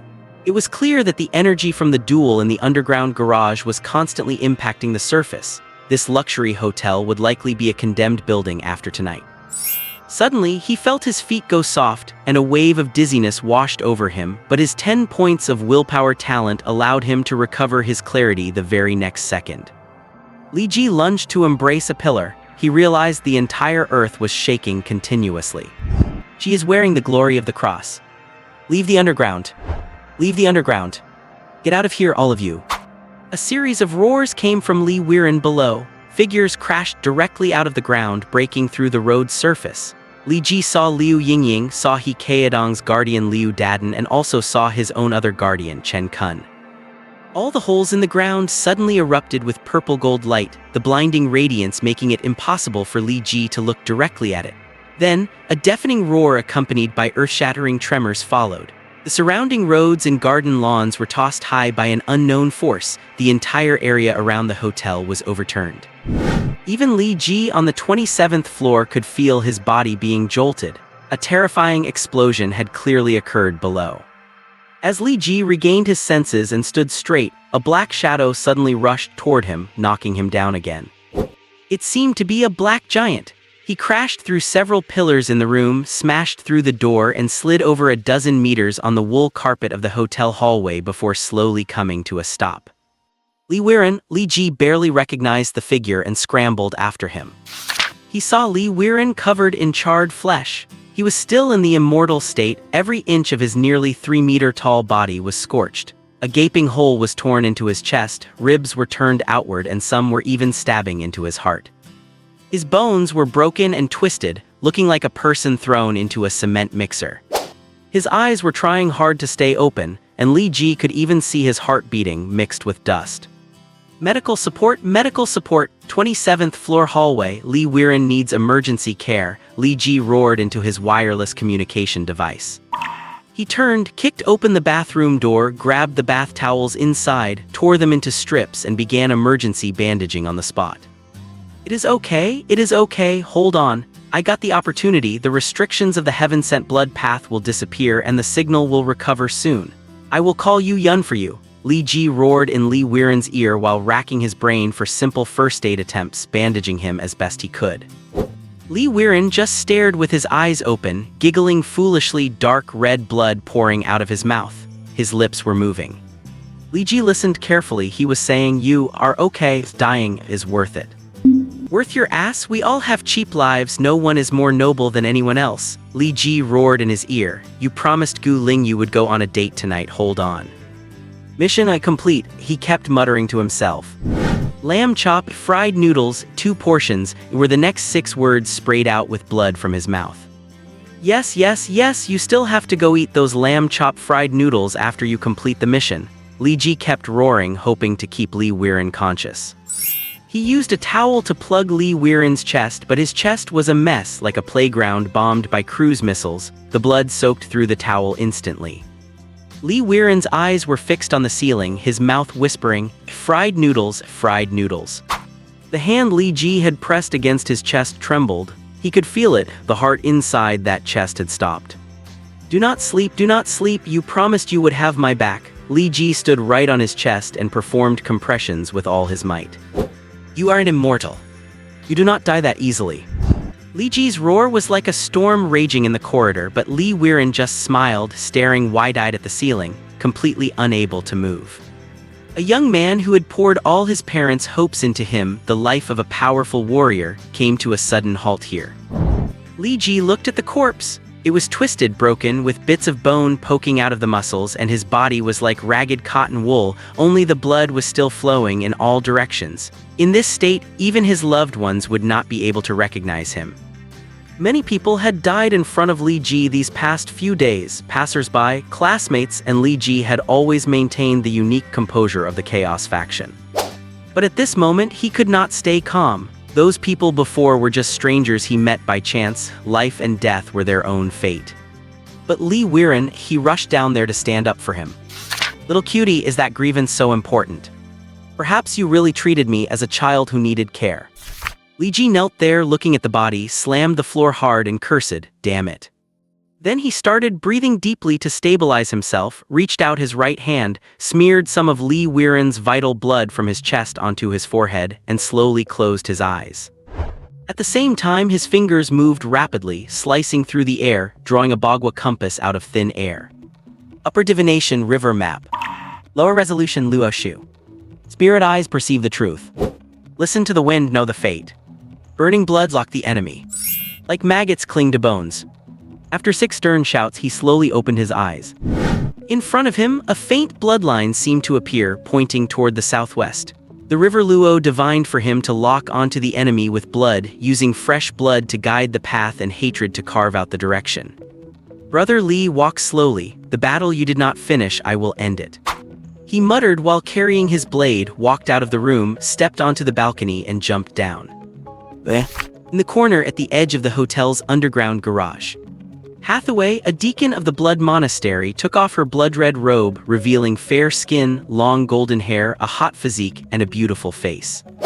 There was a huge cross-shaped burn scar on her chest, the edges of the scar flashing with dark purple light, backlashing against her body. Even a body tempered to steel as 100 refining tear find it extremely difficult to withstand the power of a self-destructing life-bound magic artifact. She miscalculated. Originally, she wanted to use one self-destruction of a magic item to take out all the 100 refining tier powerhouses in Daxia, but that immortal actually rushed over regardless of life or death, leaving time for his comrades. Daxia's 100 refining powerhouses are so reckless. As a defender, he clearly had the best chance of surviving. "This damn fool," she muttered to herself, took a set of clothes from her small bag and changed into them to look as much like an ordinary tourist as possible. She used the life-saving glory of the cross once. Now her realm has temporarily dropped to Grandmaster level 1. If she runs into a Daxia Grandmaster tier primary attacker, she is very likely to perish. She needs to get out now and find a monastery to recover properly. Entering any monastery is equivalent to entering her own territory. It is a place blessed by the Lord. The Great Wall Guard group should not dare to force their way in. "Let us go, head to the hotel and gather with the little monks, let them cover my breakthrough." Hathaway reached out with her fair hands to move aside the layers of broken walls and debris above her head, letting herself see the daylight again. The sky tonight seemed exceptionally bright, the stars and the earth unusually intimate. But that does not seem to be a star, that is a meteorite burning with raging flames. Before she could even react, the meteorite hit her beautiful face squarely, beating her right back underground. The next second, sharp ice pillars shot up from the ground, knocking her battered body flying again. Finally, rain-like meteorites accompanied by lightning dragons poured down, the firmament was torn open, and the earth blossomed with flowers of annihilation dust. The forbidden spell era reset descended once more. Hathaway knew only Li Ji could cast such a forbidden spell, but she could not understand how a forbidden spellcaster could cast a forbidden spell twice in just a dozen minutes. She had not faced the terror of this mortal-tier forbidden spellcaster before, but now she realized that Li Ji's forbidden spells could smash elite-tier powerhouses to death. Forbidden spells fall, ignoring 3 or 5 years of bitter cultivation. Below the Grandmaster rank, all beings are equal. He is already this terrifying. What about when he reaches Heaven Connection? What about the sages, that Heaven Question realm which humanity cannot touch? Will it be smashed to pieces by Era Reset? Hathaway tried hard to hide underground, but the concrete around her had been completely shattered. She could only endure it wave by wave until, after more than 20 seconds, the forbidden spell ended. This elegant blonde beauty was half buried in the ground, her body covered in cracked skin and gushing blood, as hideous and terrifying as a ghost from hell. She struggled to crawl out, lying like a dying lizard on the dust-covered earth, fumbling through her body until she finally pulled out a blood-red whistle, her fingers trembling as she placed it to her lips. Suddenly, she saw a figure walking through the dust, holding a big knife, using it like a cane, walking one step, bracing himself until he stood right in front of her. It was Li Ji, a forbidden spellcaster who could still stand after releasing 2 forbidden spells. "You are desecrating the monastery." Hathaway's sapphire eyes were filled with blood as she stared at Li Ji. Desecrating? Li Ji took a deep breath, gripped the blade with both hands and stood straight, his expression full of disdain. "I do not have time to desecrate. I am declaring war." He raised the blade and Hathaway's fingertips suddenly twitched, using her final strength to blast a rain of blood arrows, piercing Li Ji's thigh. He did not even grunt, as if he felt no pain, and the tip of his blade accurately pierced Hathaway's right eye. The body of a 100 refining powerhouse is tempered to steel, but one move of sky-covering threshold can still pierce the most vulnerable eyeball. Another strike, another eye. Hathaway let out a heart-wrenching scream. "The Lord will erase." The next second she could not speak. The final strike pierced directly into her mouth, running through her entire windpipe. Too much nonsense? Li Ji's eyes were cold as he pulled out the blade and continued to hack, sneering, "What is the Lord anyway?" The blade fell mechanically, without the slightest mercy, upon the woman's body. Her corpse fell among the rubble, twitching and trembling, devoid of breath. Li Ji looked down and picked up the blood-red whistle, turned back to look at the hotel. "You wanted to call for reinforcements just now. That means there are still others of yours inside. They will not be getting away." As he spoke, he found Hathaway's robe and draped it over himself, then used his blade as a support to limp forward. His expression was very calm, like a flat, peaceful ice sea in the dead of night, with a monster nourishing beneath the waves. A monster that could swallow the world. 10 minutes later, a sharp, mournful whistle sounded from somewhere in the hotel. 10:45 at night. Jinling by the Qinhuai River, the Intercontinental Hotel. The heavenly blood path barrier shrouding the hotel dissipated silently like bubbles, and passers-by froze in that instant. The towering skyscraper had been resplendent just a second ago, but in the next moment, the whole building plunged into darkness. Several floors were missing from the top, all the glass had vanished, and corpses could be seen hanging vaguely along the edges of the building. Gunshots and brilliant flashes of light kept exploding inside the building. It was clear that a major battle had erupted here between the sinister race and the Great Wall Watchers. And so, those who were thick-skinned started taking pictures and recording videos to post on social media, while those with a normal sense of survival had already grabbed their bags, ready to run. Inside the hotel at this moment, ordinary people were screaming as they rushed downstairs, while search and rescue teams were pushing against the tide. Ike Adong has been located, we are escorting him out. Lin Luxi has been located, we are escorting her out. What about Li Ji? Where is Li Ji? This is Liu Yingying, I have Li Ji with me, 48th floor. 48th floor, Li Ji is on the 48th floor, where is the nearest medical team? Get the medical team to the 48th floor now. Shouts rang out continuously over the Great Wall Watchers' temporary search and rescue radio channel. When the field chronicler followed the medical team to the entertainment center on the 48th floor, the camera on his chest captured this scene. The ground was covered in blood and severed limbs, and among the mahjong and pool tables, at least 3 Naga sea serpent corpses lay hacked into pieces. In the spa room at the far south end of the center, a dozen civilians were huddled together, shivering. Li Ji was at the entrance of the room, kneeling on one knee, his hands gripping a blade as tall as a man. The tip of the sword was embedded in the heart of a monastery monk, pinning him firmly to the floor through his back. Those monks from the Scarlet Monastery, most of them were mortals, even a few elite-grade ones, all dead. They were all killed the same way, their chests were split open, exactly like Li Weiren. Li Ji seemed to be asleep, yet he held his blade so tightly that 3 elite rescue team members could not pry him away from it despite their best efforts. Body temperature is 42 degrees, lips are blue and purple, showing signs of poisoning. Heart rate and blood pressure are both near critical levels. Injecting the antidote now to block the toxin and protect his heart. Several combat medics surrounded him, performing emergency sterilization on his skin before the injection. "How many did you kill?" the chronicler asked Liu Yingying softly. "He killed them all." Liu Yingying looked at Li Ji. The chronicler's eyes twitched, he could not believe it. He killed so many enemies all by himself. The chronicler could only look up and ask the civilians in the corner. The shaken people nodded tremblingly. He killed them all," he repeated. They nodded. "He fought this battle for Li Weiren to see," Liu Yingying whispered. "He killed at least 7 mortal-grade sinister creatures on the spot, and 4 ordinary monks from the Scarlet Monastery. It seems he came here for an ambush." Suddenly, someone in the crowd spoke up. Liu Yingying turned around immediately, her beautiful eyes fixed on a young boy in the corner. He was a boy who looked about 17 or 18. Hiding in the very corner, he pointed at Li Ji. "He arrived on this floor 10 minutes ago, whistled, and then ambushed these guys." He pointed at the corpses of the Scarlet Monastery monks on the ground. "Ambush?" the chronicler asked. "Can you tell me the details?" "I saw someone like that outside the door talking to someone else." The boy frowned as he remembered. He had a bit of a European accent. He was saying they had finished their arrangements and were now going to speed up the annexation of Daxia.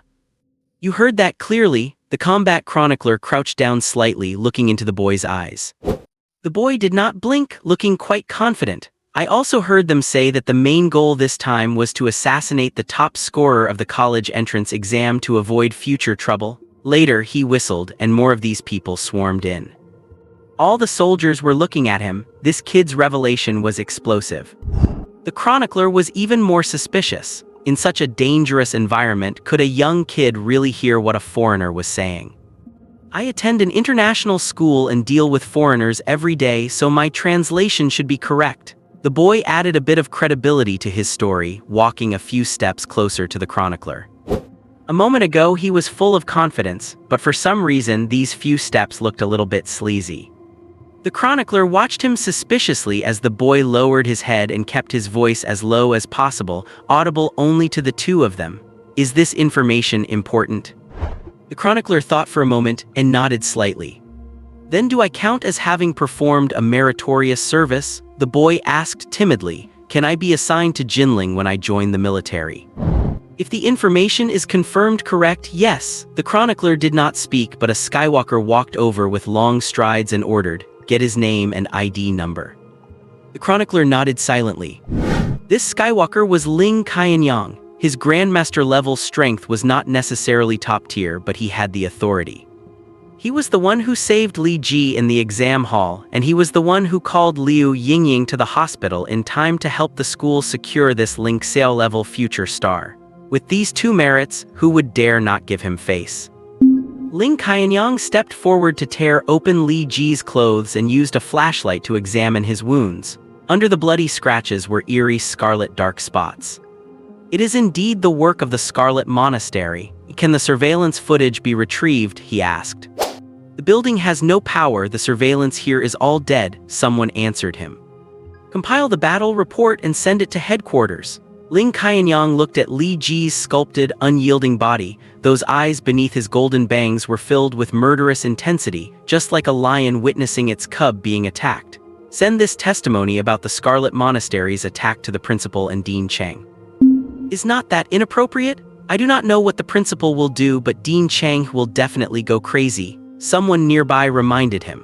After all, the monastery is favored by a higher civilization and is the only force on this planet that can directly receive information from them. Li Weiren is dead for God's sake and you are still worried about their status? Ling Qianyang turned back and glared at him. Cannot you learn from Li Ji? If you have a grudge, take revenge on the spot. Night 11:50 p.m. Rain began to fall over Jinling City. This downpour was even heavier than the rain during yesterday's college entrance exams. The rain came without warning. 1 second the sky was cloudless, the next, boundless rain clouds gathered over Jinling. The deluge was like an overwhelming, misplaced emotion bursting forth in the middle of the night, cascading down like a broken dam. On an open lot in the west of Jinling, the engine of a small private jet began to roar. The pilot looked up at the ghastly weather, turned back to the cabin and said, "It looks like we cannot take off." "Take off," someone in the cabin replied in Chinese, though their voice sounded a bit strange. In the back sat 3 people wearing loose robes. The plane was too small and with 4 people on board it already felt crowded. They were deacons of the Scarlet Monastery. In the monastery's hierarchy, the ranks from lowest to highest are postulant, friar, deacon, permanent deacon, priest, and archpriest. A deacon is mid-level, generally possessing strength at the 100 refinements level or higher. The combat power of 3 deacons could intimidate a small nation, and even in Great Xia they could rival a Skywalker from a typical city. But this was Jinling, where the headquarters of the Southeast Maritime University, one of the 4 major academies, is located. Even a priest would have to respect the rules here. "Sir, we really cannot take off. The headquarters only equipped us with a small passenger plane with a stealth coating. The air currents over Jinling right now are too chaotic. Even a jumbo jet like an Airbus A would not dare take off," the pilot explained. "Take off," one of the deacons repeated. Suddenly, a translucent bloody claw appeared above the pilot's head, ready to crush his skull at any moment. "Then we take off?" The pilot opened a bottle of brandy at his side and downed the whole thing in one go. "Now I believe that courage can fly through a storm." He felt the tremor of the engine and roared as he shoved the control stick forward with all his might. The plane began to move, the engine roaring in the downpour, his own shout more frantic than the machine. The nose of the plane collided with the curtain of rain, tilted slightly in the gale, and finally soared into the sky like a termite challenging the apocalypse. He heard the 3 deacons behind him let out long sighs of relief, and the bloody claw above his head gradually faded away. The pilot did not understand what could make even deacons so afraid. "Hide in the clouds? By any means necessary, as long as you cross the border of Great Xia, your mission is complete," the deacon reminded him from behind. "Your family will receive a reward of 5 million euros. The pilot gripped the bottle, grinned with a flushed face, and imagined himself driving a Ferrari. Suddenly, a beeping sound shattered his dream. He looked down to see the radar flashing faintly. "It seems we have been locked onto." He slowly set down the bottle, staring at the blip on the radar. "Discovered by Great Xia's radar?" the deacon barked. He stood up in the cabin, his head bumping the ceiling with a muffled thud. "Keep flying higher, hide in the clouds." The pilot, eyes hazy with drink, looked at the symbol on the radar and shook his head. "It is not radar." "That is good." The deacon sat back down. "No need to panic. Even if Great Xia discovered we took off secretly, they would issue diplomatic complaints, then warnings, and finally force us to land. We have plenty of time to react." "Sir," the pilot interrupted the deacon's rambling. "What is it now?" the deacon asked impatiently. "It is not radar," the pilot repeated. "I know it is not radar," the deacon raged. "Damn drunkard, do you think I am deaf? It is 2 anti-aircraft missiles." After saying that, the pilot slammed a switch to open the side door and jumped out. He had a parachute strapped on, his movements so swift it was as if he had planned it all along. That is how a desperate man lives. He dared to take off in a storm but was also prepared to abandon ship and his passengers the moment things went wrong. The 3 high-ranking deacons in the cabin were caught off guard as they saw 2 missiles trailing blinding fire charging straight at them. Fortunately, they were deacons. Their hand seals changed under their gray robes, and in an instant, golden light shattered the cabin windows. The 3 leaped out, and a second later, the plane turned into a massive fireball plummeting toward the earth. They were at an altitude of 3,200 meters. Their robes billowed in the gale, allowing them to float in the air temporarily. They silently signaled each other to continue charging into the black clouds. They could not let Great Xia capture and interrogate them. If they did, the monastery might strip them of their deacon status for the disgrace. 100 refinements level expert can fly, but their limit is usually around 50 kilometers. If they could just enter the black clouds, they might have a chance to shake off the great Zia Skywalkers. The next second, they crashed into the black clouds, and then all emitted a synchronized muffled groan as they fell. The boundless black clouds had somehow turned solid, as if someone had hoisted Black Lone Mountain over Jinling City. They were falling, looking up in despair at the black clouds, and in the clouds stood a person. A man in black clothing, middle-aged, around 50 years old. He wore the most ordinary, cheap black clothes and carried no weapons. He stood at 4,000 meters in the air, treading on the roaring wind, overlooking the sprawling mountains and rivers. Jiang Wanli, one of the deacons, whispered his name. The president of Southeast Maritime University, Jiang Wanli, rumor had it he had reached the 3rd rank of the saint level. He only possessed a Ding-grade Skywalker ability, but so what? In his early years, he had fathomed the meaning of life and death through countless battles where he had no chance of survival, breaking through the limits of his talent to reach the pinnacle of humanity. The whole world recognized him as the premier offensive expert. With the worst talent and immortal effort, he could level mountains and shake peaks with his bare hands. He stood high above, looking coldly at the 3 arrogant deacons falling toward the earth. Suddenly, a drastic change occurred. Beneath the firmament and above the mountains, a 100-meter-tall black cross appeared out of thin air, catching the 3 deacons firmly. "Priest! Is that the priest? Priest, the great Xuan T-Dub attacked us." The 3 deacons stood on the cross, loudly accusing Great Zia of their crimes. President Jiang, testing new gifted ones is a divine decree issued by the Lord. On the top of the cross, a field of golden light slowly bloomed. Within the light stood an old person draped in white robes, clutching a golden cross on their chest, looking straight at Jiang Wanli in the sky. "You know very well that the monastery's decisions represent the Lord." "You think you represent the monastery?" Jiang Wanli spoke up suddenly. The old person knew Jiang Wanli was in a rage and did not want to argue. After all, being on the other's territory, she felt some face should be given. She sighed softly and looked at the deacons below. "Perhaps they went too far. We will temporarily freeze their deacon status and I will take them back to Europe for penance." Having said that, she nodded slightly to Jiang Wanli as a sign of respect, then slowly turned, taking the 3 deacons away into the air on the massive cross. "Wait," Jiang Wanli said suddenly. "If you are not satisfied with this resolution, you may come to the monastery to appeal to the Lord." The old person said, back turned to Jiang Wanli, her voice becoming stern. "What is the Lord anyway?" Jiang Wanli cut her off. The old person whirled around, staring hard at Jiang Wanli, flames of anger igniting in her eyes. Before she could speak, Jiang Wanli, high above the 10,000-foot black clouds, pointed toward the east. "Who gave you permission to enter Great Zia?" As he spoke, he slowly pointed his hand at the old person, declaring 8 words with chilling severity. "Unsanctioned entry. Base total annihilation." With that, he spread his hands, palms facing down. The 10,000-mile black clouds shattered instantly, transforming into a giant hand that shook the heavens and the earth, crashing down upon the existence that represented the Lord. "You are insane, Jiang Wanli, you are insane." The old priest stood upright atop the cross, his brows knitted in fury as he scolded the sky. "He is insane?" The deacon below hugged the cross and roared, "He is challenging the monastery. You are declaring war on all the Skywalkers in the world and on higher civilizations."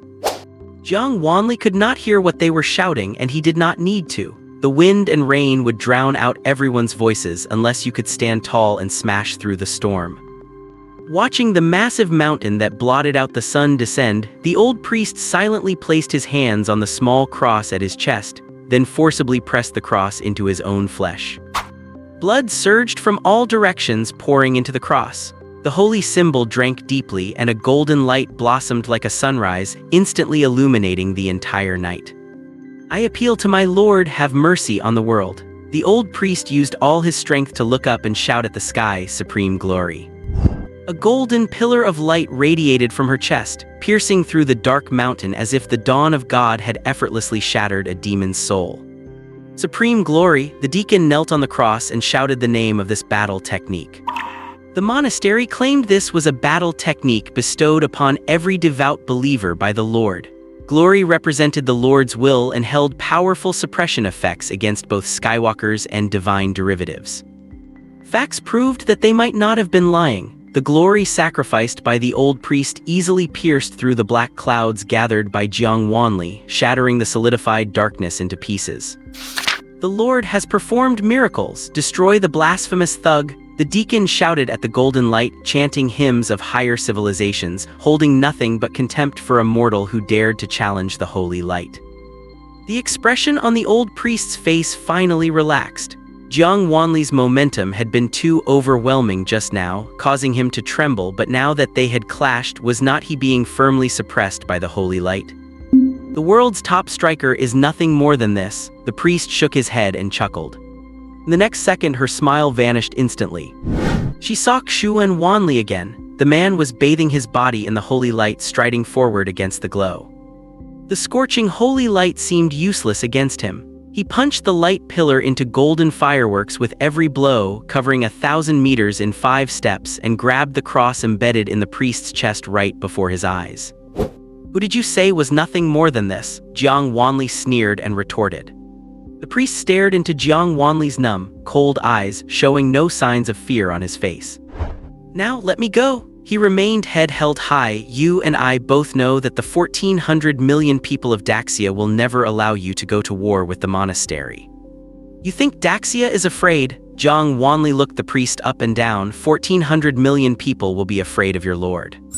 He is the lord of all humanity. The priest's tone rose. Everything that happened today, Daxia needs to give the lord an explanation.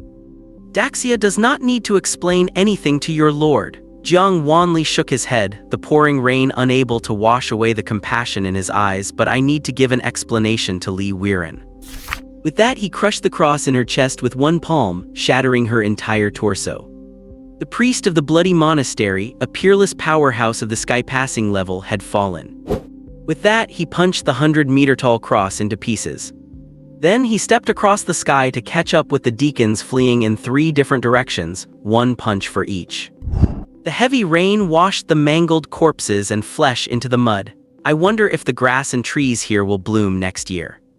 Jiang Wanli looked up and snapped his fingers. The rain from the firmament gradually lessened. Was this rain also artificially summoned to cover up this massacre? The high priests will not swallow this. Someone whispered in the darkness, perhaps the higher civilizations will encourage him to step in and suppress you. That depends on whether they have the capability, Jiang Wanli sneered. You lost the last one-on-one fight, the other reminded him. That was in Europe, their home turf, where I had to dodge open shots and hidden arrows. Jiang Wanli was clearly unconvinced. Your Skywalker divine derivative rank is ultimately at a disadvantage. The other warned, we started a war. That kid named Li Ji is the trigger and the monastery will never let him go. I bet he does not want to let the monastery go either, right? Jiang Wanli laughed coldly. That is an interesting little kid. Li Ji did not know how long he had slept, only that his consciousness was slowly waking up. In his dreams, the women from the Sanjiu soundscape comics seemed to have visited him. They appeared to be holding Li Ji's hand and going somewhere. But he was too tired to remember clearly. Now he only felt that the bed beneath him was as soft as a cloud and someone seemed to be holding his hand. Who could it be? Lin Luxi. Almost died, he sighed in his heart.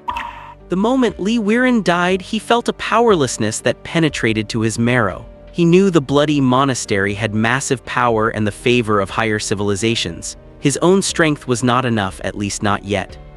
He did not know if everyone in the Great Wall Watchers dared to fight the bloody monastery to the bitter end, so he needed to add weight to the pro-war faction.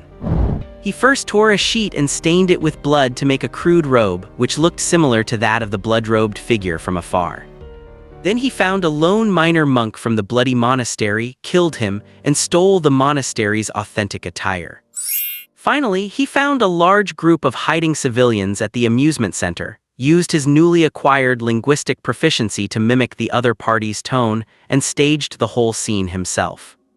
Afraid the Great Wall Watchers would not believe it, he collected fragments left behind during the blood-robed man's attack in his room and smeared these fragments, tainted with blood poison, onto his own wounds. It all added up to a well-crafted frame-up. The bloody monastery wants to steal our opportunities and cut off our future. Are you going to fight or not? His old man taught him since he was a kid, when someone hits you, do not run, hit back, let them know who hits the hardest. Li Ji knew he could not hit back on his own, so he roped in all of Daxia to slap them. If Daxia dared to offend the monastery, then they would go to war along with Daxia. If they did not dare, he would go and assassinate the humans of the bloody monastery himself. At least he would have a justifiable reason. The entire plan was executed successfully. The witnesses at the scene heard every planted word clearly and also vaguely saw the life-and-death duel between Li Ji and the blood-robed man. The only problem was the commotion was too big, attracting nearby monster races while ambushing the monastery, almost costing him his life. If he had actually died, what would the headlines be? Top scholar of this year dies tragically after overworking in a massage parlor. Li Ji thought randomly, finally regaining some strength. He slowly opened his eyes to see a cloud of pink. Oh, it was pink long hair. It was not Lin Luxi, nor Yu Yun, not even He Kaedong. It was actually Gu Ling, this beautiful little boss of the escape room sat by the hospital bed, slowly holding Li Ji's hand. She did not panic at all when she saw Li Ji wake up, and proceeded to use Li Ji's finger to unlock his phone, followed by opening his Alipay. I have transferred the 679 yuan you owed me, and oh, there is 18 yuan in interest too. Gu Ling did not even look at Li Ji, using his finger to continue the transfer verification. Lin Luxi and He Kaedong are in other rooms in the hospital. They only have some superficial wounds. I heard 4 of your classmates who went to the reunion died and 5 were seriously injured. Your already small group of classmates is almost extinct. Gu Ling tossed the phone back onto Li Ji's bed. Li Ji looked around. This was a sufficiently luxurious private hospital room with a balcony, a private bathroom, and even a living room outside. He was lying here safely, but where was his guardian? Li Weiren died, Li Ji said softly, feeling a wave of desolation in his heart. I know, Gu Ling replied, her expression calm. They said you went to get revenge, not bad, you are a real man. You calculated it right? You told me to go home before 10:30, let him go find you for a late-night snack. Did you calculate that he would die? Li Ji looked at Gu Ling. My divination was medium-low, he just chose the most dangerous and greatest path himself. Gu Ling's eyes seemed a little red, though she was likely just feigning ease. If I had told him the hotel was dangerous at 10:30, would he have run? Li Ji fell silent. Probably not. He would have rushed forward even more unhesitatingly because he was a soldier. Indeed, until the very last moment before death, he still had a chance to live, but he chose to stand in front of his comrade. You also knew he would not run, right? Gu Ling sat by the bed. Then wipe your tears and pay tribute to greatness. When you go to the funeral, help me send a bouquet of flowers and ask the boss downstairs to stir-fry a late-night snack. Li Ji was silent for a long time before asking, is there a way to solve fate? Of course. Gu Ling looked at Li Ji. Your college entrance exam was also a great misfortune. Did not you turn bad luck into good fortune with sheer persistence? Would you have given up the exam if I had told you a month in advance? You even calculated that? Li Ji was shocked. Gu Ling rolled her eyes. Li Ji thought about it. Gu Ling and he did not have many friends, the old man was unreliable, and the 2 siblings even felt like they were depending on each other for survival. She would definitely have calculated for him once and must have put in some effort. Was that comic book you put in the warehouse? Li Ji asked.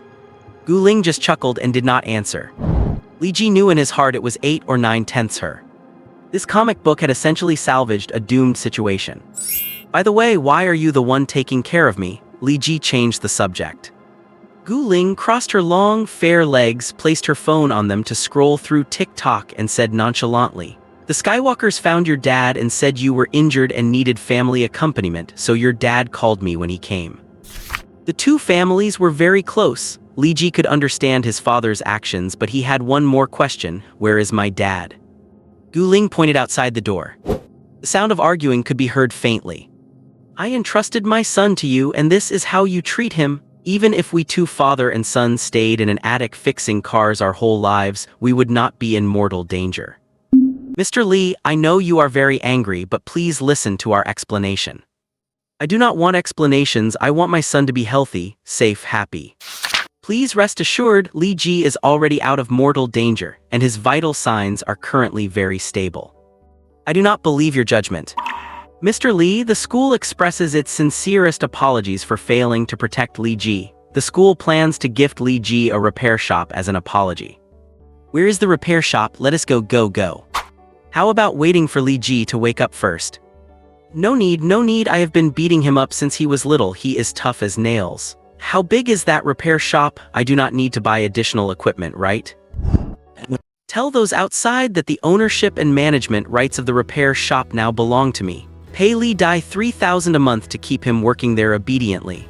Li Ji lay on the hospital bed, weak but grinding his teeth in frustration. If he does not work hard, throw him into the armory. Gu Ling casually tossed the walkie-talkie from the bedside to Li Ji. Take this and you can talk to the soldiers outside. Give your orders. She knew Li Ji was just venting. She understood him very well. Let him be, he is trying to make up for the losses. Gu Ling shook her head. What losses? Li Ji frowned. Even though your old man is unreliable most of the time, he at least understands loyalty. Gu Ling picked up a banana from Li Ji's bedside. He put all the 2 million or so he had saved for your marriage fund over the years into Li Wiren's pension account. Li Ji silently pushed the walkie-talkie aside. I suppose he has a bit of a conscience. After saying that, he looked at Gu Ling, who was biting into her banana. By the way, you seem to have calculated things much more accurately than I did. To be exact, it was not just accurate, it was very specific. Li Ji could only calculate fortune or misfortune, but Gu Ling was specific down to the time and events. She suggested going home before 10:30, and at 10:30, the Scarlet Monastery dumped him out of the hotel right on time. Arranging to have a meal with Li Wiren was probably to keep him from falling into the heavenly blood path, though it was a pity they could not save him. As for that part about actively chasing a girl, Li Ji had originally thought she was referring to his future with Lin Luxi, and he had tossed and turned all night because of it. But thinking back now, it might have referred to the female cultivator who attacked him. If he had acted on his loyalty and chased her when Li Wiren knocked her into the underground garage, he would likely have been blown to bits in the explosion there. And finally, about feeling around a bit more while holding the girl, that must have referred to the opportunity of the heavenly blood path, right? Gu Ling's fortune-telling skills, they were so accurate it was as if she had arranged these things in advance. Actually, if we had not gone to the class reunion, Li Ji felt ashamed. Going to the class reunion was a lower middle hexagram. Gu Ling said, staying home was a bottom-tier hexagram. Li Ji felt a deep sense of sorrow. Fate had him blocked on both sides, not giving him a chance to survive at all. How many times can you actually calculate a day? Li Ji realized there were too many details in Gu Ling's fortune-telling, was not it limited to 3 times a day. Gu Ling just kept her head down, scrolling through TikTok, showing no intention of answering. So you must have calculated the explosion at the escape room too, right? Li Ji asked again. Gu Ling continued scrolling. Do not you have anything you want to tell me? Li Ji sighed helplessly. His little boss had always been a bit eccentric. She lived like one of those psychopathic NPCs in an escape room. You should still have a waiver for military service in your hand, Gu Ling said casually while scrolling, as if she were determined to get her hands on that precious quota. Fine, if you tell me where you got the book on fortune-telling, I can give the quota to you. Li Ji put on a show of painfully parting with his treasure, thinking to himself that he had finally found her weakness. He was smarter after all. I mean, you should sell that quota. Big sister here is going to report for duty at the Jinling Security Bureau tomorrow. Gu Ling blinked her large eyes at Li Ji. From tomorrow on, I will be a glorious mounted police officer. I can finally ride a motorcycle in public. All the negotiating points Li Ji had prepared were dumped into the trash. Gu Ling was too rebellious and loved adventure too much. Service seemed like a fun game to her. She let down her long legs, stood up, sat right on the edge of the bed, and hooked her arm around Li Ji's neck, her pink lips slightly parted. The security bureau wants me to dye my hair black, but I really love pink. Could you say a word for me to the bureau? Gu Ling, the fate listener. Get out of here. Do you think the security squad is your own personal playground? Li Ji rolled his eyes at her again. My whole life I have hated injustice. Do you think I would abandon my principles for a hair color? Gu Ling was almost face-to-face with Li Ji, a playful smile flashing across her pretty face. "But I just checked your browser history. It is quite varied and the styles are very diverse. I think the mounted police squad could use some different colors." Li Ji's expression turned dramatic. "Pink can definitely lift people's spirits. Sister, do you need a pink motorcycle?" Gu Ling let go of Li Ji, satisfied, and went to sit in the caregiver's chair nearby, looking like a beautiful, well-behaved girl next door. Li Ji watched Gu Ling, feeling more stifled the more he looked at her. He felt he had performed quite well these past 2 days, using all his effort to finally take his fate and initiative into his own hands, so why was he always held in check when it came to Gu Ling? As soon as she sat down, Li Ji heard a series of footsteps coming from the stairwell. The footsteps were nearly 80 meters away. As a Skywalker, Li Ji had only just heard them, so how did Gu Ling know? Was this also a result of her fortune-telling? Is this fortune-telling or actually predicting the future? The ward door opened gently and Yu Yun, the captain of the Jinling Battalion's emergency team, walked in followed by 3 doctors. Awake, Yu Yun glanced at the monitor. "Your condition looks pretty good. Li Weiren's body was sent back to his hometown just now." She spoke the last sentence as lightly as she could, not wanting to shock Li Ji, yet she could not keep it from him. "Little one, do not blame yourself. You did well enough. It is just that the Scarlet Monastery has too many magical artifacts. No one expected that a mere 100 refined rank woman would carry the cross glory that only an emperor rank powerhouse could possess." Yu Yun sighed softly. She used a blood sacrifice to make the artifact explode, and Li Weiren used his immortal body to buy everyone enough time. The immortal has fulfilled his great duty and truly achieved immortality. The entire Great Xia will sing of his great achievements. After saying this, Li Ji pursed his lips and wiped a tear from the corner of his eye. "I will finish the battles he did not get to finish. Please transfer the 10 million I was awarded by the school to his parents' account." Li Ji knew money would not fix anything, but it was the only way he could express his feelings. "We will take good care of his parents and family. You do not need to worry." Yu Yun sat beside Li Ji. "Keep your money, buy training supplies, buy equipment, and realize your talent as soon as possible. The stronger you are, the more valuable Li Weiren's sacrifice will be." Li Ji said nothing. Yu Yun pressed on his shoulder. "Take the money and go finish the battles he did not." Li Ji closed his eyes and asked softly, "How many people died in this heavenly blood path?" The current count is 377, and this was just the lowest level of the heavenly blood path. Yu Yun placed her hand on Li Ji. The meridians on her body glowed with a pure white light which flowed slowly into his body. Li Ji felt his fatigue being swept away. Lowest level? Li Ji's eyes widened. The whole hotel was filled with Sinborns, and that was just the lowest level of the heavenly blood path. Yes, only the mortal and elite level Sinborns received the summons. You lot just happened to stumble into an opportunity gifted to the Sinborns by a higher civilization. Yu Yun said, then looked at Gu Ling. "Miss, as a family member, would not you?" "Oh, since Li Ji is fine, I will be going then." Gu Ling stood up sensibly and walked toward the door, her gaze lingering on the ward's entrance. Standing there was a middle-aged man in black, his hair still slightly damp. He just stood there looking at Li Ji and also looking at Gu Ling. It was Jiang Wanli. He had come here directly after a great battle. Gu Ling walked out, gave him a polite smile and left quickly. Jiang Wanli seemed to like long-legged girls. His gaze followed Gu Ling obscurely until the girl disappeared at the end of the long corridor. Interesting, Jiang Wanli used those 4 words to evaluate Gu Ling. Once Gu Ling had disappeared, Yu Yun ruffled Li Ji's hair. "Li Weiren's matter is not over. In the next 2 months, we will concentrate on rooting out all of the monastery's strongholds in Great Xia, and 2 months from now, we will launch a surprise raid on the monastery's headquarters." "I want to join too," Li Ji said, suddenly invigorated. "You stay put, all new recruits are excluded from this expedition." Yu Yun rolled her eyes at Li Ji and added, "Do not get any funny ideas. Even if you found Chang he would not let you join the expedition." Li Ji was silent. Yu Yun knew that look on Li Ji. He was definitely plotting something. She tapped him on the forehead. "You should worry about Mi Kongwen instead. He caused the deaths of so many and he is still on the run." "He is still alive?" Li Ji looked up sharply. Not even one of his forbidden spells had killed him. "We found him in external surveillance footage after the fact, and a manhunt has been launched. He has 4 lives. The forbidden spell likely only wiped out 3. Yu Yun reminded Li Ji. His psychological distortion was amplified by the identity of the chaotic faction. Li Ji sighed softly. There is a devil living in everyone's heart, and the identity of the chaotic faction opened the cage. It is a pity we did not find the opportunity from the heavenly blood path. It might have been the Scarlet Monastery, or perhaps some other Sinborn took it. Yu Yun's voice filled the room. It is a shame, otherwise this low-level opportunity would have been a great help to you new students.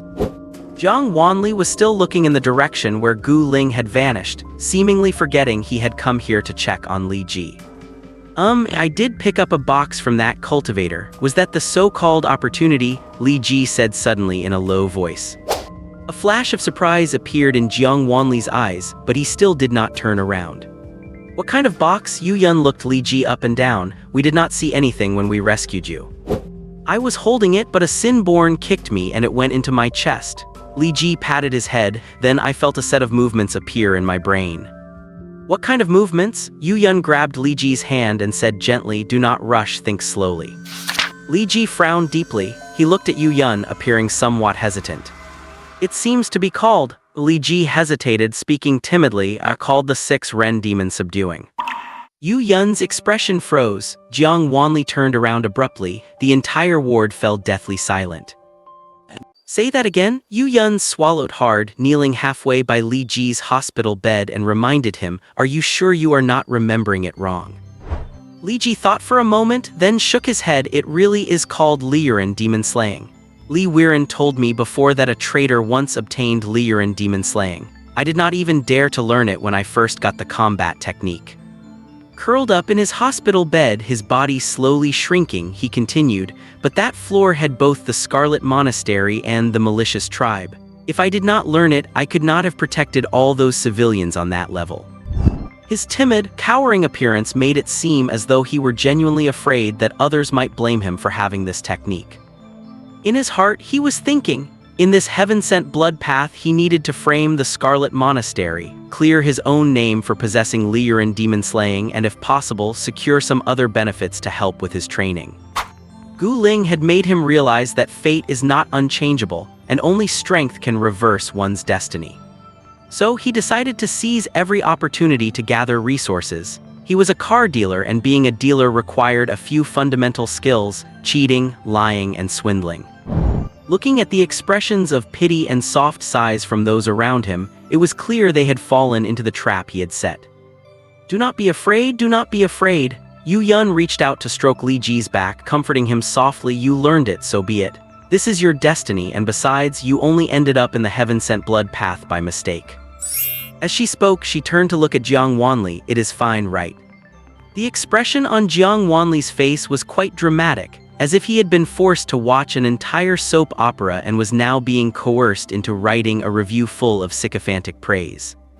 But the moment Yu Yun asked him, this middle-aged man immediately straightened his back and puffed out his chest. It is just a skill. What is there to be worried about? If the sky falls, I will hold it up.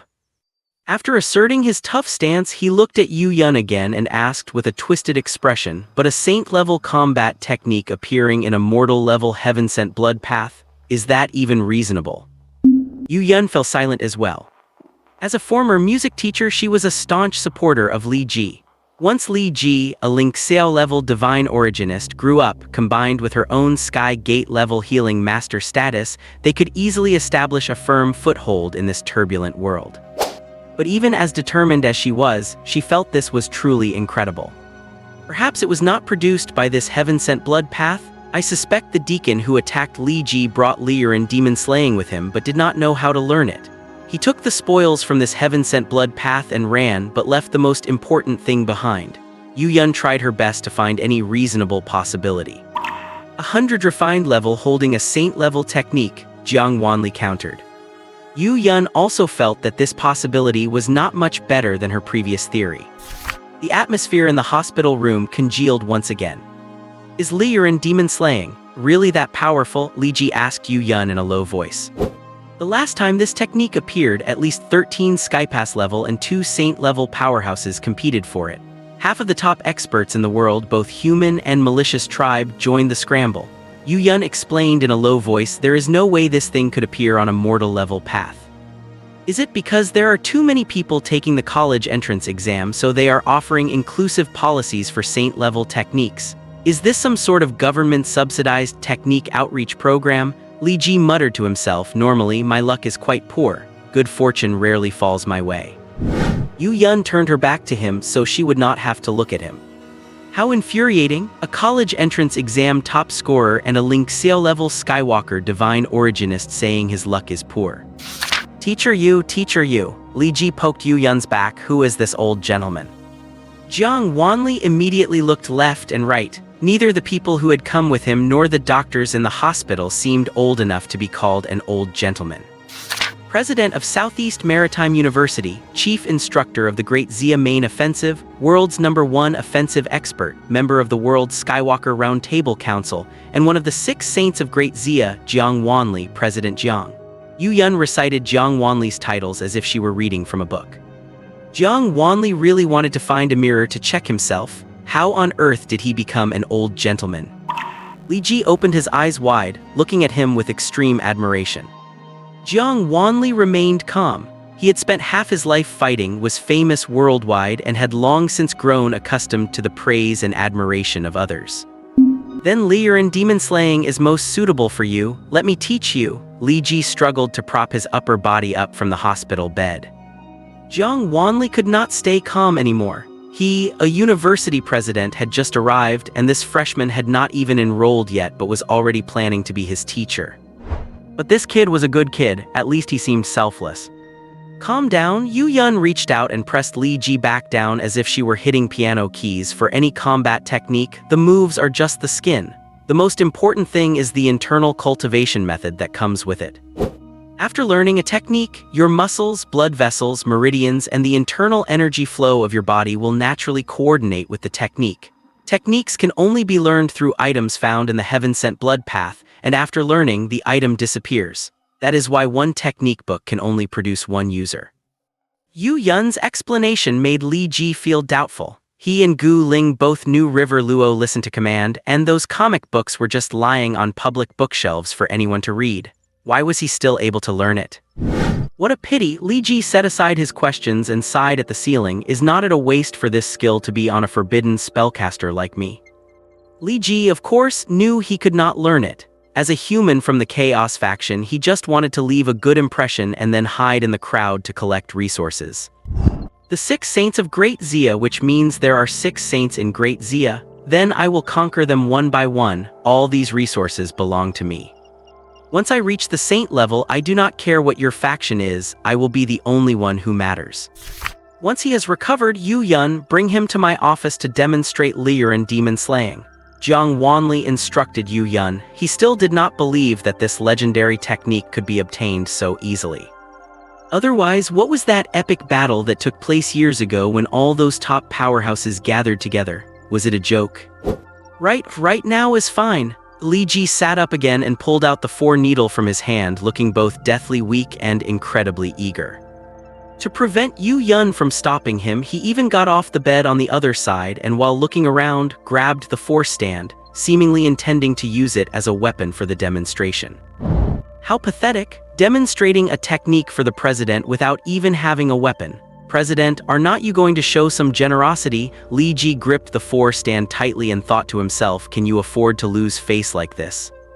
Wait, Jiang Wanli seemed to feel it was a bit shabby too and turned to his attendants behind him, get an Emperor rank armor breaker spear. Li Ji had read the basic information on his phone. When a Skywalker reached each new realm, they were issued brand new standard issue equipment.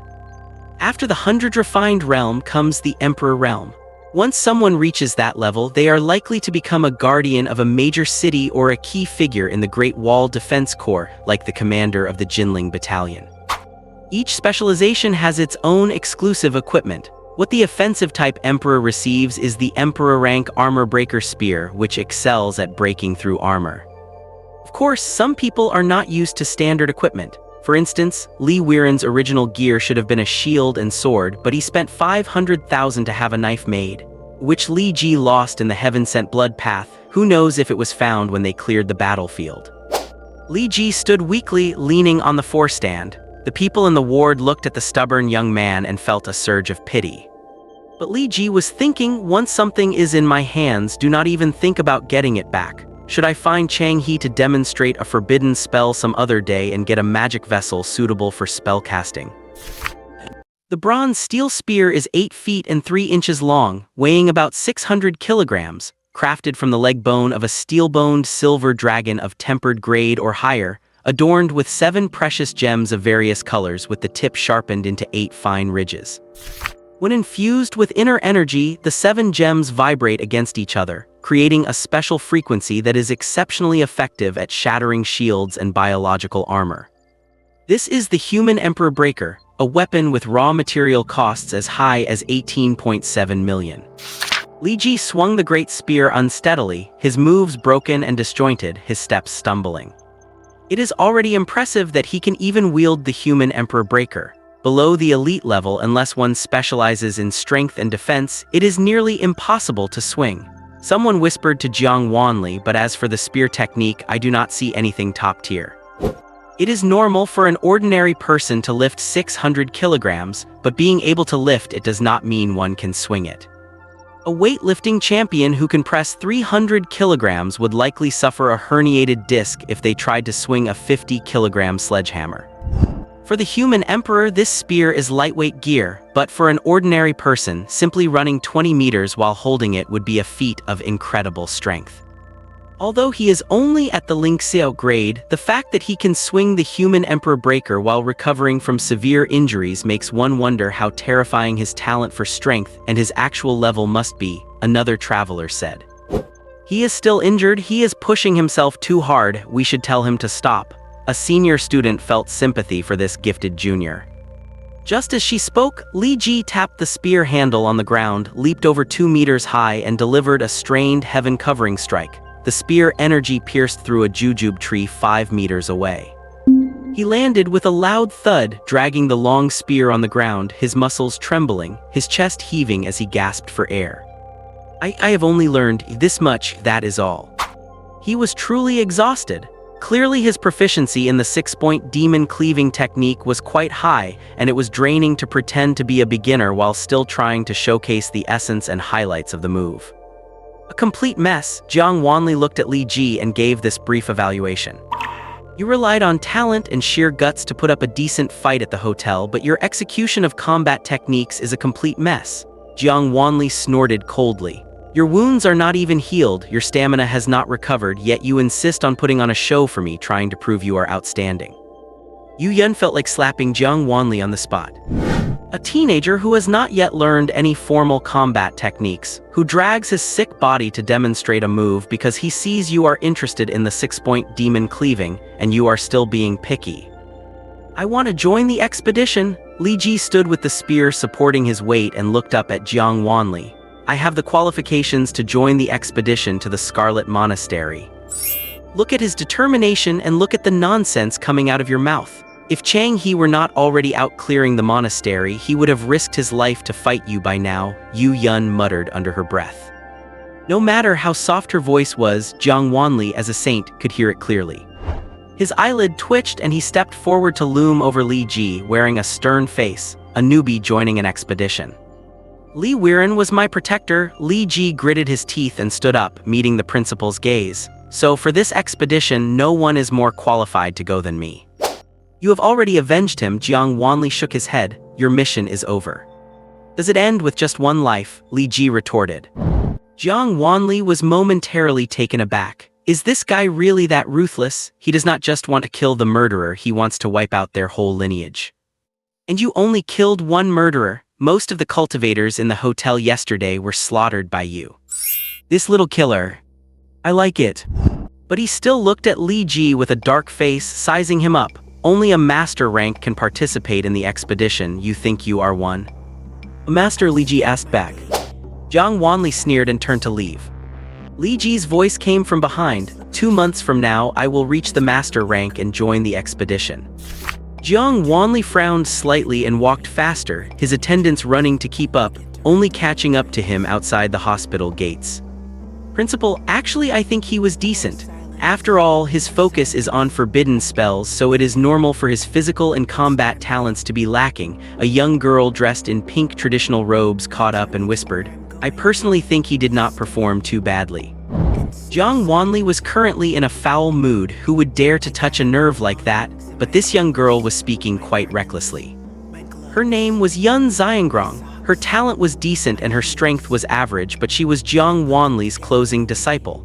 Every student in the school envied or even envied her, unable to fathom why she was favored by a saint. Not too bad, Jiang Wanli turned his head and shot a fierce glare at Yun Xiangrong. It was terrible, absolutely terrible, it was worthless. Junior sister does not have much experience, teacher, please do not get angry, your health is important. A male disciple behind them hurriedly followed and pulled the about-to-be scolded Yun Xiangrong back. Thwack! Jiang Wanli slapped the male disciple right on top of the head, flattening him onto the hospital lawn. The surrounding people stopped in their tracks, looking down at each other cautiously, not daring to let out a breath. Jiang Wanli snorted coldly and continued walking. This time no one dared to follow, except for Yun Xiangrong.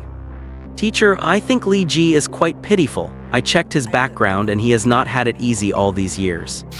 He finally became a Ling Xiao grade divine practitioner with an infinite future, yet he still stood firmly in front of the common people when the abyssal tribe besieged them. Actually, it would not hurt to let him join the expedition to the monastery even as a mortal rank, right? People like him really should be nurtured. Reaching the master rank in 2 months is too much. The previous fastest record was reaching elite rank in 2 months. Yun Xiangrong chattered away, following Jiang Wanli. Did I not nurture him? Jiang Wanli asked back. Yun Xiangrong tilted her head, thinking carefully. Did I not bring back the human emperor breaker? Jiang Wanli rolled his eyes at her. Yun Xiangrong was stunned.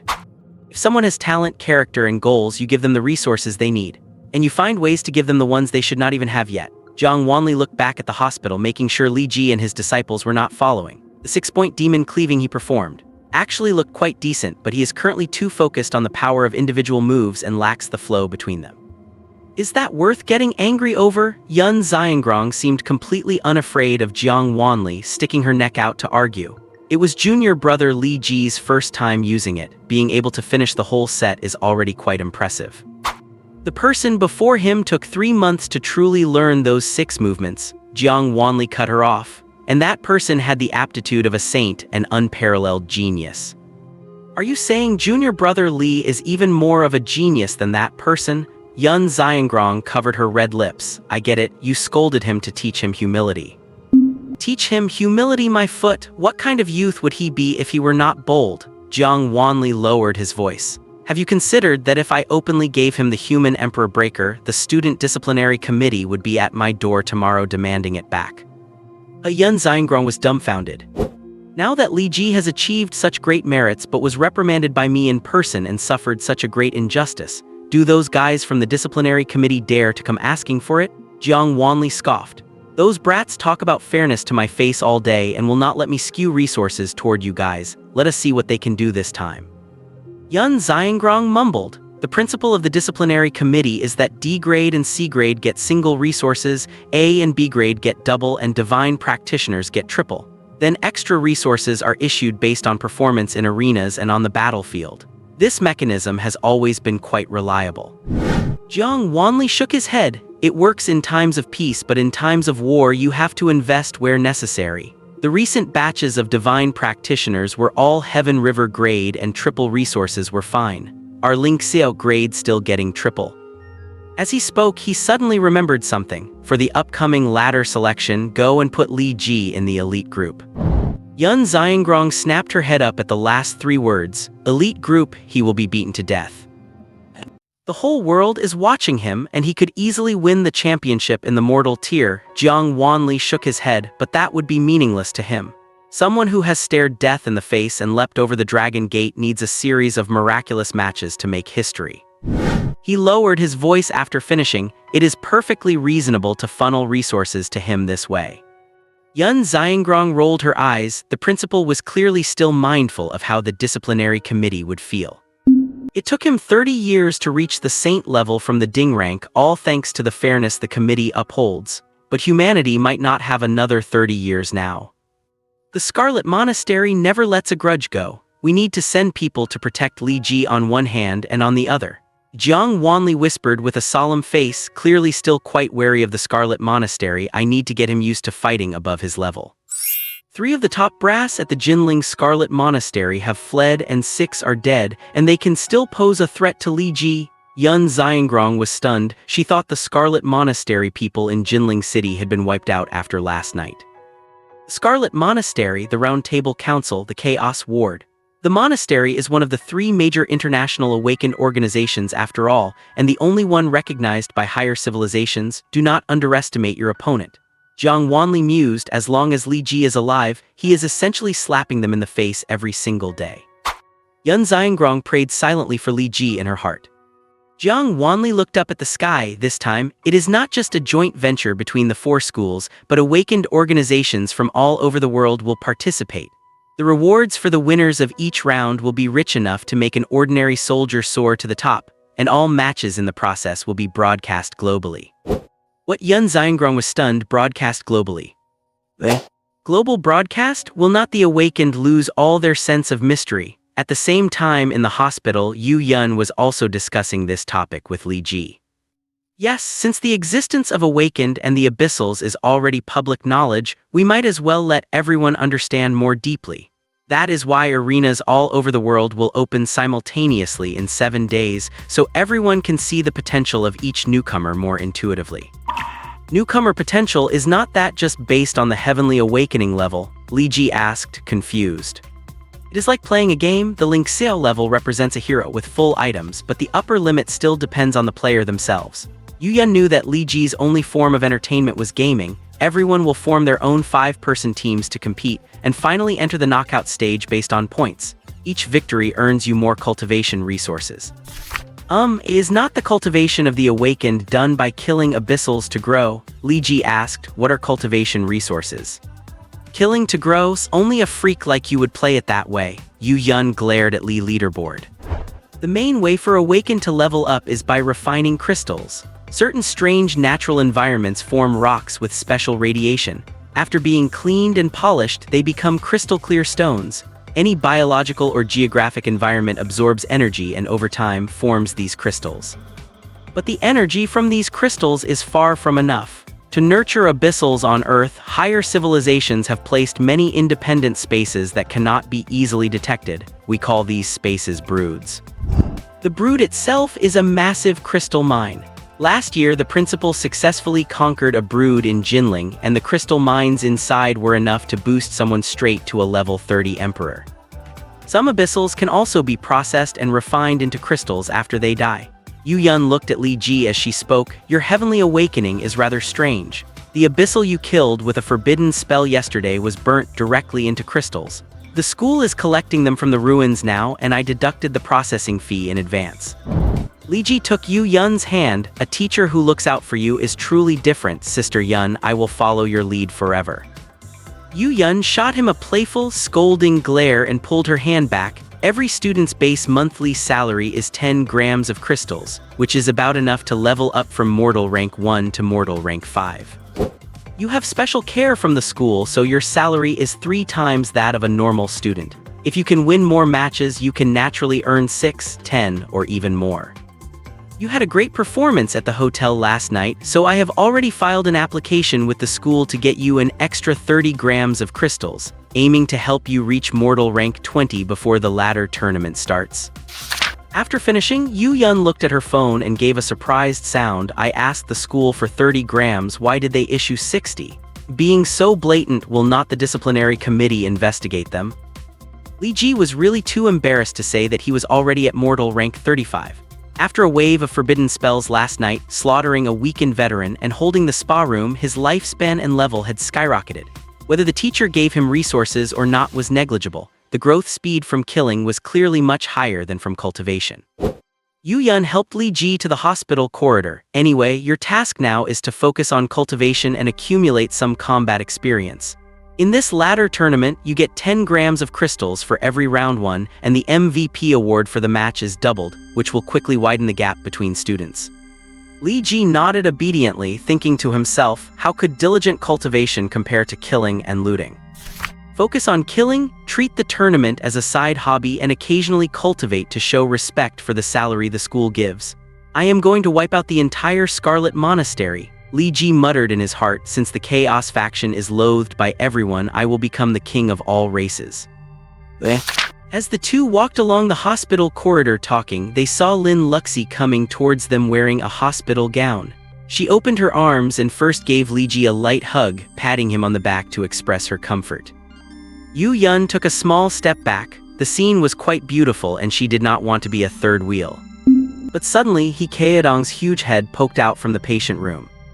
Boss, form a team with me for the ladder tournament. He Kaedong grabbed Li Ji by the waist as soon as he approached. I have seen the light. I do not want love anymore. I want crystals. I want to get stronger. What is wrong with you? Were not you and Jin Minhui chatting quite happily? Li Ji asked, confused. When filling out college applications, He Kaedong and that short-haired spicy girl from the attack department were acting like a lovey-dovey couple. How could he lose faith in love just one day later? He got dumped? Serves him right. Lin Luxi's voice rang out from the doorway. She walked to Li Ji's bedside, picked up his phone, and skillfully entered the password to unlock it. Then she opened TikTok in front of Li Ji and typed in the 6 characters awakened He Kaedong, and a massive amount of videos and photos appeared. Look, all the girls. This Sea-Dog mass-messaged confessions to have screenshotted his messages, claiming they are the true queen and everyone else is the mistress. Lin Luxi glared at He Kaedong. I just counted, and there are already 47 girls who have stepped forward saying they are the future mistress of the He family. Li Ji looked at the phone, then at He Kaedong. Boss, campus bell. He Kaedong's eyes were red. Tell me, what should I do in the future? You should become a monk. Li Ji sighed, giving a sincere suggestion. You can just announce you died in battle last night, Lin Luxi said, giggling. I can help you write the obituary, Yu Yun said with interest. If you had died in battle last night, you would have been a youth yearning for love but unable to attain it, taking your final bow in the most tragic way. People would have praised such a beautiful, one-sided infatuation from your formative years. But you did not die, so now you are just a pathetic, bootlicking loser who thinks he has finally got a shot. Do you understand? The difference between being noble or pathetic in the same situation depends entirely on your status. Make yourself stronger, little Sea-Dog. As long as you are powerful enough, these chat logs will become proof of your great and selfless love. Lin Luxi, fully caught up in her dramatic delusions, sat on the edge of the bed cheering He Kaedong on. He was so pumped up that he deleted all his social media apps right there on the spot. Give me a tissue, I need to wipe away these tears and head out like a real man. He Kaedong stood up and raised his arm high. How can a man use tissues? A man should wipe his hot tears with the tip of his spear. Li Ji, infected by the drama, grabbed the emperor-slaying spear by the bed and tossed it to He Kaedong. He Kaedong unfortunately suffered a fracture and was dragged off for medical treatment once again. What a shame, I forgot he has been single for so many years that he has got osteoporosis. Li Ji sighed, standing at the door of the fracture treatment room. Do not feel ashamed for a friend's injuries. Scars are the necessary path for a boy to become a man. Lin Luxi insisted on justifying Li Ji's actions, patting his shoulder as she spoke.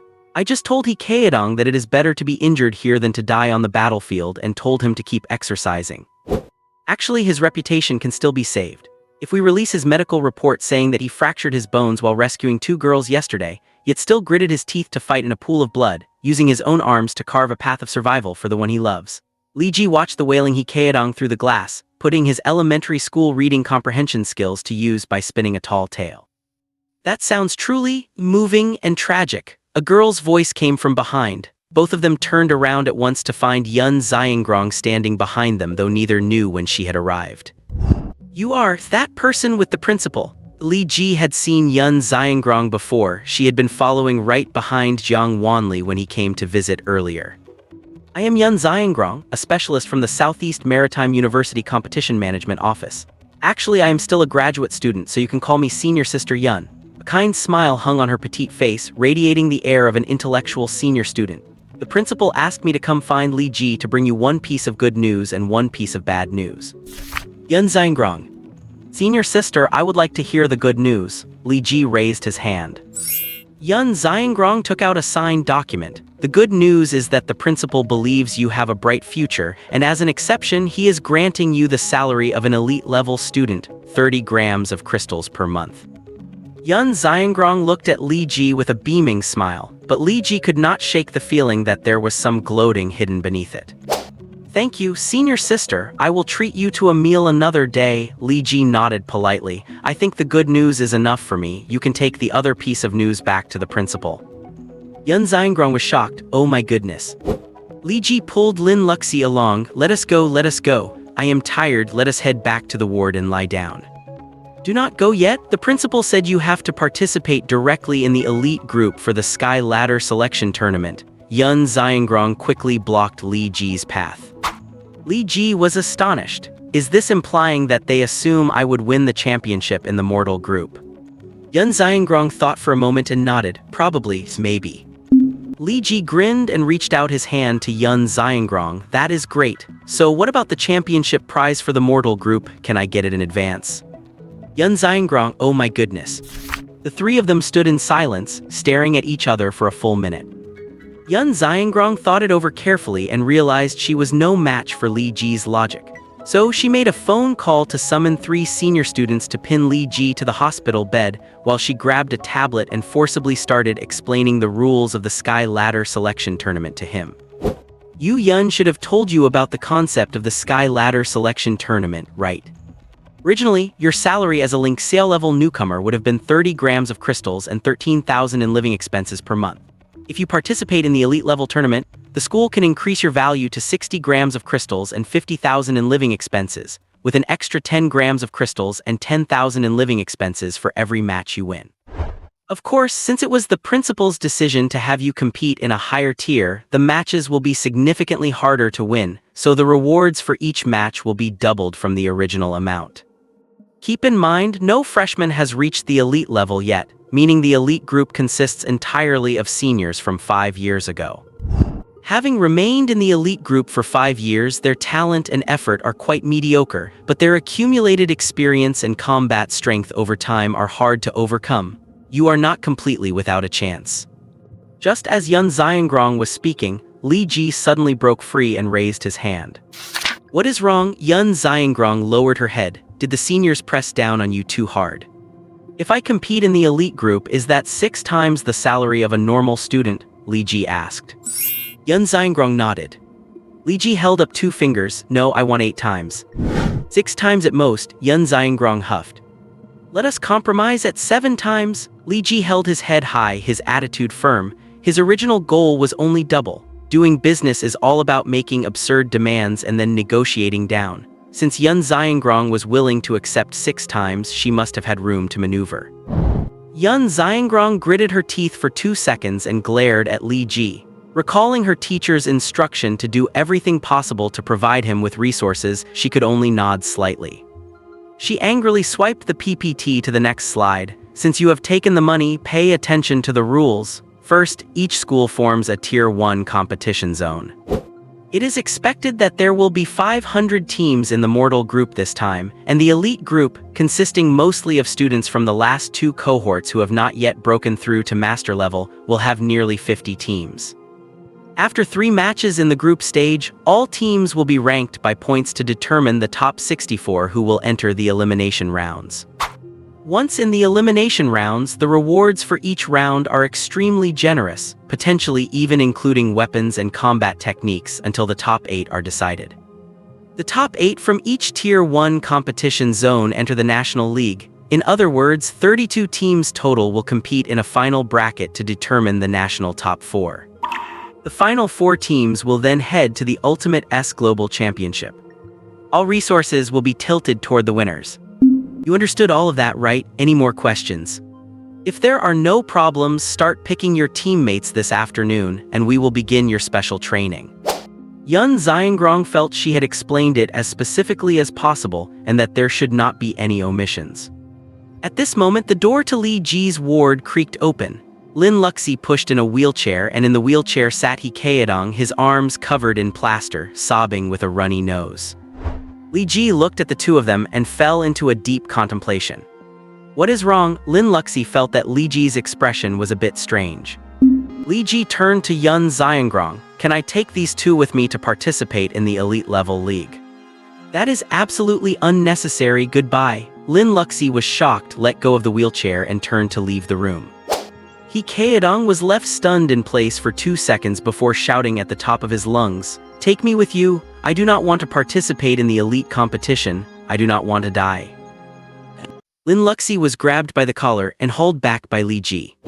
"Let me go, just let me be a lazy bum, I will bite you to death." Even while struggling, Lin Luxi's voice was dainty, just like back when she was copying homework and Li Ji would suddenly press down on her head to explain a problem. Li Ji pressed Lin Luxi straight down into a chair and turned to Yun Xiangrong. "Prepare 2 more contracts for them, just like mine."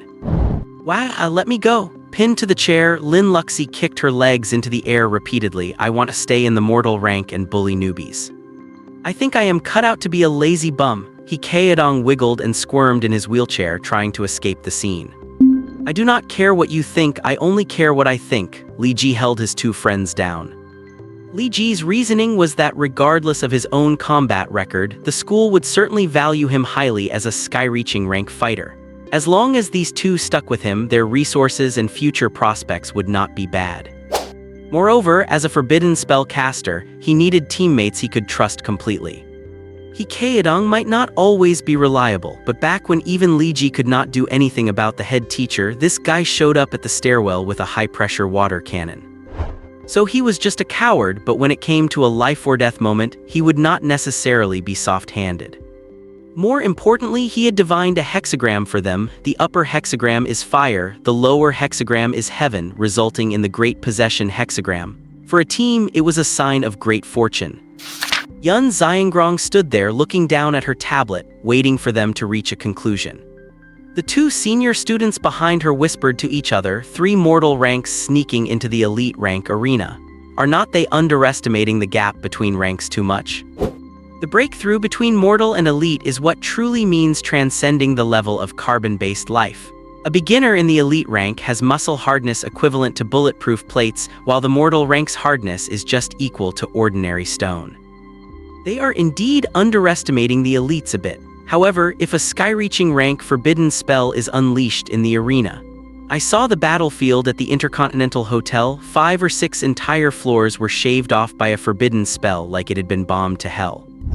It is impossible to cast a forbidden spell in the arena. The opponent's long-range combatants will launch full coverage strikes on Li Ji's position. Unless Lin Luxi can hold out against dozens of seconds of frantic attacks. A girl that cute and soft-looking choosing a defensive role. My heart aches just looking at her. Your heart aches? Then get in line, man. The 1st senior, 9th senior, and 17th brother already could not take their eyes off her when they saw the video. But it looks like that girl is already taken. Survival of the fittest, may the best man win. Even though those guys have high social standing, Li Ji has the better talent. Do you think the teacher will get soft-hearted and help them in secret? I feel like the teacher does not think much of Li Ji, considering he threw him into the elite rank to get beaten up. Help, do not forget Li Ji has the old man Changhe backing him. Changhe is only at the 18th level of sky communication, while our teacher is one of the 6 sages. How many disciples does the teacher have, and how many does Changhe have? Fair point. Sigh, the ratio of men to women for this batch of Skywalkers is 3 to 1, too many monks and not enough porridge. You are telling me this college entrance exam was practically a battle royale. The male survival rate was way too high. As they were talking, Li Ji's voice suddenly came from nearby. If they compete in a higher rank, the prize money doubles, right? Yun Xiangrong took out her phone, sent a few messages, and looked up shortly after. Since the 3 of you are competing in a higher rank, your salaries and bonuses will be multiplied by 6. Lin Luxi, it is a deal. He Kaedong, my lady, you will always be my goddess. Lin Luxi and He Kaedong changed their tone on the spot.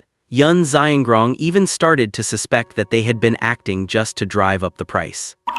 AI analysis shows that if you enter the elite rank, Lin Luxi, your market value monthly salary is 23,500 yuan, and He Kaedong's is 18,700 yuan. Yun Xiangrong read the prices off the screen. The total market value cap for an elite rank team is 180,000. You still have 87,800 yuan of quota left. You can go find some unteamed elite rank seniors later. Those without teams are usually in the school's free training camp. I will take you there tomorrow.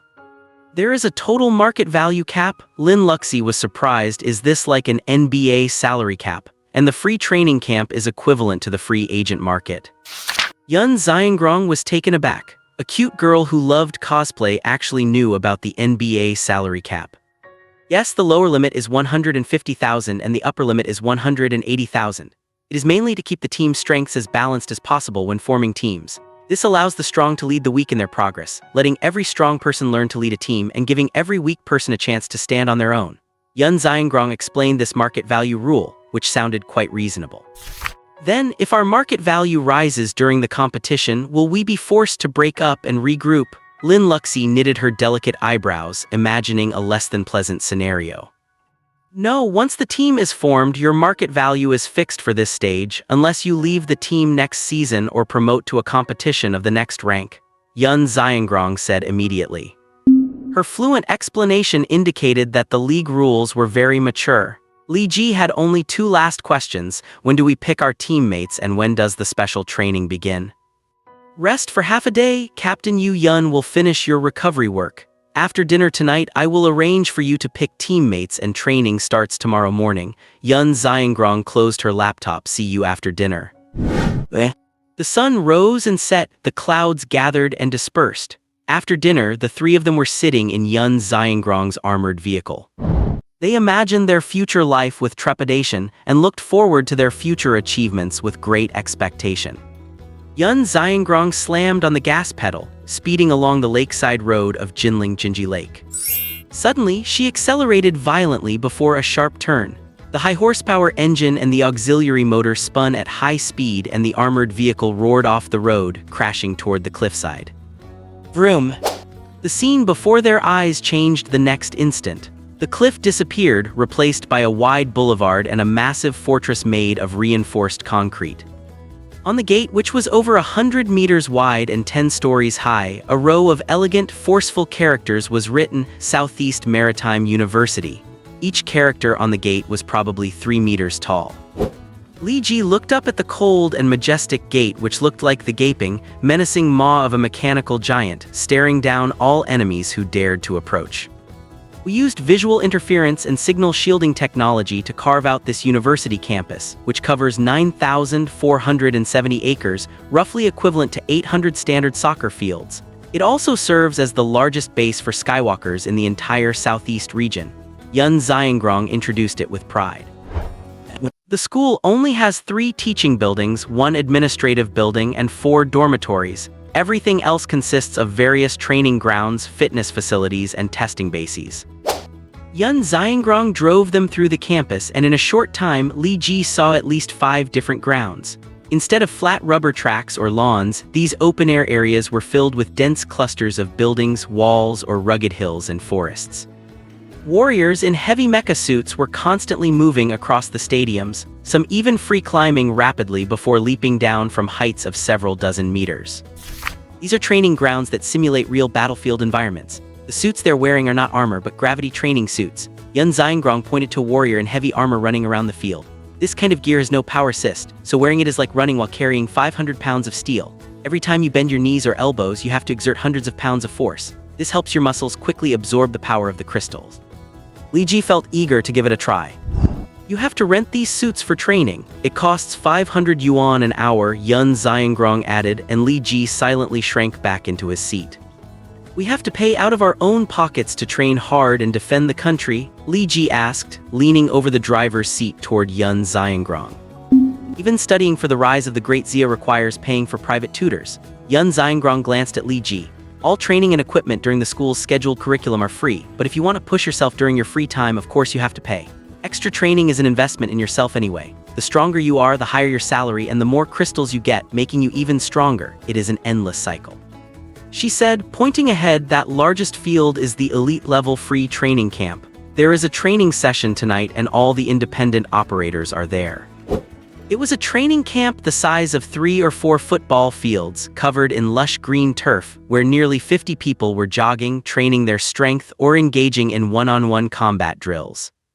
Yet compared to the senior students on the training grounds they had just passed, their speed and morale were at least 3 or 4 levels lower. Wake up, everyone! The freshmen arrive next week, and in a few months, some of the genius students will be able to beat you seniors into mincemeat. A familiar voice echoed through the camp, and from a distance, Li Ji saw Ling Qianyang with his blonde hair jumping around the training ground while holding a megaphone. He seemed to be tonight's instructor, yet he was clearly the most energetic person on the entire field. Why do they seem even more like couch potatoes than I am? He Kaedong whispered from behind Li Ji.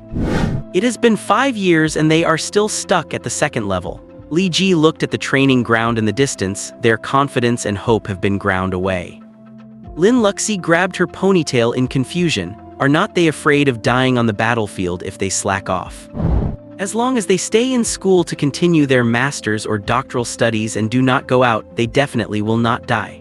Li Ji shook his head. The principal is using me like a black carp thrown into a pond of koi to stir up some vitality in this pool of stagnant water.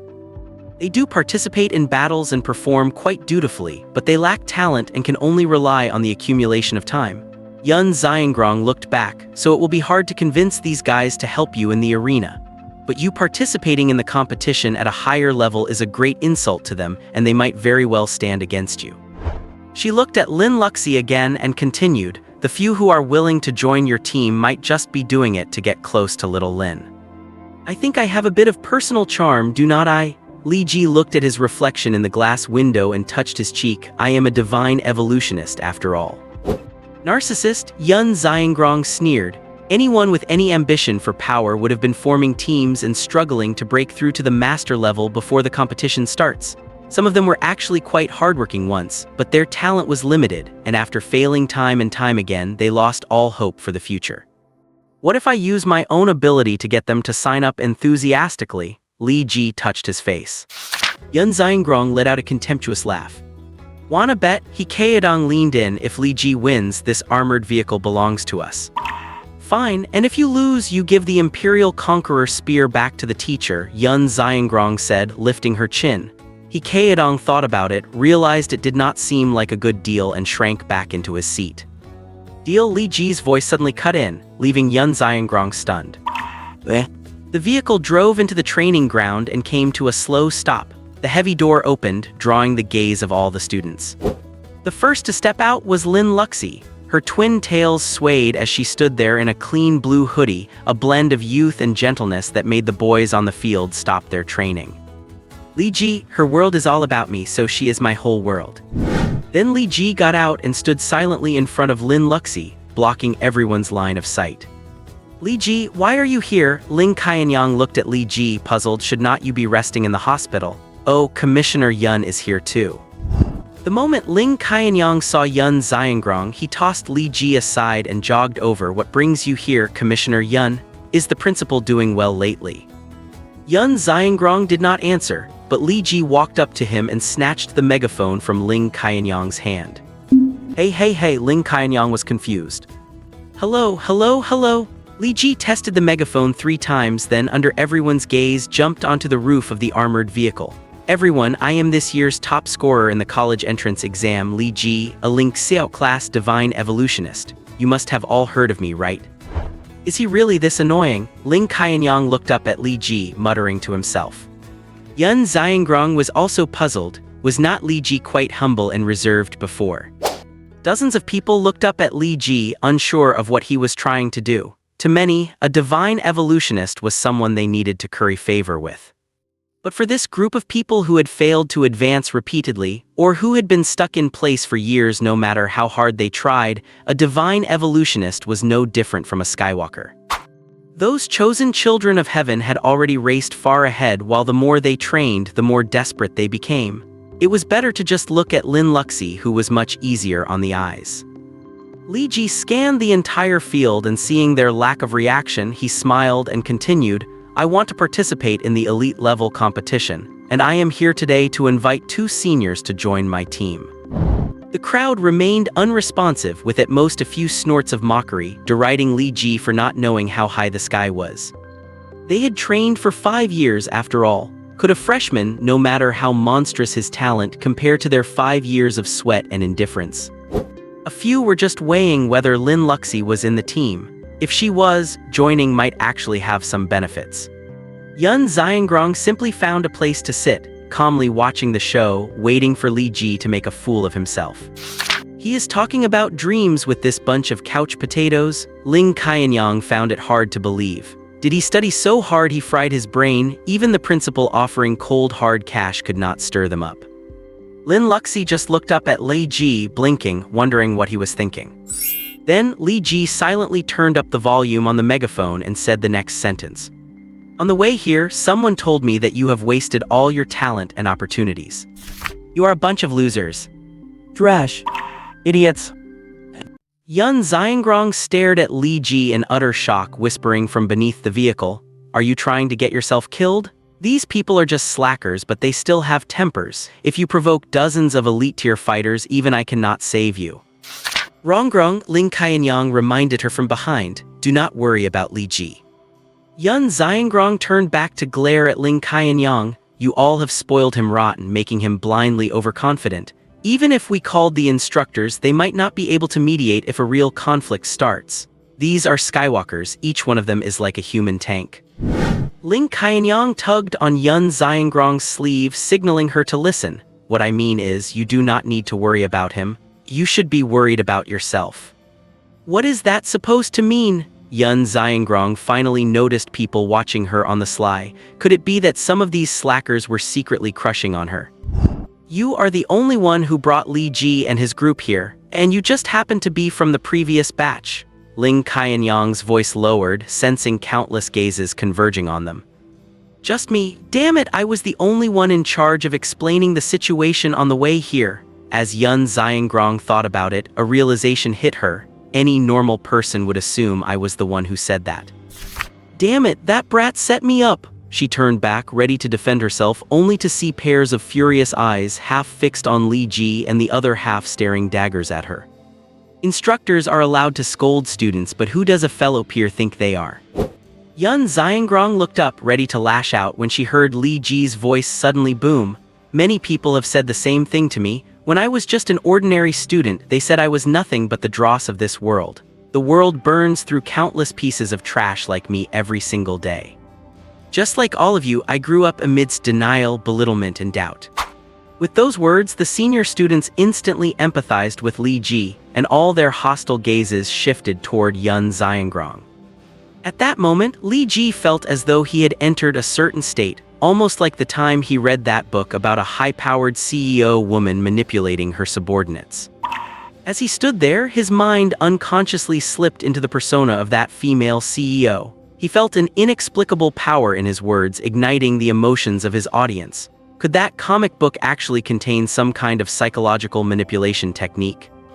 Li Ji waved a hand from the top of the vehicle. "Most of us are not born generals, and we do not want to be generals. Is there something wrong with that?" "No," the seniors below roared back. "We may have mediocre talents and mediocre combat strength, but is there anything wrong with mediocrity?" "No," the chorus grew louder. "We are fighting with all we have to protect our homes. There is no hierarchy among soldiers. Is there anything wrong with us?" "No." "Then why do they get to stab us in the back?" "I refuse to accept it." "We refuse to accept it."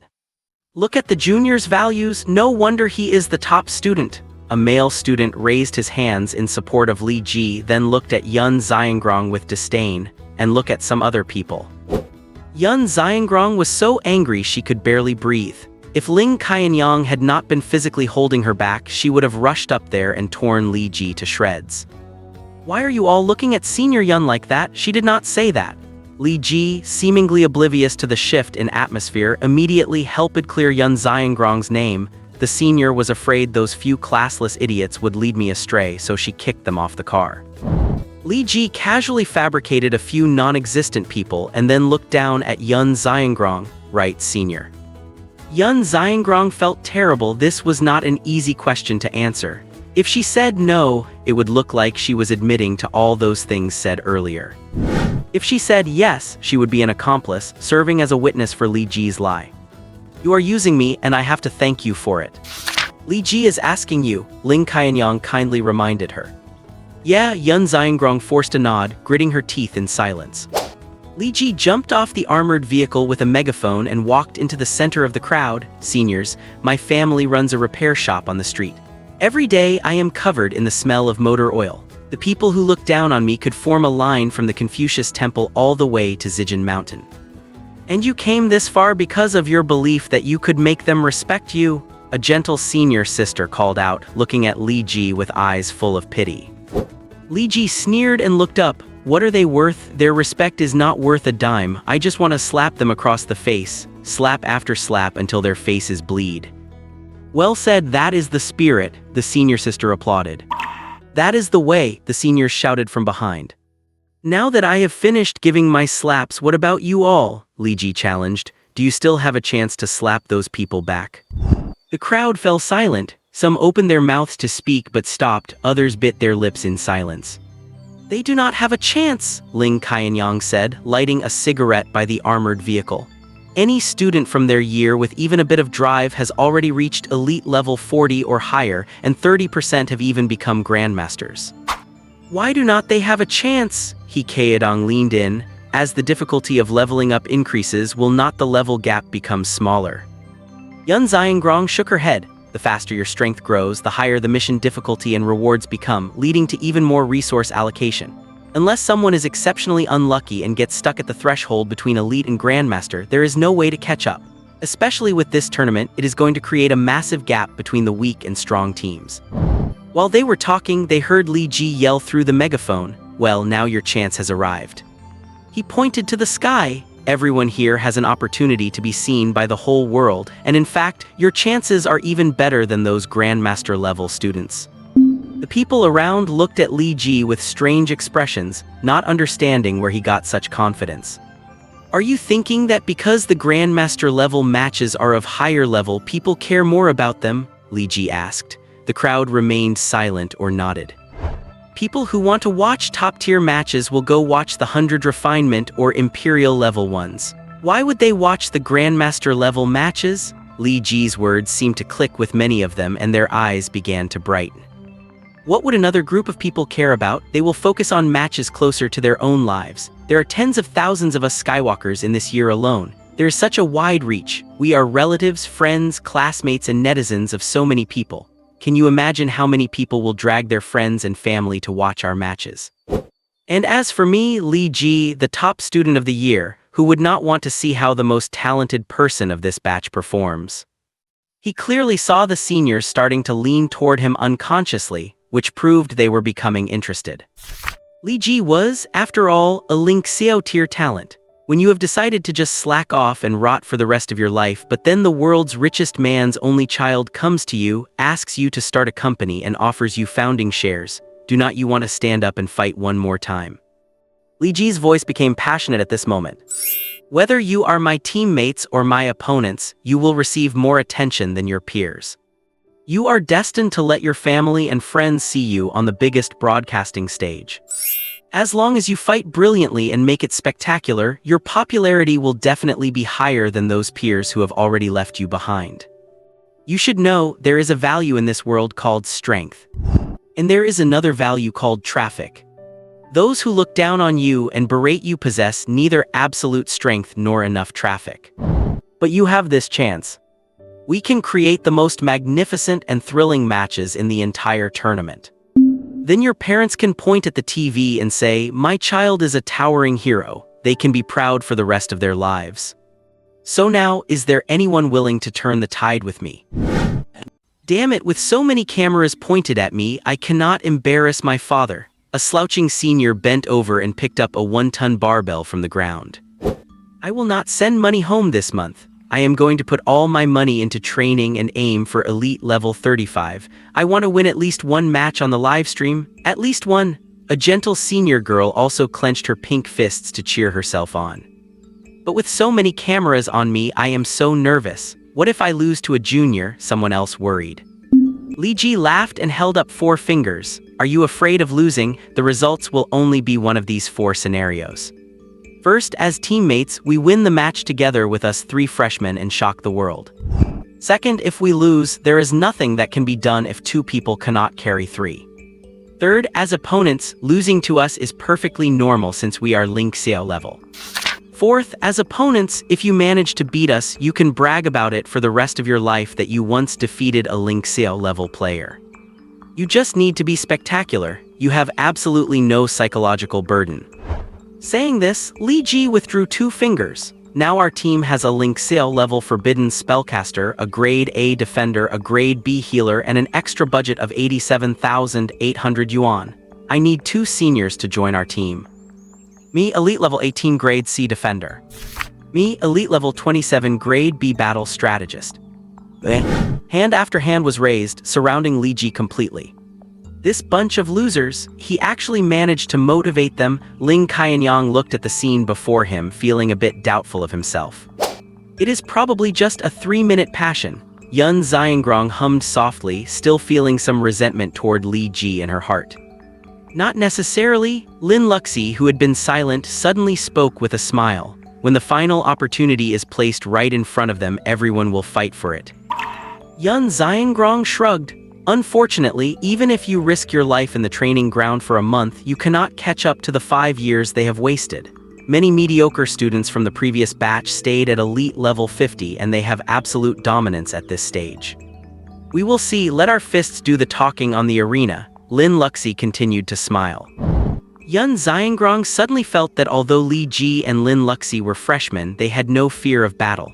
Oh, right, the freshmen of this year were all survivors from a mountain of corpses and a sea of blood.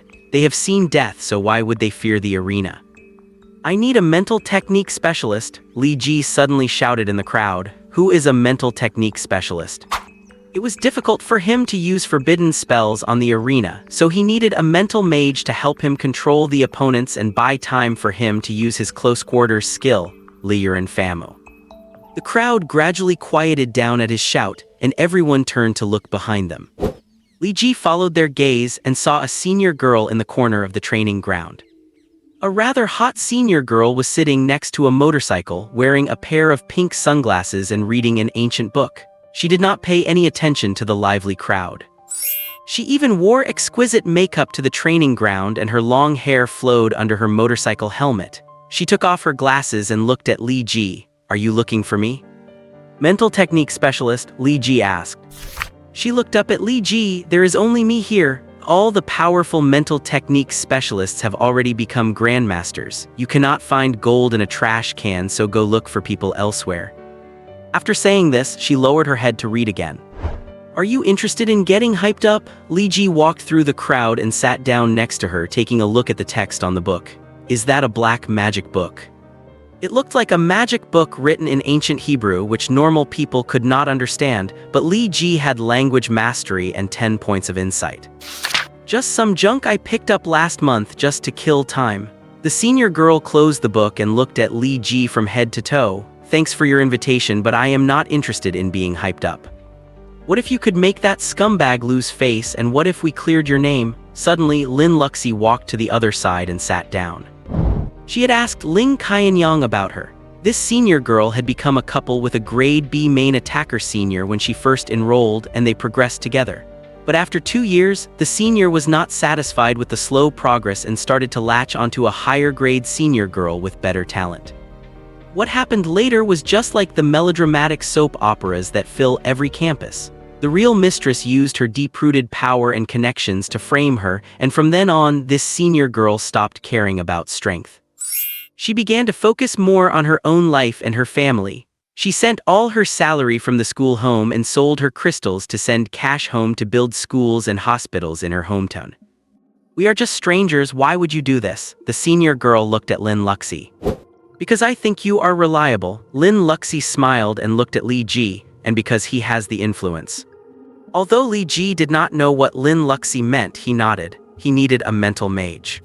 What do I need to do? The senior girl looked at Li Ji. Train hard and follow orders, Li Ji replied.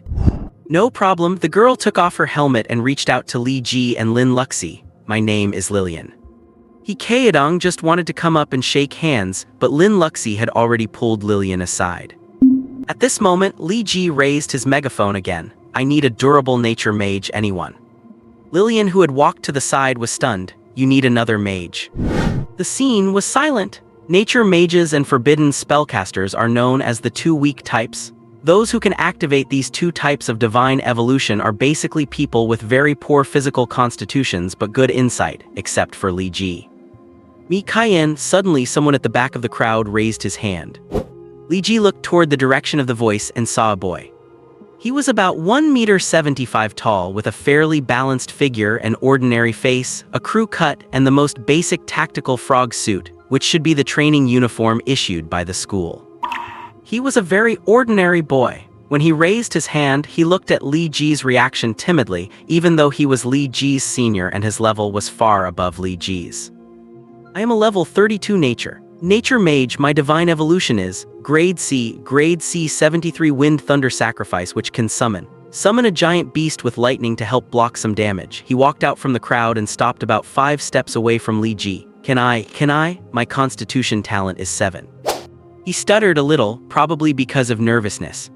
Such a high constitution talent? How did you end up here? Ling Qianyang was also shocked. He could not be bothered to understand the talents of these losers. He did not expect to find an iron mage among a bunch of losers. Qian hesitated. His insight talent is 2, someone in the crowd said. It seemed Qian had made his talent public to many people.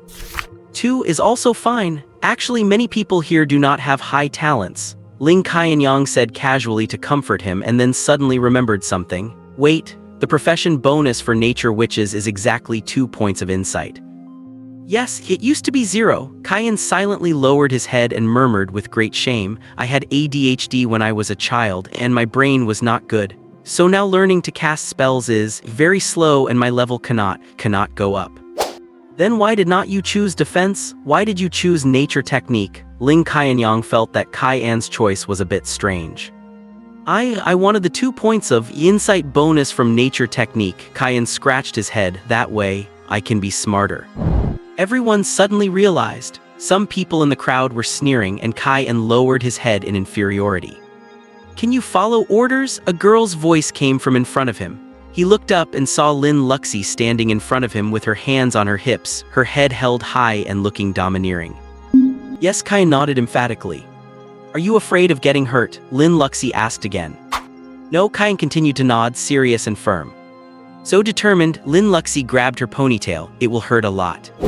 No, Qian's lips moved. They said I am a little cutie. Little cuties are not afraid of pain. I want this one. Lin Luxi turned back and said to Li Ji. Li Ji saw that Qian had a hint of a smile, and then he could not help but grin, just like a poor student who finally received praise from a teacher. Even if it was just praising him for cleaning well. Good, Li Ji replied even more firmly and then looked at the senior girl. Can you accept this? Train hard and follow orders. The senior girl's goal was clear. Li Ji turned to look at Yun Xiangrong and said firmly, Commissioner Yun, our team is formed and the team name is Xianjin. Please register it for us. Very good, this team is put together more perfunctorily than children playing house. And you stole the name of the principal's divine evolution. Yun Xiangrong rolled her eyes at Li Ji and then picked up her tablet and pointed it at Li Ji. Qian's value is too low and your total worth is less than 150,000, so you cannot form a team, and the name Xianjin cannot be used casually. Not reaching 150,000, Li Ji looked stunned. How much is still missing? 4,000? Yun Xiangrong looked at the computer screen. The team must meet the minimum total market value of 150,000 to register. Just replace someone, get an attacker. That Yang Binkun is pretty good. I remember he is already level 40, right? Increase his training intensity and he might have a shot at hitting the elite level 50 this year. Ling Qianyang introduced him loudly to Li Ji, then leaned in and lowered his voice. The two you picked, their talent is not great. Tianxing Shenyan is not bad, but he cannot display it well, you know what I mean. Qian also knew he was definitely the one to be replaced, so he silently stepped back into the crowd, treating the joy from a moment ago as a pipe dream. He was used to it anyway. He had been an unwanted person since he was little, and even becoming a Skywalker had not changed that. Not replacing. Li Ji's calm voice stopped his tracks. Even if you insist on finding a natural wizard, he is not the only one. Ling Qianyang looked around the venue and pointed in another direction. There are at least 5 other natural wizards here, for example. The crowd began to stir again and others started moving forward, drowning out Qian, who remained where he was. It seems everyone realized that being on Li Ji's team offers the highest exposure and attention. This is a tremendous opportunity. Not replacing, Li Ji held down Ling Qianyang's hand and shook his head slowly. This sentence also stopped the others in their tracks. I have been replaced before competitions more than once. I know that feeling of being full of expectation and falling in the next second. The first time it felt like the sky was collapsing, the second time it felt like fate was unfair, the third time I just went numb. Li Ji held Ling Qianyang's hand, so I will not replace him. His voice landed evenly in everyone's ears. There was no passionate power in his tone, but it made every pair of forward-moving feet come to a standstill.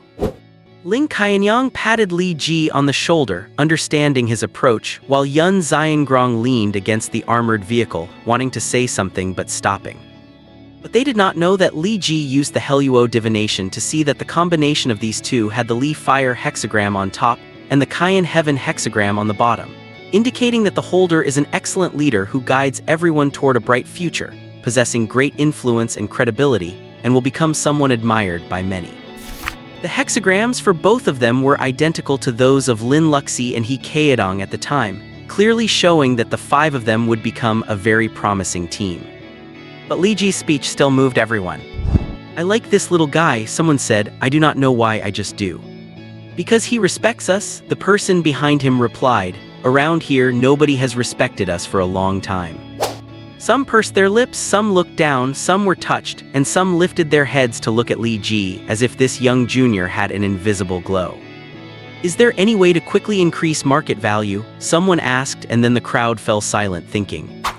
There is a way? Someone suddenly shouted on the training ground.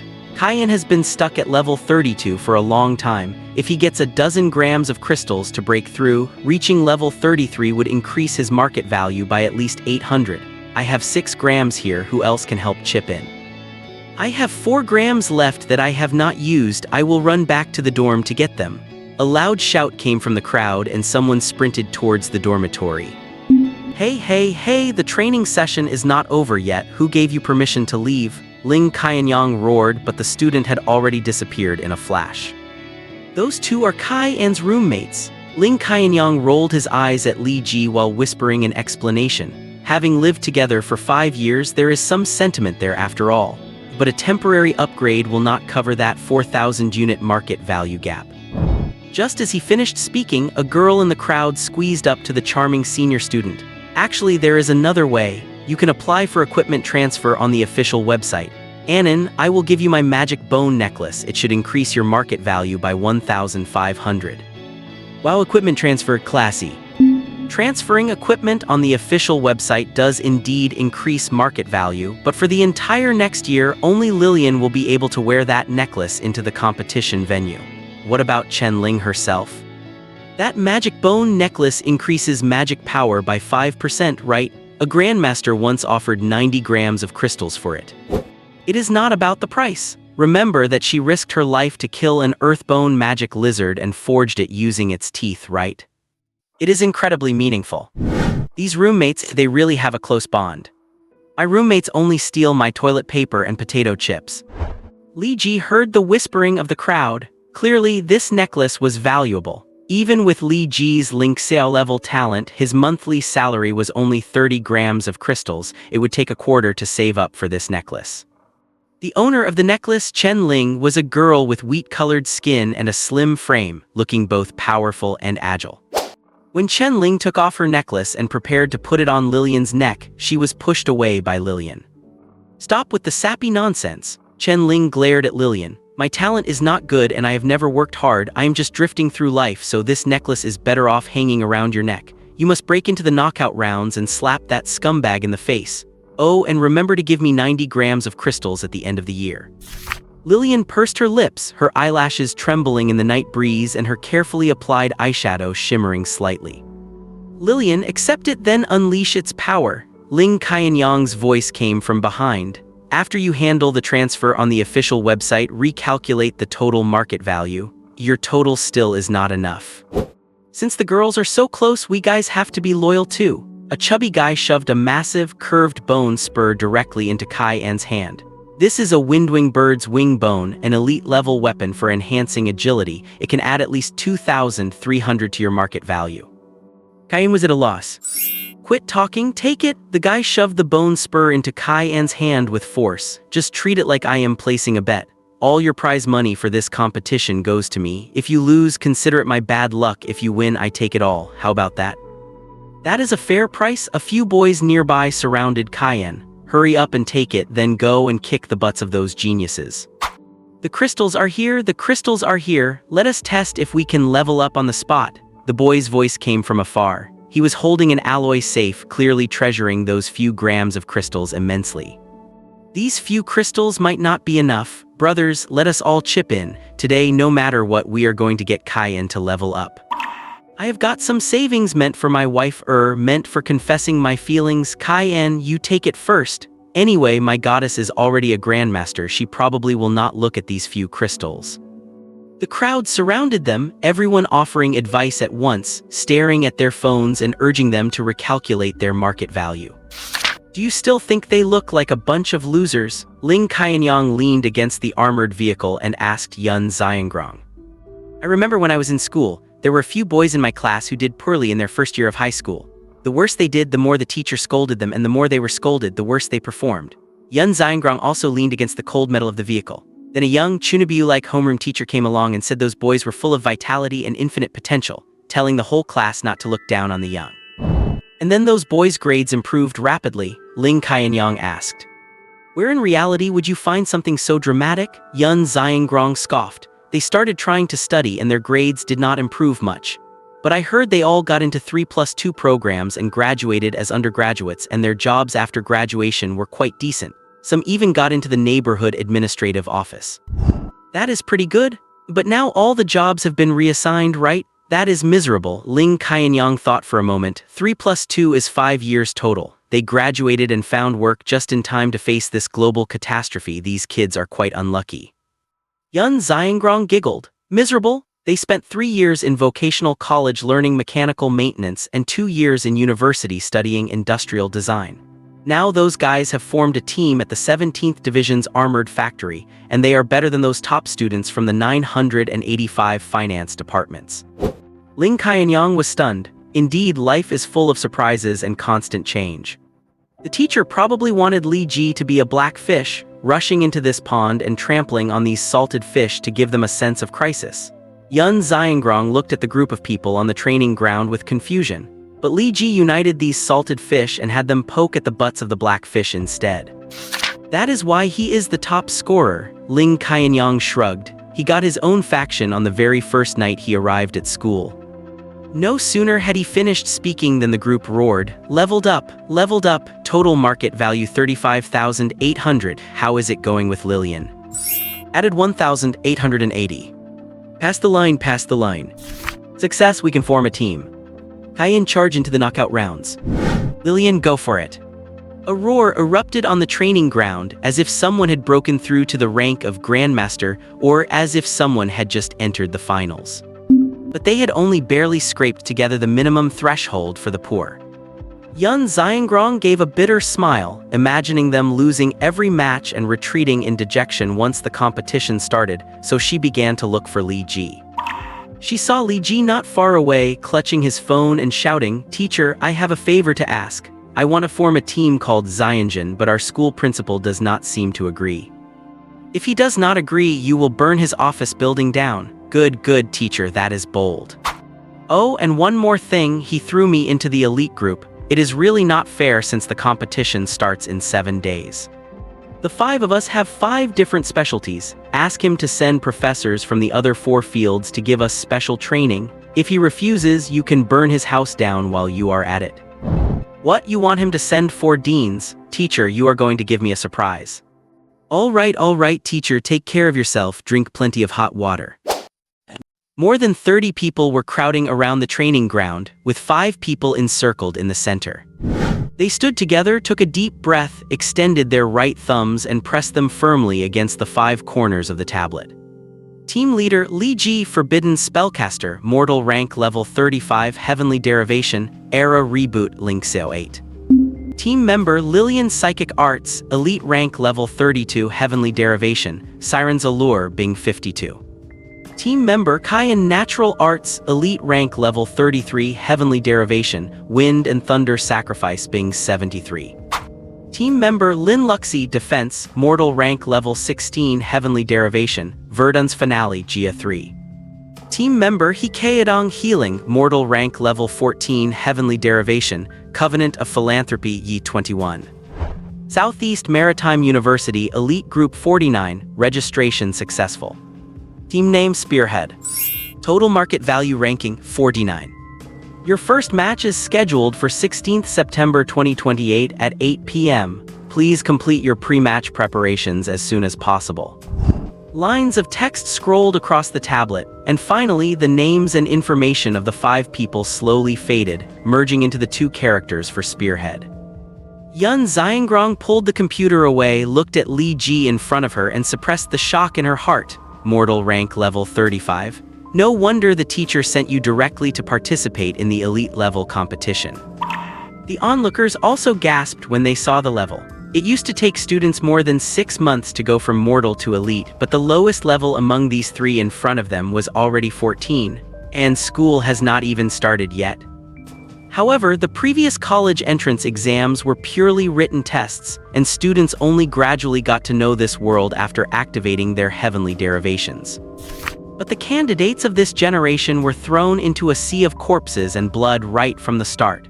Whether it is the sense of urgency or the speed of learning, it will definitely be faster and more ferocious than previous generations.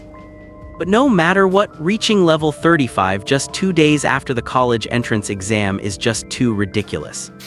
A single forbidden spell collapsed several floors and there were quite a few monsters inside. Li Ji shrugged, just got lucky. Then I wish you guys luck in winning the next match, she said, turning and walking towards the armored vehicle.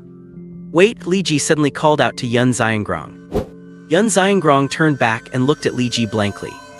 That, Li Ji pointed to the extravagantly designed, camouflage-painted, 4-wheeled light armored vehicle in front of him. This car is mine now.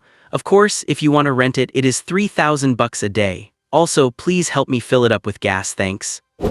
Yun Xiangrong clenched her fists tightly. She just remembered she had a bet with Li Ji. If this group of slackers signed up eagerly, this Chang'an Dongzheng armored personnel carrier worth 9.4 million would become Li Ji's private property. Chang'an Dongzheng. This thing consumes 80 liters of fuel per 100 kilometers. Can you even afford to drive it? Yun Xiangrong gritted her teeth under the puzzled gazes of the crowd. Forget it, I will give you 10 grams of crystals. Let us just pretend we never made the bet. Yun Xiangrong wanted to renege on the deal. Otherwise, if she gave away an armored vehicle, it would be difficult to explain it to the logistics management department. It is fine, I have money. Lin Luxi patted the heavy armor and said with a smile, not giving Yun Xiangrong any chance. The tricycle factories and textile mills owned by Miss Lin's family were all the most valuable real industries currently. Although all kinds of factories in the country had been forcibly taken over, they had still accumulated billions in cash before, enough to squander. Yun Xiangrong still found a tiny chance to back out of the deal in adversity and immediately glared at Li Ji. Using a girl's money, are you not ashamed? I am used to it, the house I live in is hers too, Li Ji replied calmly and shamelessly. Is he your boyfriend? Yun Xiangrong turned to look at Lin Luxi. Photos and videos of this grade A Defender school belle were widely circulated among the seniors, making her the perfect girlfriend in the hearts of many elite youths. But now it seemed her relationship with Li Ji was more than just ordinary classmates as the data suggested. Is now the time for him to worry about love? Lin Luxi looked at Li Ji and shrugged. Love will always be waiting for you at the finish line wearing a phoenix coronet and robes, but the future will not. So he should pick up his spear and mount his horse first to carve out a bright future. Yun Xiangrong did not quite understand this Chunabiu girl's answer. You mean to say that love will naturally come after success? Senior, what you are talking about is a transaction of interests, Lin Luxi smiled. Love should have already packed its wedding dress in its luggage, riding a white horse to set out with him. Senior, have you found your love? Yun Xiangrong felt she was being looked down upon by Lin Luxi and quickly changed the subject. I have to take off the license plate, this is a combat department plate. You do not have a plate in school, and not having a parking space is quite a hassle. How about I drive it away first and give it to you after 10 or 15 days when I have applied for one?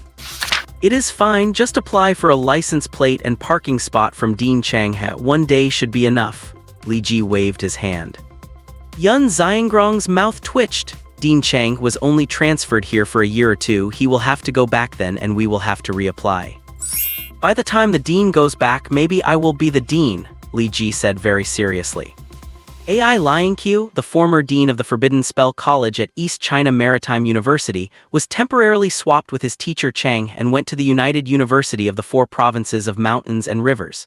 He was a grade C Forbidden Spellcaster, tempered level. If Li Ji soared to a Grandmaster in 2 years, this dean position.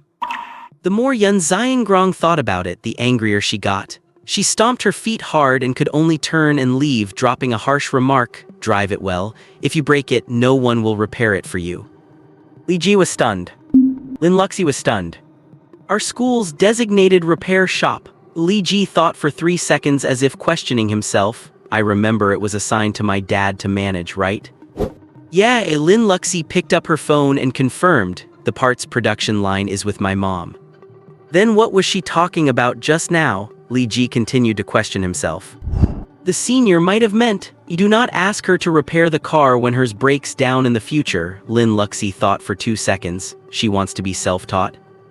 Makes sense. Li Ji gave a thumbs up. Dean Chang he sent a message asking us to go to 1 Southeast Avenue to find his old friend for hellish special training. 1. It looks like the residence of a high-ranking powerhouse, Lin Luxi said with anticipation. Dean Chang he is so reliable.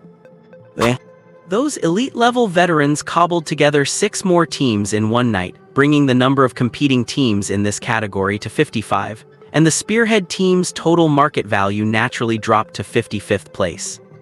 But no one was discouraged. The 5 of them sat in the armored vehicle with the stereo turned to maximum, 3 chatterboxes and 1 Chunabu kid dragging along the introverted and stuttering Kai and howling beyonds, boundless oceans, vast skies as they sped along Southeast Avenue towards a future of boundless skies. Screech, a sharp braking sound echoed. They had reached their destination. The expressions of the 5 people in the car became grave. Senior, did you know 1 Southeast Avenue was here? Li Ji asked, turning to Lillian while holding the steering wheel. This enthusiastic and charming senior shook her head and looked at Cayenne. I do not look at house numbers in school, Cayenne scratched his head. Who looks at house numbers in school anyway? So the 5 of them got out of the car, filled with suspicion, and looked up at the huge sign in front. 1 Southeast Avenue. Guard duty room. Previously, Yun Xiangrong had led them in through the west gate of the school, but this was the east gate. The two were 3 kilometers apart. The west gate was grand and imposing, capable of swallowing the heavens and the earth. Compared to it, the east gate looked more like a dog hole gouged into an 80-meter-high wall, with the guard room hidden inside the 15-meter-thick structure. So the west gate actually had guards? Lillian looked at the gate number in surprise. Nobody really goes to the west gate. There are only logistics warehouses and record management offices nearby. Places like that are usually left to gather dust. Kaya nodded. The 2 of them had spent 5 years at the school and had barely stepped foot outside except for their weekly patrol missions. They even knew the names of all the owners of the 100-plus shops on the pedestrian street outside. If even they did not know about the existence of the East Gate guards, then this place really lacked any presence. Working here sounds pretty good, not a soul around, just eating and sleeping, He Kaedong muttered. Are they hiring? I will get my dad to apply. Now that the great Zia industrial chain was running at full capacity, all official departments had to streamline their office staff by 75%. Even He Kaedong's father, a bank president, had been sent to a rubber factory as an accountant. A place with such mechanical roaring clearly was not as relaxed as this. Li Ji stepped forward and knocked on the large iron gate of the guardroom. Hello, is anyone there? No response. I was sent here by Dean Chang. With a click, the lock inside seemed to open. Li Ji pushed open the heavy iron door and a faint, musty smell wafted out, mingling wantonly with the air outside. Inside the door, there was only a simple table and a chair. But behind the chair, there was a circular shaft with a 20-centimeter thick iron cover opened wide above it. Li Ji peeked inside and saw a crude iron ladder along the wall of the shaft, extending all the way to the bottom. Suddenly, Li Ji jerked his head back. He had seen a pitch-black gun barrel pointing directly at him from the bottom of the shaft. He instinctively stepped back and reached for his human emperor spear. "If I had stayed at the bottom and fired just now, you would be dead." A man's voice came from below, slow and languid, with a deep, rasping quality from years of smoking and drinking. Li Ji thought to himself, a headshot? Then I would have automatically activated my invincibility and true damage to fight you. It would not necessarily be me who died. Not enough vigilance, the voice continued. "Come on down." Li Ji looked left and right, then reached out to touch the massive iron cover on the shaft to ensure it would not suddenly fall before climbing down cautiously. The light below grew dimmer and dimmer. The shaft was 8 stories deep from top to bottom. Li Ji felt like this was an air raid tunnel built beneath the wall. Every step he took echoed sharply and piercingly in the narrow passage, waking up the yellow sound-activated lights one after another. Once Li Ji reached the bottom, he found that the surrounding walls were dark red. Li Ji had seen this color before. Those were stones soaked in blood. Following the path forward and passing through several thick, open circular iron doors, he finally saw a person.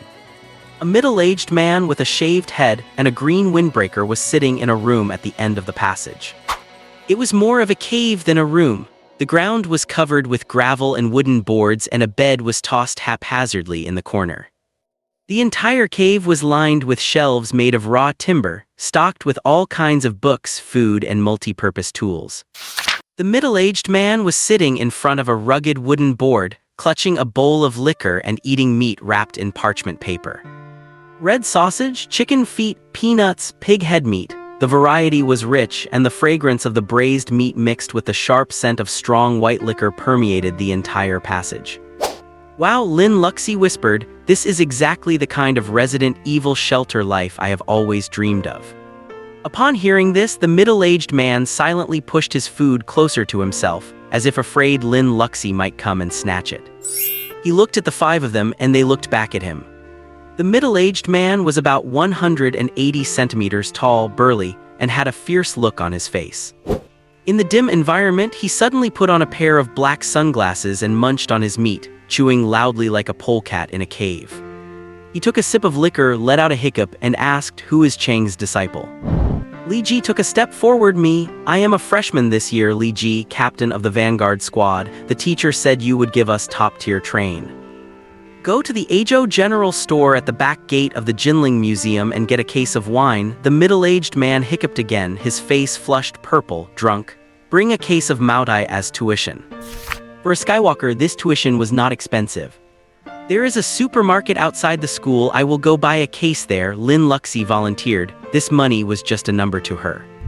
"No," the middle-aged man slammed the table. "Store-bought wine will not do."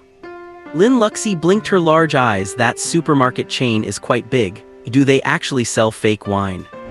"The wine in the supermarket is real," the middle-aged man said, then shook his head.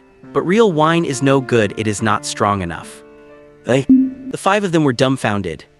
"Did you hear me?" The middle-aged man impatiently slammed the table again. "You have 2 hours to get the wine." "Let us go," Li Ji turned around. "Do not drive." "Understood," Li Ji shouted back. A Denza D 7-seater business van slowed to a stop at the back gate of the Jinling Museum, and 5 people stepped out one by one. Li Ji was an honest person. If he said he would not drive, he would not drive. But his reading comprehension skills were excellent. Taking a taxi did not count as driving. "Are you sure that old man is reliable?" He Kaedong muttered behind Li Ji. "Why do I feel like he is just a drunkard mooching off the school in some corner?" I think so too," Kayan supported He Kaedong. "He looks awful. Maybe he is just an experienced trainer. Would an ordinary bald old man dig an air raid shelter in a school guardroom and live in it?" Li Ji walked in front without looking back. "I observed that location overlooks the supply warehouse and the library. Also, the school's west gate faces Jinji Lake, which is flat terrain, making an attack easy to spot. But the east gate is surrounded by mountains, making it the perfect location for an invasion." After saying this, Li Ji turned back and pointed to a small alley by the road. "Senior Kayan, stay here and keep the radio on."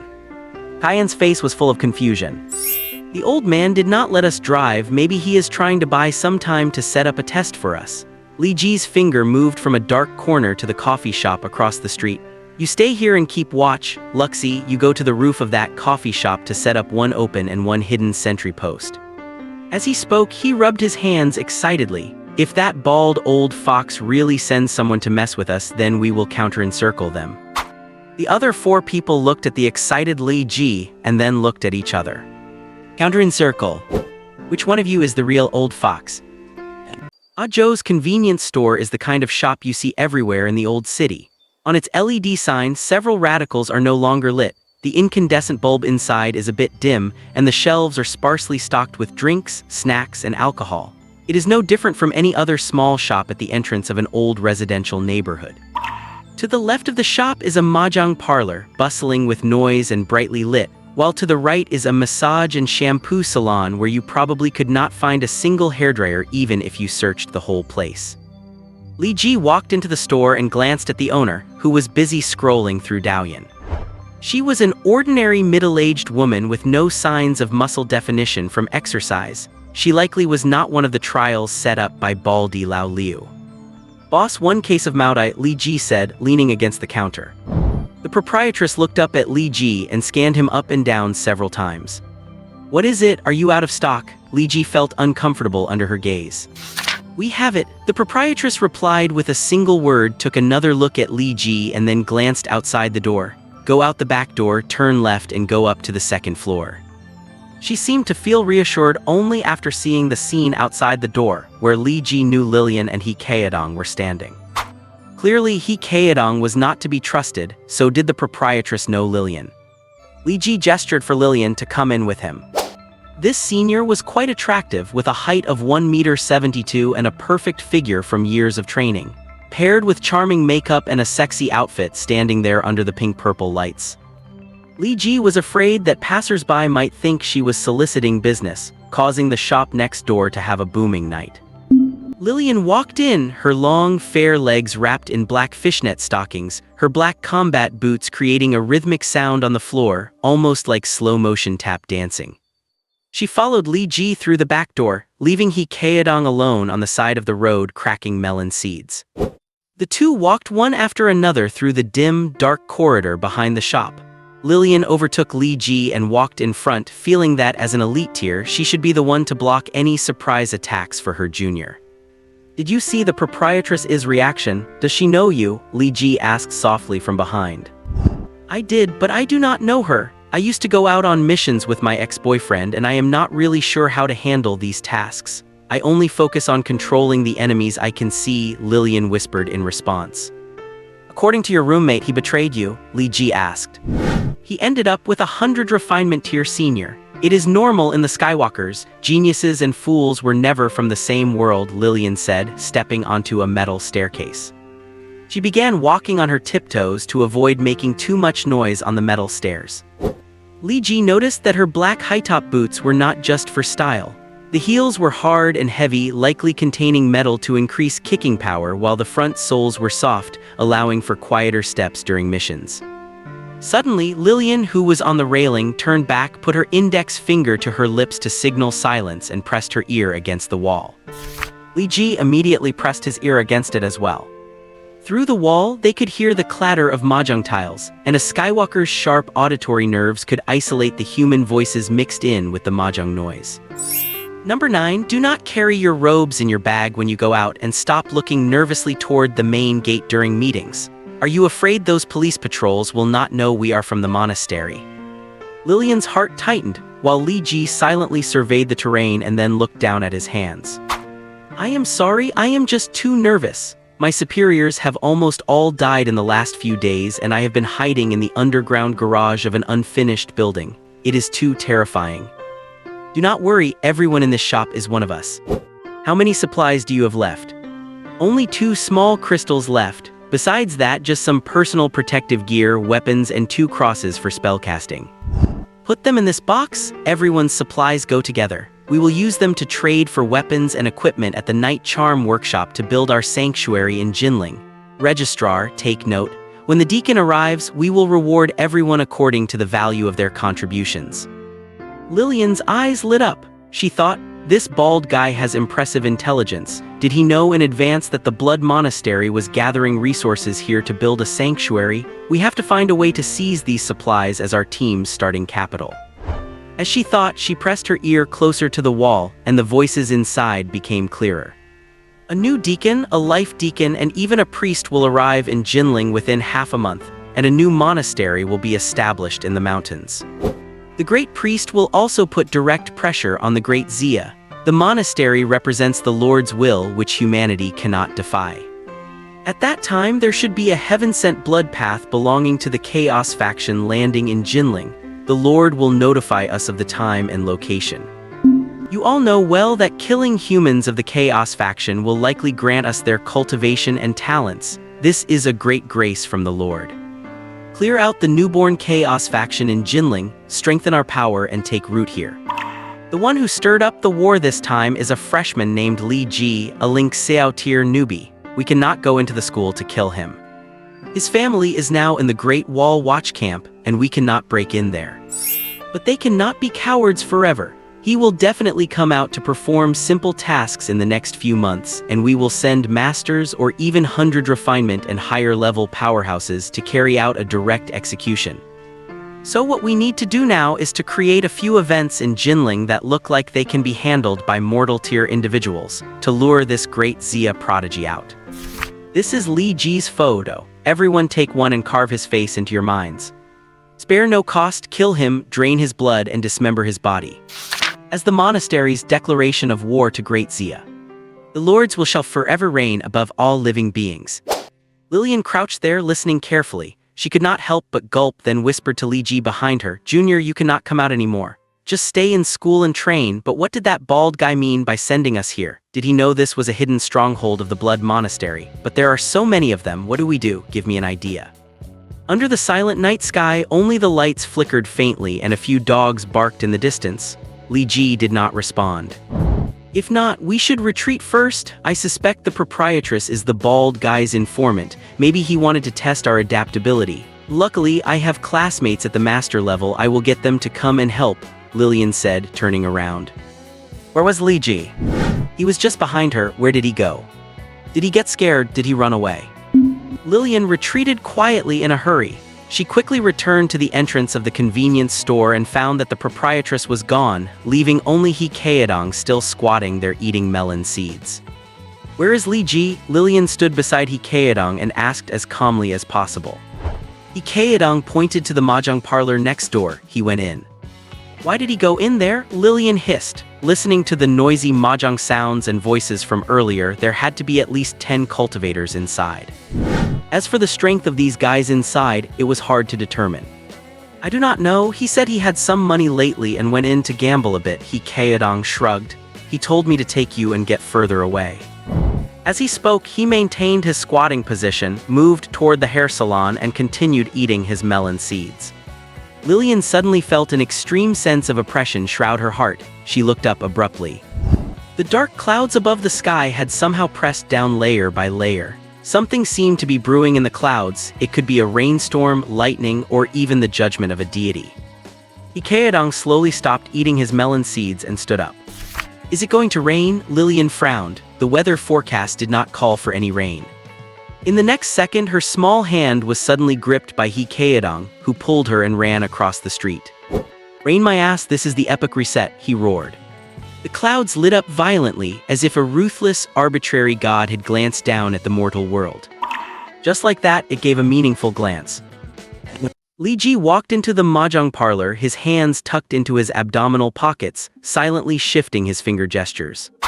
The god's Burial Ruins ability was not on cooldown, but he lacked the 400 agility buff, so he needed time to weave the seals for this forbidden spell he was not yet familiar with. We are full, come back tomorrow. The owner flatly refused him entry. The Lord does not turn away the loyal. Li Ji imitated the style of the Scarlet Monastery, making his voice as raspy as possible. He did not even look at the owner as he headed straight for the second floor. The owner was slightly bewildered. A monk summoned here from which district? I have never seen him before. Probably a mountain sect monk who ran out of options after being hunted by the Great Wall Watchers. He muttered to himself for a moment before shouting upstairs, "One walk in." Li Ji strolled slowly upstairs, his finger seals moving faster and faster inside his pockets. On the second floor, 12 people sat at 3 mahjong tables, talking passionately amidst the clacking of tiles. The innermost table had a black and red leather briefcase on it, packed with crystals, crucifixes, and silver mirrors. Li Ji has been placed on the monastery's scarlet bounty list. Any creature in the world that kills him will receive 10 kilograms of premium crystals. The Grand Priest wants to use Li Ji to warn all of humanity. Even a heaven-rising tier individual will soon become a pathetic corpse if they disrespect the Lord. The Great Xia thinks their encirclement will scare us. They do not realize that by dying for the Lord, he will ferry us to the divine court of a higher civilization to enjoy eternal bliss. Spread the gospel with blood, ascend to the heavens. Spread the gospel with blood, ascend to the heavens. Their voices were fragmented by the sound of mahjong, but as Skywalkers, they heard Li Ji's footsteps through the chaos. They watched as Li Ji walked up with his hands in his pockets, moved to the center of the group, and headed straight for the briefcase. "Who are you? You look familiar. Are you one of our people?" "No, but you seem familiar. I feel like I have seen you somewhere." Li Ji stood in the middle of the 4 tables. The group did not stop playing, but they glanced at him occasionally, and more people felt he looked familiar. So familiar that it felt like they had just seen him.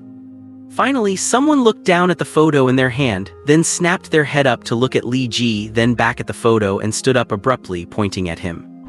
"Am I that nondescript?" Li Ji stood with his hands in his pockets, looking around. "Do you need me to show you my ID card?"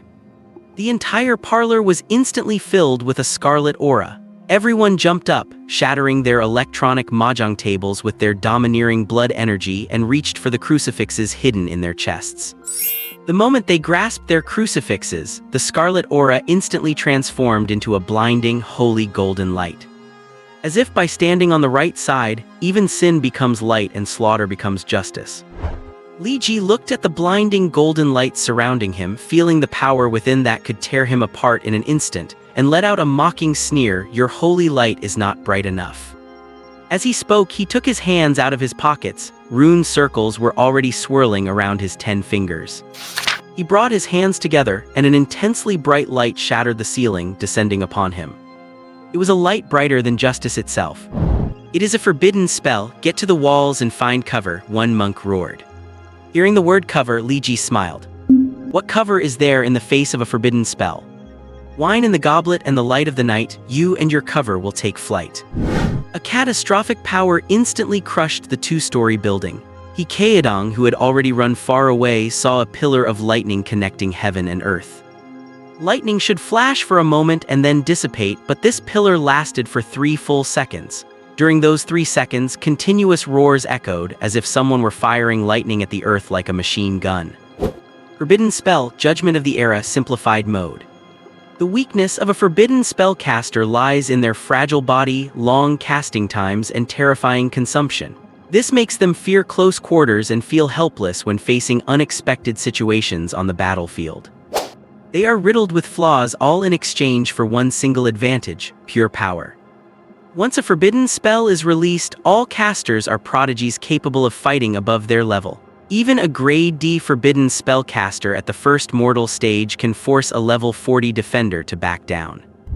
The monks from the Scarlet Monastery were unlucky. They were facing the most powerful spell in the history of Skywalkers. Charred figures were sent flying. The silence of the long night was shattered, and figures began rushing toward the area from every corner of the city. Mortal stage human killed, biological level growing, current level mortal 35. Elite stage human killed, biological level growing, current level mortal 36. Mortal stage human killed, biological level growing, current level mortal 41. The forbidden spell eruption brought a massive boost in levels, and Li Ji's power, which had been rapidly draining, was quickly replenished as his level rose. The lightning faded, and the 2-story building was now a 5-meter-deep crater. Lin Luxi arrived just in time to see Li Ji leap out of the pit clutching the briefcase, looking as protective as if it contained a dowry gathered by a family emptying their entire savings. Lin Luxi noticed he seemed more skilled with the spell now. Last time he could not control such destructive power at all. This time both the attack range and intensity were smaller, meaning Li Ji had intentionally lowered the strength to maintain control. Li Ji kicked aside a charred corpse near the edge of the pit. If you see Li Weiren, please say hello for me. This was likely a mortal stage monk. Under the bombardment of the era reset, his body did not even have the chance to react. What is this? Lin Luxi asked, looking at the briefcase in his hand. Li Ji patted it lightly and answered cleanly with one word, money. Watch out! Lin Luxi suddenly stepped to Li Ji's left and snapped her fingers casually. A steel fortress descended from the sky to shield her. A scarlet giant serpent, translucent in nature, suddenly burst from the alleyway on the left. It was a type of celestial manifestation, and its snake head over 2 meters in diameter slammed straight into Lin Luxi. With a metallic boom, the iron shield collapsed instantly. Even the Grade A manifestation End of Verdun became a pile of scrap metal against the blood serpent. Lin Luxi's face went pale with pain. She suffered a massive impact from the manifestation being destroyed. The moment the serpent shattered the wall and was about to hit Lin Luxi, Li Ji expressionlessly pulled her behind him. It had been 48 hours since he last used the god's burial ruins. His body was now the only absolute defense in this world. But a turquoise light suddenly burst from the ground, holding back the serpent. Colorless winds and lightning intertwined to form a massive lion-tiger beast over 2 meters tall, which sank its teeth into the serpent's neck. Great work, Senior, Li Ji shouted. Grade C-73 Wind Thunder Ritual, the signature technique of the natural law master Cayenne. Retreat, Cayenne shouted, standing on the path behind them, weaving seals with one hand. Retreat, why retreat? Let us fight, Li Ji muttered, drawing the human emperor's breaker spear from his back. Cayenne was holding off the opponent, and Li Ji instinctively wanted to find the caster and poke a few holes in him. The opponent is a 50th level elite, I cannot hold them, Cayenne roared. The giant serpent flipped, slammed the lion-tiger to the ground, and instantly formed a death coil, crushing the beast into elemental fragments in a second.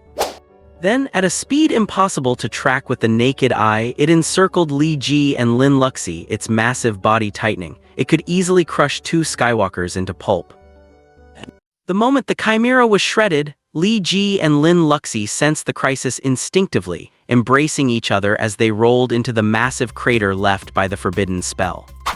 The giant python's strike, though certain to hit, missed its mark, but Li Ji and Lin Luxi were pushed into a desperate situation. In that crater, they had absolutely no room to escape.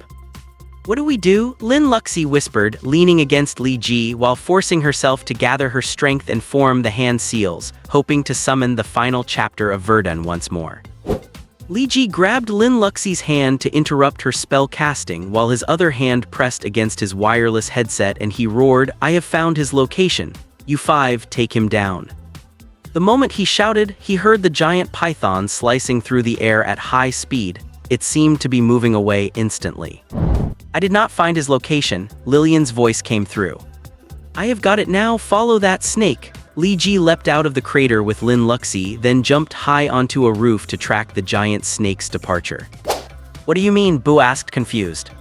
Li Ji just played a psychological trick. A melee fighter who relies on summons is usually weak. The caster must have thought his position was exposed and ordered the snake to return for protection. If we follow the snake, we will find the caster, Hikaedong declared. Although he was not smart, he knew Li Ji well. This was why Li Ji insisted on teaming up with Lin Luxi and Hikaedong. It is easy to find strong teammates, but people with perfect synergy and mutual trust take time to verify. What is your brain made of? How could you think of such a plan? Lillian said, pulling Hikaedong as they rushed over to Li Ji. The latter cast a covenant of love onto Lin Luxi, and her complexion visibly improved. The opponent's heaven-walking divine manifestation seems to be spirit-born myriad things. His manifestation can mimic various creatures with energy. These creatures share his senses and can be controlled by him to attack, Lillian said, looking at Cayenne, right? Yeah, elite level 50, Cayenne emphasized the opponent's level again. You can even tell the level. Lin Luxi looked back at Cayenne skeptical. How could a regular elite-level battlefield scout summon crush a natural arts practitioner's summon? Cayenne started stuttering again. A master-level summon. I could not possibly keep up. Hearing his analysis, it made sense, and Li Ji was secretly surprised. The combat power of an elite level 50 was so terrifying. The elite division of the ladder challenge was not as simple as he had imagined. Stop chasing? The casting range of an elite spirit-born myriad things should not exceed 800 meters. His manifestation should be back at his side now. Lillian held back the restless Li Ji. We still need to be careful of his sneak attacks. Watch out. With a sharp cry from Lillian, a massive golden cross suddenly slammed down from above, appearing without any warning. The blinding and scorching cross clearly represented justice, so even a sneak attack felt righteous and above board. Li Ji flipped up without warning, spun in midair, and swept his human Emperor Breaker spear horizontally. At that moment, every tendon in his body adjusted automatically, serving this single strike. With this shot, he could go head-to-head with an elite-level attacker. The moment the spear hit the cross, intense sparks erupted with a sharp cracking sound, as if it were about to shatter. Li Ji was sent flying like a shuttlecock hit by a racket for over a dozen meters, crashing into the dilapidated massage shop. A woman's shrill scream came from inside, mixed with a man's muffled groan. Lin Luxi snapped her fingers and the steel bulwark descended once again. The cross crashed into the final chapter of Verdun like a tank packed with explosives hitting the last fortress on the battlefield, and both the cross and the bulwark shattered in a deafening roar. Ikeodong quickly slapped another healing spell onto Lin Luxi's back. Go save Li Ji? Where is our senior? Lin Luxi suppressed her own pain, but as she was about to move, she realized Lillian had disappeared. Li Ji, kill him! Lillian's voice suddenly rang out from inside the massage shop. Standing by a broken second-floor window was a muscular foreign youth, covered in red tattoos with writing all over his face and a cross carved between his eyes. He was clearly from the monastery, perhaps hiding as a sentry on the second floor of the shop all along. The cross was most likely his sneak attack. But at this moment, he looked like he was drunk, his face flushed red, muttering nonsense with a twisted grin. Suddenly, his dazed expression snapped back to normal, his eyes widened and his whole face became hideous. A scarlet spearhead pierced through his throat, and blood gushed out along the spear's bloodletting groove. Li Ji appeared behind him, gripping the spear tightly with both hands, his head covered in blood as he gasped for air. The man reached up to clutch his throat, but it was too late. He let out a gurgling sound, struggled for a moment, and then collapsed as his eyes lost focus. Lillian appeared by the window to steady the swaying Li Ji. The remaining three rushed to the second floor. When did you go up? Kyan asked, looking at Lillian in confusion.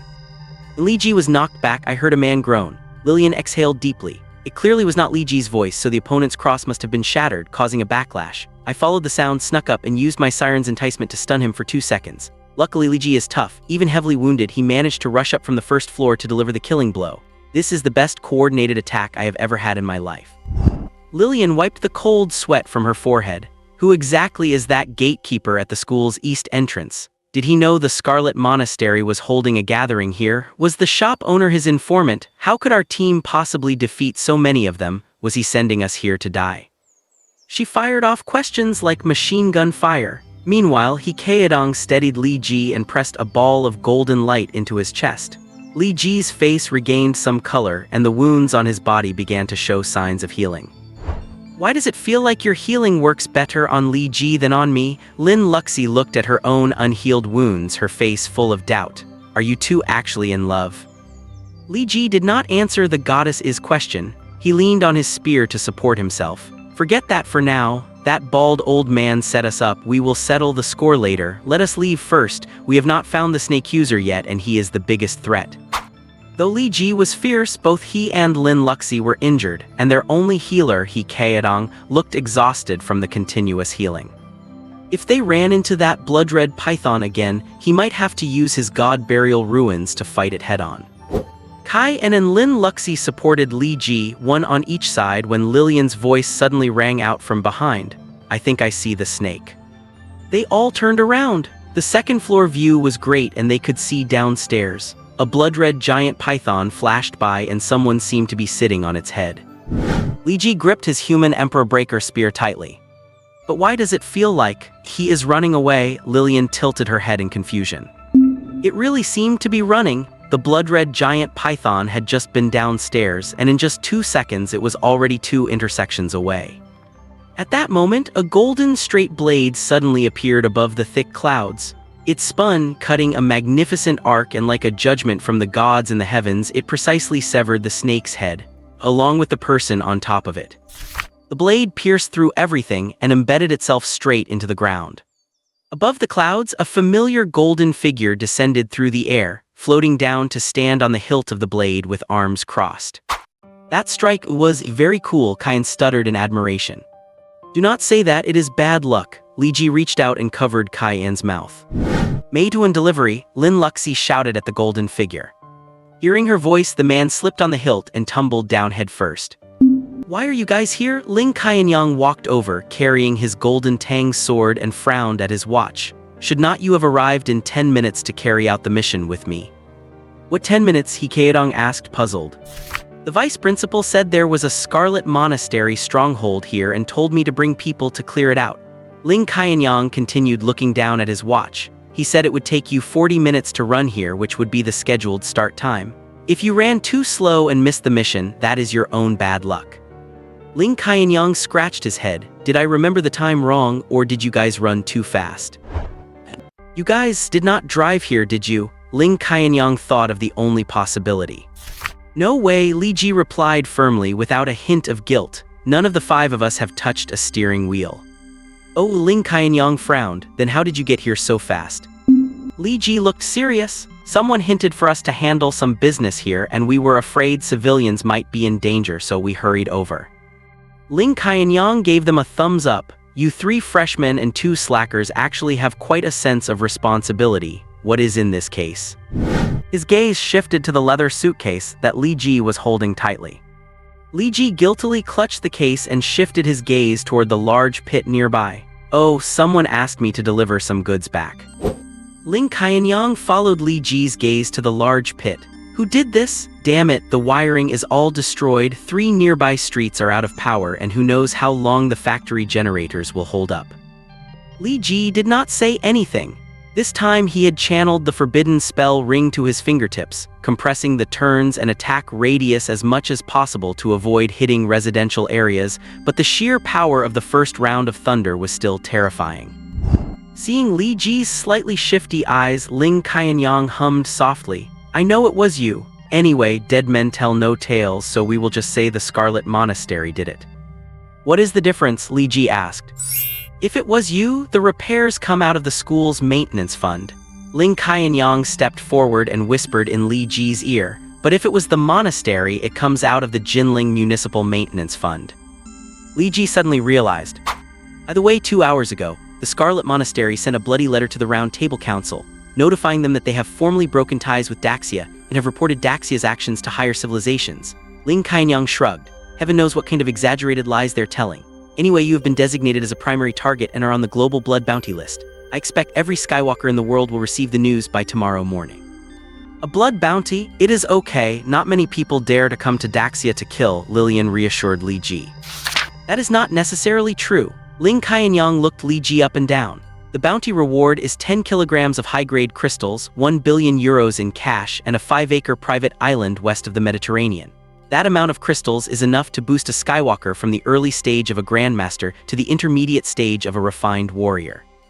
Li Ji shrank his neck. Does that mean Grandmaster-level fighters will come to hunt me down too? Any Skywalker from another faction has a reason to kill you.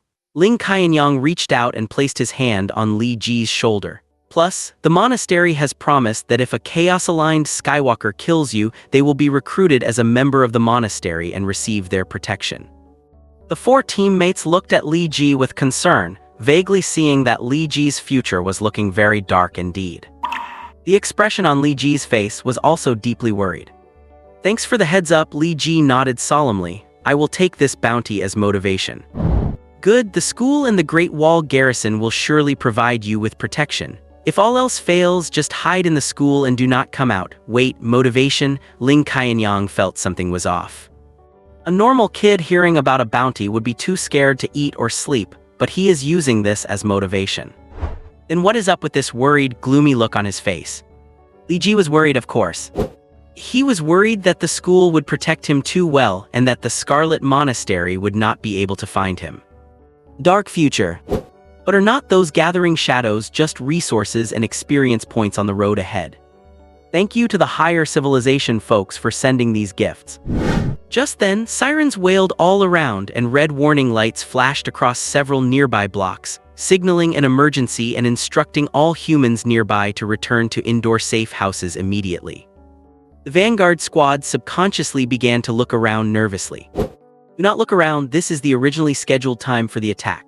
Ling Qianyang waved his hand in front of Li Ji. The vice principal's original plan was to have an informant listen in at the shop next door to gather intel. Then I would quietly slip in and kill their strongest elite-level scout, finally trigger the alarm and have 6 teams surround the place to capture all the monks, finishing the containment within 3 minutes.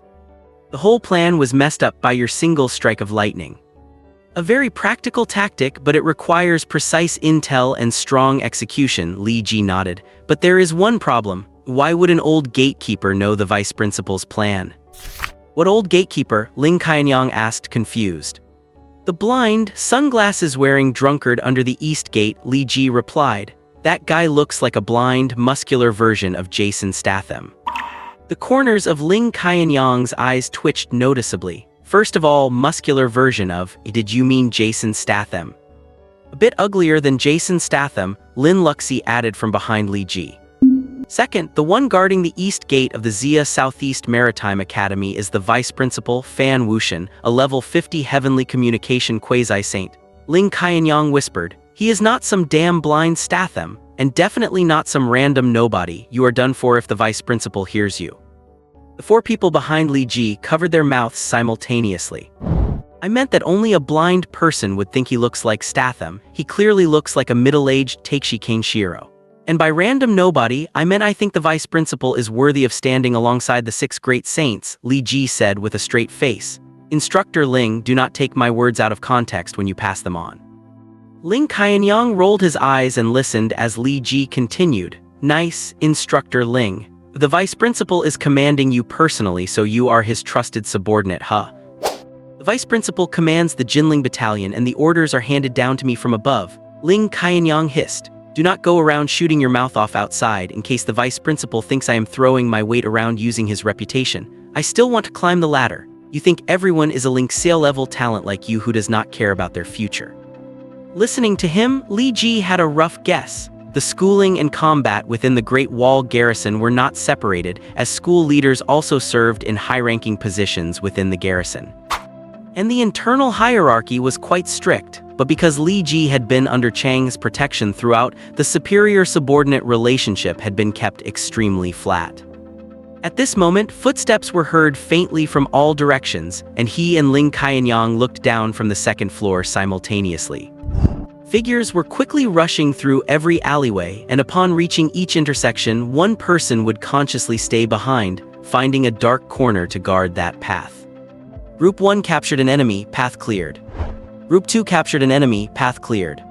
Group 3 encountered no enemies. Group 4 encountered no enemies. Group 5 encountered no enemies. 5 voices came through Ling Qianyang's radio in succession, and it took less than 10 seconds from the first report to the last. In other words, regardless of whether they encountered enemies or not, they reached their designated positions within 10 seconds. Li Ji had originally felt that his squad had achieved a great victory today, but seeing the discipline and execution of the others, he knew he still had a long way to go.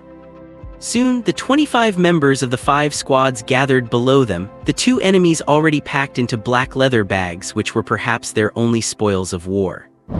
Ling Qianyang, what is going on at the target mission point? A squad leader saw the deep pit and the corpses on the ground and looked up at Ling Qianyang. This was not the original combat plan. You need to write a situation report for the disciplinary committee.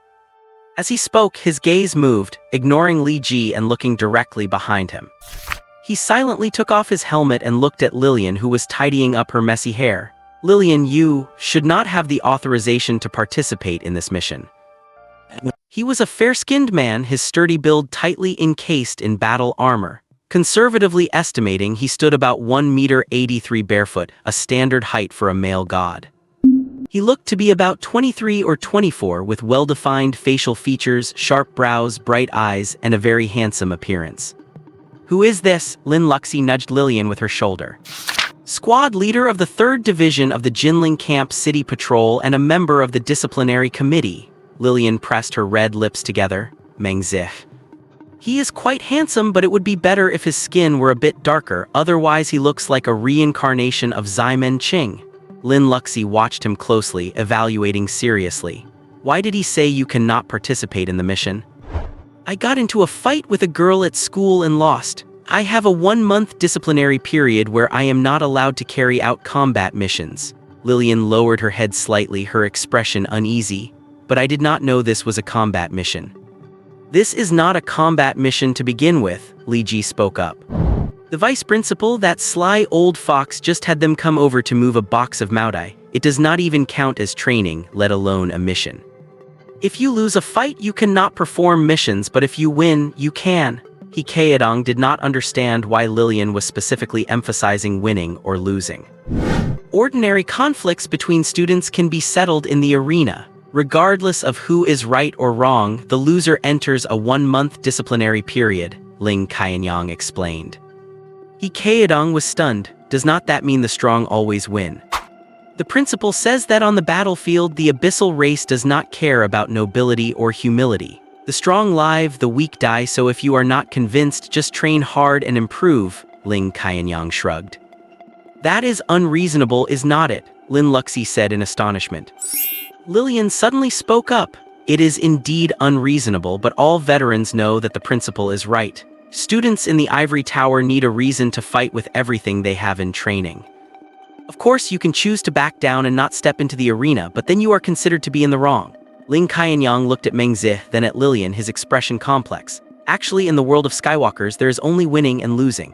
That girl had the strength of the 100 refining stage at the time. If you had stepped onto the stage, you would only have been treated as a joke. An elite fighting 2 levels up against 100 refining. Senior, are you crazy?" He Kaedong said in a low voice to Lillian. "Not everyone is a monster like Li Ji." He finally understood today just how hard it is to fight across levels. The blood snake summoned by an elite 50th level powerhouse was something the 5 of them together might not have been able to handle. But when Ling Qianyang, a grandmaster, swung his blade, both the person and the snake were turned into dust in history. Stepping onto the stage was not about winning. Lillian looked down at Meng Zih below, speaking to herself. "It was to tell them I refuse to submit. Even in death I will not submit." Ling Qianyang rolled his eyes. "Is not it just that Meng Zih was chasing that girl and then turned around and called you a homewrecker, claiming you were holding them back? Actually, the whole school knows what is going on, but she is just strong and they are just a better match." Ling Qianyang glanced at Lillian. "She is a grade A 100 refining stage and the instructor for the elite group of your year. She has the potential to become a human emperor."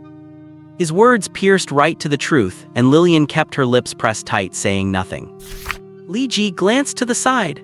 This charming senior was biting her molars, holding back tears in her eyes, not knowing if it was because years of affection had gone down the drain or because she felt aggrieved at being bullied and suppressed. "Do not cry, people will look down on you," Ling Qianyang sighed softly. "Forget about this. Who would offend a future human emperor for the sake of someone like you, whose limit is the Grandmaster stage? Who could afford to offend her?" "I would," Li Ji's voice suddenly rang out. "Nonsense, was not it because a troublemaker like you had not arrived back then?" Ling Qianyang spat. "In principle, Lillian really cannot come out to perform missions. Keep a low profile for me and do not stir up trouble." Li Ji's right hand was trembling constantly in his trouser pocket as if there were a calculator in there. He asked with a smile, "In principle, it is not allowed." Ling Qianyang nodded with a heavy expression. "But I am the principal." Li Ji's smile grew wider. At this moment, Meng Zih below saw the people upstairs chattering away, completely ignoring him. He looked up. "Lillian, before dawn tomorrow morning, I need to see you submit a reasonable explanation of the situation." He spoke calmly and composedly, without any aggressiveness in his tone. He looked just like someone handling official business. But before his voice had even faded, a shout came from the 2nd floor. "You scumbag, who gave you permission to bark?" Everyone's gaze instantly focused on the person shouting. It was actually He Kaedong. Li Ji thought that Lin Luxi, being female, would speak up for Lillian, but why did he Kaedong jump out at this moment? Is not this kid afraid of getting beaten up? He looked back and noticed Lin Luxi hesitating, presumably wanting to say something, but he Kaedong had beaten her to it. You act like a scumbag but want to keep your reputation. You cling to someone's coattails and claim to be an independent man. Did your father attach a whip to your legs instead of legs so you could wrap them around thighs? He Kaedong stood on the second floor, one hand grabbing Ling Qianyang, the other pointing at Meng Zi. If you want to cling to thighs, go for the big one. Why do not you dare to cling to Yun Xiangrong's thighs? Those legs are long, straight, and white. Ling Qianyang hurriedly broke free from He Kaedong and whispered angrily, "If you want to stand up for someone, do not drag me into it. Offending Meng Zi is one thing, but is Yun Xiangrong someone you can talk about? Do you not want to live?" He Kaedong turned his head and glared. If Senior Yun were standing right here, I would still dare to say it. What is the matter? Are you saying Senior Yun's legs are not long, straight, or white? Ling Qianyang shut his mouth and turned away. Keep going. Li Ji put his hands behind his back, actively encouraging He Kaedong while saying to Cayenne, "Senior, there are a few hair salon employees downstairs. Please help move them away." Cayenne went downstairs and He Kaedong held onto the window frame and shouted, "Let me write a couplet for you." The first line is white-faced man specialized in hooking successful women. The second line is spineless man fears no social judgment, and the horizontal scroll is even medicine will not work. He Kaedong was ridiculed by girls every day and knew many heart-piercing words by heart. Today, he poured them all onto Meng Zi, and people could clearly see the handsome young man's fair face turning from white to red, red to purple, and purple to black. Arrogant, Meng Zi let out a low growl. His body flickered as if teleporting in front of He Kaedong, his iron hands reaching directly for He Kaedong's neck. The surrounding air suddenly rippled like water, and Meng Zi's eyes glazed over for half a second. It was Lillian using Siren's Bane. It is said that when hit by this heavenly derivative, the person appearing before you will be the one who perfectly fits your aesthetic preferences, looking into your eyes with a hazy gaze. Lillian had just controlled the elite cultivator here for a few seconds earlier, with Li Ji delivering the fatal blow. But Meng Zi returned to normal in the blink of an eye. "You dare to make a move on me?" Meng Zi glanced coldly at Lillian. While one hand reached for He Kaedong, his other hand swung a slap at Lillian. "Get lost!" A cold snort came from the second floor. Meng Zi saw Li Ji in the crowd. His body trembled as he violently clasped his hands together. A huge hole tore through the silent night sky, and a meteorite burning with golden flames descended from the sky, charging toward Meng Zi. "What kind of garbage spell is this?" Meng Zi sneered, lifting the steel fist on his battle armor, smashing the meteorite with one punch and exploding a brilliant firework in midair. This was the first time Li Ji's forbidden spell had been shattered by someone. "You are a natural mage." Meng Zi looked at Li Ji and shook his head. "This is a grade B meteor shower, right? Late stage elite, but you are still far from my level." Before his voice had even fallen, the second meteor had already arrived above his head. Then the third, the fourth, and the 15th. At the same time, a bolt of lightning illuminated half the city district and struck him. The earth suddenly shattered, and a 3-meter-thick high-pressure water column shot into the sky, slamming into his body. The cataclysmic scene left everyone in shock, and no one knew how to intervene. Only He Kaedong clapped and laughed. "I knew it. Whenever I am hurling insults, my brother is definitely channeling a forbidden spell. The longer I curse, the more powerful the spell." Before he finished speaking, a heart-wrenching roar suddenly erupted from within that terrifying forbidden spell, and a jet-black sword shadow suddenly tore through the wind, fire, and lightning, slashing toward the dancing He Kaedong. He Kaedong slid behind Ling Qianyang in one swift motion. He knew he had drawn all the aggro, but surely Ling Qianyang would not just leave him to die, right? Ling Qianyang's expression was full of helplessness. He closed his eyes, let out a soft sigh, and held his blade across his chest, forcibly shattering the incoming sword energy. Ling Qianyang, a roar that almost drowned out the sound of thunder, echoed. Meng Zi had actually charged out of the forbidden spell, his hands now wielding 2 straight blades made of light beams, looking quite futuristic.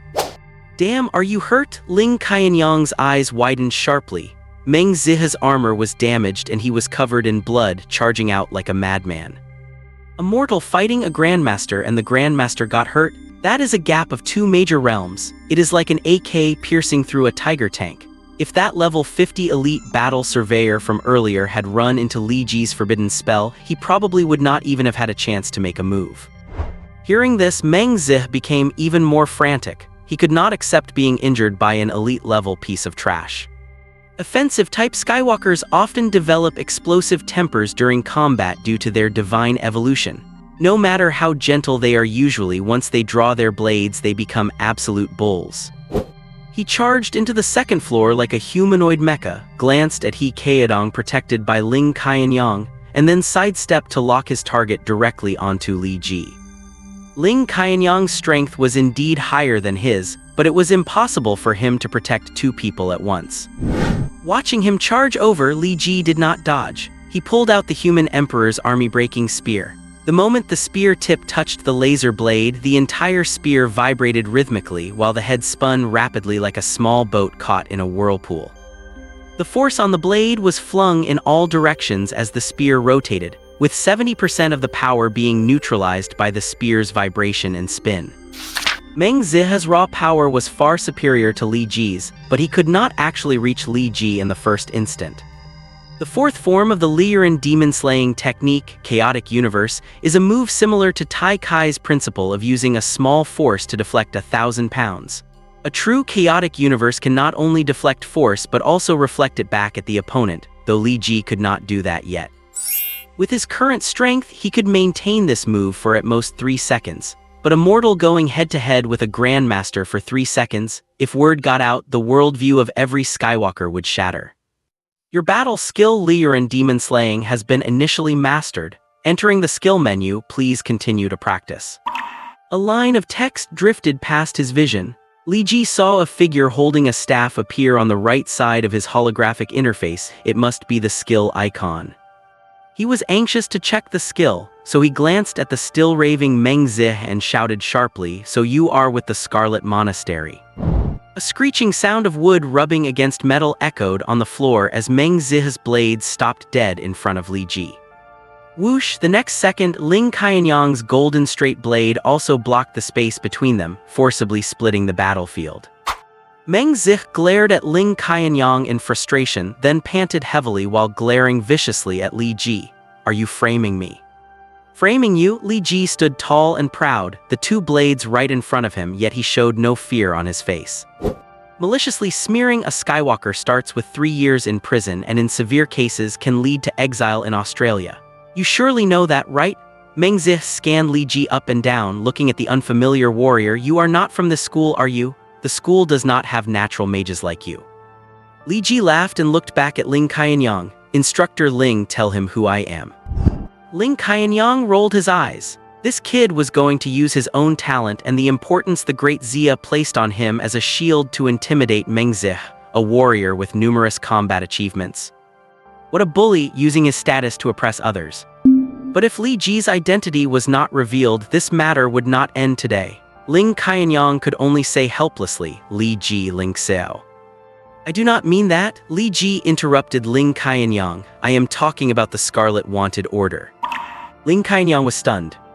Before he could figure out what Li Ji was up to, Lin Luxi beside him spoke up. "He is the #1 target on the Scarlet Monastery's wanted list. Killing him would earn you great riches and high rank from the monastery." As she spoke, Lin Luxi made a sudden realization and pointed at Meng Zi. "Oh, no wonder you wanted to kill him." She even turned towards the downstairs. "This person wants to kill Li Ji. He wants to claim the Scarlet Monastery's bounty." Ling Qianyang was instantly petrified. Was not the Scarlet Wanted Order a death warrant? How did Li Ji turn it into a protection order? That is right, he carries the Scarlet Wanted Order in Great Zia. Who would dare touch him? Anyone who does is someone after the bounty on that wanted list. Who could afford to carry such a crime?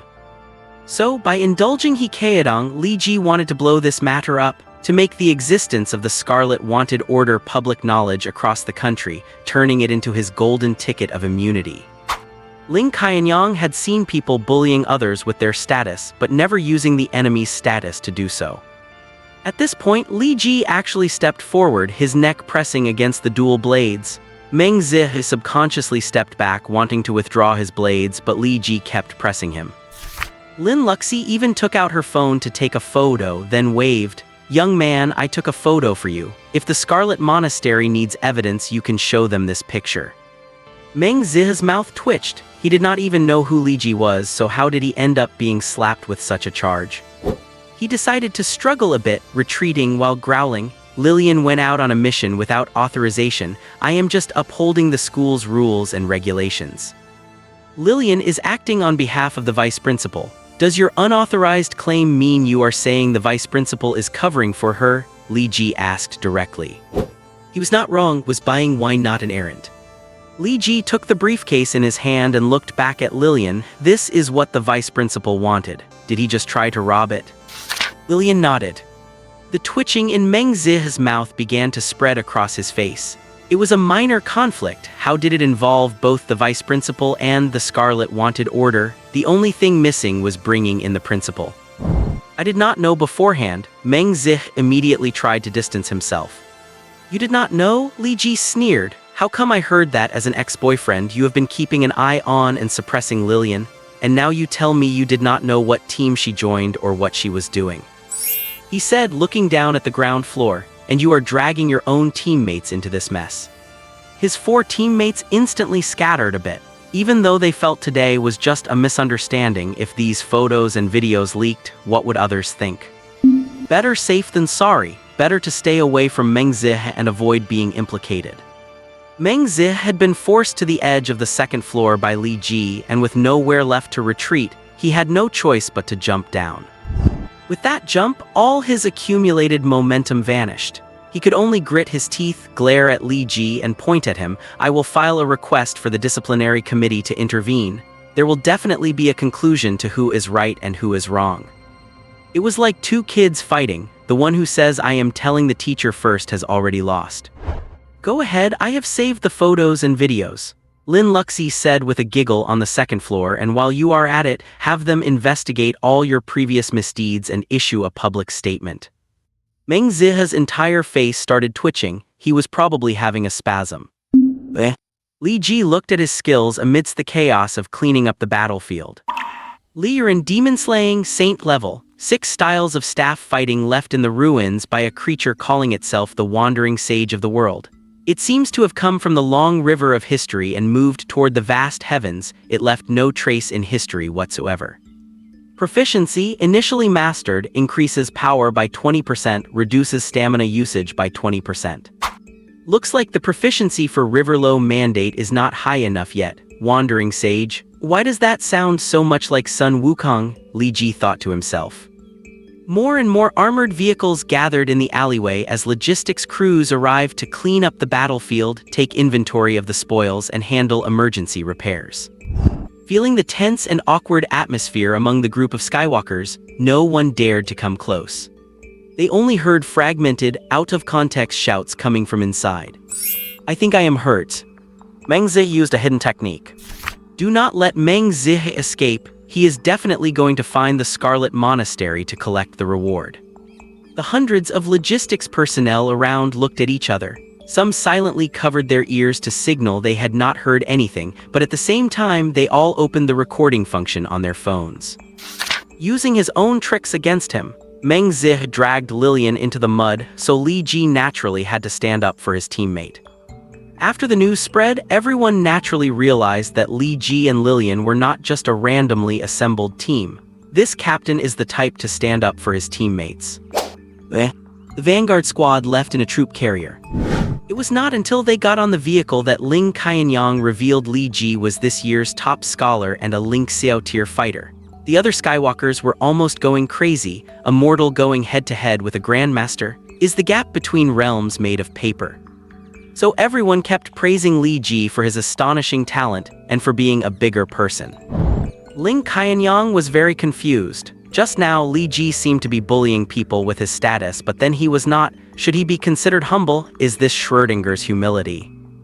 Li Ji blended in with them instantly. "Senior brothers and sisters, I am so sorry for taking your battle credits. I feel so ashamed. How about you take this spear, sell it, and split the proceeds?" No, that will not do. Taking care of our junior is our duty. We feel ashamed enough that we did not arrive the moment the battle started." Our vanguard squad was just formed and we have no experience, so please take care of us.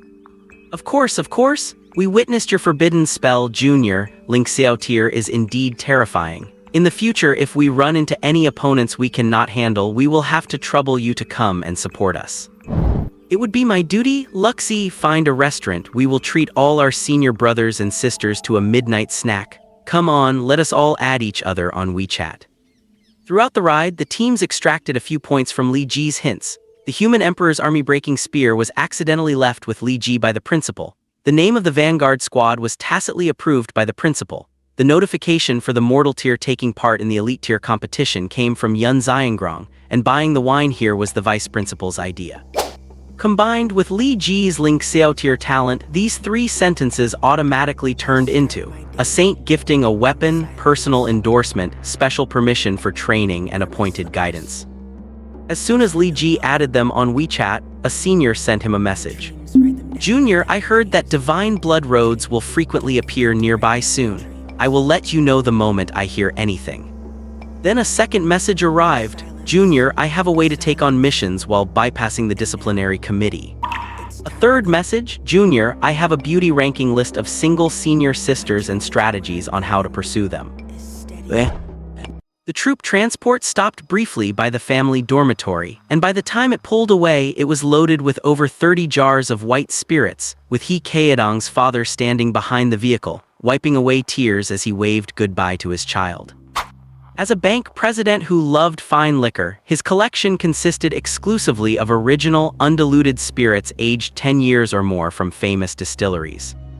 He used to have people gift him 2 jars for everyone he drank, but now that it was 1 cup less for everyone he consumed, his son had swept his entire stash clean. When the team carried the wine jars into the underground base, the vice principal, Fan Wuxian, glanced at them and gave a cold snort. Is this the mutate I asked for? He Kaedong silently opened the seal on one of the jars, and the aroma of the spirit instantly intoxicated the entire underground chamber. The vice principal quickly hugged the jar and took several deep whiffs. He seemed to be trying his best to suppress a smile, but it was impossible to hide. Forget it. If there is no knockoff mutate, the original undiluted spirit will do. Fan Wuxian clutched the jar carefully and looked back at Li Ji. How did tonight's training feel? We arrived early and the intensity was a bit beyond the limit. Li Qingwen tried to describe the night's situation as tactfully as possible. It was not early. I knew you boys would not be well behaved. Fan Wuxian stood with his back to the team. I am in charge of intelligence gathering and combat command for the entire southeast region. Do not try to play those little tricks in front of me. Li Ji shrank his head back. Fan Wuxian looked at Lin Luxie, who was holding the loot case from the Scarlet Monastery. Those monks had some good stuff on them, right? Li Ji sidestepped to block Fan Wuxian's view, grinning broadly. You would not care for those things. I am afraid they might dirty your eyes. You should just drink your wine and stop looking at that messy stuff. The vice principal glared at Li Ji but did not press the issue of the loot. You have fought against elite level 50s, right? Can you win without using forbidden spells? 5 against 1, it is barely possible. Li Ji gave a relatively rational answer. You can only start casting once the referee declares the match started, and all ranged attacks will be aimed at you. Do not even think about releasing a single forbidden spell. Fan Wuxian patted Li Ji's right hand. The lower bound of your team's strength depends entirely on your familiarity with the Liuran demon slashing technique. What about the upper bound? Li Ji asked. Fan Wuxian gestured with his fingers, pointing at He Kaedong and Lilian. Does it have nothing to do with me? Lin Luxie was stunned. She had been thinking about improving herself quickly to help relieve the pressure on Li Ji. Your and Kai En's physiques are not bad. As long as you increase training volume and combat experience, you can definitely stall for time. Fan Wuxian swept a glance at He Kaedong. This kid's wine is good. Damn it, I meant his heavenly walk divine evolution is good, but his physique is too poor. As a healer, you have to stay on the field to heal your teammates. And you, Lilian, ever since you broke up, you have been doubting yourself all day and wasting time on makeup. Your combat power is an insult to your level. Fan Wuxian sneered. Were you not dumped because of your strength? What is the use of dressing up? Pretty girls are everywhere, but how many Grandmaster-level heavenly walkers are there? Lilian hung her head in shame, her snowflake earrings swaying in the dim light. Lilian, do not let deep affection ruin a beautiful person. Fan Wuxian made a gesture. You only have 7 days. Do you think it is possible to bridge a 5-year gap in 7 days? Lillian and Kaiyan, the two veterans, pursed their lips and shook their heads in unison. Lin Luxi and He Kaedong looked at Li Ji. It is possible, Li Ji gave his own answer. You want to level up by spamming forbidden spells, rush to elite level in 7 days, and then use hand-to-hand combat to break into the knockout stage? Fan Wuxian asked. Li Ji could only nod. He realized the old man had completely seen through his mind. If your teammates fall in a short time and the opponent's defender holds off your attack, their mage controls your movement, and their main damage dealer bombards you, can you handle it? Fan Wuxian reached out and rubbed Li Ji's forehead vigorously with his rough hands. That is a 5-person arena, not a life-and-death duel for 1 person. Then why do not you tell us your plan, Principal Fan? Lin Luxi asked. Who said I have a plan? Fan Wuxian rolled his eyes. Lin Luxi giggled. If you dared to take this job, you must feel there is hope. Otherwise, if word gets out that a team trained by the vice principal himself was eliminated in the first round, how embarrassing would that be for you? Fan Wuxian frowned, feeling as if he had been tricked by Chang He. If they could not win a single match, it would indeed be quite embarrassing. You have many crystals in your hands, Fan Wuxian began. No, we do not, Lin Luxi reminded him. Our first month's salary has not been paid yet. She seemed to realize something after she spoke and asked softly, do you mean you have many crystals for us to use?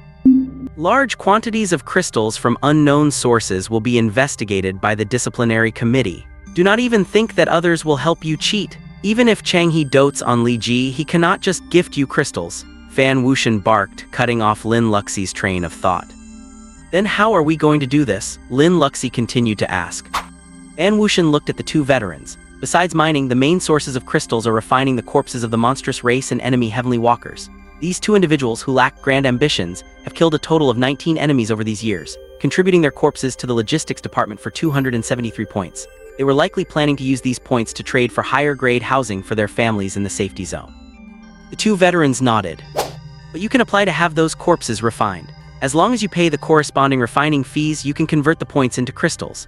Fan Wuxian opened the computer screen on his desk, where the full profiles of the 5 people were displayed in dense detail. A total of 1.78 million in refining fees can be exchanged for 273 grams of low-grade crystals. Seniors, should we trade them for crystals first? Anyway, now that the number of monstrous creatures is increasing, earning points will be easy. Lin Luxi reached out to pull the two people aside to discuss. Do not worry about the refining fees, just put it all on my card. Since they had decided to participate in the competition, the two did not feel sorry for the points they had accumulated and immediately agreed that using all their points was fine and that the refining fees could be split among the 5 of them. Then Fan Wuxian looked at Li Ji's profile. Li Ji here has 598 points. You base your entire leveling process on killing people, right? It was self-defense? Li Ji immediately corrected Fan Wuxian's statement. I have not even seen what a crystal looks like until now, and since the principal is forcing me to participate in the elite level competition, what else can I do but go out and hack some monsters? 68. Are you killing monsters like you are killing crayfish? Lillian also looked at the screen, turning back to look at Li Ji in disbelief. It is not necessarily all monsters. I slaughtered 13 people from the Scarlet Monastery tonight, Li Ji muttered softly. The points for tonight have not been counted yet. The vice principal glanced at Li Ji. This kid looked like a prehistoric beast and he had already awakened. I still have 10 million in cash on my card, just deduct the refining fees directly from there. Li Ji seemed quite generous at this moment. That includes previous refining fees, deduct them from my card, we can talk about splitting the costs later. The other 2 little ones also have a dozen points each. Taking them all out will be enough for you to achieve muscle-saturated crystal absorption. Fan Wuxian picked up a pen and paper from the desk, quickly listing lines of text. Now I am going to make you realize all your potential in 7 days. So my plan for you is, get up at 4:00 every morning, absorb crystals until 5:30, spend 5 minutes for breakfast, then go straight to the training ground for unified combat technique training until 11:00 so your muscles can fully distribute the crystal energy from the morning. From 11:00 to 12:00 at noon, absorb crystals while having lunch on the spot, and from 12:00 to 4:30 in the afternoon, train your respective heavenly walk divine evolutions. From 4:30 to 5:30 is dinner and crystal absorption. From 5:30, once there are combat missions suitable for you in nearby cities, I will immediately send you to the site by helicopter. Return before 12:00 at night, have a late-night snack while absorbing crystals until 1:00, and then conduct 5-person cooperative tactical training until 3:30. What do you think? Very reasonable, right? The 5 people were silent. Do you think the intensity is not enough? Fan Wuxian looked at Li Ji. Li Ji held up 2 fingers, only 2 hours of sleep a day. Fan Wuxian shook his head. How could that be? The 5 of them breathed a sigh of relief. It seemed Fan Wuxian had miscalculated. How could one only get 2 hours of sleep a day? 2 hours is for medical treatment. Surely your bodies will have injuries by the end of the day. Fan Wuxian looked around at everyone. Take a nap while you are getting in 4 drip. You still want to sleep? Only the dead deserve to sleep. Now I am going to get your crystals. Assemble at the training ground to do tactical training once you have absorbed them. Not even time to wash up. You can rinse your mouth while you drink water. What about showering? Consider your diving training your shower. Vice Principal, has anyone ever said you are not human? No one has ever said I was human.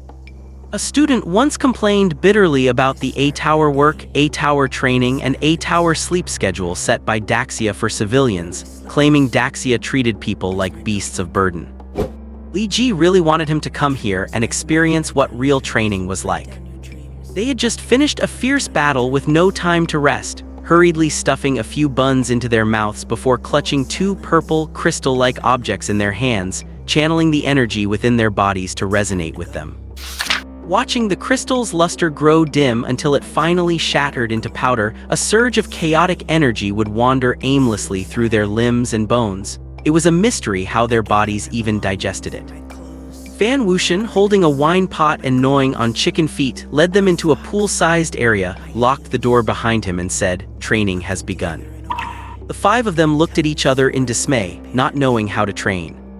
A minute later, a massive void appeared in the center of the arena and an elite-grade creature, an iron-winged saint beetle, burst out. It flapped its wings, unleashing invisible, formless blade energy in all directions, instantly sending the 5 of them scattering for their lives. After a full dozen minutes, Kaiyan finally found an opening to strike the saint beetle with his wind thunder beast. The beast shattered upon impact, and the saint beetle appeared somewhat dazed. Li Ji took the opportunity to land a lethal strike on its most vulnerable abdomen. "What level is this thing in the elite tier?" Li Ji asked, panting while leaning on his spear. "Around level 40, but it has both defensive and offensive traits, making it hard to handle." Kaiyan lay on the ground, gasping for air. He had used his wind thunder ritual 5 times in one fight and was too tired to even stutter.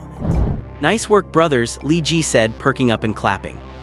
"This does not seem like the time for applause. Verdun, let me hear your echo," Lin Luxi shouted, her copper wall and iron bastion once again wrapping around her body. The void in the ground reappeared, and 4 gray-white claws emerged from the horizon. "Damn it, Fan Wuxian, you old man, you really are not giving us any time to rest." Li Ji gritted his teeth, supporting his body. "Black mountain gargoyles, 2 of them, watch out, they create a magic reflection shield when they turn into statues," Lillian shouted. 20 minutes later, the gargoyles were reduced to rubble. Hikaedong, responsible for healing, was exhausted to the point of foaming at the mouth in the corner, and Lin Luxi was limping and could not stand. Just then, a 3-headed giant python slowly appeared at the hole. By the time the 4th wave of monsters was cleared, all 5 were lying on the ground, gasping for breath. The doors opened, and a dozen doctors rushed in to provide treatment.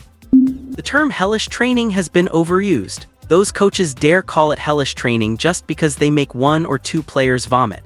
Fan Wuxian walked slowly into the arena, gnawing on a chicken leg. "That training is a joke. Real hellish training is not about devils training you, but training you to become devils." He kicked Li Ji in the butt. "These elite-grade monsters were bought from the lab. 250,000 each on average, remember to pay me later." Li Ji, his consciousness fading and his arms trembling, gave him the middle finger. An hour later, the 5 of them, having finished treatment, each received a dose of adrenaline and were thrown back into the training arena. After finishing the night's training, Li Ji finally realized that Fan Wuxian's training plan was reasonable. They did not need to wash up because they had passed out directly in the arena, and 2 hours later they were woken up by a bucket of cold water. Fan Wuxian stood before them holding an iron rod. Take your crystals and buns, eat them and absorb them. If you want water, there is an iron barrel over there. Lillian, move faster. Your ex-boyfriend and his current girlfriend came to your dorm with people last night. If you do not want to be bullied to death, train until you are half dead. Cayenne, you have one chance in this lifetime to make a name for yourself. If you blow it, go sweep the streets below the dormitory. Lin Luxi, pay the costs for last night's monster specimens totaling 3.25 million. Just pay 20 million for the week and be done with it. I am too lazy to calculate. Li Ji, can you move faster and strike harder? Are you living up to your title of top scholar? Hikaedong, if you dare slack off again, I will post the video of you twitching on the ground yesterday on the news headlines. Very good, keep gobbling it all up, get that passion going. The first training session this morning is easy. You only need to put on 10 times gravity armor and go for a 100-kilometer cross-country run. I will let you progress gradually. The second physical training session is even easier. You fight each other in the octagon until 4 of you have broken bones. I will have Yu Yun treat you on the spot. 3 rounds and you are done. How is it? Easy, right? I will go find you some evening tasks. Hopefully something like accidentally falling into an ambush and having to fight your way out with your lives. Do not fear death. Only those who do not fear death will not die. For 6 full days, the 5 of them did not know how they had survived. Money and crystals were burned, and the levels of the 5 of them soared like rockets. Lillian reached Elite Level 47, Cayenne Elite 45, Lin Luxi Mortal 32, and even Hikaedong hit Mortal 30. Li Ji reached Mortal 50 during the night raid on the 4th day. All he needed to do now was silently accumulate power and wait for the opportunity to break into the elite tier. Every night, Li Ji vaguely dreamed of the heroines created by Sanyu Audiovisual visiting him in his sleep. But unfortunately, sleep time was so scarce that Fan Wuxian would wake him up with gunshots before he could do anything. These past few days, you may have set a record for the advancement speed of human skywalkers. Fan Wuxian stood among the 5 and clapped. This was the first time since the training began that he had praised this poor team. Tomorrow at 8:45 p.m. your first match starts on stage 4. The 5 of them held their knees, watching the passionate Fan Wuxian, completely exhausted. This is the top scholar's first match, so it will be broadcast globally. You and your families will be watching together with coworkers at your workplaces. Fan Wuxian picked up a tablet. This is the first team you need to challenge, codename Zhurong. Average level Elite 37 with 2 Grade C attackers, 1 Grade B Elite 50 defender, 1 Grade D battlefield scout, and 1 Grade Elite 50 nature mage. A typical dual-core team. Do you have confidence? Yes, Hikaedong shouted. Confidence, my foot? Your average level is only Elite 10.8. Fan Wuxian knocked Hikaedong on the head hard, extinguishing his enthusiasm. Lin Luxi looked suspicious. The pre-match announcement said that for the sake of entertainment, all team assignments should be based on a matching mechanism. How is there a 25-level gap between us? Fan Wuxian looked at Lin Luxi. So you think you are being targeted? Yes, Lin Luxi answered cleanly. Fan Zhu looked at Li Hai. Both Elite 50s have stayed at this level for over a year and are extremely experienced. How many seconds do you think you can last? We can fight, Li Ji said, short and sharp. Can you still fight even if you are targeted? Fan Wuxian interrupted Li Ji. Yes, Li Ji's attitude remained firm. Fan Wuxian, do you believe the matchmaking for this competition is fair? Li Ji, I do not. Fan Wuxian, and you are not investigating. Li Ji, I do not need to investigate. Fan Wuxian, then who is investigating? Chang. Li Ji looked up at Fan Wuxian. Theoretically, the people who deal in intelligence are the best at playing dirty games, right? Mr. Fan Wuxian, Director of Intelligence for the Great Wall Watchers of Daxia. Fan Wuxian narrowed his eyes. Where is the night charm workshop? Li Ji asked. The vice principal opposite him smiled. The cultivators at the mahjong parlor were gathering supplies to buy weapons and equipment at the night charm market. It sounded like an underground trading hub, and Li Ji saw an opportunity there. What night charm market? Hikaedong leaned in, clutching his head. Sounds like a pretty interesting nightclub. Although he knew it was unlikely for the vice principal to mention a bar, the name's Nightan Charm still made Hikaedong instinctively want to crack a suggestive joke. That is the nature of a jokester, even knowing he will get hit, he just has to go for a cheeky remark. Unexpectedly, he did not get hit this time. The vice principal adjusted his sunglasses and looked at He Kaedong. You are actually quite smart. Having received such unexpected praise, He Kaedong puffed out his chest. There are 3 major organizations of awakened in the world. The Round Table Council is the most powerful, gathering the official forces of 12 major countries. The second is the Scarlet Monastery. Their high priest can communicate with higher civilizations, giving them a special status and many members, Fan Wuxian said, looking at Li Ji. To prepare for the expedition against the Scarlet Monastery in 2 months, this individual who tops the Scarlet Wanted list is growing at a speed beyond human comprehension.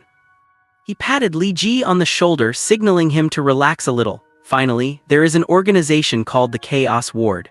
Founded by 2 saint-level humans of the Chaos faction, it has become the world's largest neutral platform in just over a decade, and naturally, the largest marketplace.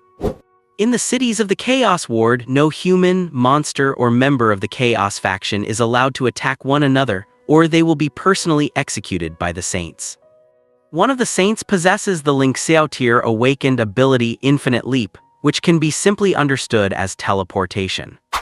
He has set up teleportation points in every major city across the world, which can transport people into special barriers constructed by battle formation masters. The barrier closest to Great Xia is called the Night Charm Market. Every race can trade anything here, be it currency, goods, or even people. Almost all the succubus race who have the highest average attractiveness among all races are concentrated there. You can buy any product or service you desire, including the nightclubs He Kaedong mentioned. Shop number 19 on Vermilion Bird Street is updating its stock tonight at 9 p.m. There is a shield for sale, crafted from the corpse of a Grandmaster-level powerhouse. The seller is a human of the Chaos faction in urgent need of money, and he has set the starting price at 10 kilograms of gold.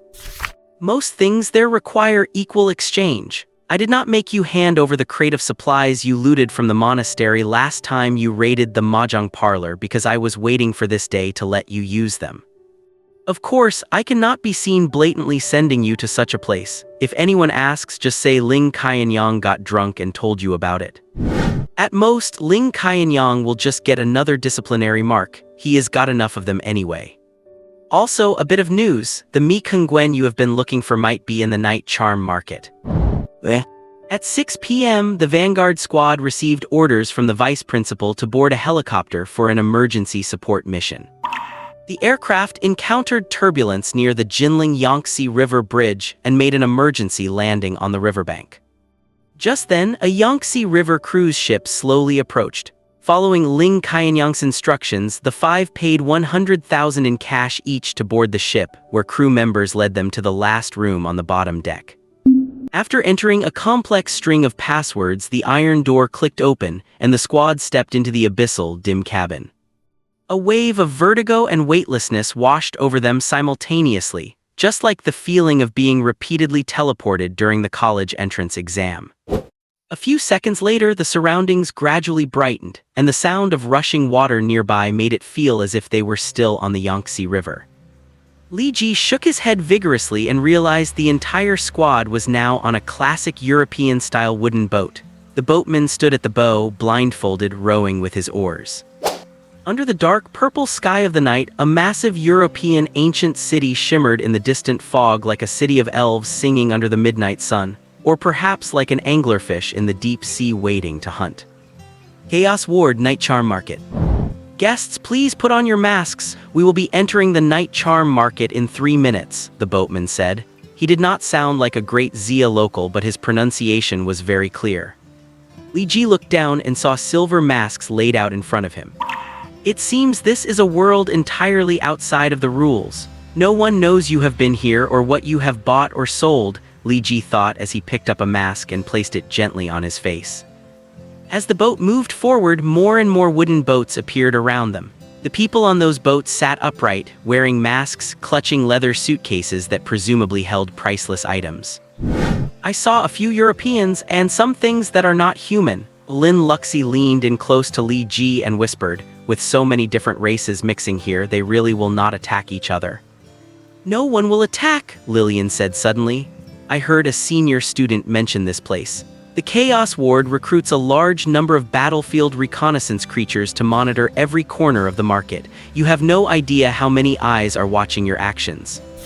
Then, since teachers at school cannot directly give resources to students, what if both parties came here to trade? Lin Luxi asked, puzzled. Like finding a third party to sell a senior's necklace for a high price. It would be very hard to explain where large amounts of resources came from. Though we sometimes hate the discipline committee's interference, I have to admit their existence ensures fairness for the vast majority of students. Lillian looked at Li Ji. Otherwise, all resources in the school would end up in the hands of geniuses like Li Ji, and it would be impossible to have a miracle like the vice principal, who reached the saint level with only D-tier aptitude.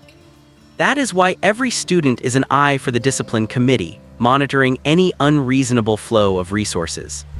But a price markup of 10% to 20% over market value should not be flagged by surveillance, Li Ji thought to himself. The amount of crystals needed for each level up was getting higher, and if he wanted to hit Grandmaster in 2 months, he had to consider some unconventional methods, like finding a way to reasonably squeeze some resources out of the old dean. But you cannot sell every piece of equipment for a high price, Lillian shook her head. I know what you are thinking. Sell a necklace for 120% of market value today, then use that money to buy equipment at 90, then sell that for a profit. It is said that mass flipping itself is monitored by the Chaos Ward. Li Ji frowned. Is not the Chaos Ward a business organization? Why would they care about regulating fairness? Lillian glanced at the boatman, then shifted her waist closer to Li Ji, her red lips almost brushing his earlobe. I heard that the founder of the Chaos Ward came from the Great Wall Watchers. Li Ji's eyes widened suddenly. He remembered something Li Weirang had said that day. The only other person in the world to possess the 6 Ren demon-slaying ability was a Tiantong-tier human from the Chaos faction who left Great Xia. After so many years, he should have reached the saint level by now, right? Is the Ling Xiao-tier powerhouse who constructed the teleportation array the same saint who betrayed the Great Xia? Did he leave on his own, or was he forced out? What exactly is his attitude toward the Great Xia and humanity? The incident back then caused such a stir. Are his former students and confidants still in the Great Xia? Regarding these details, the 2 seniors know nothing at all. The matter exists only as hearsay and groundless gossip among the people. The ship slowly approached the shore, where over a dozen docks were densely packed along the riverside. At each dock, well-dressed young men in white cloaks were helping to secure the vessels and assist passengers. At each dock, a charming girl with a hot figure and seductive movements stood there to greet every group of guests. They wore gorgeous robes with small goat-like horns on their heads and tiny demonic wings fluttering gently on their backs. Records state that this race is called the Succubus clan.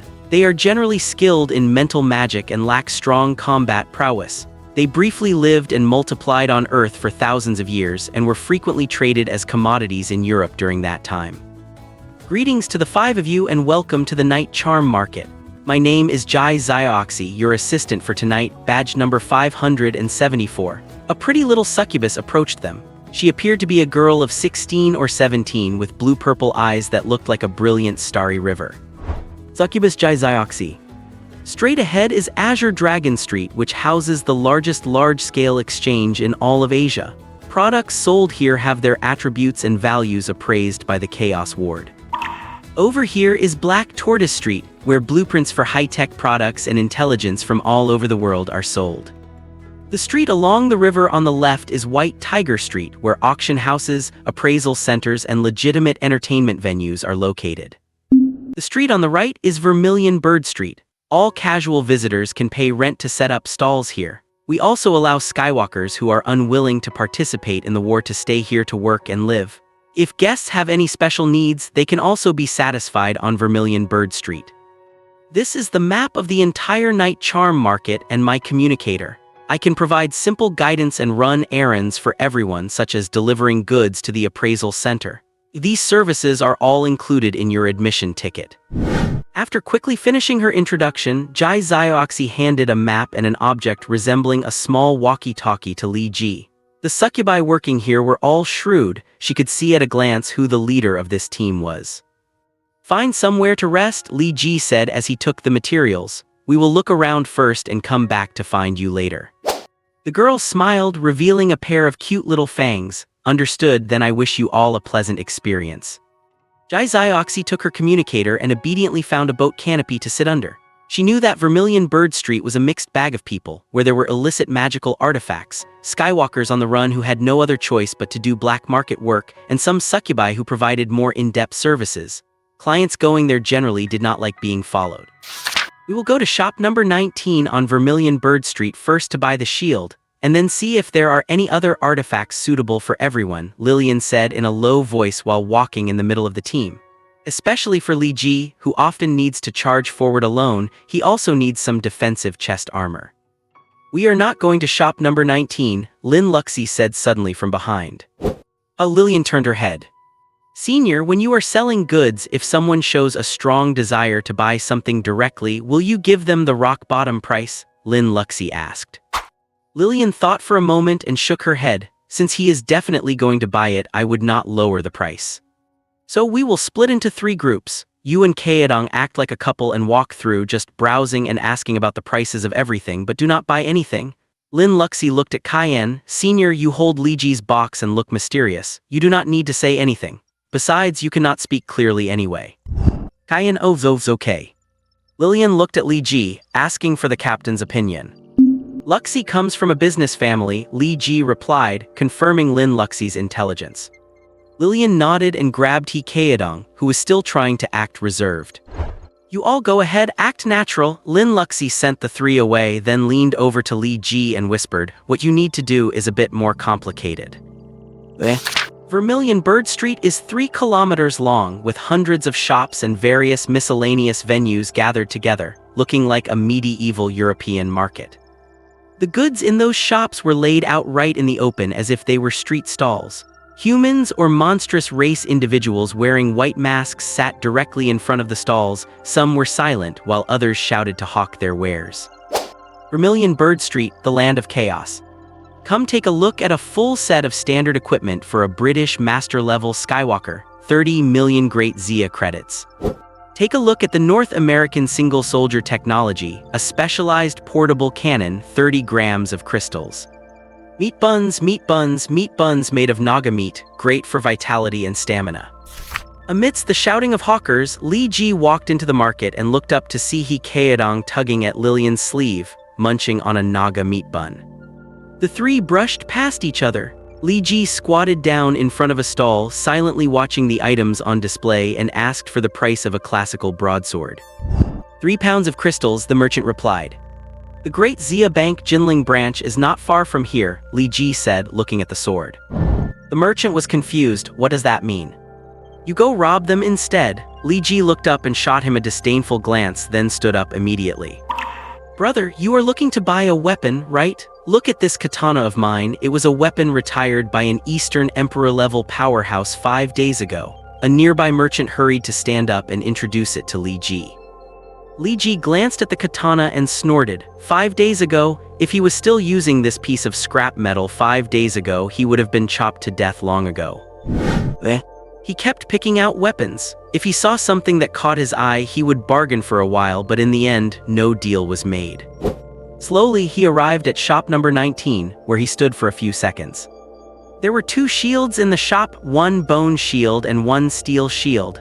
Both looked quite exquisite and sturdy, though it was unclear which one the vice principal had mentioned. Li Ji's gaze did not linger on the shields, but repeatedly examined a European rapier, shaped like a modern fencing sword, only wider and heavier. How much for this one? Li Ji gestured towards the rapier. The merchant appeared to be a humanoid creature, but not a modern human. He reached out and picked up the rapier, its blade shimmering with pale purple patterns under the starlight. This sword once assassinated a master-level powerhouse in California, so... A combat record is no reason to hike the price. A saint could kill a master with a piece of toilet paper, Li Ji said, cutting the merchant off immediately. The surrounding merchants let out cold laughs. They had already witnessed Li Ji's level of bargaining and sarcasm. He would never listen to any justification for a price hike. Let me take a look. Suddenly, a deep voice rang out from the side. Cayenne, carrying the blood monastery leather case, walked over and reached out. Friend, I have not decided if I want it yet, Li Ji said, pushing Cayenne aside, then asked the merchant, how much do you think is appropriate for this sword? The merchant did not look at Li Ji but at Cayenne. "I want to hear your opinion." Cayenne shook his head. He has not decided if he wants it yet. "My rule has never been first come, first served." The merchant sat down calmly. "It is whoever offers the highest price." Cayenne silently opened a corner of his suitcase and took out 3 necklaces. They were 3 cross necklaces stained with black blood, clinking against each other under the starlit sky.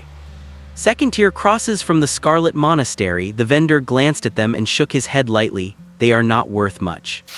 Cayenne took out 2 more, but the vendor still shook his head. Li Ji reached into his pocket and pulled out a purple crystal the size of a thumb.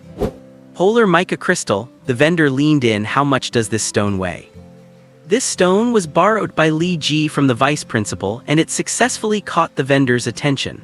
Although there is a rule against gifting items, borrowing one for a bit of acting should be fine, right? "You want to trade a broken sword for half a caddy of my top-grade crystals?" Li Ji glared at the vendor. The vendor chuckled and pointed to his stall. "Pick out a few more things, boss, and I can bundle it all for you." "Take a look at what you have here. Is there anything else suitable for me?" Li Ji glanced over. "These worn-out boots and this trash shield are not even worth half a gram of crystal. That crystal ball is decent, but I have no use for it." Li Ji did not know the exact value, but haggling is all about confidence. "I have money, but you need to bring out something worth me buying." "I can also add 2 more crystals," Cayenne said, his face turning red, finally managing to speak up. He thought to himself, "You might not have a use for that broken crystal ball, but I do. It is clearly a mage's item." "Dear, what are they buying over there so intensely?" Lillian's voice came from behind. The vendor looked up at the approaching couple and frowned slightly. He knew this sword was worth about 100 grams of mid-grade crystals and was suitable for a master-level striker. It was a good sword, but not exactly in such high demand. Are these people colluding to stage a performance to drive down the price? He started to grow suspicious. "It looks like a broken sword. I do not really like European-style swords." Hikeo Dong began to show off. "Only nouveau rich like to use these things to pretend to be aristocrats. True nobles would not be caught dead using such weapons." The vendor suddenly realized, here it comes. Now this guy is going to point out the flaws in the sword, and the other 2 will lower their offers. I have seen this routine so many times. I will just quietly watch you all perform. "Can you repeat what you just said?" Li Ji suddenly turned around and pointed at Hikeo Dong. "What are you insinuating?"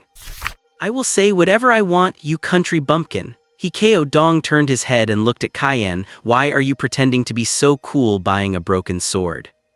Li Ji and Cayenne were both furious. The 3 of them shoved each other, swearing, and moved further and further away from the stall. Hey, come back, the vendor panicked. This is not how the script he imagined was supposed to go. Why did you stop buying just because you were haggling? "Boss, how much for these 2 shields?" Lin Luxi walked up lightly with a small leather bag and asked at the stall. "I am busy, wait a moment." The boss had already left the stall, ready to chase after Li Ji and the others. "It is not like you are the only one selling them." Lin Luxi rolled her eyes, grumbled, and turned to head for another shop. Hey, take them both for 50 grams of low-grade crystals." The boss gritted his teeth and named a price. There was no reason for him to refuse business delivered to his door. "Ah, profiteer," Lin Luxi cursed, 30 caddies of gold for the whole lot. "I only accept crystal transactions," the boss said, while his eyes were still on the 3 big customers who were fighting as they walked away. It is hard to exchange real-world currency or gold for crystals, unless the items were stolen and the owner is in a hurry to get rid of them. Buying shields for 30 caddies of gold, Lin Luxi turned and walked away, shouting to the merchants on the street as she went. "Come back, 35 caddies," the merchant shouted. "Deal." Lin Luxi opened her bag cleanly and placed 7 5-caddy gold bars in front of the shop. They were golden and even a bit blinding under the streetlights. The merchant thought about it and realized he might have lost out in his haste. The reserve price for just the bone shield from the consignor was 20 caddies of gold. Just as he wanted to struggle a bit, Lin Luxi had already hopped away with the 2 shields.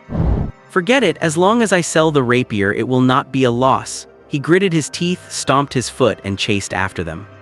They were nowhere to be found. Nearby merchants said those 3 people had gone to the Justice Hall on Azure Dragon Street to settle their dispute. In a sea of people, where are you supposed to find those three? Lin Luxi arrived at the pier and met up with her teammates. Everyone else was there except for Li Ji. Where is Li Ji? Lin Luxi looked around. I do not know, he left his coat here and told us to wait for 10 minutes. Ko Dong shrugged, he took the things out of the suitcase and I do not know where he went. The sword merchant returned to his stall, dejected, only to find a young man in a linen shirt crouching in front of it. He had never seen this young man before, his build looked like that of a Neanderthal. Are you looking to buy a sword too? The vendor felt hope reignite in his heart. This sword is ominous. The young man shook his head slowly, speaking Chinese, but the tone was awkward, just like a Neanderthal learning to speak human. It brings bloodshed and even war. Do not pretend, did you see those people fighting earlier? The vendor said irritably, I have seen plenty of reasons for haggling, but pretending to be a mystic is a first. The first person to buy the sword has a grudge with the Scarlet Monastery. The young man looked up at the vendor. If you tell the people from the monastery, you will be rewarded. The vendor looked at the young man suspiciously. Since there is a reward, why do not you go? I also have a conflict with them. The young man took out 2 crosses from the monastery. He used these when he traded with me. A group of monks was killed 7 days ago and this batch of crosses went missing. The vendor silently took out his phone, seemingly messaging someone on WeChat. Just 2 minutes later, the vendor asked, how much for these 2 crosses? He had checked, and indeed, a wanted man from the Scarlet Monastery had killed a large number of monks in Jinling. The credibility of this Neanderthal was very high. The young man scanned the stall and pointed at the crystal ball he had had his eye on for a long time. This is very expensive, the vendor said.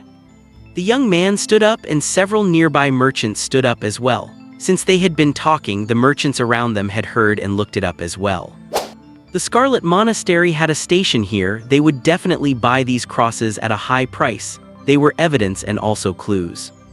So while these crosses were not worth much themselves, the reputation of the Scarlet Monastery was very valuable. Wait a minute, the vendor gritted his teeth and picked up the crystal ball. I did not say I would not sell it. The deal was made. The young man silently walked deeper into the long street when suddenly a merchant stood up. Brother, do you have any more items from the monastery? 5 minutes later, the young man had an additional black wooden staff in his hand. 8 minutes later, a silver mirror appeared in his hand. The young man walked out of Zhuke Street holding a pile of miscellaneous items, and in a deserted place his figure slowly changed, turning back into Li Ji. Li Ji, he had killed so many depraved races that he had an abundance of time to use the disguise of the chaotic faction. He looked at the pile of magical artifacts and his empty pockets and chuckled. The reputation of the Scarlet Monastery is really worth a lot. And using your reputation to get money. It is like saying I killed your people and you still have to give me money. So satisfying. This is a human bone shield crafted from the remains of a master level 27 expert. It offers excellent defense against magical attacks. In a lounge, Jai Zioxi examined the bone shield with a magnifying glass. A chaotic-aligned expert was chased here and handed over a large number of items in exchange for shelter and housing. This is one of them. This steel shield is a typical physical defense tool, a magical artifact belonging to an elite-level expert from Canada. They sold the shield after upgrading to the master level. Jai Zioxi did not think much of this shield, but Lin Luxi only intended to carry it on her back as a secondary shield to deflect attacks from behind. What kind of attacks can this bone shield withstand, roughly? Lin Luxi asked, resting her chin on her hand while looking at the valuable bone shield. It can block a few elite-level magical attacks, but it is hard to say if it is an A-rank or higher spell. Jai Zioxi shook her head. I can only make a rough estimate, or you could go to the appraisal office and pay 5 of the item's value for a formal assessment, which would only cost about 10 grams of crystals. The young girl was new to the industry and lacked guile. This statement revealed that the shield was worth about 200 grams of crystals. They had made a huge profit. The vice principal lived up to his title. He had identified the most cost-effective magical artifacts perfectly suited for this team. When it comes to playing dirty, who could beat the head of the intelligence department? But Li Ji was even more cunning. He turned the Scarlet Monastery's bounty on him into a money-making machine, selling the artifacts of those ordinary and elite monks for prices 10 times their original value. "Oh, this heart guard mirror is from shop number 27, right?" Jai Zioxi took the mirror Li Ji handed her. It seems to have been forged by a master artisan from the asylum. It can generate a magic shield when you are ambushed, but it needs crystals to recharge, costing about 5 grams of crystals per use. This staff is a relic from an evil cultivator in the Caucasus Mountains. Miners dug it up and we stole it after hearing the news. Jai Zioxi looked at the staff with interest. "It has been sold twice before, but I did not expect it to end up back here. It increases spellcasting speed and stamina recovery." "You went to steal it, is that something you can just say out loud?" Lin Luxi was stunned. Jai Zioxi was surprisingly honest. She even revealed that the chaotic asylum stole artifacts from ordinary people. After all, they were the third largest Skywalker organization in the world. Did not they care about their reputation? "It is fine. Our work manual requires us to be clear about the origins of items to our clients." Jai Zioxi returned the staff to Li Ji. "After stealing it, we left 300,000 euros in that miner's clothes. He has already bought a house and a car in Florence and does not need to mine anymore." Li Ji took out the last crystal ball. He was most interested in this crystal ball. When he entered Vermilion Bird Street, he passed 3 shops and did 3 divinations. The hexagram indicated fire above and earth below, which represents the Fire-Earth Jin hexagram, signaling incredible luck and promotion. At the time, the crystal ball was placed in a corner, showing that the shop owner did not value it much. So when Li Ji first arrived at shop number 19 to pick out a sword, he had already expressed disdain for the crystal ball, causing the owner to lower his expectations for the artifact even further. The street vendors on Vermilion Bird Street lacked appraisal skills and relied on their own judgment to value items. Li Ji, with his cheating ability, entering this blind box-style market was nothing short of a dimensional strike. Within the blue, ghostly light of the crystal ball, a thin line seemed to be coiled, moving freely like a long snake in the deep ocean. However, a layer of dark red dust that could not be wiped off blocked its luster. The 3 mages channeled their energy into it, but there was no response. It was unclear how to use this artifact. "The crystal ball from shop number 19? Jai Zioxi slowly crouched down, her small wings fluttering slightly. She looked at it carefully and then shook her head. "I do not know where this thing came from either. The Night Charm Workshop has never handled this item before." "You have not handled it? You did not know it was at shop number 19. He Kaedong leaned in close to Yun Zioxi. "Every item that has been traded, appraised, or possessed by the Chaotic Asylum is registered in our records." Jai Zioxi examined the crystal ball from top to bottom. "Last month, a Skywalker who was being hunted collapsed just before boarding the transport ship, and the owner of shop 19 found this crystal ball. Since they were one step away from boarding, the Chaotic Asylum did not have ownership of this item. Since there was no subsequent trade or appraisal, we have no specific information." "You guys are too honest, are not you?" Li Ji realized he was not cut out for a job in this place. Too many schemes involved. Li Ji realized it was not just Jai Zioxi who was honest. Perhaps the entire style of the Chaotic Asylum was honesty. Honest to the point of being like naive lunatics. But this style might be the reason why Skywalkers all over the world trusted them.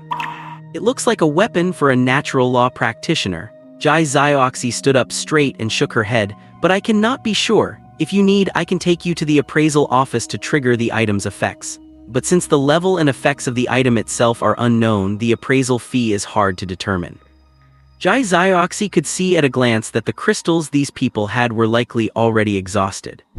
If the item turned out to be very valuable, the appraisal fee would be astronomical. "If the appraisal fee cannot be paid, how is the item handled?" Li Ji asked.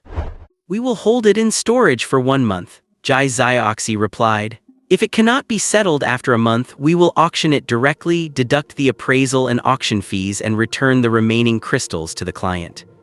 "Take me to the appraisal." Li Ji picked up the crystal ball. Jai Zioxi nodded and led the way. She did not ask where the clients would get the money for the appraisal fee. That was not something she needed to worry about. But Lin Luxi was worried. She whispered to Li Ji behind his back, "We are out of crystals. Why do not we take it to the school and try to get it appraised there?" "School appraisal requires the same fee." Li Ji turned back and asked, "Right, senior?" Kaiyan nodded. Li Ji had consulted him about this before going to buy the artifacts. "If we get it appraised at school, everything will be under the surveillance of the disciplinary committee." Li Ji walked quickly, looking at the crystal ball in his hand. But if we appraise it here and in case we cannot afford the high price, I can always ask my teacher for more crystals to take the goods. Would not that just be a teacher giving resources to a student? Lin Luxi was confused. Will not we be investigated anyway? I am just helping my teacher buy an artifact. The teacher will refund me for the purchase. Who would know how many crystals I actually spent on this? Li Ji grinned. By then, will not it be whatever amount we say it is? Then how will you explain having so much starting capital? Lin Luxi wondered. Someone saw me holding the monastery's relics and wanted to use them as clues to capture Li Ji and turn them over to the monastery. Li Ji shrugged. Those broken crosses are only worth a few grams, but Li Ji's head is worth 10 jin. Lin Luxi suddenly understood. You intend to use this crystal ball to launder your money. I did not know this thing was unusable without identification before. Li Ji cradled the crystal ball, but given the emergency, we have to cut our losses, right? The four of them stared at Li Ji as if he were some kind of monster. Are you saying that in those few short seconds, this guy thought of a foolproof way to bypass the disciplinary committee and legitimately obtain the crystal from Dean Chang? How is this guy's brain wired? Li Ji, already accustomed to it, followed the rhythmic clacking of the little succubus' high heels into White Tiger Street. White Tiger Street was twice as wide as Vermilion Bird Street. The entire thoroughfare was paved with rainflower pebbles, and Baroque-style domed buildings shimmered under the golden light of the street lamps. Every shop had succubus staff, both male and female, dressed in all sorts of attire, welcoming and seeing off customers. Walking from Vermilion Bird Street into this place felt like stepping from a slum straight into the courtyard of royalty, and the stark contrast made the five broke individuals feel rather uneasy. Jai Zioxi's ears twitched, as if she had heard something through her earpiece. She then slowed her pace slightly, waiting for Li Ji to catch up, and whispered softly, "Guest, it seems someone is following you." Li Ji knew it had to be the Scarlet Monastery. A place like this definitely housed offices for every major faction, and since he was flaunting the monastery's loot, they were bound to come after him sooner or later. It is fine, let them follow. Li Ji appeared perfectly calm. In the Night Charm Bazaar, we ensure the absolute safety of our guests. Jai Zioxi synchronized her pace with Li Ji's. However, if guests require an escort home, a certain fee is involved. Based on the difficulty, it starts at a minimum of 2 million Daxia coins per person. Li Ji was secretly shocked. 2 million per person and 10 million to escort a whole group. This chaos ward makes money way too easily. He shook his head slightly, then turned around to face the crowd behind him and held up his right middle finger for a full 3 seconds. Alright, the road back is safe now, Li Ji smiled. The 5 people beside him looked at Li Ji, their faces full of confusion. He provokes them and then says it is safe. What kind of logic is that? The monastery spies hidden in the crowd looked at Li Ji's finger, so angry they could have burst a lung. Several of them gnashed their teeth as they whispered to each other. Kill him, we must kill him. Call everyone still alive from the nearby cities. The moment he leaves the Night Charm Bazaar's transport ship, kill him. But if he dared to do this, does not it mean someone is picking him up? Someone is definitely picking him up. If not Chang, then Jiang Wanli. There are no deacon-level powerhouses in Jinling right now, just forget it. I cannot swallow this insult. If you do not want the whole team wiped out, then hold it in. Since he already discovered us, what is the point of following him? No point, then what was the point of giving all those crystals to the informants earlier? Seems like no point either. I am so angry, I feel like I cannot breathe. The members of the Scarlet Monastery went from scaring themselves to infuriating themselves, while Li Ji and his group had already walked into a massive building resembling a domed cathedral. The interior of the building looked like the reception hall of a classic European-style bank, with golden ceilings painted with the epic scenes of gods warring. Dozens of counters were arranged in 2 rows. Clients sat on gold-gilded red velvet chairs, placing their treasures on the counters, while appraisers in white gloves used magnifying glasses to examine every detail of the objects. Li Ji sat down in front of the 6th appraisal station and slowly placed the crystal ball on it. Sir, is this item from Shop 19 on Vermilion Bird Street? A blonde, blue-eyed European man with pale skin wearing a vest and a top hat took the crystal ball from the counter. I once tried to buy it as a home ornament, but the owner's asking price was too high. Are you sure you need it appraised? Clearly, these people were well aware of every item at those small stalls, but they would not go to identify them unless someone brought them in. His words were likely a hint to Li Ji that the item's value was only fit for a display piece, and it was not worth the cost of appraisal. "Yes, I need an appraisal," Li Ji said. The man shrugged. "This glass ball is saturated with a large amount of blood mist. I need to activate its innate spirituality to purge this mist." As he spoke, he reached out and lightly tapped the ball with his finger, and suddenly golden ripples seemed to spread across its surface. "That is impressive." Kayan watched the appraiser's elegant movements. No matter how much energy I infused earlier, this glass ball did not react at all. "That is a unique ability of Chaos Ward appraisers. Their fingertips can awaken the life of any object," Jai Xeroxy explained softly. As they spoke, the appraiser's fingertips danced faster and faster on the surface of the orb, yet the azure crystal ball remained motionless, and there were no signs of the blood mist dissipating. A full 3 minutes later, the appraiser let out a long breath and raised his sleeve to wipe his sweat. "Do you have the results?" Li Ji asked. "What on earth is it?" He was curious whether the appraisers of Chaos Ward were accurate with their assessments. If they were, he planned to turn all those dusty treasures on Vermilion Bird Street into his own cultivation resources. The appraiser adjusted his glasses and slowly reached out to point at the orb. "This item." He said 4 words and nodded slowly. Li Ji looked into his eyes, full of anticipation. "I cannot tell," the appraiser said. Li Ji really wanted to slam his size 43 shoe into his size 46 face.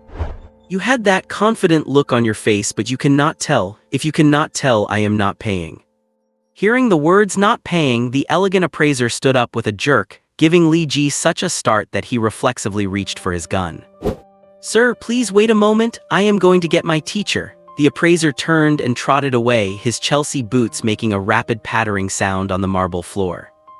Guest, Jai Xeroxy walked slowly to Li Ji's side and said softly, "Advanced appraisers charge an appraisal fee of 15% of the item's own value." Li Ji looked up, full of question marks. Did I ask him to fetch an advanced appraiser? Did not he run off there all by himself?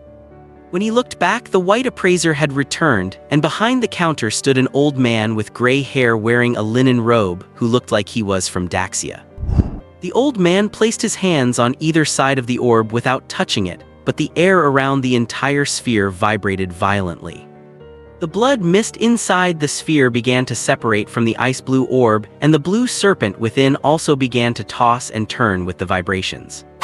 It was as if the vast sea was covered by clouds of blood, and an azure dragon broke through the waves, roaring between sea and sky. Suddenly, the sphere let out a sharp ringing sound, a blue ripple surged in all directions, and a faint dragon roar echoed through the massive hall. "This is probably the heart of nature," the old man said while looking at the orb, stating the name, then smiled and looked up at Li Ji as if to congratulate him. "Old man, you cannot just force a sale like that." Li Ji slapped the table. "Heart of nature.